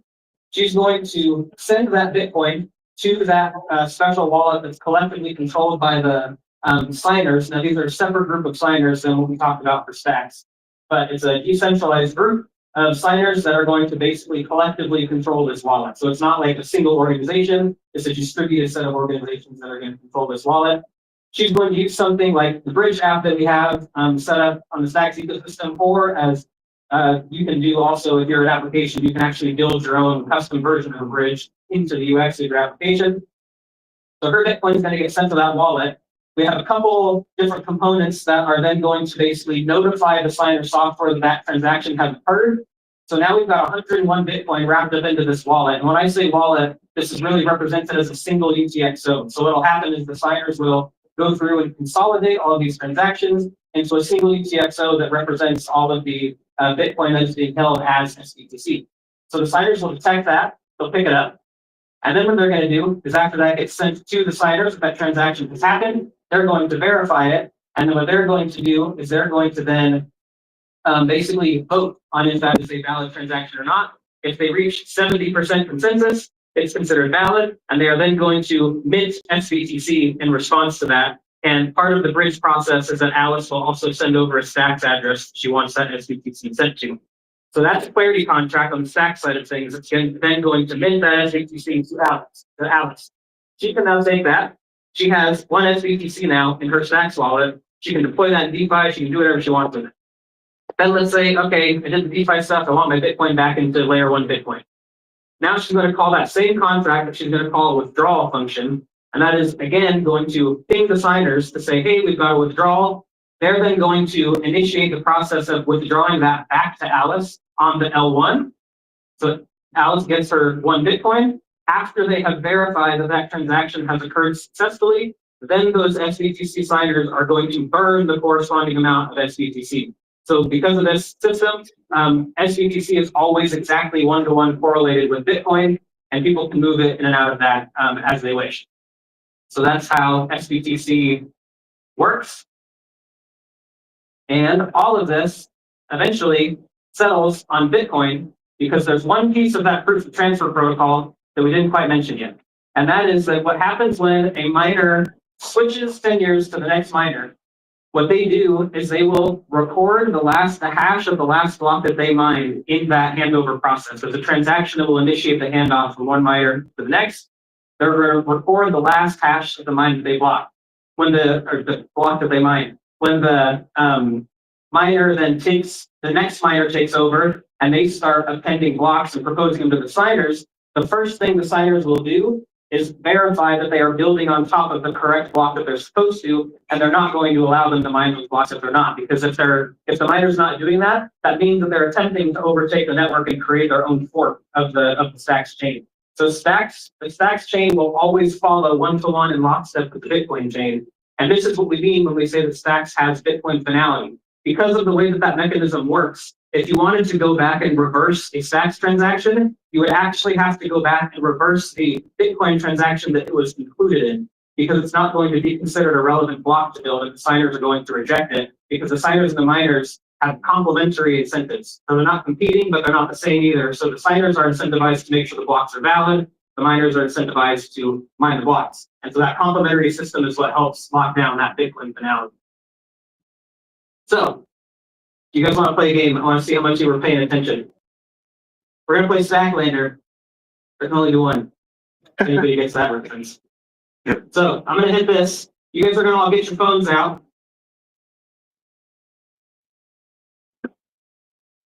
And we're going to scan this. We're going to play a little trivia game. The more correct answers you get, and the faster you answer them, the more points you get.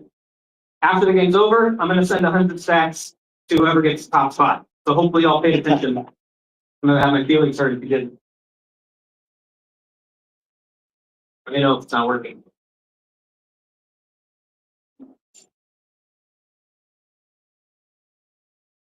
Can I put my BTC name, or does it need to be, yeah? I'm just going to manually send it, so put whatever there. Blockface is the first one in.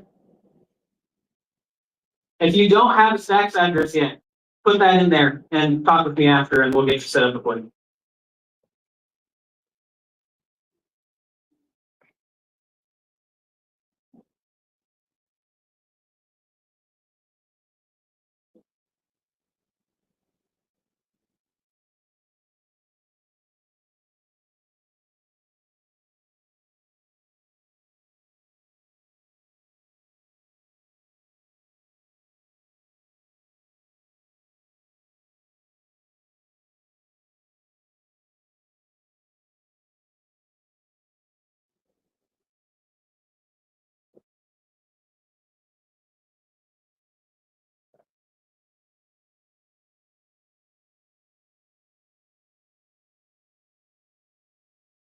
Everybody good? Anybody still going?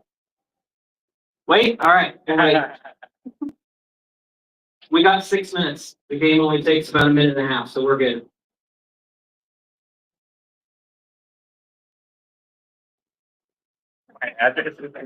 Bravo, you're trolling on people. Yeah, I totally.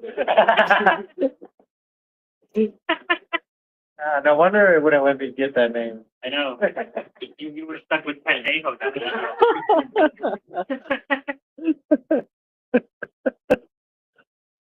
Have some company from there.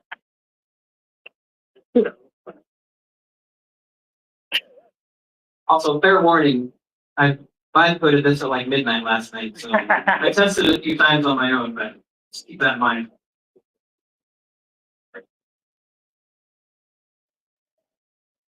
Everybody in? Yep. Somebody say no? Mike, are you saying no, or are you stretching your neck? Okay. All right, we're gonna do this. Everybody get ready. You're gonna be looking at your phones. That's where you're gonna want to look. Questions are gonna pop up. You gotta get the right answer as quick as you can. Ready?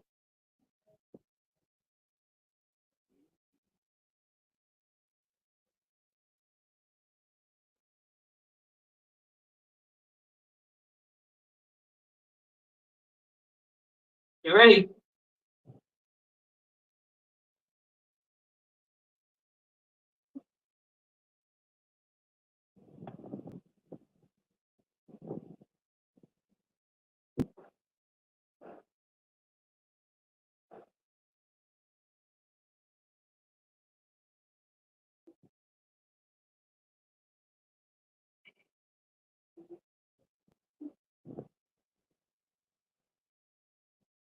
Halfway there.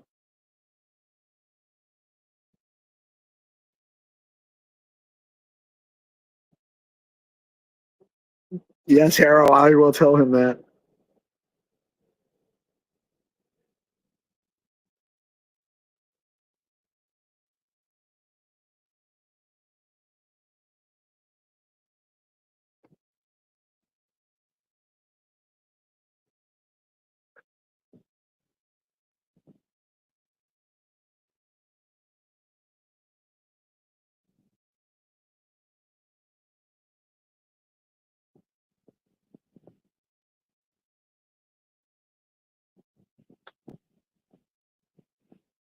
All right, we're down to the last question.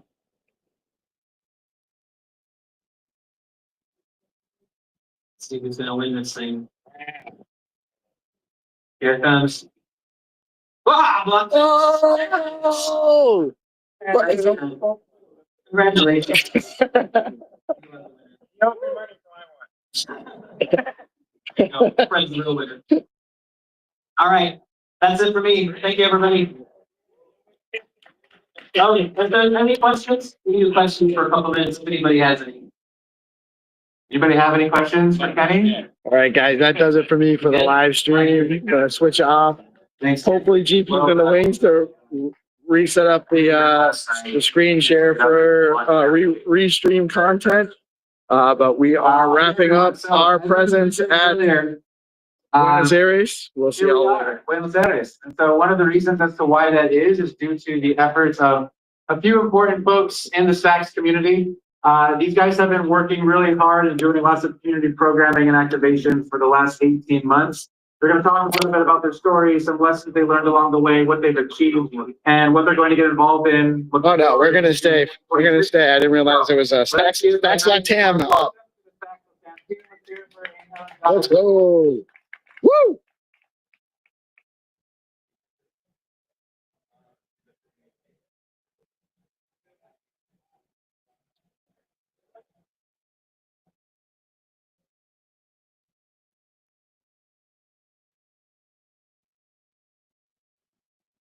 Brother, can you do me a favor? Yeah, sure. Can you just hold this on that for a minute? Sure. He's that's it, man.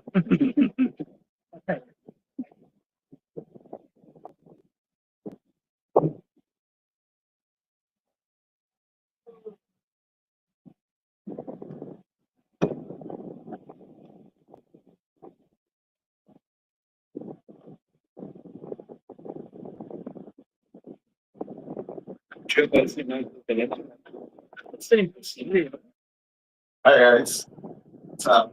It's that number. But this brief summary is super important and deeply kind starts to that here for people. Now, downloading a government and pass on to Colombia. Well, 2024 was a big year. Start that mission to increase developer adoption in Latin America. 2025 was awesome because you are here for that. Well, again, 2024 was expand and increase our ecosystem in countries like Peru, Colombia, Argentina, Brazil. The idea was launched the first very good in Spanish we received over 100.5 applications, and finally, we invest 15 hours learning. Next, Nakamura meetups was a perfect skills to increase our scope. For example, we have 6 countries in 9 big cities to explain how works stacks, how works clarity, few weeks under the inevitable upgrade happens.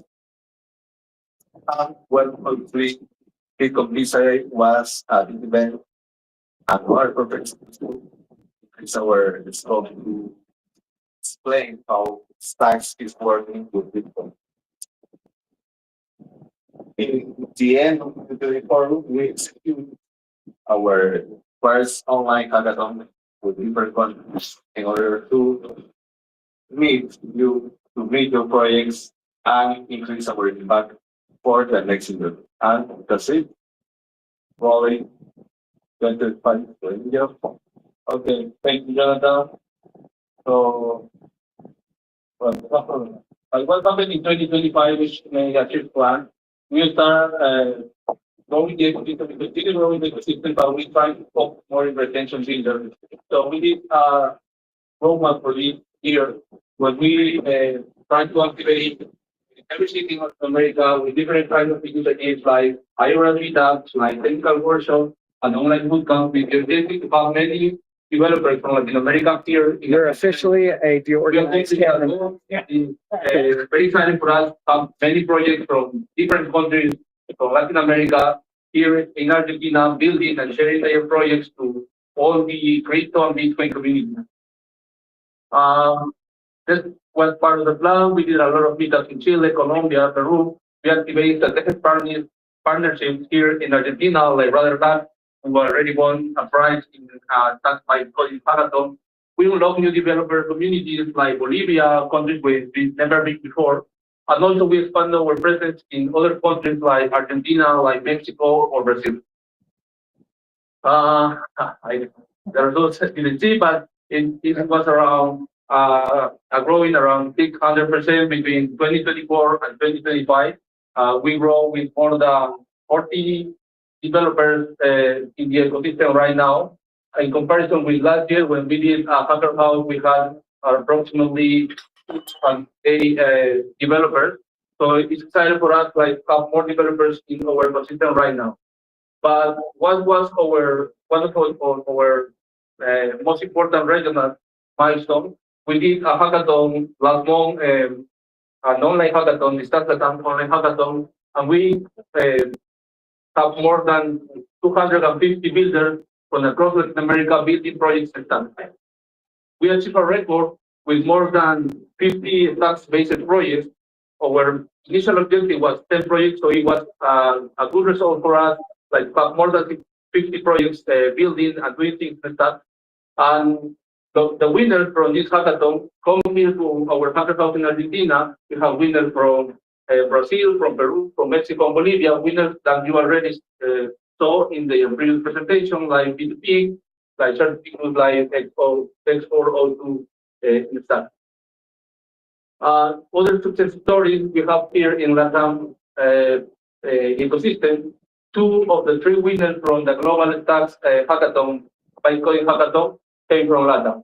Rather Labs, the first place for this hackathon, they are from Argentina, and they won the hackathon after participating in one of our clarity workshops we did with them in the month of September. So this is good for us because with this initiative, we activate a region like Argentina, which is going to be important for the ecosystem here in Latin America. And also, the winner of the 2024 Stacks Latam Hackathon and Stacks Latam Hackathon we did last year during the Bitcoin here in Argentina, still working in the Stacks ecosystem and be part from the Stacks program, which is like one of the most exclusive programs in the Stacks ecosystem. And he joined to the Stacks ecosystem and the Stacks Hackathon, for his participation in our program. So that's it. Well, then that's what we want to share with us. This is part of the result we had in these 2 years. We have a growth between the quantity of builders we retain between 2024 and 2025. And now Latam is one of the strongest contributors to Stacks ecosystem builder panel. What else? Right. Well, as Jonathan told us, we are just now 3 people in the Stacks core, Stacks core team building, but we invite you, if you are a developer, if you are a builder, if you are an educator, builder, or even you are interested in being part from the Stacks Latam, it doesn't matter what country are you, if you are from Brazil, from Mexico, doesn't matter. We come together, accelerate the Stacks adoption and create impact across the region. If you are interested in joining us in this ecosystem and continue building and continue growing the ecosystem, you can scan this QR code, share with your friends, share with any people who are interested. We speak Spanish, we speak Portuguese, we speak English also, so we have space for everyone in Latin America to continue building in Stacks. And what's next for 2026? So we want to increase our presence here in Argentina, but also in other cities important in Latin America as Mexico or Brazil. We have the mission to expand not only developer education, we want to continue with community education and also help with other protocols and other the apps or projects who are already building in Bitcoin with the Stacks to connect them with the Latam builders, with the Latam ecosystem, and give more opportunities for our people to work with them. And we are going to continue keep pushing to accomplish that the next major fronts, that the next major Stacks projects come from Latin America. So I think it's all. Thank you very much. Gracias. Español, obrigado. Well done, Stacks Latam team. You guys earned and deserve a little bit more of a louder round of applause than that. Let's hear it a little bit louder. Well done, Angela. Well done. So while they pack up, we have a quick update. So next we're going to hear from Eric. Eric is going to talk about bridging Bitcoin and building with the SBTC JS library.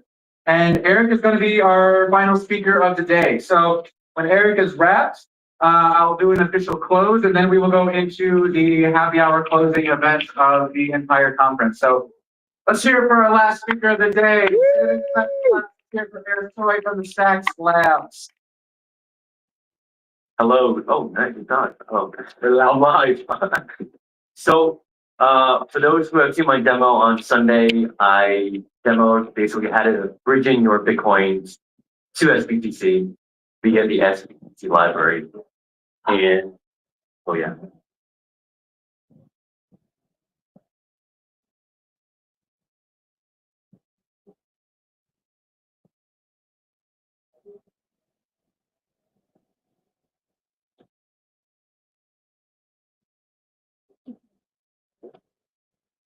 Yeah. It's, oh, okay. Well, yeah, they can see it. Okay, cool. This is fine. Yeah, this is the browser. Yeah. All right, so let me see how I can do this. All right. All right, so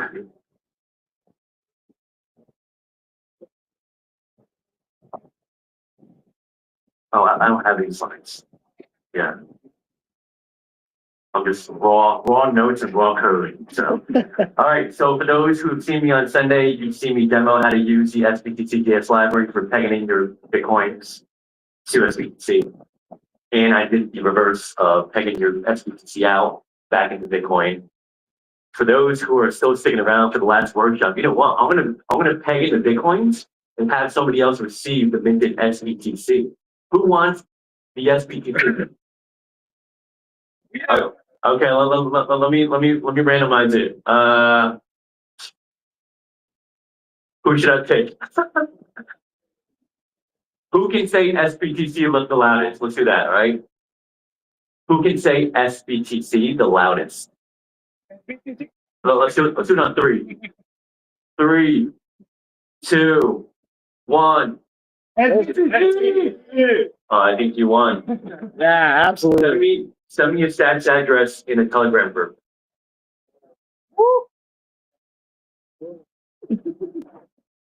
Okay, so yeah, this workshop is going to be about using that library so that anybody, any app, any builder can integrate a peg-in and peg-out process for SBTC for their users. At the moment, there is obviously an official SBTC bridge app, but with this library, with this JS library, you can integrate that into your own app and customize it based on the flow of your app and the UX of your app.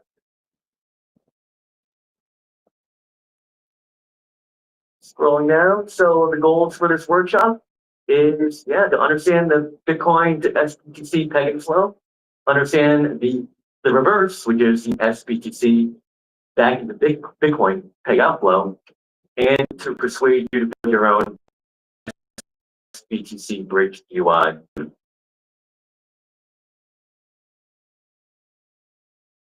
So I feel like everyone here is in the know already. Do I need to explain this? What do you think? No? Yes? No? Give the 10-second version. Okay. What does it mean to bridge Bitcoin? It means to bring Bitcoin from the layer 1 to the layer 2 on stacks and to make Bitcoin productive, programmable, unleash Bitcoin's power.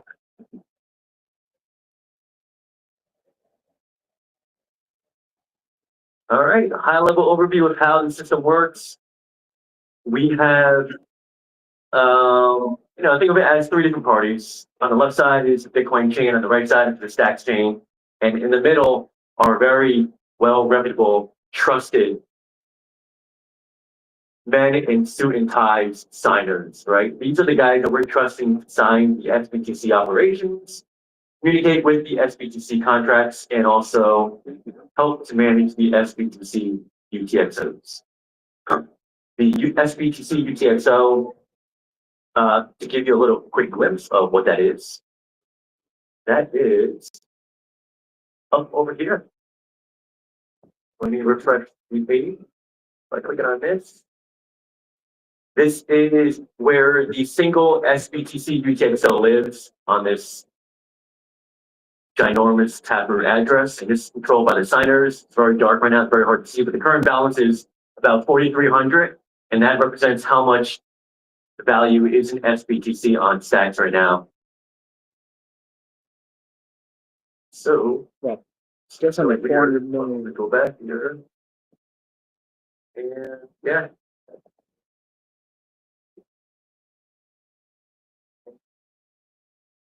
All right. So this is understanding the peg-in flow. We're going to go one level deeper into the peg-in flow. Let me make it bigger. Did you send,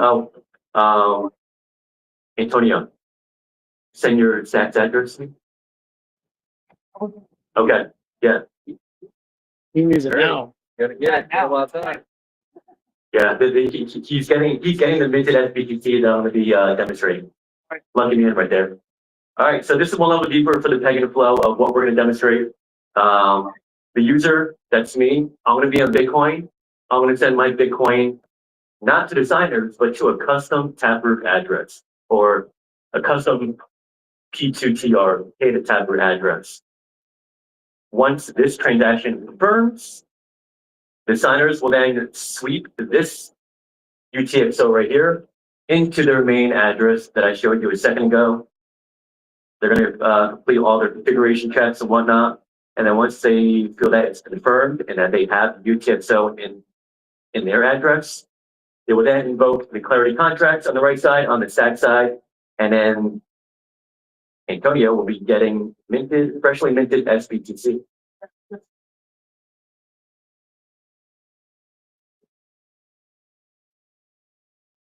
So the overview of the deposit peg and flow of what I just went through in that diagram.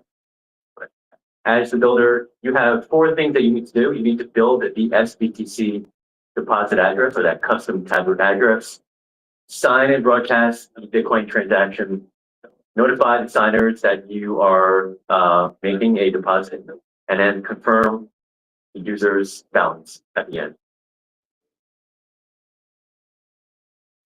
All right, let's get into the demo.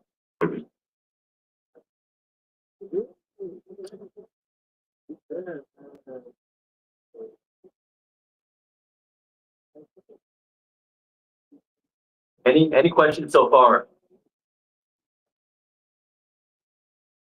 No? Well, that's good. Thank you. All right. So I have this code over here. I'm gonna run it locally. Right now it's running locally on a local server. I'm gonna bring up that website.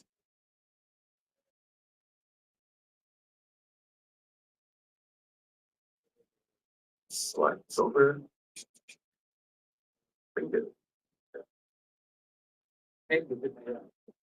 All right. So yeah. I'll repeat it again. What we're going to do now is peg in Bitcoin from my wallet into SBTC to Antonio's dad's address. And let me get that address. Oh, send me a tested address. I need, like, we're dealing with real money here. I'm going to be sending you real SBTC here, not testnet. Yeah.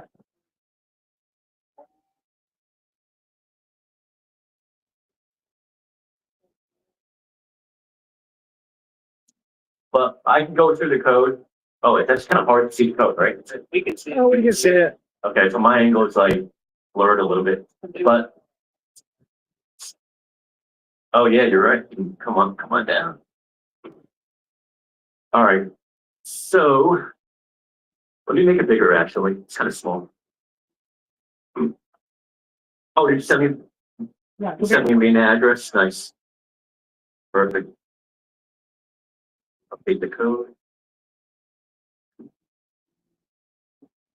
All right, so this field over here, I'm gonna get rid of that field, and I'm gonna replace it with Antonio's address.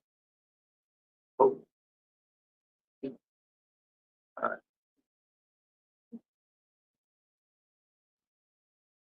That's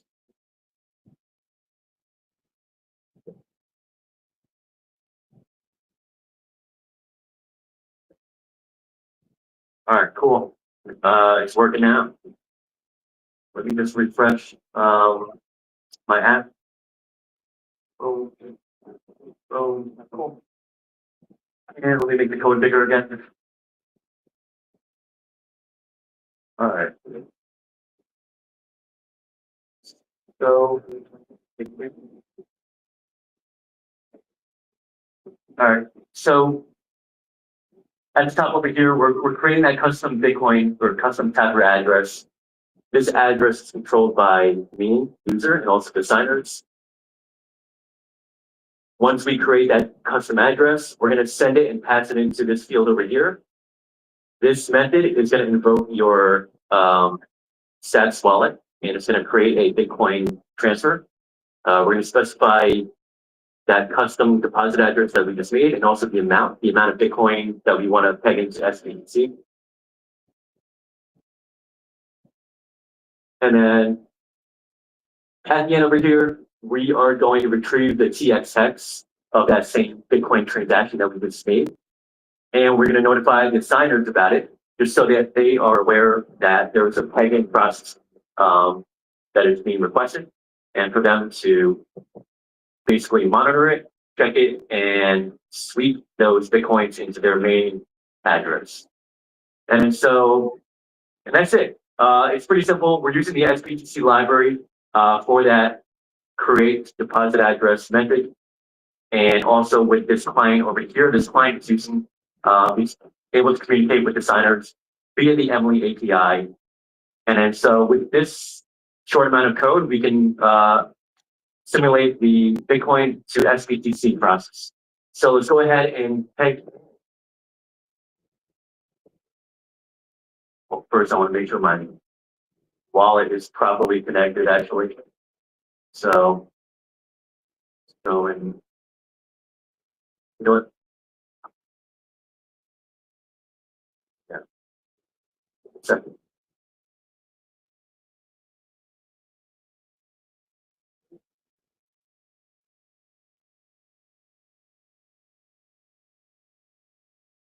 All right, so my wallet's connected to my app, and I'm going to go ahead and click on the purple button. I made it purple just so I can differentiate between peg in and peg out, right? So we're pegging the stats, the old purple facade. So let's go ahead and invoke that function, and nothing is happening. Hold on a second.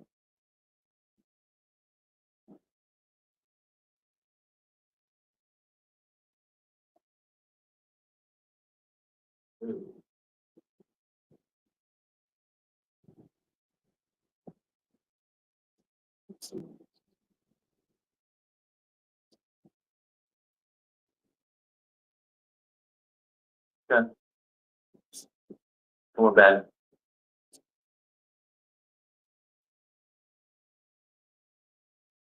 All right. Let's put in my password. Is that what it is?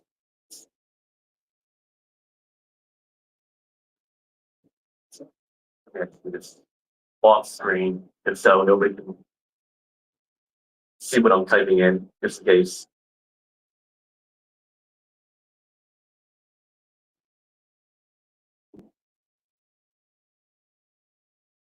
All right, and we're back. So to summarize, I'm making a Bitcoin transaction to mint into SBTC.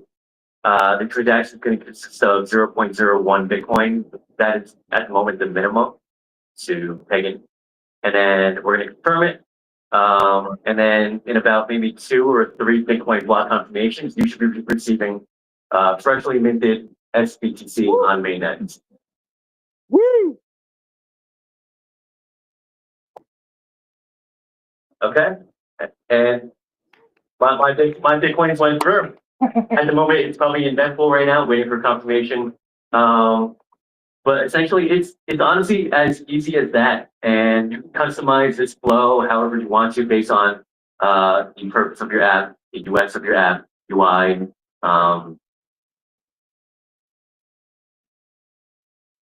So just a little glimpse as to that custom deposit address that we created. Essentially, we're creating an address or taproot address that, let me make it bigger.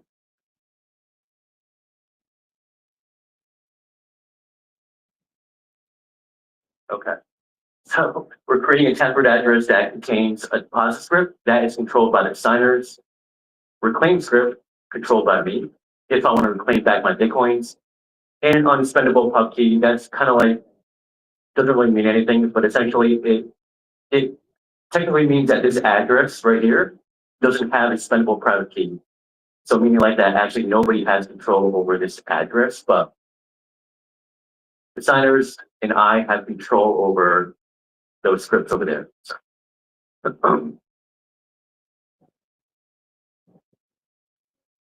And honestly, that was it. So there was the reverse process, the withdrawing of your SBTC back into Bitcoin.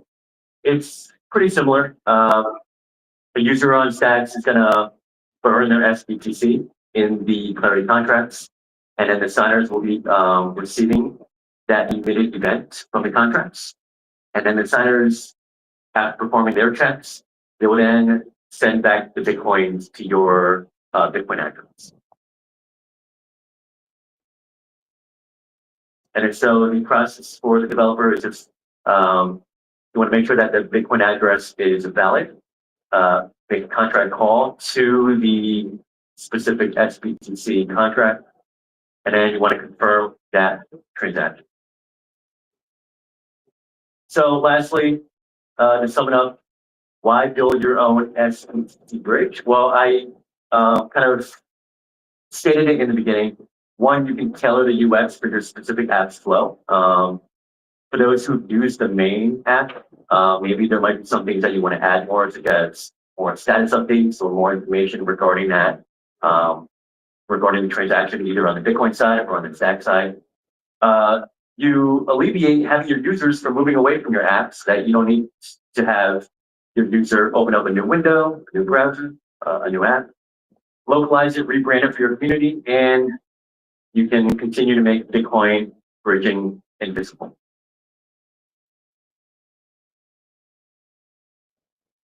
And on the final thing that I want to leave you guys on is the official bridge proves minting SBTC works. Your bridge proves what's possible next. So that's it. Everybody. Let's hear it for the winner of the new receiver of Eric's SBTC. He got about $100 worth of it. Let's go. Well, because of his loud voice, sometimes you have to be loud. And also thanks to the current minimum of how much you can pay in. But right now the minimum is about $100 worth of Bitcoin. So okay. Honestly, if there was no minimum, I would have just maybe gave you like $5 or something. But now you have $100 worth of for minimum. So Awesome. Thanks, Eric. Well done. Well done. That was fun. All right, everyone. So that is a wrap. That was our last speaker. Today, we had a panel, and we had a keynote, and we had a fireside. We had another panel, and we had 11 projects give demonstrations of what they've been working on really hard for the last 4 days, followed by our final 2 workshops that just wrapped up today. I am your host. I'm Adam. I am White. We're going to move into our little closing happy hour session. Don't talk to me. I'm too tired. I need a minute. No, I'm kidding. Let's go have some fun over there. We have beverages. We have refreshments. We have some food. Let's go have some fun. Let's mingle. Let's network with everybody. Thank you for coming out. Bitcoin Builders Conference. Thank you. Let's go.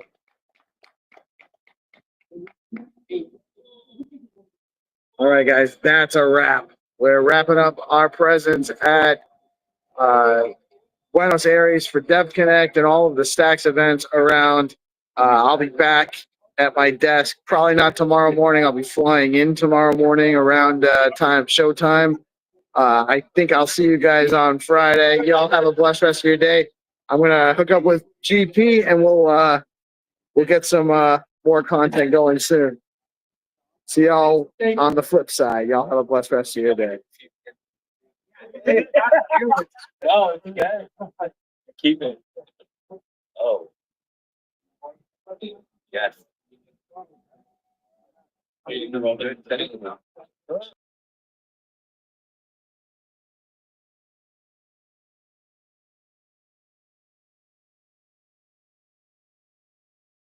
DeOrganized media keeps the mind share growing in the morning with peace and GP. Keep you knowing the alpha keeps flowing. The hunters tools they be showing. The AI gale keeps them in clips that be glowing. Consistent on the daily, they bring Bitcoin news.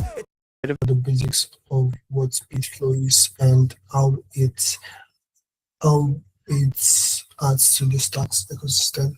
How you can use speedflow for various stuff like swapping of your favorite token, putting your BTC to use, single-sided liquidity and yield on Bitcoin. So since we're waiting for others to join, let me quickly do this. Peace, are you there?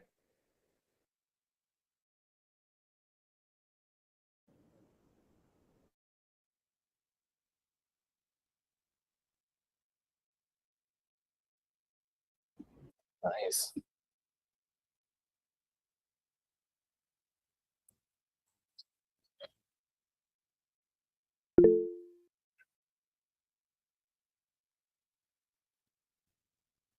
Okay, so I'm going to wait a bit, then start the class. I'm trying to get everything sorted out real quick.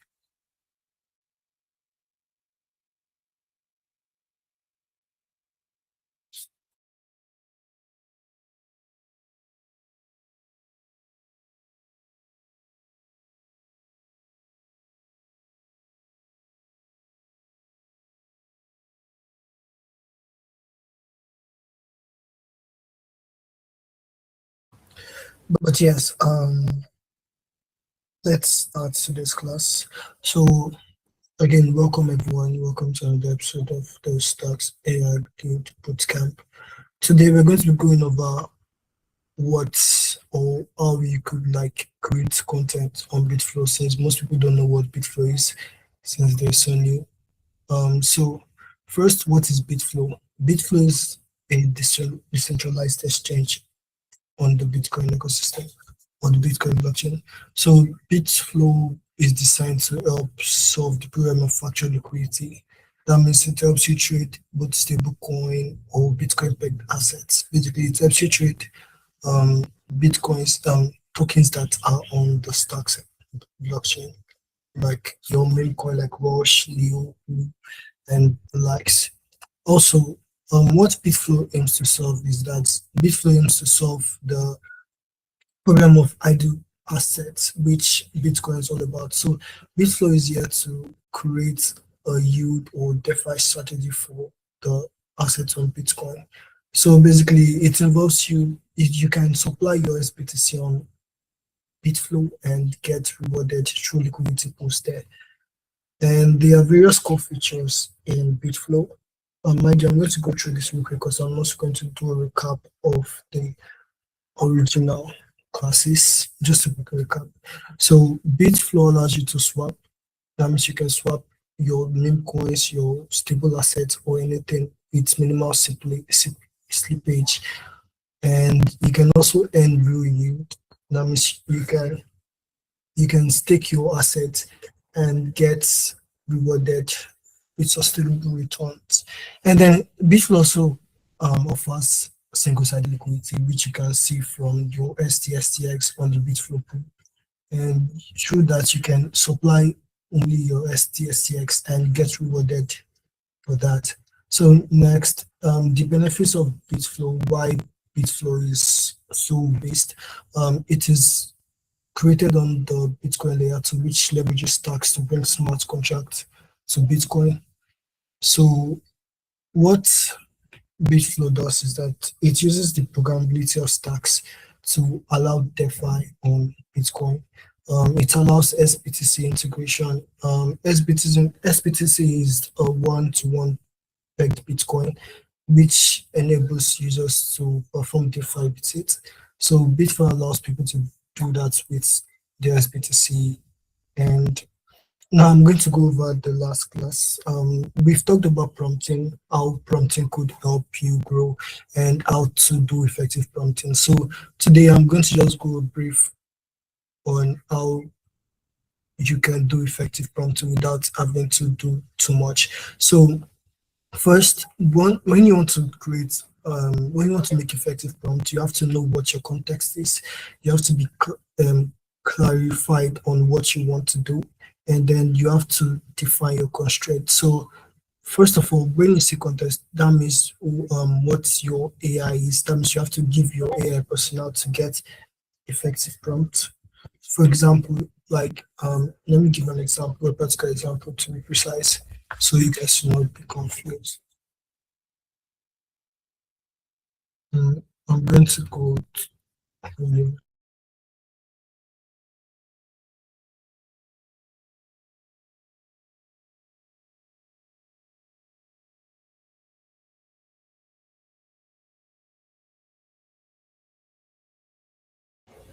okay, so hold on, my screen is not.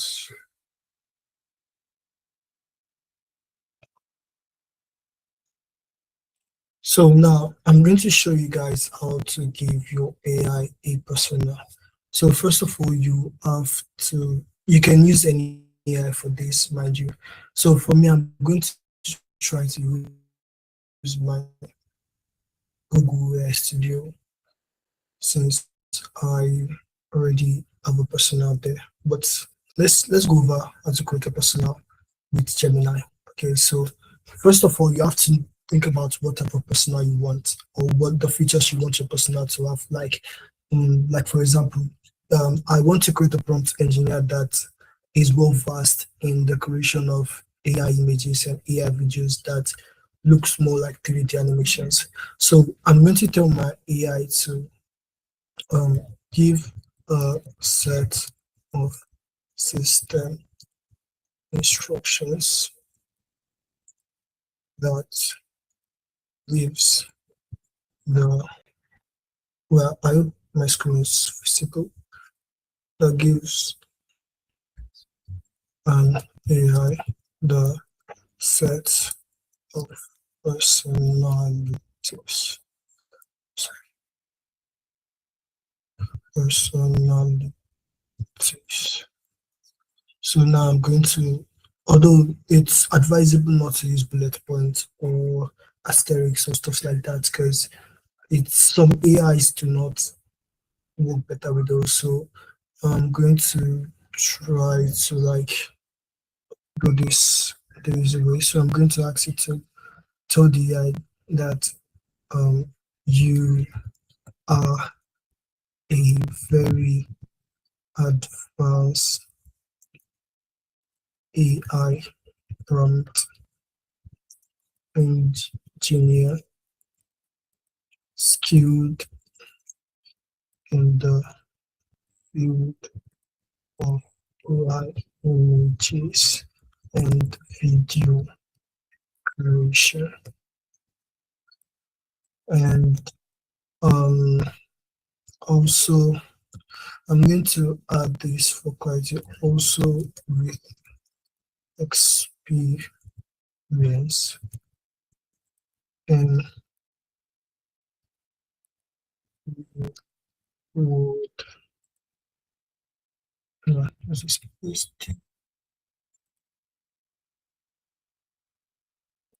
reward photography. The reason I said photography is because when you want to like create an image, the photographers have better sense of how to create images, what images should look like, how they should look like, the best way it can come out, the best angle and stuff like that. So I'm going to run that and see what Gemini gives me. So it gives me this. So what I'm going to do is that I'm going to copy this system instruction and then take it to my Studio. I'm going to show you. So the site is aistudio.google.com and you can access it. It's basically free for everyone in case you have no access to subscription. So I'm going to put this in and then I'm going to switch this to Gemini. Okay, so now I want to like create a normal image, but I don't want to use a reference image. So I'm going to tell you to create an image of, oh yeah, another important thing. The best way to use prompt is by using them as JSON files. So JSON files are like super important when you're trying to create a personality. So always make sure to add the fact that all its output should be in JSON format. And so I'm going to add that all output must be in JSON format. So since I've done that, I'm going to ask it to create an image of I said her humanoid kangaroo. So I'm going to run that and let the AI go through that and see what it gives me. Although it's most AIs usually work with more complex prompts, but most are very easy to use, like Nano Banana. Nano Banana literally just gives you what you give it, and gives it to you back in better format. So now it's running the prompt. Oh yeah, another important thing is that for your prompt, always remember that you must add a negative prompt, because negative prompts are more like what you don't want to see in your image. Okay, they are what you don't want to see in your image and what you wouldn't like to see in your image. So an example of a negative prompt is maybe disfigured or 6 hands or 6 fingers, stuff like that. They help distinguish between what you want and what you don't want. So now you can see that in my prompt here, you can see that it's first went through the concept of what I want to do. So it analyzed the concept of an humanoid kangaroo, that is a kangaroo with human features, and then it's recommended the like a framework for it. That means like a framework for it.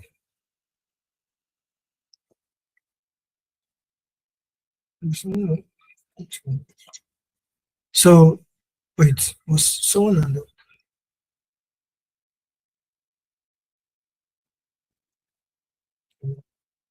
so next it's analyzes the type and it gives me suggestion about what its skin should be like, about the texture of the character and its anatomy. So and then the next one was it gave me suggestion on the lighting of the image. I mean, that is why the photography side was very important. And then it's also gave me the camera settings, that's also this. And then it gave me final output. And it says here, this is the explanation of what it does, what it did rather. So it says I chose specific keywords like anthropomorphic and bipedal to enforce the humanoid shape, reference to Seems creative and unregistered AI. So basically what it says here is that it tells me the reason for the prompt and why it is optimal. So I'm going to copy this prompt real quick and take it to I'm going to use 2 different AIs for this.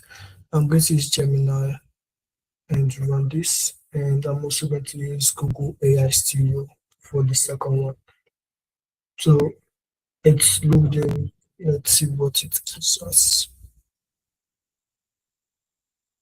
That's fast. So voila, see what it gives us. It gives out a kangaroo with humanoid feature that and standing upright, because kangaroos don't normally stand this upright. So it gave it the shoulders, the hands, the legs standing aloof, and then you can see here that the background is more like as if it's taking a picture. Do you get it? It's very, very smooth, and you can see how clean it is.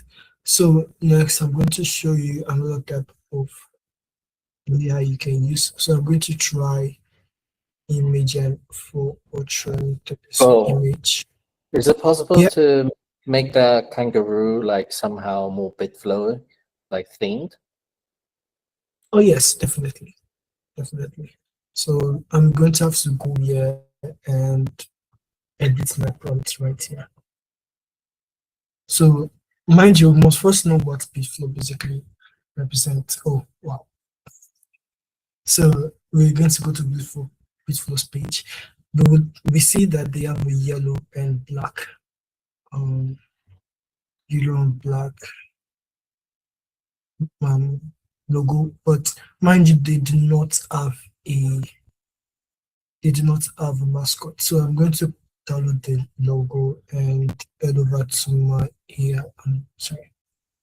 Head over to my AI, copy this real quick, paste it, and then I'm also going to upload my logo. And mind you, this is the tricky part. Okay, so the tricky part is how we can integrate this logo into our prompt. So now, since I can't for sure say that, okay, does the logo can be like in the background, because the AI would have to like go through many steps to just do that. So I'm going to ask it to um manage kangaroo comma add the uploaded image as a. So my sense of thinking is I should make the image a logo on its chest. Okay, so a logo on its chest.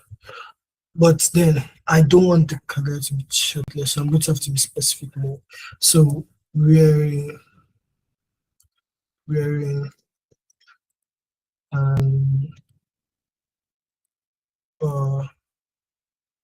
I'm just going to go with a black shirt. I'm going to add the plus on its chest area. And then I'm going to run that and see what it gives me. In the meantime, so I'm going to teach how to use the image info chat, which is best for JSON prompt. But today we're going to be using this now. And we're going to be using this.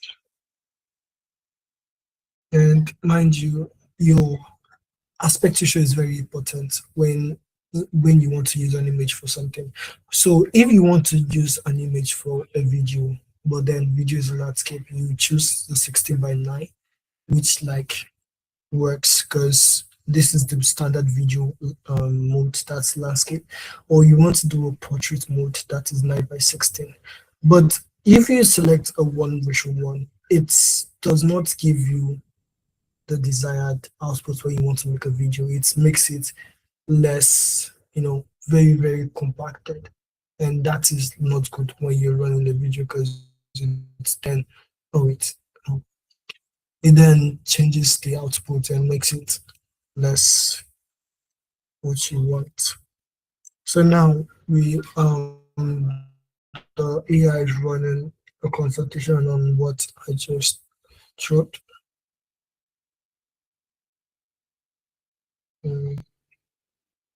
So they want to invert. It thought about the fact that if it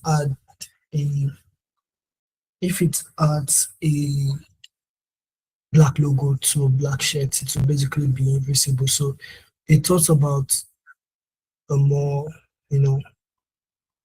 better way, but I don't think it's about that. Let me check. Pixels, okay, bright orange here. So although the image may not be concise, it may not be the way you want it, because for most of this AI, they do not do well with already uploaded image. So I'm going to have to upload my image here again, just to be clear with the AI what I want. So now this is the tricky part.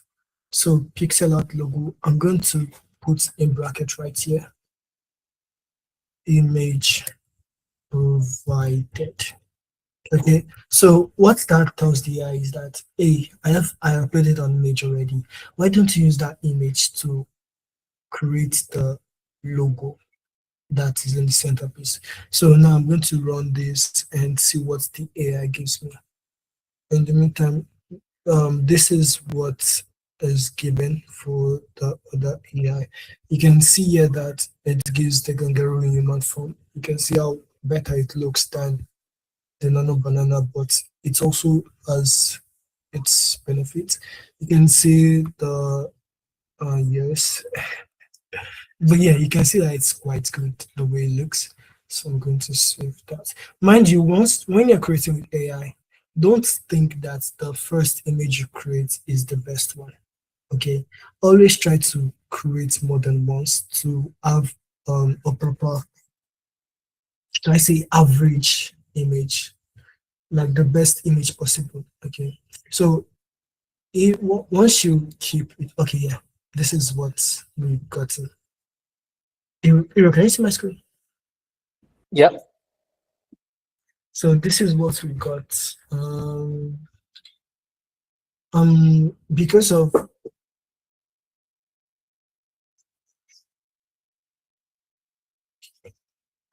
So are you recommending people to have almost like different platforms open and then have the same prompt feed into different platforms so you can get like a collection of different results?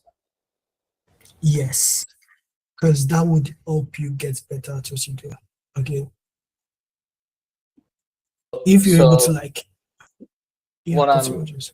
what I'm thinking is one way to approach this is to generate a prompt and you feed that prompt to different platforms and then you check the best result from all the platforms, which one you prefer, and then you take that one and develop it further. Yes, exactly. You take the best one possible and then you create around that one. Because no matter what you think, you can't necessarily have the best output with one AI. Okay, you have to like engage with various other AIs to always make sure your output is way better. Do you understand? I hope you can hear me. Yeah, we can hear you. So I'm going to try it out. Due to some issues, I'm going to, since the bounty says a Christmas theme, so I'm going to try to make the kangaroo more Christmas themed. Did you get? I hope you guys can hear me. So now I'm going to upload the Bitflow image again. And then run that. And I'm going to go back here and try running what, sorry, try running what I got from this and see how this comes out.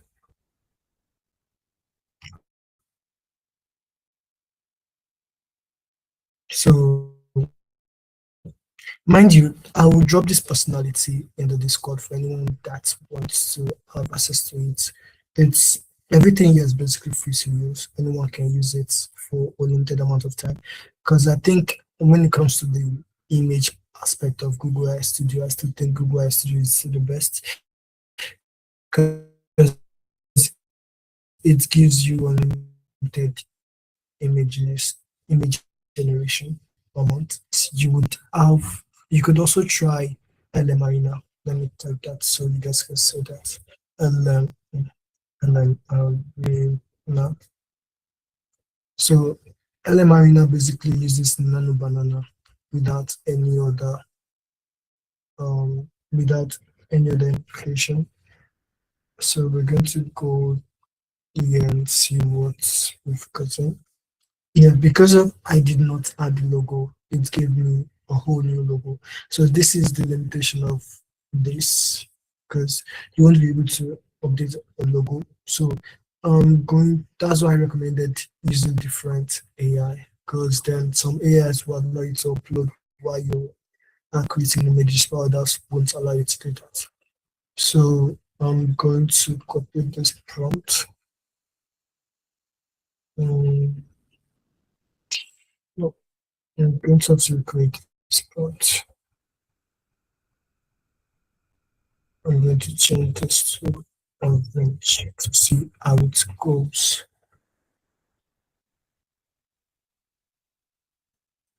I'm going to see how it goes because for some reason, because of I made the shirt black, the AI decided that making it black and this one like that doesn't work. I'm going to try to make the shirt orange and see what I get. Does anyone have a question so far? So we can, we can go through it together just to be safe. Okay, so this is how you use LM Arena. LM Arena basically allows you to create an image without any updating or try to get anything.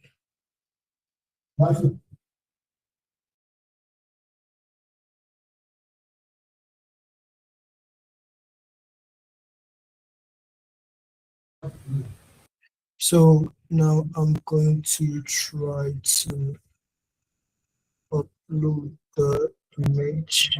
This image? No.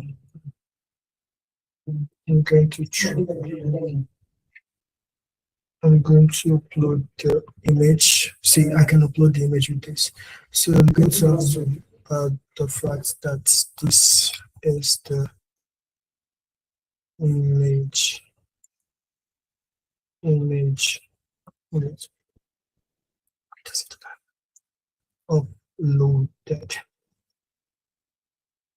So I'm going to close my bracket and run that and see what the AI gives. So in the meantime, let's go check out our last prompt. So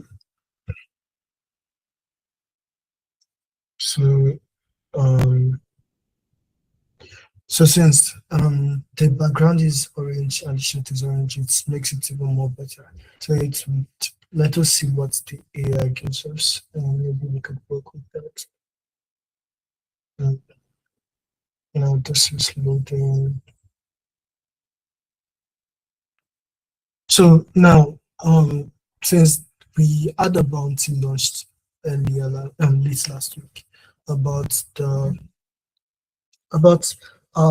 creating a Christmas themed beautiful bounty, beautiful video.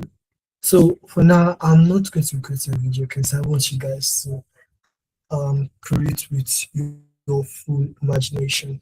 So what I'm going to do is just show you how to create a themed image with what I'm doing. So now I'm going to wait for this to load and copy this prompt and run it. So let's check on our, okay, so and the marina is done. Oh yeah, you can see it now. You can see the two different types. Although this one did compromise the image, this one brought out the image perfectly. Hero, did you see it? Yeah. So you can see that this one compromised the image, although the character looked better. But this one brought out the logo better, but the character is a bit, not up to par, so I'm going to save both of them. Okay. So now we are going to go to Gemini to try the festive aspect of this. I'm going to upload that, upload the image. Mind you, the reason I'm uploading the image, like I said, is for the AI to have a, should I say, like a preview of what it wants to create. So it wouldn't like have to hallucinate and create its own image. Okay. Most AI, because they don't have access to most of what we say, like when we say create a logo and we try to explain it, most AI don't have access to that information. Their database is not that advanced. So they tend to create it with how advanced they are. So then that's usually like, it makes it differ from what you actually want. And that is not what we want right here. So we want to create the pattern perfectly. So now I'm going to go over here and explain why the prompt is like this. So it says that I define the shutters vivid orange to blend with the logo background, ensuring the black pixel art geometric leaf stands out sharply as the brown element. That means it's made sure that the beautiful logo is very, very evident and it's not like reversed like the other images. So now we're going to go here and voila. We have Rue in the Christmas art, wearing a That's beautiful really shirt. cute. Can you post that on social media? just so that there's a, the bit flow, people can see it, there's a record of it. And I really like to share some of these workshop stuff on X. I'm going to drop all the images in the Discord. So I'm going to try to do the prompt with this one.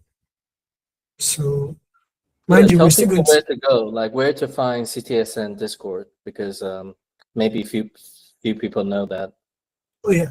So access the CTSN Discord, just head over to the ctsn.ng. Hold on, let me try to get access to it.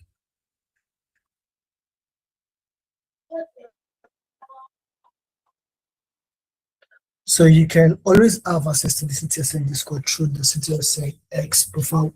The link is in the profile, and I'm going to try to access it right here so you can see. So all you have to do is go to your search button and press CTSN _ng. So once you go there, you're going to see the Discord link right here. And then if you click that, it's going to take you to the CTSN Discord.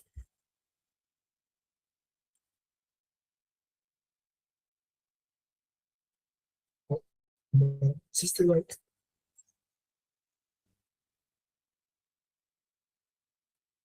I think advanced link is let me try to text.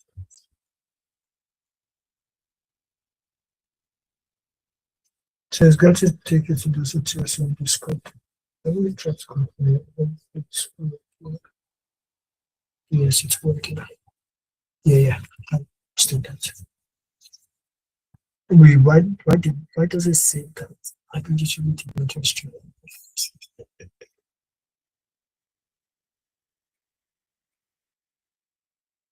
So it's going to take you to the CTSN Discord, and then to access everything that we've done so far, you can head over to the content creation channel, which is totally open for everyone. But just to be clear, you can get role at state channels and roles, or you could get it.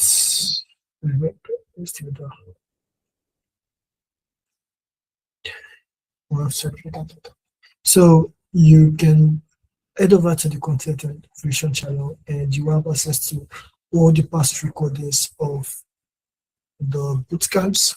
So in case you are curious about what we've been doing and you have no access to it, you can head over to the CTSN Discord, and you would have access to every material that we've used so far, and also every tools in regards to both development and the music production. So head over to CTSN Discord and get in there to have everything that you need. So now I'm going to go to LM Arena to see. Oh wow. So as always, the first one, let's be crooked, but then this comes out well.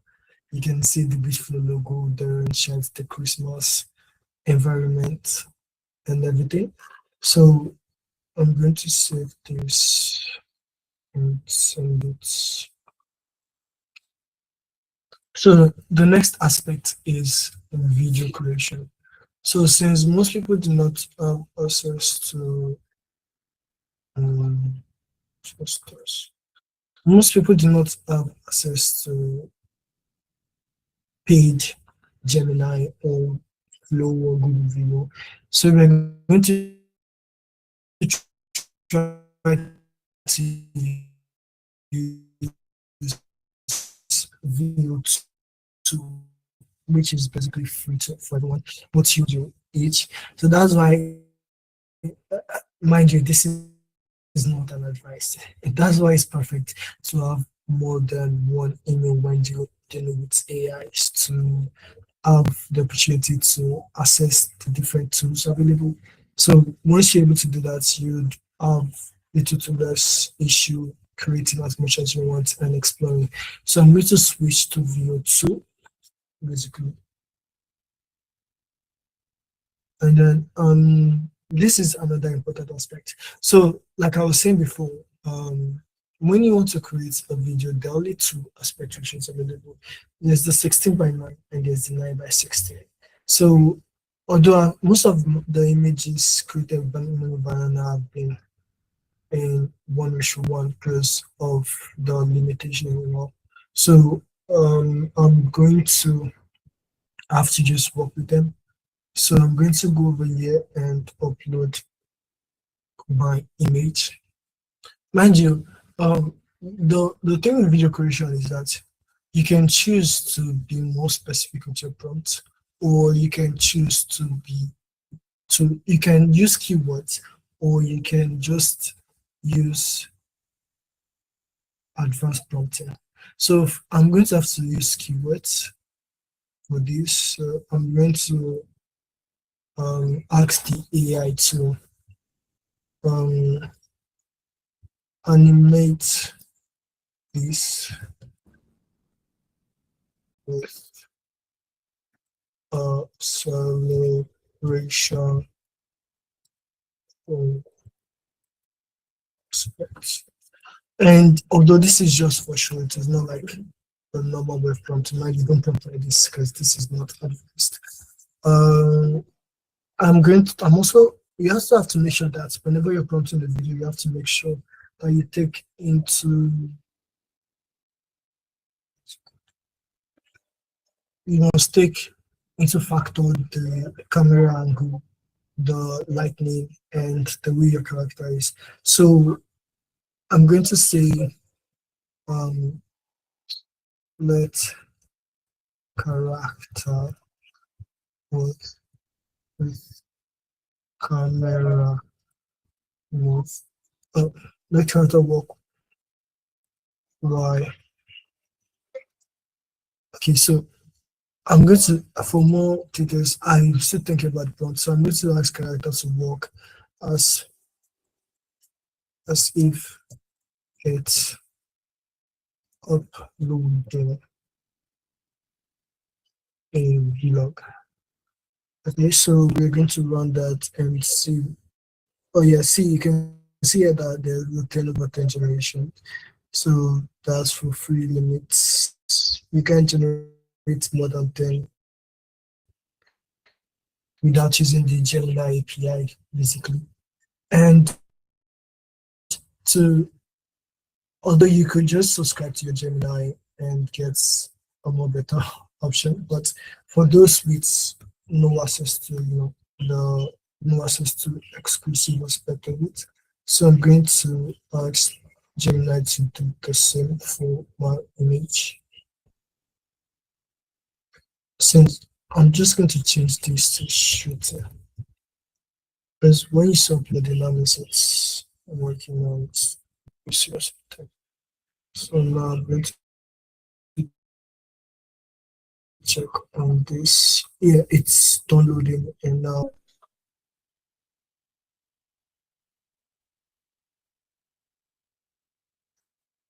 okay, so let's see what that gives me.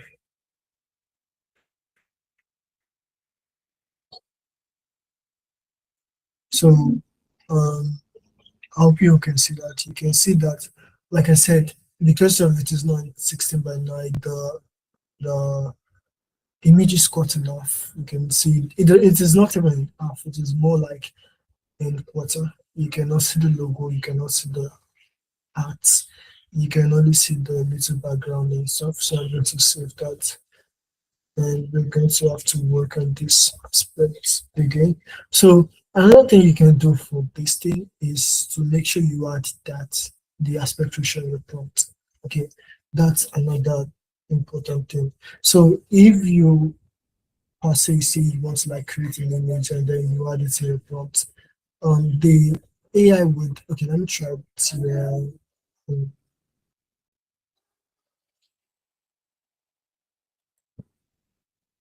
so I'm going to try this, copy this, paste it, and then I'm going to tell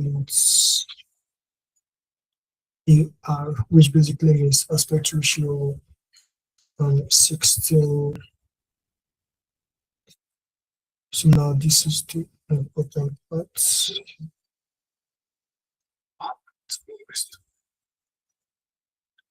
I'm going to have to go with 16:9. So let's see if the AI would be able to do that for me. I'm not too confident in this. So now this one.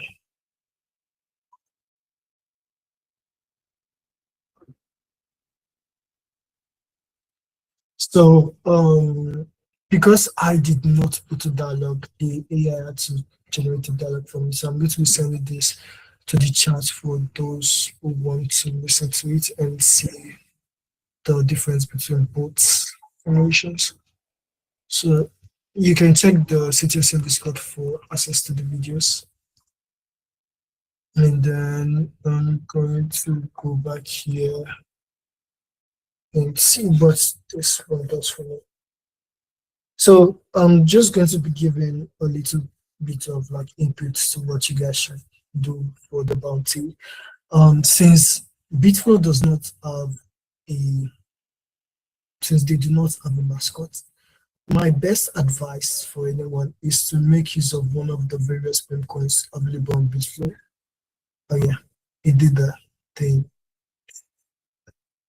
It did the thing. I forgot to add the image.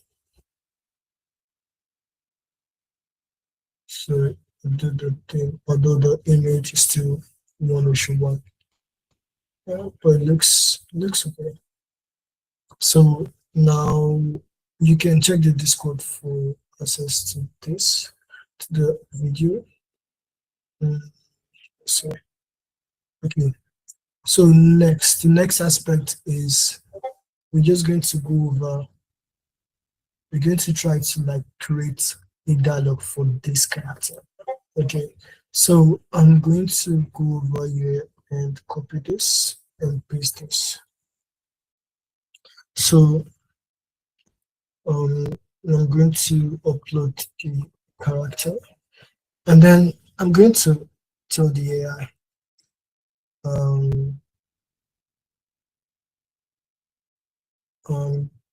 the important thing is the way you structure your prompt, like I said. So I'm going to try to structure my prompt in such a way that the prompt is not complex for the AI. So I'm going to make it very, very simple. So I'm going to ask the AI to let the dialogue by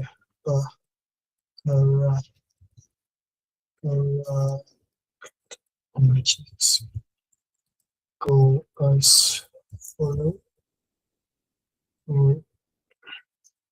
So I'm going to say welcome to the month of the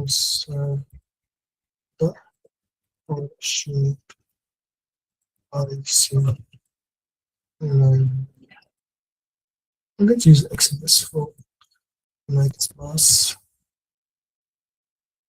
So I'm going to say trade on Restream.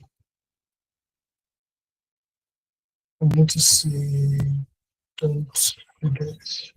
I'm trying to make sure that my prompt is not, my dialogue is not more than it's supposed to be. So okay, so straight on flow. So let's see if the AI is able to create the old prompt around this. And another AI you can use for your video is Flow. Although Flow requires Flow does give 100 points I think per month. Also, so you can basically create using 100 Flow points per month. And once you create those, you would have access to the voice and the animations and everything. So I'm going to go over here and see. Okay, it's loaded. So I'm going to go over there and see. So now I have access to my phone. Let me check real quick.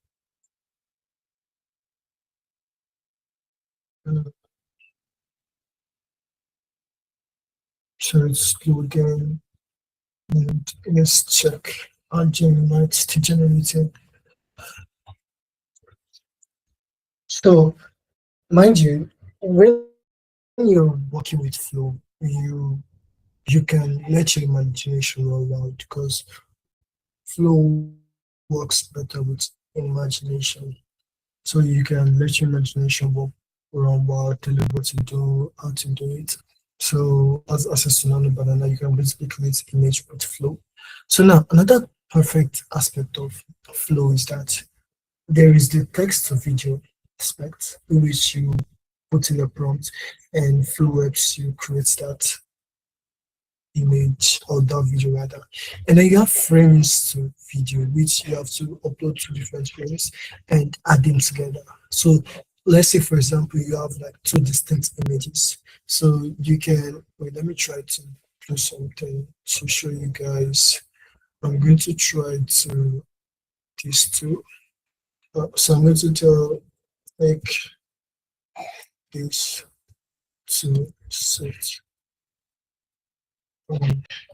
from of the course as true. So I'm going to try to run that prompt to show you how the frame to video work. So when my video is ready, I'm going to go at it and see it.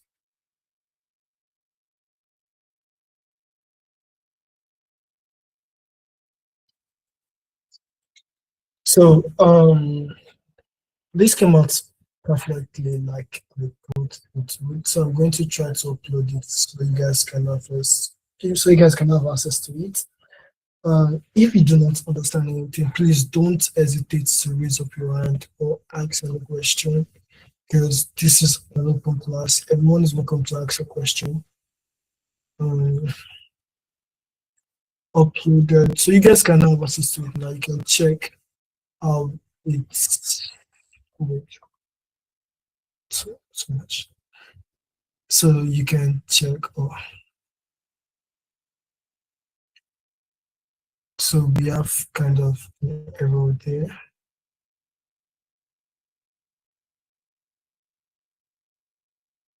So you see how the frame to video works.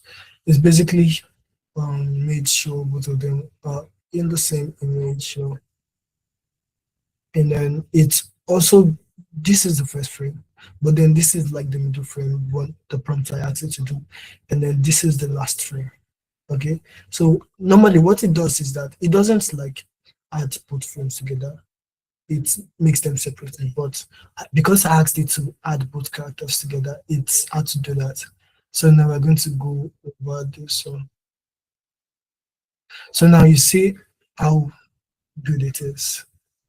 Yeah, and you see that both frames are also in the video, so showing that the frames of video is meant to like make sure both frames like mingle with one another. So I'm going to save this. So I'm going to save this, and then the next aspect is ingredients to video.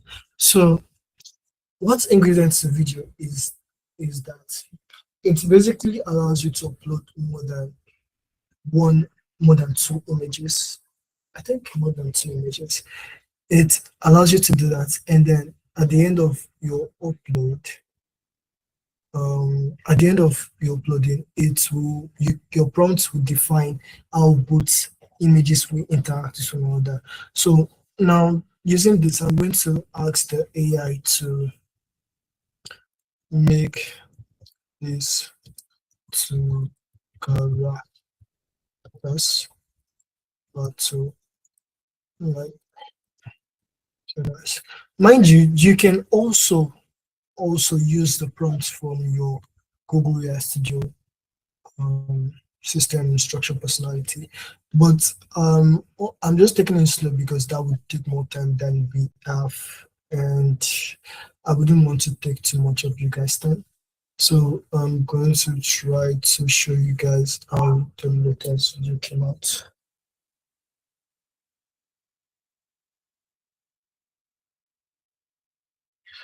So I'm going to upload this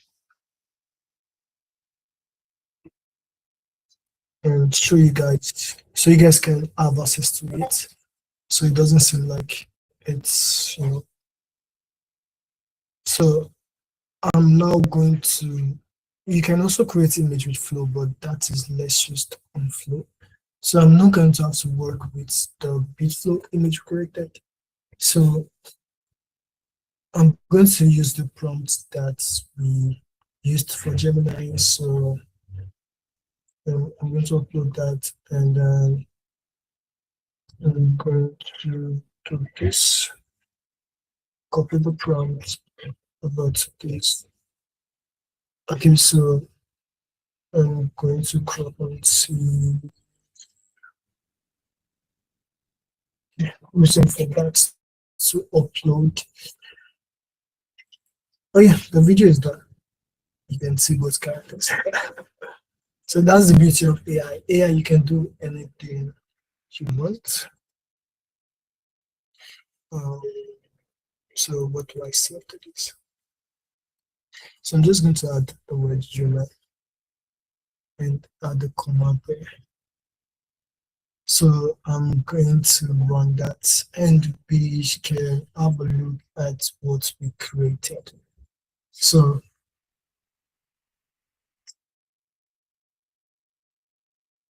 you can see both of them are fighting with the silvers.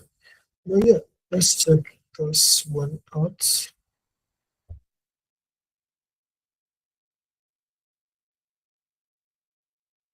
Alright, was that too much?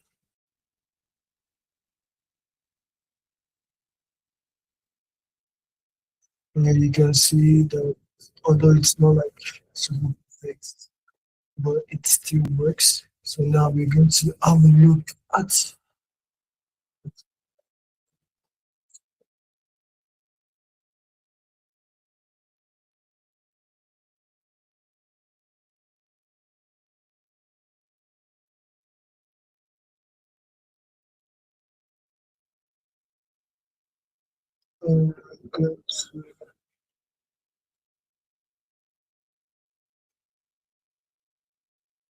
okay, so it seems like our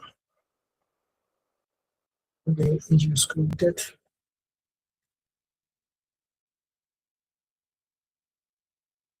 So I'm going to play this and see what.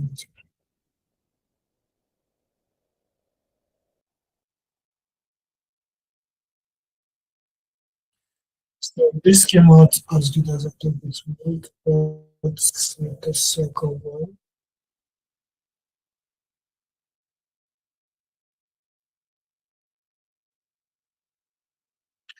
So I'm going to upload the and mind you, you're all free to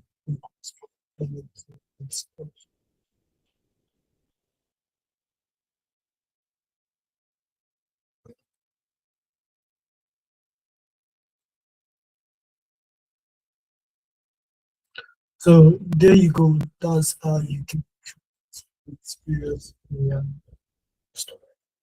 That's how you can create various AI while also, you know, doing other stuffs. So if anyone have a question, they're free to ask their question right now, because we've come to the end of the class, and hopefully you guys learned a lot. Oh yeah, Team 9, what's up? I have a question. So yeah, ask.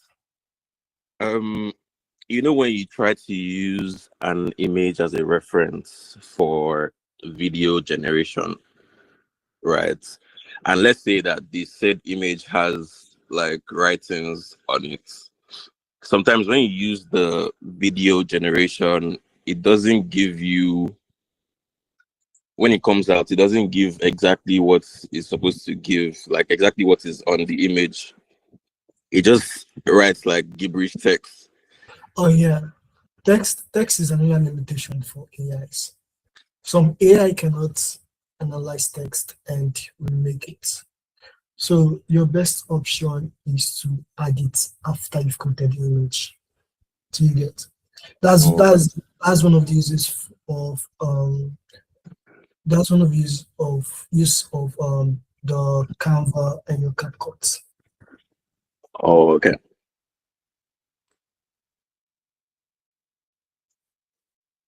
Any other person have a question?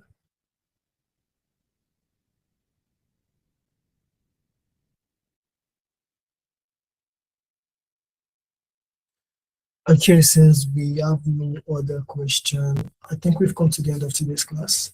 Thank you for joining. I hope to see you guys next class, and hope you all have a great night. Good night.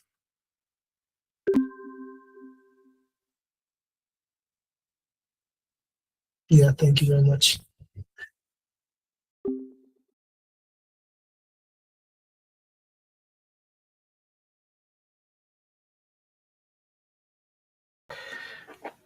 All right, that was a great session by the Stacks AI Guild and our good friend Bolupeak, showing us how to use some of these amazing AI tools available to us. Thank you guys for tuning in. I am going to continue with some pre-recorded content momentarily, and I believe GP and I will be back with you guys around 2 p.m. to cover the Fed speech. It's scheduled for 2 p.m. still right now. If that changes, we'll let you know. But we'll have something going on, and stay tuned for more content. And as always, thank you guys so much for continued support and tuning into what we're doing here. We really appreciate you, our audience, and just want to say that. We'll be back with more content shortly. Stay tuned.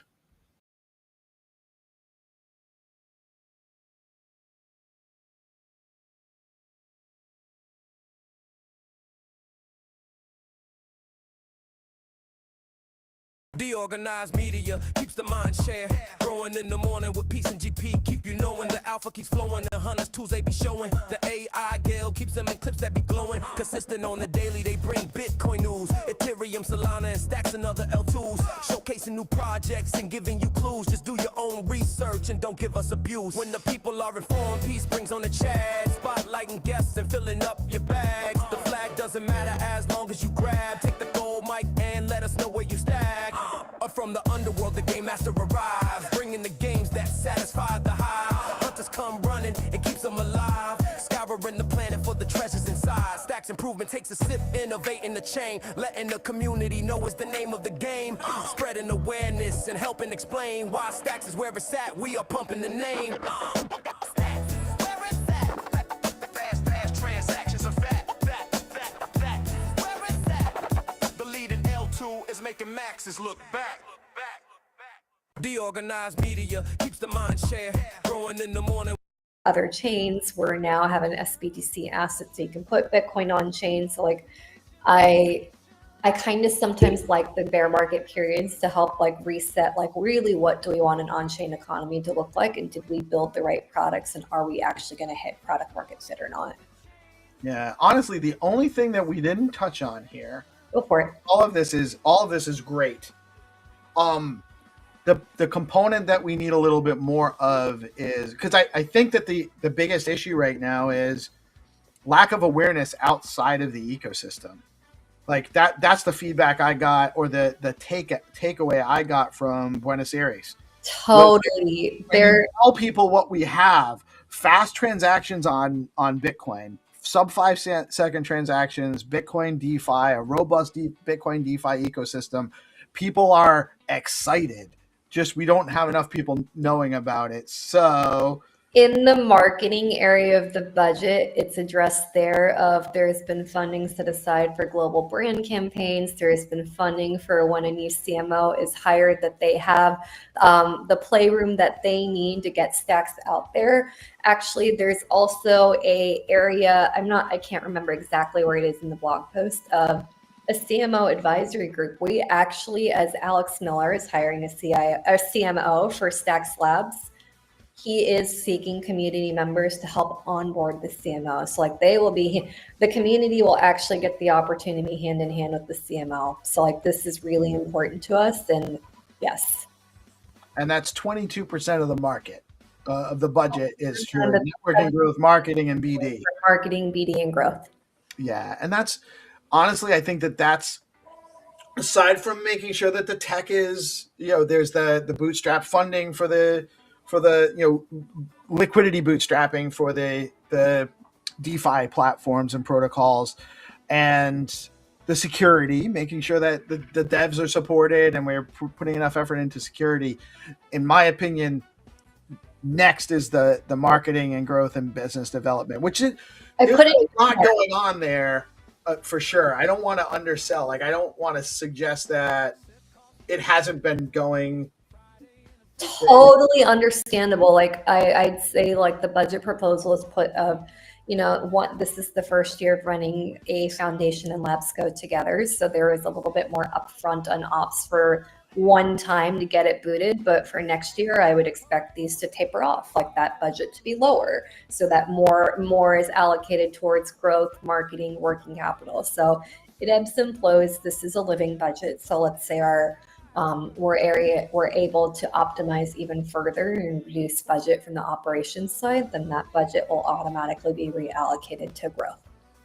So, and to that point, yeah, that's great. Great to hear everything. And Rena, to your point, there's a way for people to feedback like what they wish to see, right? And I saw that the form on the blog, and yes, yeah. I put it out. I'm gonna have people redirect always to Stacks forum because, not gonna lie, Twitter threads are a little bit messy for me to follow, but I want people to put feedback always on Stacks forum, on our monthly open office hours. Everything will always be done on X Spaces, kind of streamed with DeOrganized. Hopefully that's okay. I'm putting that out there, but the intention is to make sure everything is public and we are working in public. Awesome. Yeah, so it's really important, I think, going forward, like if you really want to have your opinion or views really properly logged, don't just, like, in addition to making a post on X, you should really bring that suggestion to Stacks forum, I think.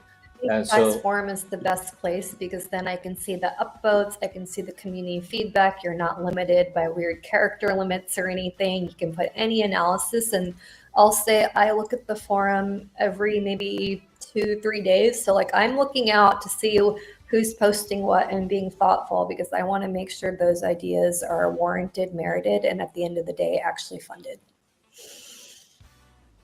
Yeah, Peace, do you want to just scroll to that form just to show people where it is? Go down just a little bit. There should be a link to the forum post. I'm trying to see. Go up a little bit. There we go. So I posted last night on the forum of we have a wish list that's running and needs feedback from areas. So kind of you know how much I care about putting context, but if you go up just a little bit, so I've started a wish list. I have KOL expansion, brand distribution. I want to see Phantom and Fireblocks and Tether and Cash App and Hyperliquid in our ecosystem. These are my ideas and other TC members, but oh yeah, and when can I buy stacks on Robinhood is really. Oh man, I've been tweeting to Robinhood for like a year. I'm putting it out there. Like I want moonshot ideas. I want partnerships that will unlock audiences and liquidity, and I want everyone's input. Awesome. No, we need all of these. We definitely need all of these. Alpha alerts. Some of these are already in the works. Let's go. Yep. Nice. Just because macro conditions are in our favor doesn't mean that we're not willing to put in the work. No, honestly, I think it seems like we almost work. I think it seems like we work harder when the macro conditions are like they are. Yeah, there's no retiring off to a yacht. That's never going to happen. That's not the Stacks MO. No. And like I say, we're here to build. We often talk about just keep chipping away. And I actually, something I do, I'm in real life, I'm a realtor, and I have my broker is an old school guy, and he's in one of his encouraging, you just keep chipping away, you keep putting your work in, and you'll break that rock sooner or later. And then we've iterated that too. And then once you break that rock, there's another rock to break. You're just going to keep breaking rocks for the rest of your life. So you might as well just keep chipping away. We're putting our best foot forward and doing whatever we can for the community. And I hope that the community works with me and is kind of I treat the community honestly like my board in that way, that I'm taking your feedback, I'm taking your suggestions. I might ask questions to make sure we're getting the best ROI for our treasury, but that's what I have to do for financial prudence. But at the end of the day, I want to see it where the ecosystem can use it. So we need to get more community involved in these threads. You need more feedback. Threads, and then I will have the monthly office hours put up on the Stacks ecosystem calendar with the X-Space links. Like, we're super public about everything we do. Awesome. That's great. Great stuff. Yeah, I saw in the post there will be a monthly call. Is that right? There will be monthly office hours. I just need to work with you, Hero Gamer, and Peace Love to make sure I'm hitting the right time, that I can kind of hit the most community members at once. Other TC members would be joining as well. So if you guys forgot who is on the Treasury Committee, Manib, Alex Miller, Mitchell. Then you have Dylan as your DeFi kind of angle. You have Jonathan from Signal 21, covering data analytics and such. You have Lewis from Ryder. We have Andrea from Bitcoin Frontier Fund. And then the last remaining seat has not been filled, and that will be for the CIO hire to come. And the legend of Stacks Legends, Jack Minswitch. Yes. I know it. I have to give the best for last. Duh. So no CIO yet. No, in the post I've put how we're prioritizing a CIO role. We've been going through interviews left and right. Let's just say that the interview process is deep in. We were trying to make sure that we're prioritizing a CIO who actually understands trading markets. So they need to understand of how to do a looped leverage loan on Zest. That's what I care about. I want to make sure they're one of us. Yes, for sure. That's a reasonable requirement in my They need to be able to do looped leverage loans, but they also need to learn how to do they need to be able to do complex derivatives with me. So for example, our treasury, for the short-term treasury, the goal is to fund all of the OPEX, but the long-term goals of the treasury is actually to generate enough income that we don't sell our treasury, or we don't, that's the goal, right? So to generate income on Stacks, the best way that we could possibly do this is actually to sell options. So puts and calls on both sides, underwriting call options, so that if we have a price target, that's where the puts would be executed. If there is market bleeding and let's say the price is falling, we're actually buying back tokens, and we're the buyer of last resorts to make sure the token price doesn't fall. That's right. So when are you going to apply for CIO? I will not be eligible to be the CIO. I prefer being full staff for the endowment. The CIO is a different type of hire because he must live in the Cayman Islands. Oh, has to be resident there. The foundation and our treasury, you must live in the Cayman Islands. Oh, you didn't like the real estate options down there? I'm on the split time of the Cayman, so for context, I'm in Cayman half a month already. Wow, really? I go to the Cayman. I work with our Cayman Foundation directors. We execute all of our decisions on island to make sure that we're keeping our treasury tax optimized. Awesome. That's We're putting in everything to make sure that this treasury lasts. Oh yeah, we need that for sure. And I would actually venture to say that a CIO in the short term is probably even more important than a CMO. because I think both roles are important. A good CIO will be able to understand macro conditions in trade and kind of manage supply, where a CMO will broaden the distribution funnel. You need both. you need both, but right now managing the funds is probably paramount. Well, we have a good investment policy and management policy that was approved by the Treasury Committee. So we're taking some areas of respectful conservatism and some areas of degen because we can. I love it. That's actually, and it reflects the ecosystem too. We're very, I would say that there's a lot of very intelligent people in Stacks, and a lot of people that obviously we are very closely aligned with the general Bitcoin ethos, decentralization, permissionless, open source, and all of that. And also definitely a degen flair. So love to hear that that's being reflected. It's being reflected somewhere in the blog post. There's like a treasury strategy outlined on how we do options, how we do loans. There is like most ecosystems I'll say are not as transparent about this, but I wanted to make sure it was put forward for the community. So we have how we do options, how we sell, if we sell, how we have a commitment to not stake. So the endowment does not stake the treasury. Reasoning for that is I don't think it's fair for the community to not get the maximum rewards, and so therefore the endowment does not stake. Understandable. We were actually we talked around that concept a little for during the before when the vote was live, and even beforehand when the community weighed in, and we made sure, and that's how it went into the vote. Right. To be honest with you, I didn't have a strong opinion either way. I understand both sides of it, but I'm glad that the community's satisfied with the outcome. The only area that the endowment stakes on is staking delegations to pay the validators who are validating the essential services for being an SBTC signer, but that's it.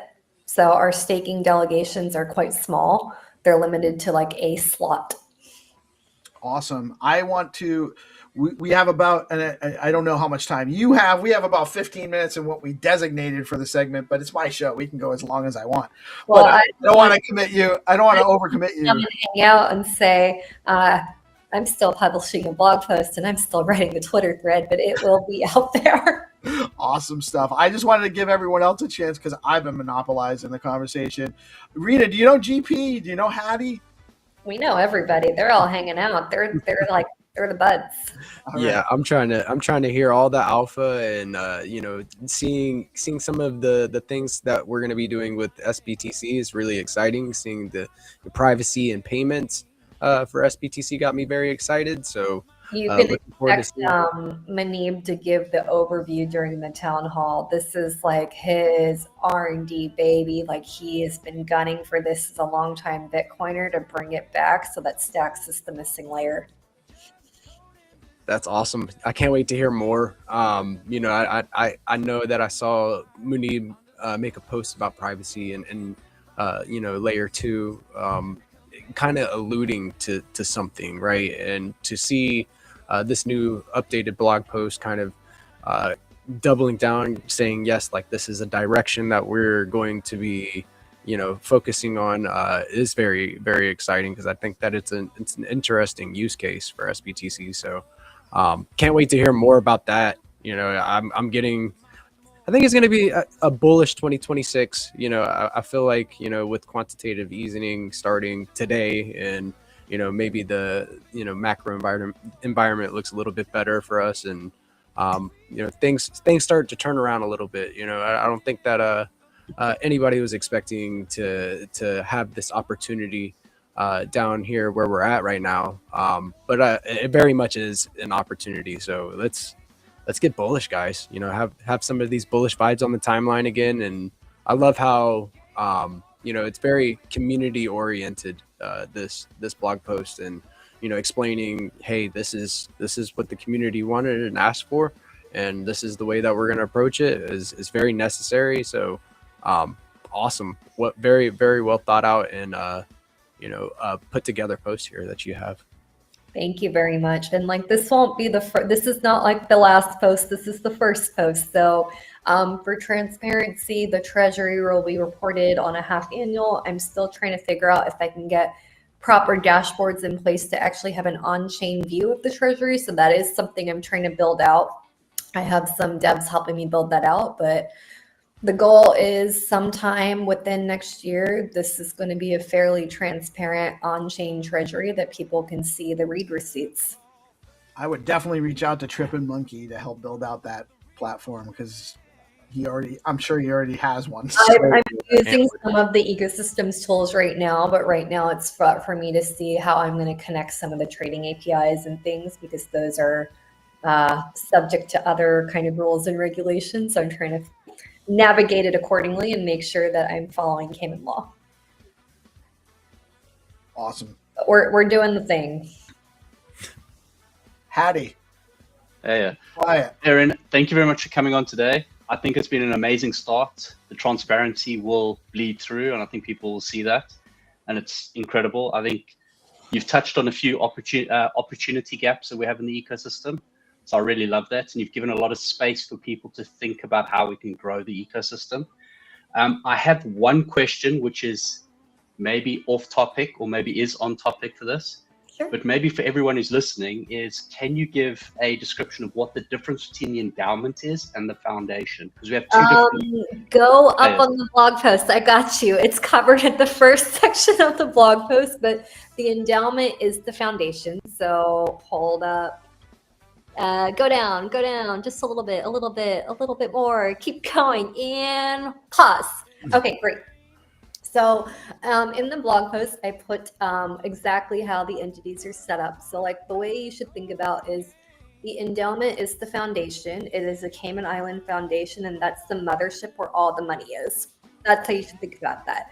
The endowment staff is myself. We're hiring a CIO, and we have Cayman directors. Because the endowment needs community support, buy-in, and input, there is the Treasury Committee, who is kind of like our advisory board, and they provide us the quarterly board meetings of what they want to see, how they want to see funds spent, and they essentially approve our budget going into the following year.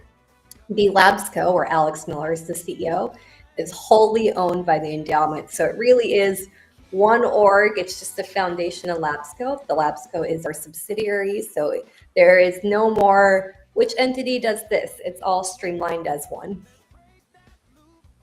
Perfect. Thank you for putting that. I just wanted to... Welcome. No, it's... You to put it in your own words as well. Necessary to point it out for Stacks that we've done things super decentralized, and that's been amazing to do. But obviously there are efficiency challenges, and so we did choose the route of the labs and foundation are all in one entity. Literally the only difference is I am just staff at endowment, or everybody else is staff at labs. That's it. Perfect. And then the follow-on from that would be, as we sit here and we talk about SIPs and we talk about governance in the ecosystem, where does governance fit in? Stacks Foundation with Mitchell will be continuing to carry out governance, as that's their operating charter. They will make sure the SIP process is followed and governance is carried out. So you can think of it as one kind of main entity that is doing all the production, development, blockchain engineering, marketing, BD, and kind of the treasury all in one. Basically, between myself and Alex, we're doing all of those components. And then Mitchell and Claire and the folks at Foundation are making sure governance is carried out. Because I think it would be remiss to put all of that in one organization. Governance should be a separate body because that is clear. You wouldn't want to commingle that.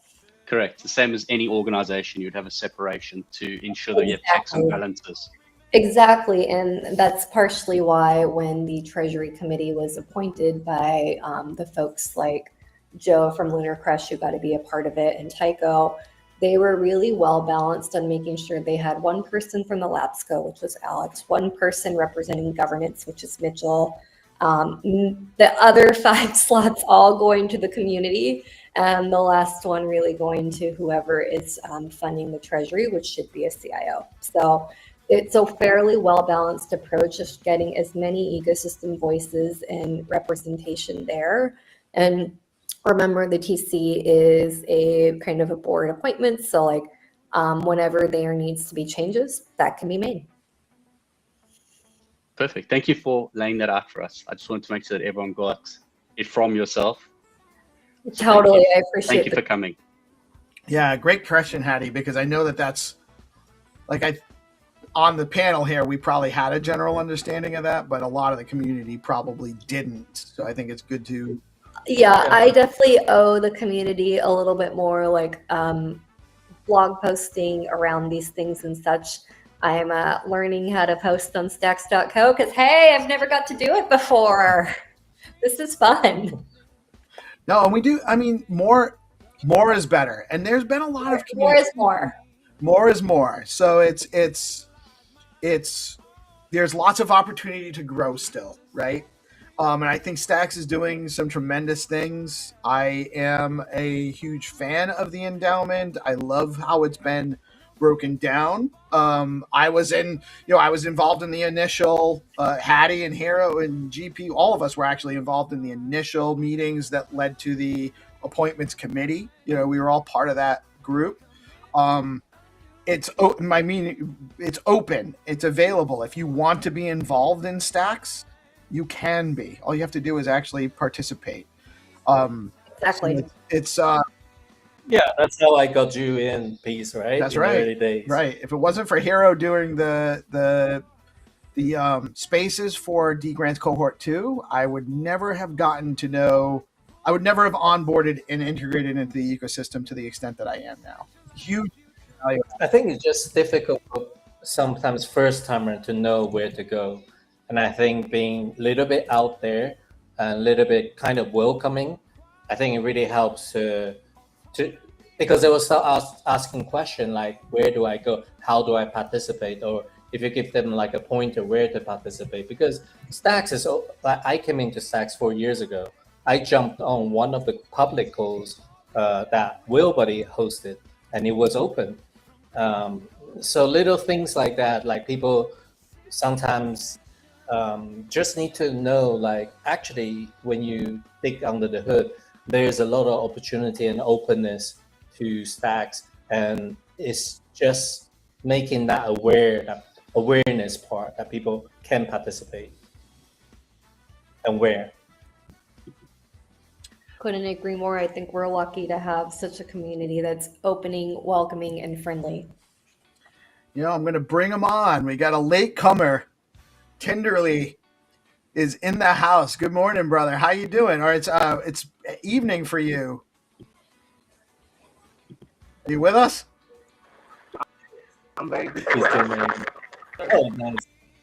So, Raina, if you don't mind me asking, he's having some technical difficulties. So, also, I know you head up the DeFi working group, right? And is there any like cool updates from that group? Yeah, so I'm going to be handing all of the groups back now to the LabsCo so I can do what I do best, is trade and manage our treasury. I think wearing sometimes too many hats comes at a detriment. But from the DeFi working group, what they've been helping advise me on is how they want me to deploy the working capital. So from the budget, there's 25 million stacks that has been set aside to deploy in DeFi. And so what kind of our goal is right now is to make sure we're deploying it where we manage the spreads and reduce slippage across the ecosystem. Because what I don't want to see is someone doing like a 10K SBTC to BTC swap on Bitflow and getting wrecked by slippage. And so that's what I'm like, they're really making sure that I target the right spread and band targets. So like that's been a key priority from the DeFi working group right now, as well as making sure we're all ready to support Bitflow as they move to HODLMM. So the concentrated liquidity will be a big ecosystem boon. Currently, when you're using an AMM in this kind of V2 model, they're not super capital efficient to rebalance the pools. And so that's kind of where the DeFi working group has been provided a lot of initiative to myself and other builders to make sure that we can manage that. And then kind of also from the DeFi working group is they've been testing the Circle integration to make sure that we're ready to move AE USDC into USDCX and things like that. So a lot of things, but I'll say it's more like nuts and bolts of making sure the infrastructure behind DeFi works. Yeah, that's awesome. It's all coming together, I feel. It's all coming together, and I'm excited for the new year to come. Yeah, 100%. There is so, like, we rattle off like more than a handful of items before, and we didn't even touch on HODLMM and concentrated liquidity and zero slippage, or the less slippage, the more efficient distribution of capital. There's so many things coming to this ecosystem, and it's Bitcoin oriented, which is what everyone ultimately wants. We are in the right place. It's just a matter of, we just got to keep chipping away, and it'll all come together for sure. And Reina, if you know, I'm starting to do like a little bit more graphics around like the upcoming calls of the next week. So if you know in January ahead, like when the calls might be for Stacks and Delma, I'll make like graphics. Perfect. I'll actually coordinate with yourself and I guess Rick or Brandon at Stacks Labs to make sure the time is right before I even put it on the ecosystem calendar. So I'll make sure that it works for everyone. I'll try to do something that's like the normal DeOrganized timing. I think we try to do like 10:30 Eastern or something like that to hit the time zones, but that's what I'm going to be aiming for. Yeah, we'll come to leverage the SIP call. It's on a Friday. Yeah, thanks for letting me hijack the SIP call for a little bit. I appreciate y'all. You have carte It's officially governance call, I think, or sometimes we refer to the SIPs because governance is broader and SIP is more specific. But Stacks on this call essentially sort of facilitated by the Stacks Foundation anyway. So this call has a lot of the governance elements to it, such as when SIP 31 was on, Alex came on and shared the idea, gave feedback from the community. That was a true governance effort. I love it. So yeah, it is compatible. Well, I have to comply with everything governance because that's how I get to do what I get to do. So thank you for everyone who works through on governance and making sure it works smoothly because it is a massive undertaking. But worth it. And we need more volunteers, by the way. We need more people in the governance, in the working groups and the CAB, and people getting involved in the SIP calls and the SIP process. We are ironing out. Hero's been doing a ton of work, by the way, ironing out the roadmap and a template for submitting more SIPs. And actually, I just heard that we got more SIPs. We had one announced last week that's very interesting. Another one that... There's a couple in the works from what I saw on GitHub. There are several in the works and more to come from what we've been hearing for some very interesting things. We need to get Fridger SIP out. That SIP 32 improves stacking. That's basically essentially no downside. Only improves everybody's yield. It also helps with the cooldown cycle as well, if I'm not mistaken. Right. It removes it. Yeah, we need to get that conversation back up, I think, because SIP 31, now is over, and I think it's time to get back to some of these already sort of got community consensus, pretty developed further on, I believe.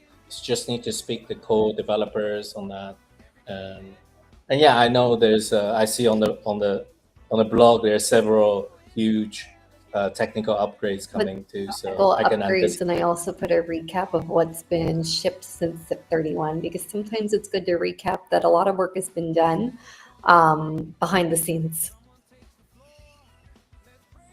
Great.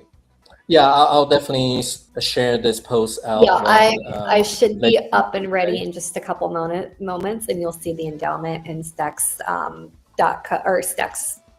Stacks handle tweeted out. Sorry. Awesome. We will we will obviously amplify that as much as we can, as we always do. Tinderly, welcome to the end of the show. How you doing, man? So, Peace, I just got a few things to share. If you don't mind, share, Yeah, sir. just to drive a bit of. How are you all doing? We're doing well, man. Tinderly, if you don't, if you do not know, Tinderly is one of the young up and coming content creators and community builders in the ecosystem. He's doing a great job. Hey, how's it going? And here I'm sharing you. There we go. Yeah, so I just want to sort of bring a little bit more attention again to the Stacks Forum, because this is where we have the working groups recaps, and there you can find, for example, Tuesdays working groups recaps for clarity. And the things being discussed, I think it's really useful to just a quick browse, and then there are a lot of resources here I linked where you can get, for example, I didn't even know the clarinet needs to be upgraded, and there's like a lot of links that you can get your clarinet upgraded so that it supports Clarity 4 functions. So yeah, I do recommend create an account. It's pretty easy to create an account. I think you just link your Discord or GitHub, and then you're in. And start like posting feedback on there, interact with the thread, whatever thread that might be, like the one that Reina just posted. She's literally asking for your feedback right there. Like post like your feedback. What should we do? How should we grow? So really recommend that. And the other thing was, like I said, I'm starting to post more like the upcoming calls, maybe more visually, get the words out there, start bringing out of the Stacks calendar and bringing out of the Stacks forum and just out to the public. So you can see exactly what kind of working group or calls, like for example, Friday, we're not officially working group yet, or we don't know, but anyway, we are one of the key ecosystem calls, and I'll be putting like the town hall on here. I'll be putting Stacks endowment calls on upcoming calls. So do follow the Stacks Foundation handle, then you can see exactly what's coming up and how to join and how to subscribe to the calendar. It's all here. Cool. I love the visualization, aspect of it. I need a visual cue, so this helps. Yeah, I'm also one of those guys who needs a visual cue. If you hide the thumbnail and just see the text, I think I might skim through on my timeline. I might skip it, but I think it helps. Well, also Miro, the recaps you've been doing and letting people know that these working groups exist, not only that they exist, but that what's going on there has been tremendously valuable as well. Yeah, thanks a lot. Yeah, I try to summarize it like on like this, like the one from yesterday. So you can see like the topic, and then you can go into Stacks Forum and read it more if you want. So I'm experimenting with different methods. So if you have any idea that I'm doing the right approach, or Sir Hero Gamer, I have a question, sir. So welcome feedback. I have a question, sir. So, sir, ask away. What is the work group for? Because I actually came late. Sorry, I was actually watching before I came up here. What is the work group for? So working group essentially. Working group essentially is a way for you to join a specific topic, and they work towards a specific mission. So Clarity, for example, they educate Clarity there. They support Clarity devs there. They also discuss the upcoming Clarity upgrade, for example. So if you have any Clarity feature suggestions, you can also go there. If you need help, you can go there. If you're advanced like auditors, you can also go there. And community marketing working group works similar ways. So it's all about marketing. So if you have an interest in marketing, if you have suggestions about marketing, if you have any support you need for your project for marketing, you can go there and speak to the guys who are leading up some of the marketing effort at Stacks Labs, so they can support the indie devs, the indie creators, etc. So far, so good? Yes. An AI BTC working group, as you can probably sort of guess from the name, everything is about the intersection of AI and Bitcoin. So if you have an interest in how you can leverage AI to build out the Bitcoin economy on Stacks or via Stacks as a rail, this is the working group for you to join. And if you're interested in the SIP side of things, the network standard, the governance side of things, we are a group of people here every week to talk about how we can make improvements in that area. So everything is about making improvement or making a community space for a specific course. Does that help, Tinderly?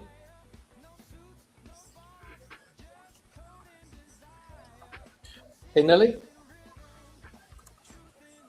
I think he has a delay here. Okay. Yes, sir. And actually, I think there's more work coming up, like how we define what is a working group, and maybe even how to start a working group. I would imagine Yeah, in the that's future okay. we could post information about that. Cool. Awesome stuff. Yeah. So, and also just remind people there's taxis coming up on Thursday. excited. So make sure you go and vote. And there's a Luma link to the event you can add to your calendar here too. So it's an vote for important. GP for best community builder. Yep, vote for DeOrganized Media, vote for GP. Vote for Peace Love Music. Amazing guys, you guys been killing it this year. You know, really thank you for all the work that you put in.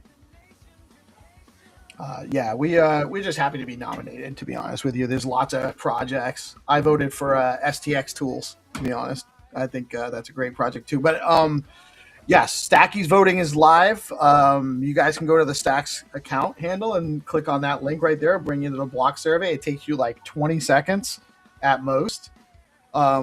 So make sure you go vote, support your community. Make sure and just vote whoever you vote for. Go vote. You know, don't sleep on it, because the more engagement we get, the better, and the more feedback and representation as to who people are enjoying, who people are resonating with in the ecosystem is important. So it's impactful to participate in these votes. I think this has been a great call. We are a little bit over, and I want to be respectful of everybody's time. Is there anything else we needed to say? Any last words before we wrap up? Hero, you Yeah, if I may just give a shout out to the AI BTC working group. They killed it yesterday. They had a really good community calls. They asked people to come in from outside the ecosystem to join this call. So different people came in and they had a really good chat about AI and BTC. So I really highly recommend, if you're really interested in AI and Bitcoin, like this is the perfect community for you to join.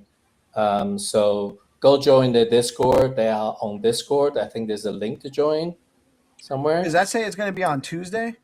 They're normally on. Yeah, next it's usually Thursday, but I think for December they probably moved it to Tuesday. So it's Tuesday at 12:30 p.m. ET. All right, I'll have to remember that. Yeah, me too. Awesome. I just added my calendar. You can use the link to add to your calendar. I want to. Hattie dropped a quick question in the private chat. Yeah. for. Go ahead, Hattie. Oh no, I wanted to wrap up two other things. I wanted to ask about the SIP working group, so that it's on, because it was on from last week. So I wanted to just drop that in. We can catch up in the background. And then the other thing I wanted to just update was with the BTC addresses, Larry's SIP proposal. Larry's obviously not around at the moment, so it'll probably be deferred until next year at this stage, so that everyone's aware. So that won't be on the back burner. Stacks Pay obviously is also on the back burner, primarily because Dan and Resh obviously launching. So Boom Wallet is, if those who don't know, we're in the thick of testing at the moment. So the other question I had was, Rena, with regards to getting all the wallets in one place, are they a part of the DeFi working group? Could you explain more on like wallets in one place? Sorry. The wallets that support Stacks and SBTC, are they a part of the DeFi working group? They joined the technical builder call that Adriano hosts.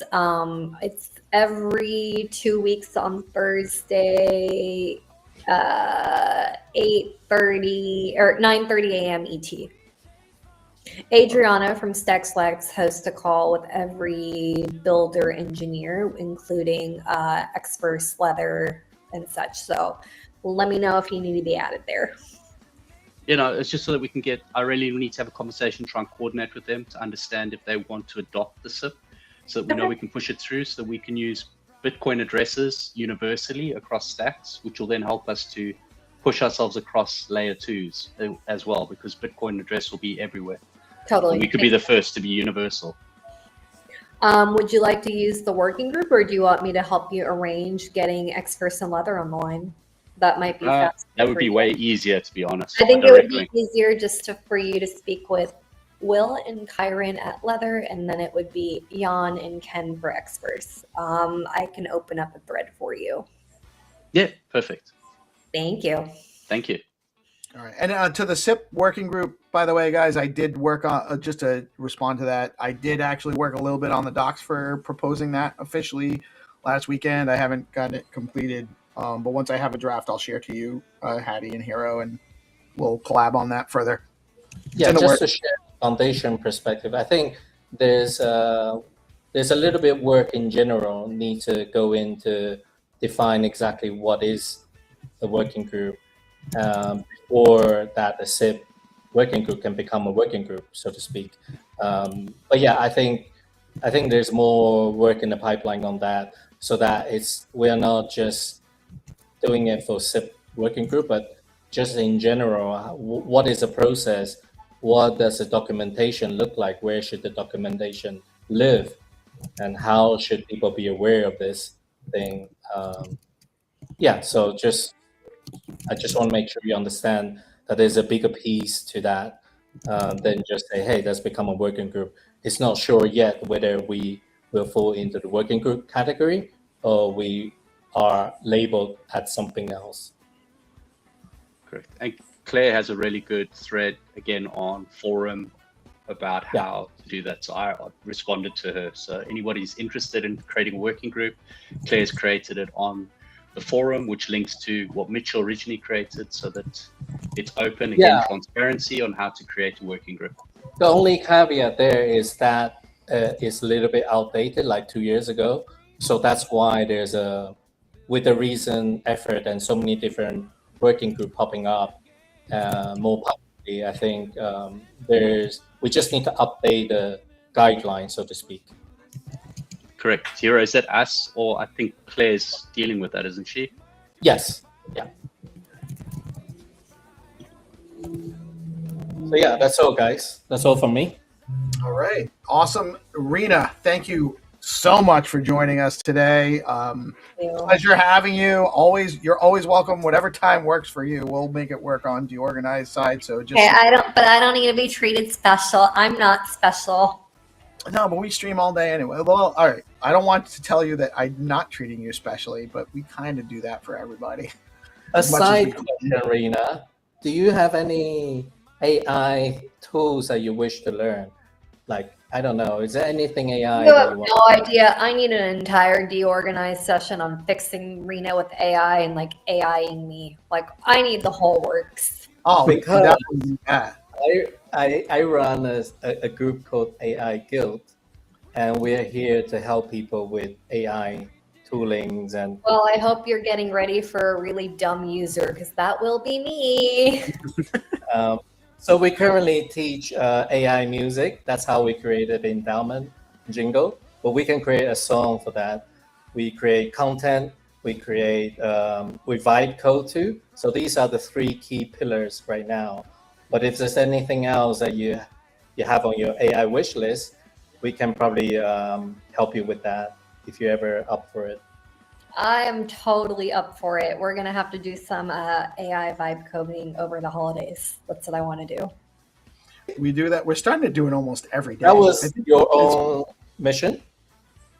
Yeah, it's something that I want to do. I'm trying to vibe code some different dashboards to show liquidity across the ecosystem and things like that. Again, like, I really want to be transparent, but I am not a developer, so I'm trying to do my best with API feeds because that's what I'm used to. Well, we can help you at the Stacks AI Guild if you ever. I will take you up on it. I will take all the help that I can get. We're not shy about asking for help. And I'm just to tell you, I don't know how to code, and I vibe coded together something for the hackathon for Stacks. Like, That's I amazing. really went from zero to a submission to getting somewhat a working product. So it's possible nowadays. He's also not a music producer, but the background music for the SIP call, which is playing right now, very lowly, and I'll put it up louder in a minute, was also produced by Hero Gamer using AI vibe coding. So there's a lot going on, and we'll definitely the AI Guild can definitely help you. You will be surprised at how capable you can be with just a little bit of guidance for vibe coding. Love it. Yeah, I was also very sure about AI Guild. I didn't know how to. Yeah, Tindley is. Can you hear me, sir? There's a lot of people. The AI Guild has actually been spreading skills throughout this Stacks ecosystem to a large degree. Amazing stuff. But that'll be a conversation for another time. We can definitely wrap this up. This has been an extremely productive call. Super excited and bullish on Stacks. I think the Stacks endowment and SIP31 was the right move. And over the next year, we'll actually see more and more of why that is. Thank you guys so much for joining. Rena, Tenderly, GP, Hattie, and Hero. Love you guys. Great episode. Great morning show. We've had a ton of stuff going on today. Thank you all for tuning in. And I am Peace Love Music. We are DeOrganized Media, coming at you live on Bitcoin Live, decentralized broadcasting every Monday through Friday. Get out and support your ecosystem. There's a lot still going on today. Y'all have a blessed rest of your day. Peace out.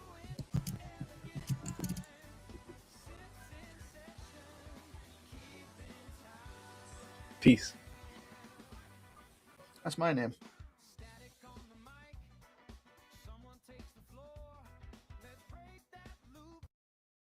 Optimize more notes in the dock, pull requests in store.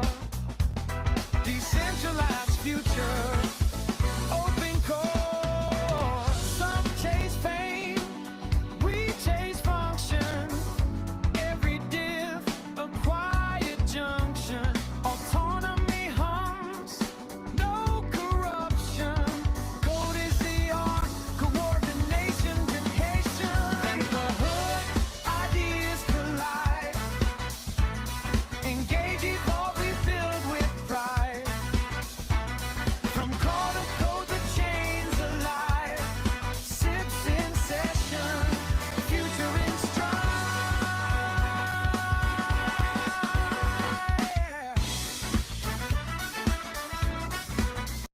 All right, guys, we are going to be live with the BFF Army boot camp number 1 for DeOrganized and yours truly. Peace Love Music. We're going to go through the HODLMM platform that is launching soon. We're pre-launch right now. Concentrated liquidity market maker on Stacks. Presented by Bitflow, and the Bitflow boys will be joining us as well. And let me just get that screen on there.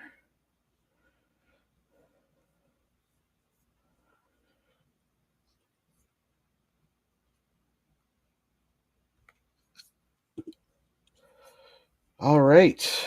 Diego, what's up? We got Big Mac. What's up, Kenny? Thank you for joining us today. Guys, today we are going to go through the BFF Army, where it's a community-powered education hub for Bitcoin DeFi and the HODLMM on Bitflow. We're going to walk you through the platform, walk you through the project, and show you how to qualify to get your badge and your rank or your role in the BFF Army. Welcome, Diego. How you doing today, man? I am good. Pleasure to be here. Get this kicked off. Get this started. It's a big launch for the whole ecosystem. This is a pre-launch bootcamp, which means if you're watching, participating, it's just a chance to get ahead of the launch and get ready for the concentrated liquidity engine for Bitcoin on Bitflow, powered by Stacks as well. So happy to be here. Peace.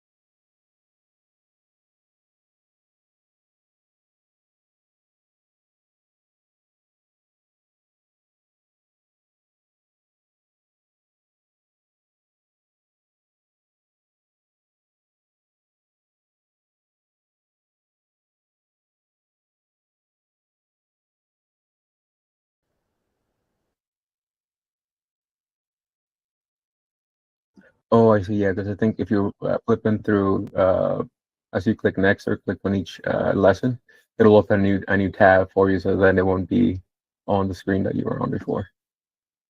For the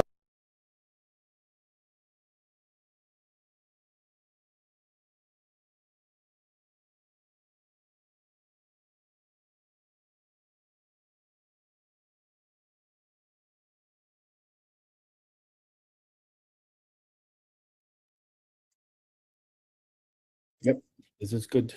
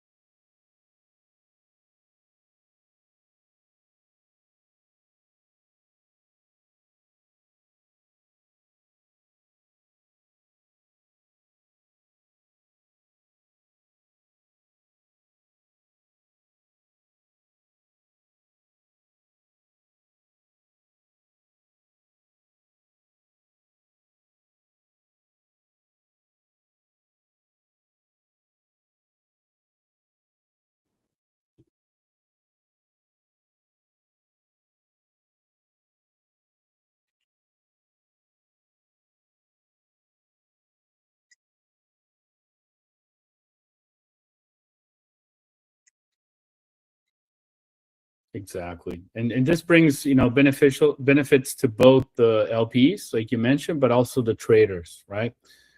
Because each of these price points, as we call bins, we're going to go over, as long as there's enough liquidity within that price range in an order book style. So if I'm willing to sell stacks for 25 cents and I added that, as long as there's enough liquidity, when you do a swap, you're going to get 25 cents, no slippage, zero slippage for traders as well.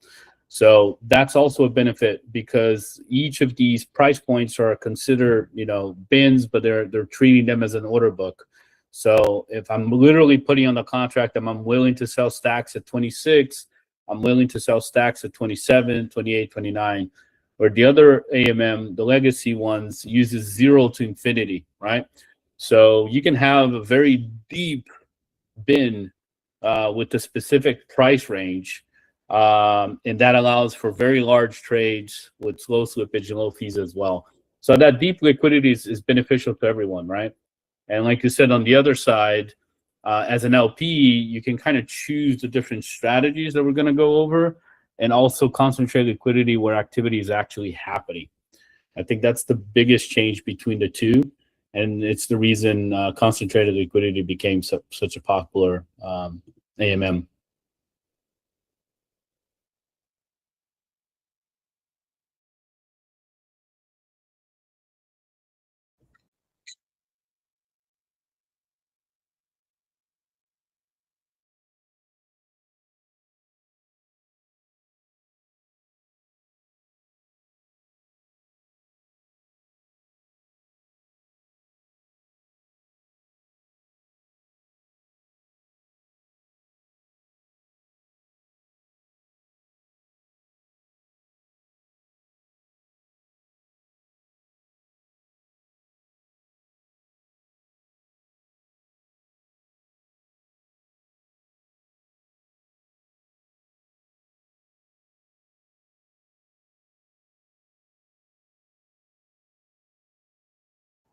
Yes, Cool. I think you scroll down under quick links, you may have it, but maybe not.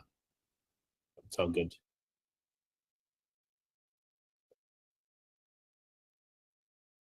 I think we can play the video and then I'll jump in it as well. Yep. And just to make sure you're sharing, yeah, you are sharing the right one. Yep. Okay. Cool. Yeah, I think you can pause it every screen. I think it'll make a little. If you can make this full screen, that'll be awesome. Peace. If you can click the. Yeah. There we go. I think the main difference with bins, yeah, you can start with that, is you're gonna have three types of bins, right? You're gonna have a bin with token X, a bin with token Y. In an AMM, it's the same thing, A and B. You have two tokens. The active bin, which is where the price is happening, is where you have both tokens. This is where the swap is happening, right?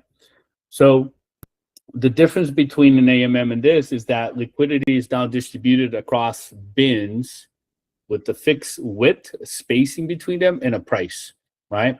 So token X and token Y are swapped at a fixed price in the active bin. So like I said, if the active bin is stacks at 27 cents, that is the exchange rate that you're getting, right? So as long as there's enough liquidity within one bin, you're getting zero slippage, because the liquidity provider is basically saying, I am willing to sell stacks at 27 cents, and you said I'm willing to buy it at 27 cents. Done deal, right? So every bin, I like to think of them as micro pools, but every bin represents a single price point. And the difference between these bins is what we call a bin step. So it's just like, does it go from $1.01, $1.02, $1.03? Think of these as individual bins with different prices, right? So just kind of like an order book. So in this example here, let's just say that Bitcoin is at 94K. The bin step, every pool is going to have different bin step, but the bin step is 10 basis points, right? So the difference from one bin to the other is 0.10%. We would have, I think you can press play, we would have this example here of bins, right? So you can see that one side is all Bitcoin, the other side is all USDC. And if you can pause here, you would have a bin at 94,000, then a bin at 94,094. And then you would have another bin with 94,188, then 94,282. So these are different bins that have liquidity set at that price, right? So this allows the liquidity provider to say, I'm willing to buy or sell my token at this price, and I'm willing to provide liquidity at this price. And you, as a trader, you also get the benefit that if there's enough liquidity with that bin, you're paying zero slippage, because the price is already set, right? So the AMM is moving through bins as opposed to moving through the whole liquidity everybody added. So if you added 3 million liquidity to the legacy pools right now, everyone's liquidity is in the same curve. In this case, it depends on how much liquidity is in each bin, right? So that gives us more precision as a liquidity provider, but also gives benefit to the trader as well. So, and then the active bin is going to have both. That's the tokens that are getting swapped. Once that swap is complete, then it all becomes Bitcoin or all becomes USDC, depending on, the demand of the market, right? So as the price moves in and out, the bins change and get swapped over for the other asset, right?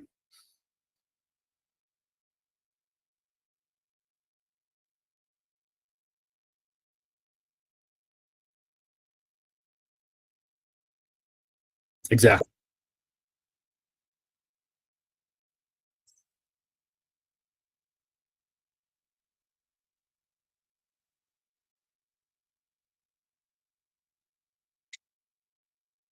Yeah, and also the slippage will also be lower, right? So it depends how much bin as much, yeah. Depending on how many bins you're getting, that's how many, then the slippage will also change. But the less bins it's using, the lower the slippage as well. So.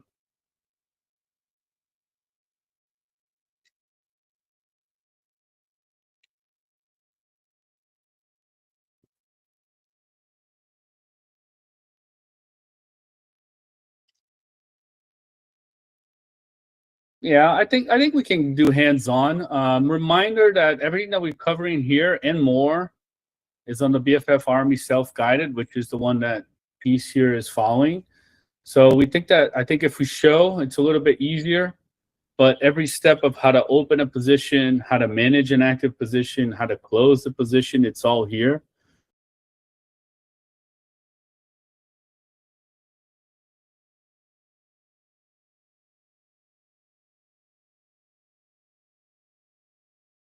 Yeah, you got a lot of positions there, Beast.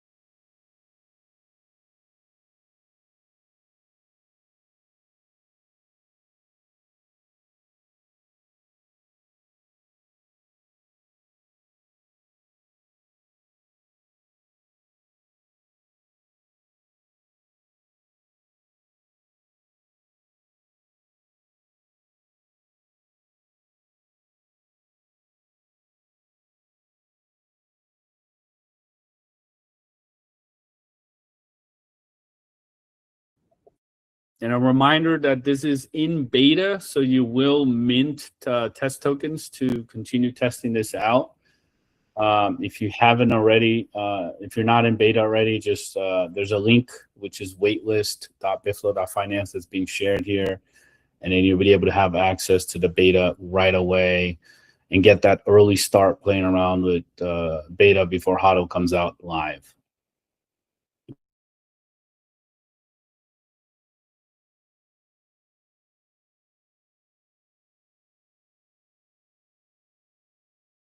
You would increase the range of your position, increase the liquidity depth of your position, but you would still have, it's still one position, right? No. Exactly. Just add it to it. Yep. So if you scroll down, you can kind of see your positions, and maybe you want to do 1% there on the corner just to zoom in a little bit more. Yep. And then, yeah, exactly. Perfect. So you can kind of see that you have, if you hover over these bins, you can kind of see what these bins are, right? So on top of the price, you have, in this case, USDC, and it shows you how much liquidity you have in each of those bins. Below the price, you have the other token, token B, which in this case is going to be BTC, right? So you can kind of see that you have a little bit more of USDC than BTC in this pool, either because it got swapped or because you added more USDC.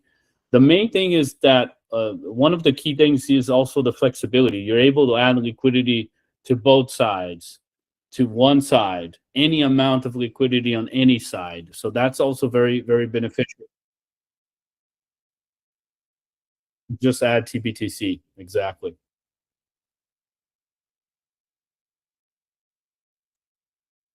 Yep.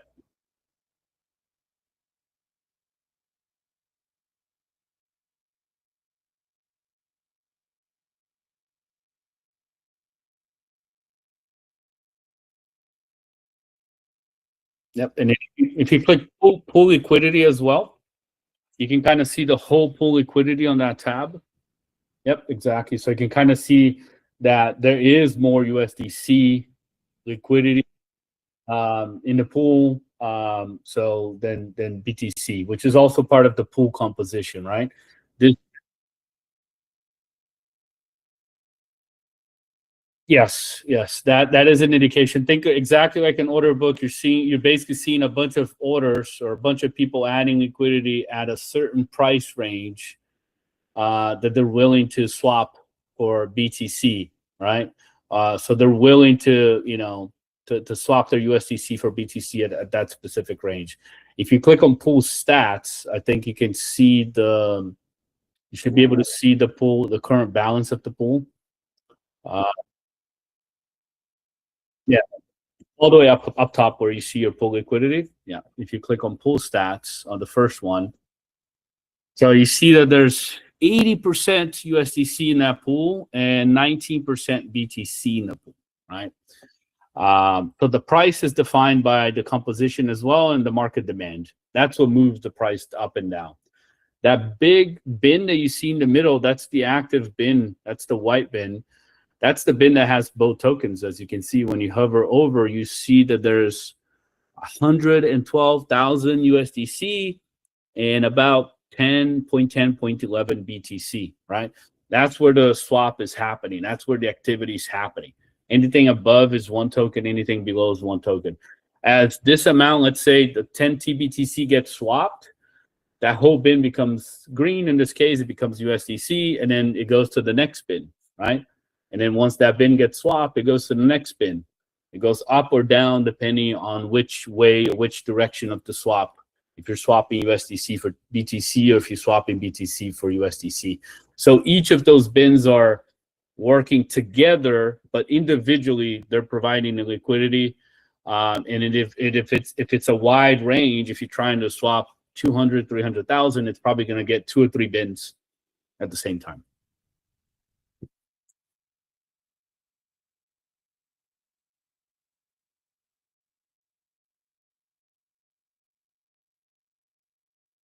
Yep, exactly.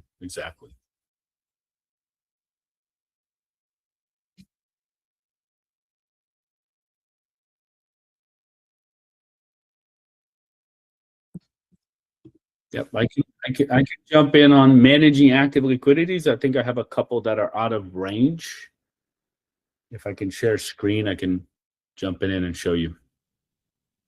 Awesome. All right, let me see here. Let me know when you guys are seeing my screen. All right, cool. So same thing, I have my positions here. If it's green, it means that I'm within range, and I'm going to explain that in a little bit. But with a concentrated liquidity, because you're choosing the bins and the price ranges where you're adding liquidity, you may be out of range or within range depending on the price that you're providing, right? So that's where it requires managing, right? Because maybe you added liquidity for stacks at 36 cents, but the price is at 24. So that's where the activity in the swap is happening. So you may be out of range, right? You may not be making any fees at that point. Or maybe that is your strategy. Maybe, your strategy is to wait for the prices to go up and start providing liquidity at a certain range. And then when you see this notice here, for example, with the dog and BTC pool, it says I'm out of range. There's a little yellow sign that basically says my position is out of range. And all this means is that it means that the liquidity that I added, does not match the current price range, right? I have very little liquidity. It's probably outside of this range. And therefore I am not not making any fees at that moment, right? But if I go to, let's say I go to my stacks in USDC pool, you can see my beta tokens here. Like Peace, I do not have 69,000 in this pool. You can see the price range, right? So I chose to provide liquidity between 34.29 and 36.37. That is the range of liquidity price that I added. You can see my earnings and then also the 7-day or 1-day or 30 days TVL, which is a way to measure sort of your return on it. You can see the pool stats here. So there's about 37% stacks to 62% USDC. And when you zoom in this position, let's zoom in the position here, pool liquidity, you can kind of see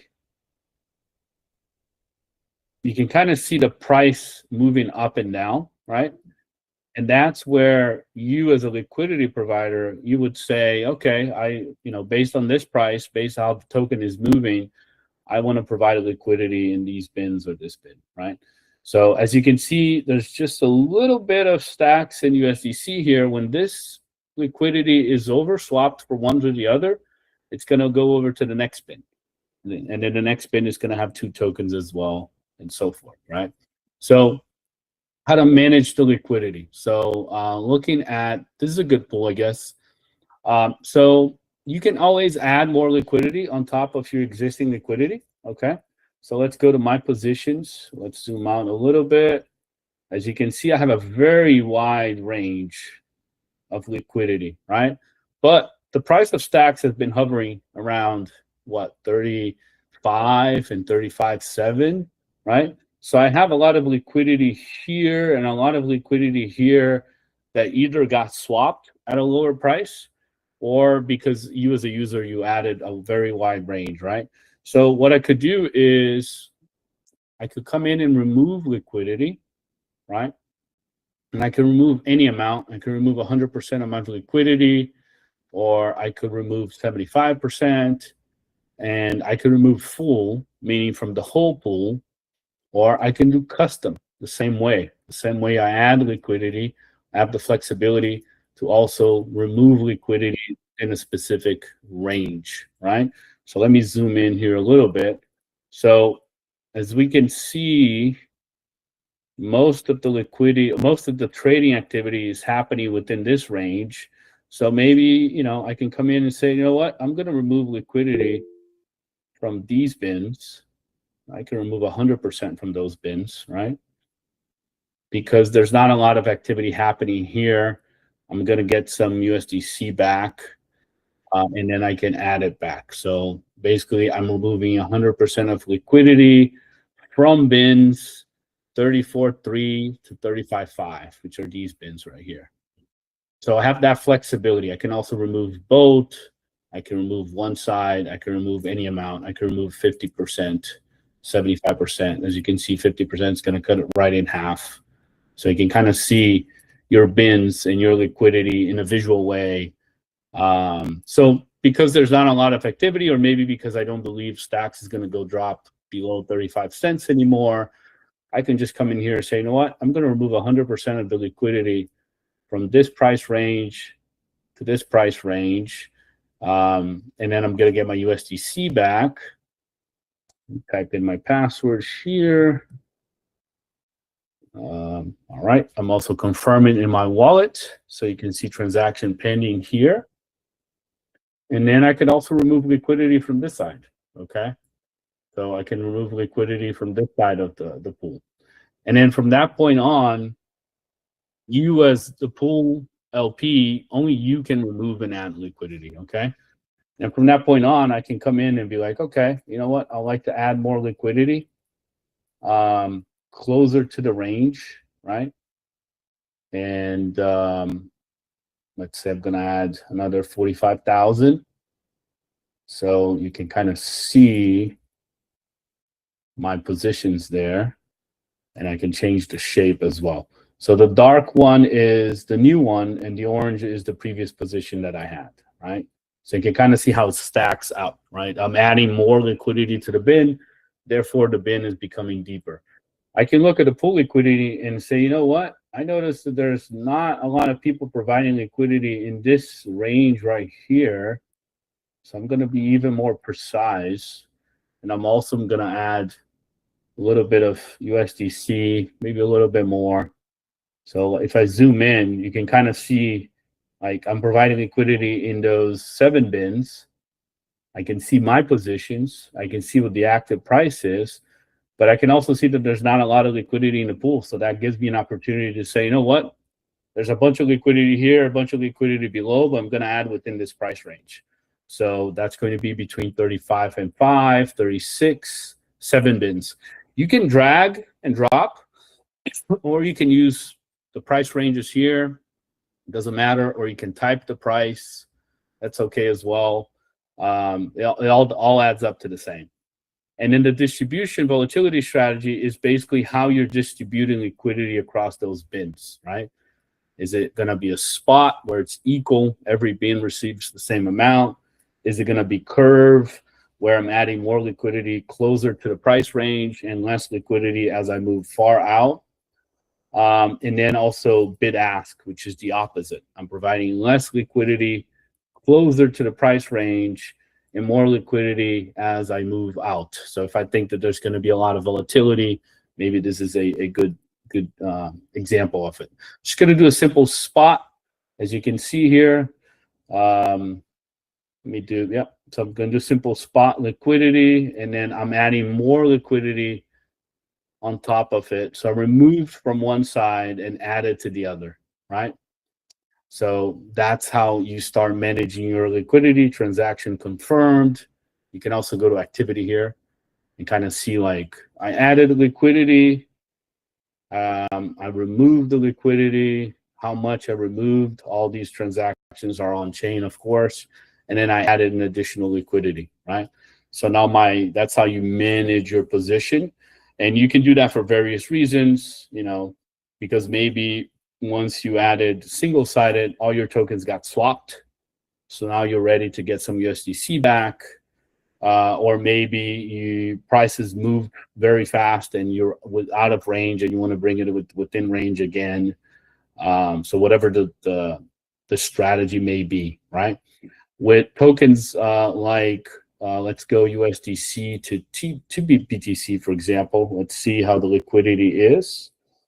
So let's see pool liquidity. So you can kind of see this. It's very clear that there's a concentration. There's a lot of USDC just around this area, right? And you can see the price ranges as well. Let's go to USDC. Okay, so you can see how there's where liquidity kind of stands, which also gives, like you said, Peace, it gives like where's the market sentiment is, right? Is the market willing to provide more liquidity here, and so forth. So right off the bat, I see that there's a lot of liquidity USDC for Bitcoin under, you know, what is that, between 92.5 and 93. There's a lot of liquidity there, and not enough below. But then also there's a little bit of Bitcoin here on this side, right? So not a lot of Bitcoin either. So that means that it's very thin type of liquidity, and it's going to go to the next bin as soon as it gets swapped. So when I look at my positions, I have a pretty much balanced spot, right? I have basically 7,000 USDC on one side and almost 7,000 TBTC, if you want to say so, on both sides. So I'm within range, right? But I could always remove it. I could always say, you know what? I want to remove it 50%. From a specific range, and I could do that, and I could remove it, you know, from both sides, or I could just go in and remove just Bitcoin, or I can remove just USDC in this case as well. So you can see here how it changes, you know. Now I'm getting my TBTC back, or I'm getting both back. So that's the flexibility. And you can add and remove liquidity at any given moment. Of course, you can always close your liquidity 100%, remove it full, and you get both of your tokens back, right? So there's a couple strategies with that, which I'll cover quickly. But let's say you only have stacks, right? And you want to add single-sided liquidity. What you could do is you can say, I'm willing to sell my stacks, but only between 38 and 40 cents, right? So let's just say here, so I'm willing to sell it for that range, right? So if we zoom out, we can kind of see what the price is, right? The full liquidity is.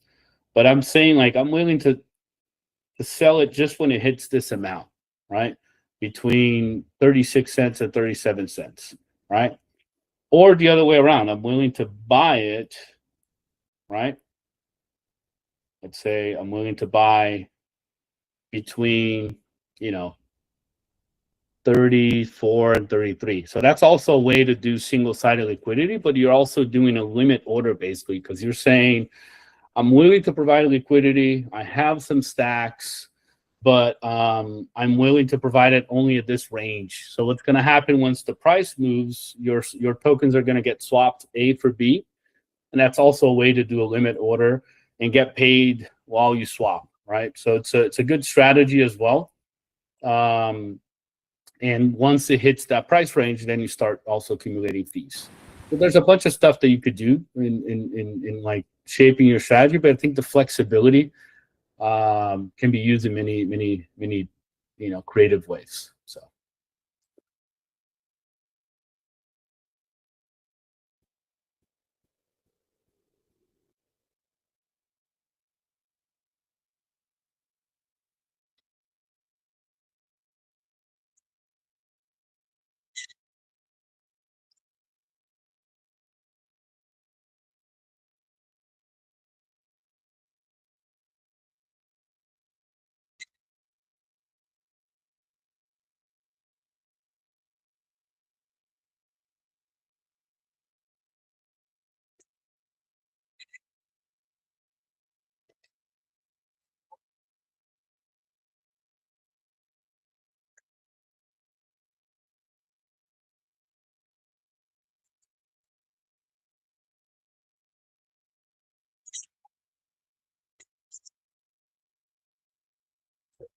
It's the bootcamp recruit. That's the first role.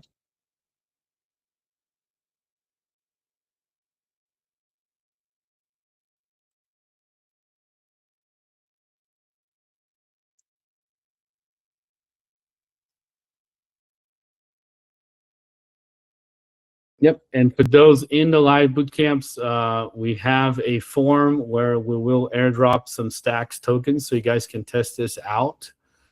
I see Bethel asking, where do I get my Stacks wallet? If you go to the BFF.army and you click the self-guided, okay, there's going to be a resource here which has the official links, but also the basics of downloading an Xverse or Leather wallet, understanding fees. So that's always make sure you're following the official links. Download the Leather wallet, save your seed phrase, do all that good stuff, and you can submit. That form. So ideally, this guide, you can do it at your own pace. We want to see how many people can graduate, go over through the sections and the courses, and then graduate. And then by graduating and finishing the theory test, you get this role and access to a private channel on Discord where people are going to be sharing strategies and tips and all of that good stuff, as well as weekly giveaways for those that have completed the boot camp and have graduated. And we are going to have advanced and intermediate boot camps as well. This is the first one. This is the pre-launch in beta, but we're going to have a weekly boot camps as well. So you're going to find them all here under the BFF Army calendar. We're going to have a bunch of guides that's created by the community. So if you want to participate, stay tuned. There's also other Zero Authority bounties coming up. But there's going to be specific courses, everything from how to swap, how to DCA, different strategies using these different shapes and formulas, and all you need to really get up to speed on how concentrated liquidity works. And again, we are open to feedback. And this is just, again, one of the boot camps. We're going to be hosting 2, 3, 4 a week, maybe more.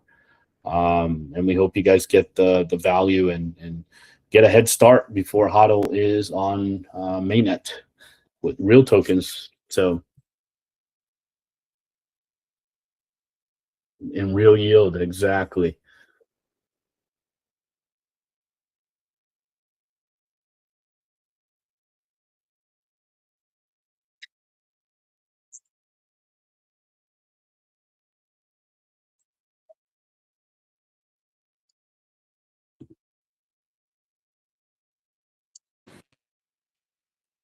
Yeah. I just want to say thank you so much for sharing your insights. We would also go learn on our own too. Thank you so much.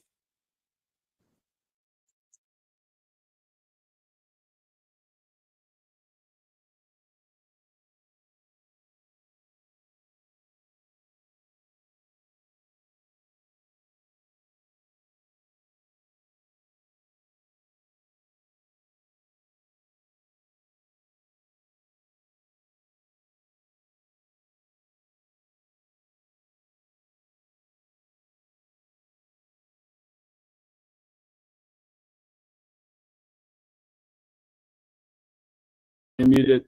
That's a good feedback, good improvements. We do have a contact us. You can kind of click become a contributor, and it will take you to a form.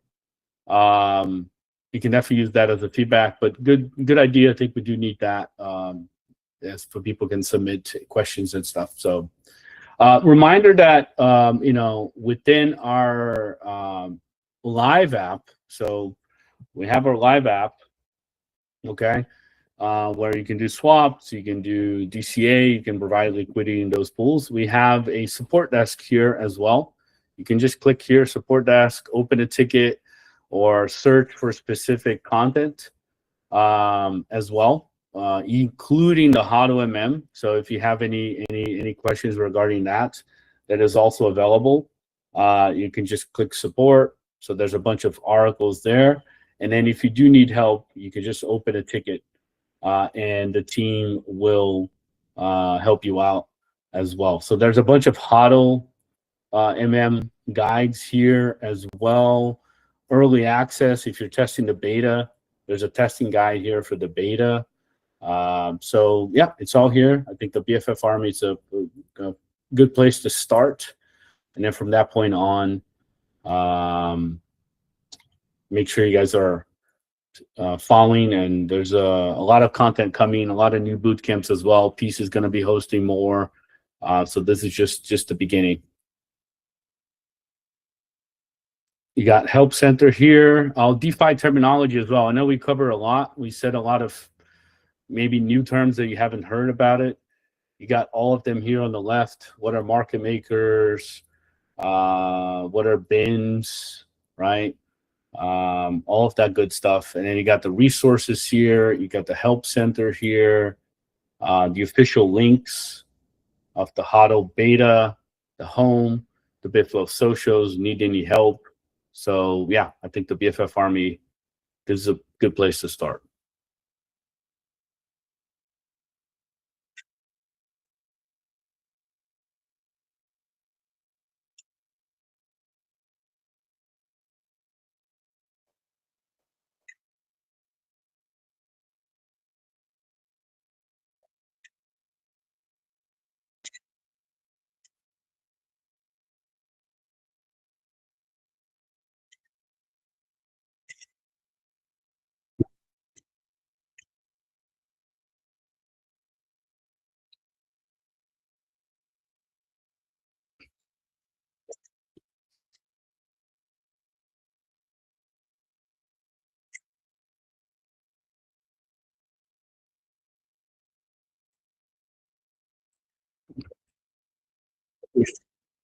Appreciate it. Right on time, 6 p.m. Thank you everyone for joining, and stay tuned for more.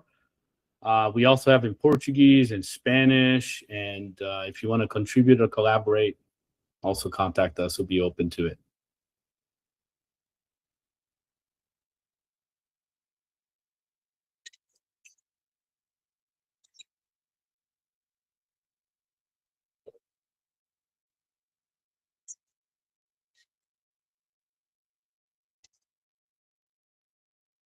Thank you.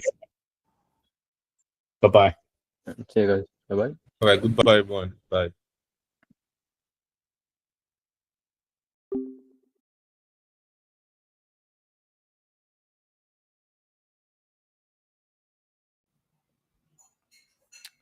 Oh, and there you have it. That was our first BFF Army boot camp. a little bit lower turnout than the people that registered. So we got to get more of you guys exposed, but at least we have this on the live stream as well. It's out there for you guys to watch. And again, bff.army is where you get started on your journey to becoming a more advanced participant in the DeFi ecosystem. I'm Peace Love Music. It's been a great show. I'm going to wrap the stream here at 6 p.m. We've been going since 7:30 a.m. You all have a blessed rest of your day. Peace out.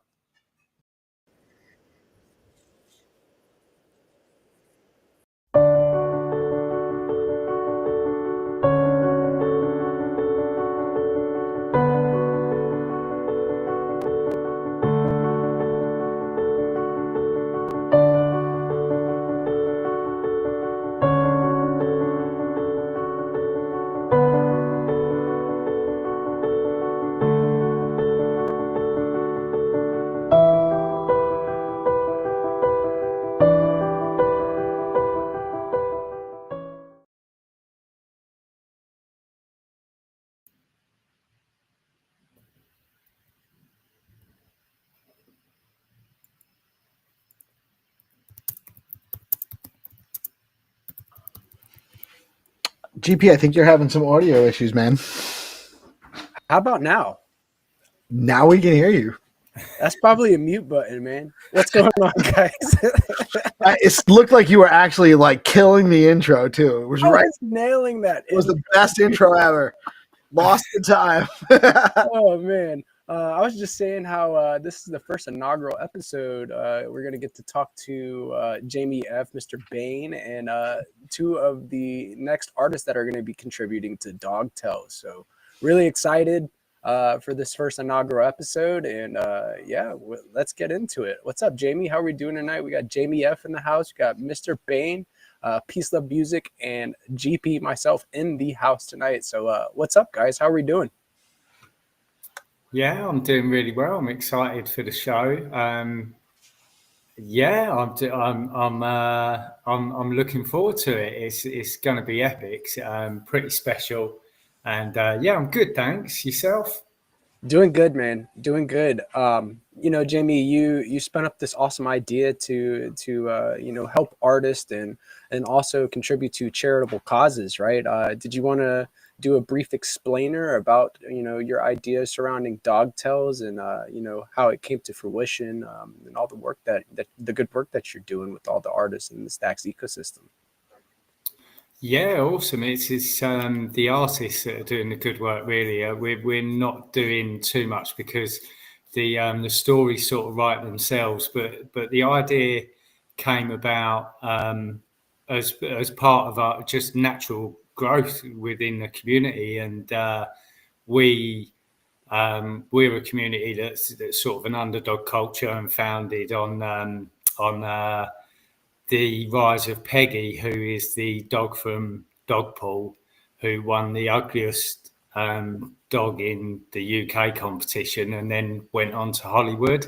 So we sort of it's quite poetic and quite, it's pretty cool. So and we built on that with Dogtails, which is basically where we collaborate with artists to retell real life stories, which we're not short as a race of inspirational stories. And as you know yourself, being our first artist, you did the story about Paul Stamets. We did do a story before that, but it was just kind of a pilot. It was just a post on X, and that was about Michaela de Prince.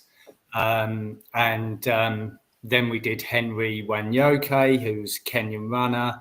And just recently we did Fela Kuti, who's a musical, cultural, revolutionary icon. And all of these people have something in common in that they all went through troubled times and went, in a much different way to Peggy, had a bit of a rough start and or had to overcome some sort of adversity to get to where they were, so and to what they did. So yeah, we've built on that, and we're now tonight. This is the unveiling of Zanetta's story, and this is very different to the ones that we've done before because this is more personal.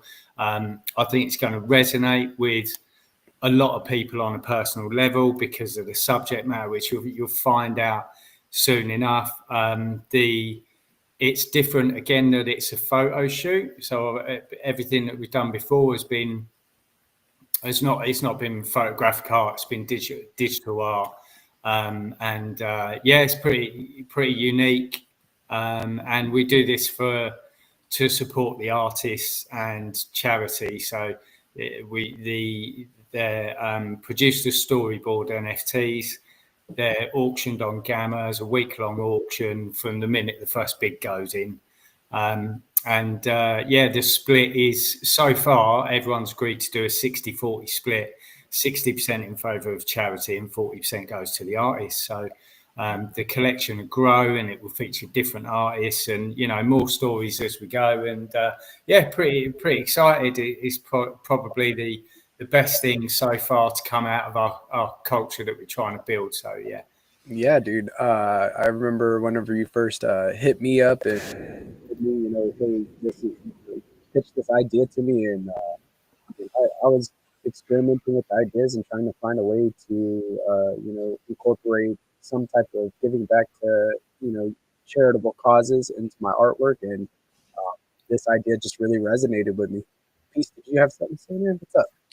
I just wanted to on something Jamie said, and of course he's going to just give all the credit to the artists, and the artists, he's done an amazing job. The artists so far in the project have been great. He's done a great job picking great artists, but I don't want to undercut the amount of effort and work Jamie puts into this project on the regular and the stuff he's creating. Jamie, you deserve a lot of credit for what you put out as well, man. Don't sell yourself short is all I wanted to say. Yeah, thanks. No, I don't. I mean, I enjoy it. And I think that's the attraction with this crypto blockchain world that we're in. We get to sort of write our own stories. And it's funny because we're in an amazing age. Obviously, I don't want to digress too much, but with the dawn of AI and the things that we can all do now, there's dreams that I had when I was a kid that are now that I thought had sort of gone by the wayside that are now possibly a reality. And like doing Dogtails is just a blessing, and trying to build that community and just put those out there is pretty cool. So I do enjoy it. Yeah, I think it's a pretty cool way to get artists to collaborate on one collection, right? Like you have multiple artists that work within Dogtails, and it's just a very unique way to approach getting artists to collaborate. And I'm a big fan of the structure and how it's set up. Yeah, we enjoy it. Speaking of artists and collaboration, like pleased as well to be doing this with not just yourself and obviously Peace and everything that DeOrganized has brought us, but also Mr. Bain, because he's as far I don't know anyone who's as connected in the sort of digital art world. Obviously, I don't know everyone, but he makes sort of genuine connections. Got a lot of artists follow him. So I think with this stream as well. So even though we're talking about the collection and this is a live reveal, this stream is something that we're going to do on the regular. We see how it goes, and it's going to be more about the people and their stories. And Mr. Bain, I don't know if you want to chime in, but I know the idea for the stream was sort of originally Mr. Bain's, if I recall correctly. It was sort of thrown out there, and we all sort of moved on it. Hey guys, Mr. Bain, what's up, man? Good morning, GM, and it's really GM at this time of the world too. Oh, nice. You're on the other side. We're on the other side. It's supposed to be sunny Melbourne, but it's been raining, and we're spring. We're supposed to be heading into summer in December, but it's not the case. So it kind of feels like UK. So I think that's what what Jamie's weather's going to be like in the UK. So I don't know about Peace and GPSC. I don't know where you guys are on your side of the world. We're both on the eastern seaboard US. GP's a little on the southern side where it's cold, but not really for most people. And then up in my neck of the woods, it's about 45 degrees this morning, and that could be warmer than it gets. But ironically, the last show we did, I think it was the last show we did, Jamie was talking about how it was a sunny day out over where he is. So it's come full circle. Climate change is real. Yeah. We just don't know if it's our fault or not. Yeah, not today. Is that 45 degrees or 45 degrees 45 Fahrenheit? degrees Fahrenheit. Oh, that's cold then, right? Yeah, it's a lot colder. It's cold to me, man. I think it's pretty. Yeah. But my heat's on. You know, it's yeah, because we can get up to 45 degrees over here Celsius. So yeah, that's a but hot we haven't experienced that. Yeah. No, that's a warm day. But I'm gonna actually be down in Buenos Aires, so I'm gonna get a little bit of extended warm weather for a week, going down to Dev Connect next week. So I'm excited about that. That's going to be awesome. Are you anyone else going with you? Or? No, well, I'm going down with Stacks, so Yeah. they're having me come down. But it'll be a little bit different than last time when I had like the whole crew with us staying in the house in Vegas last May. That was the best experiences of my life, actually hanging out. Insane, with dude. Yeah, and I'll be manning the ship here.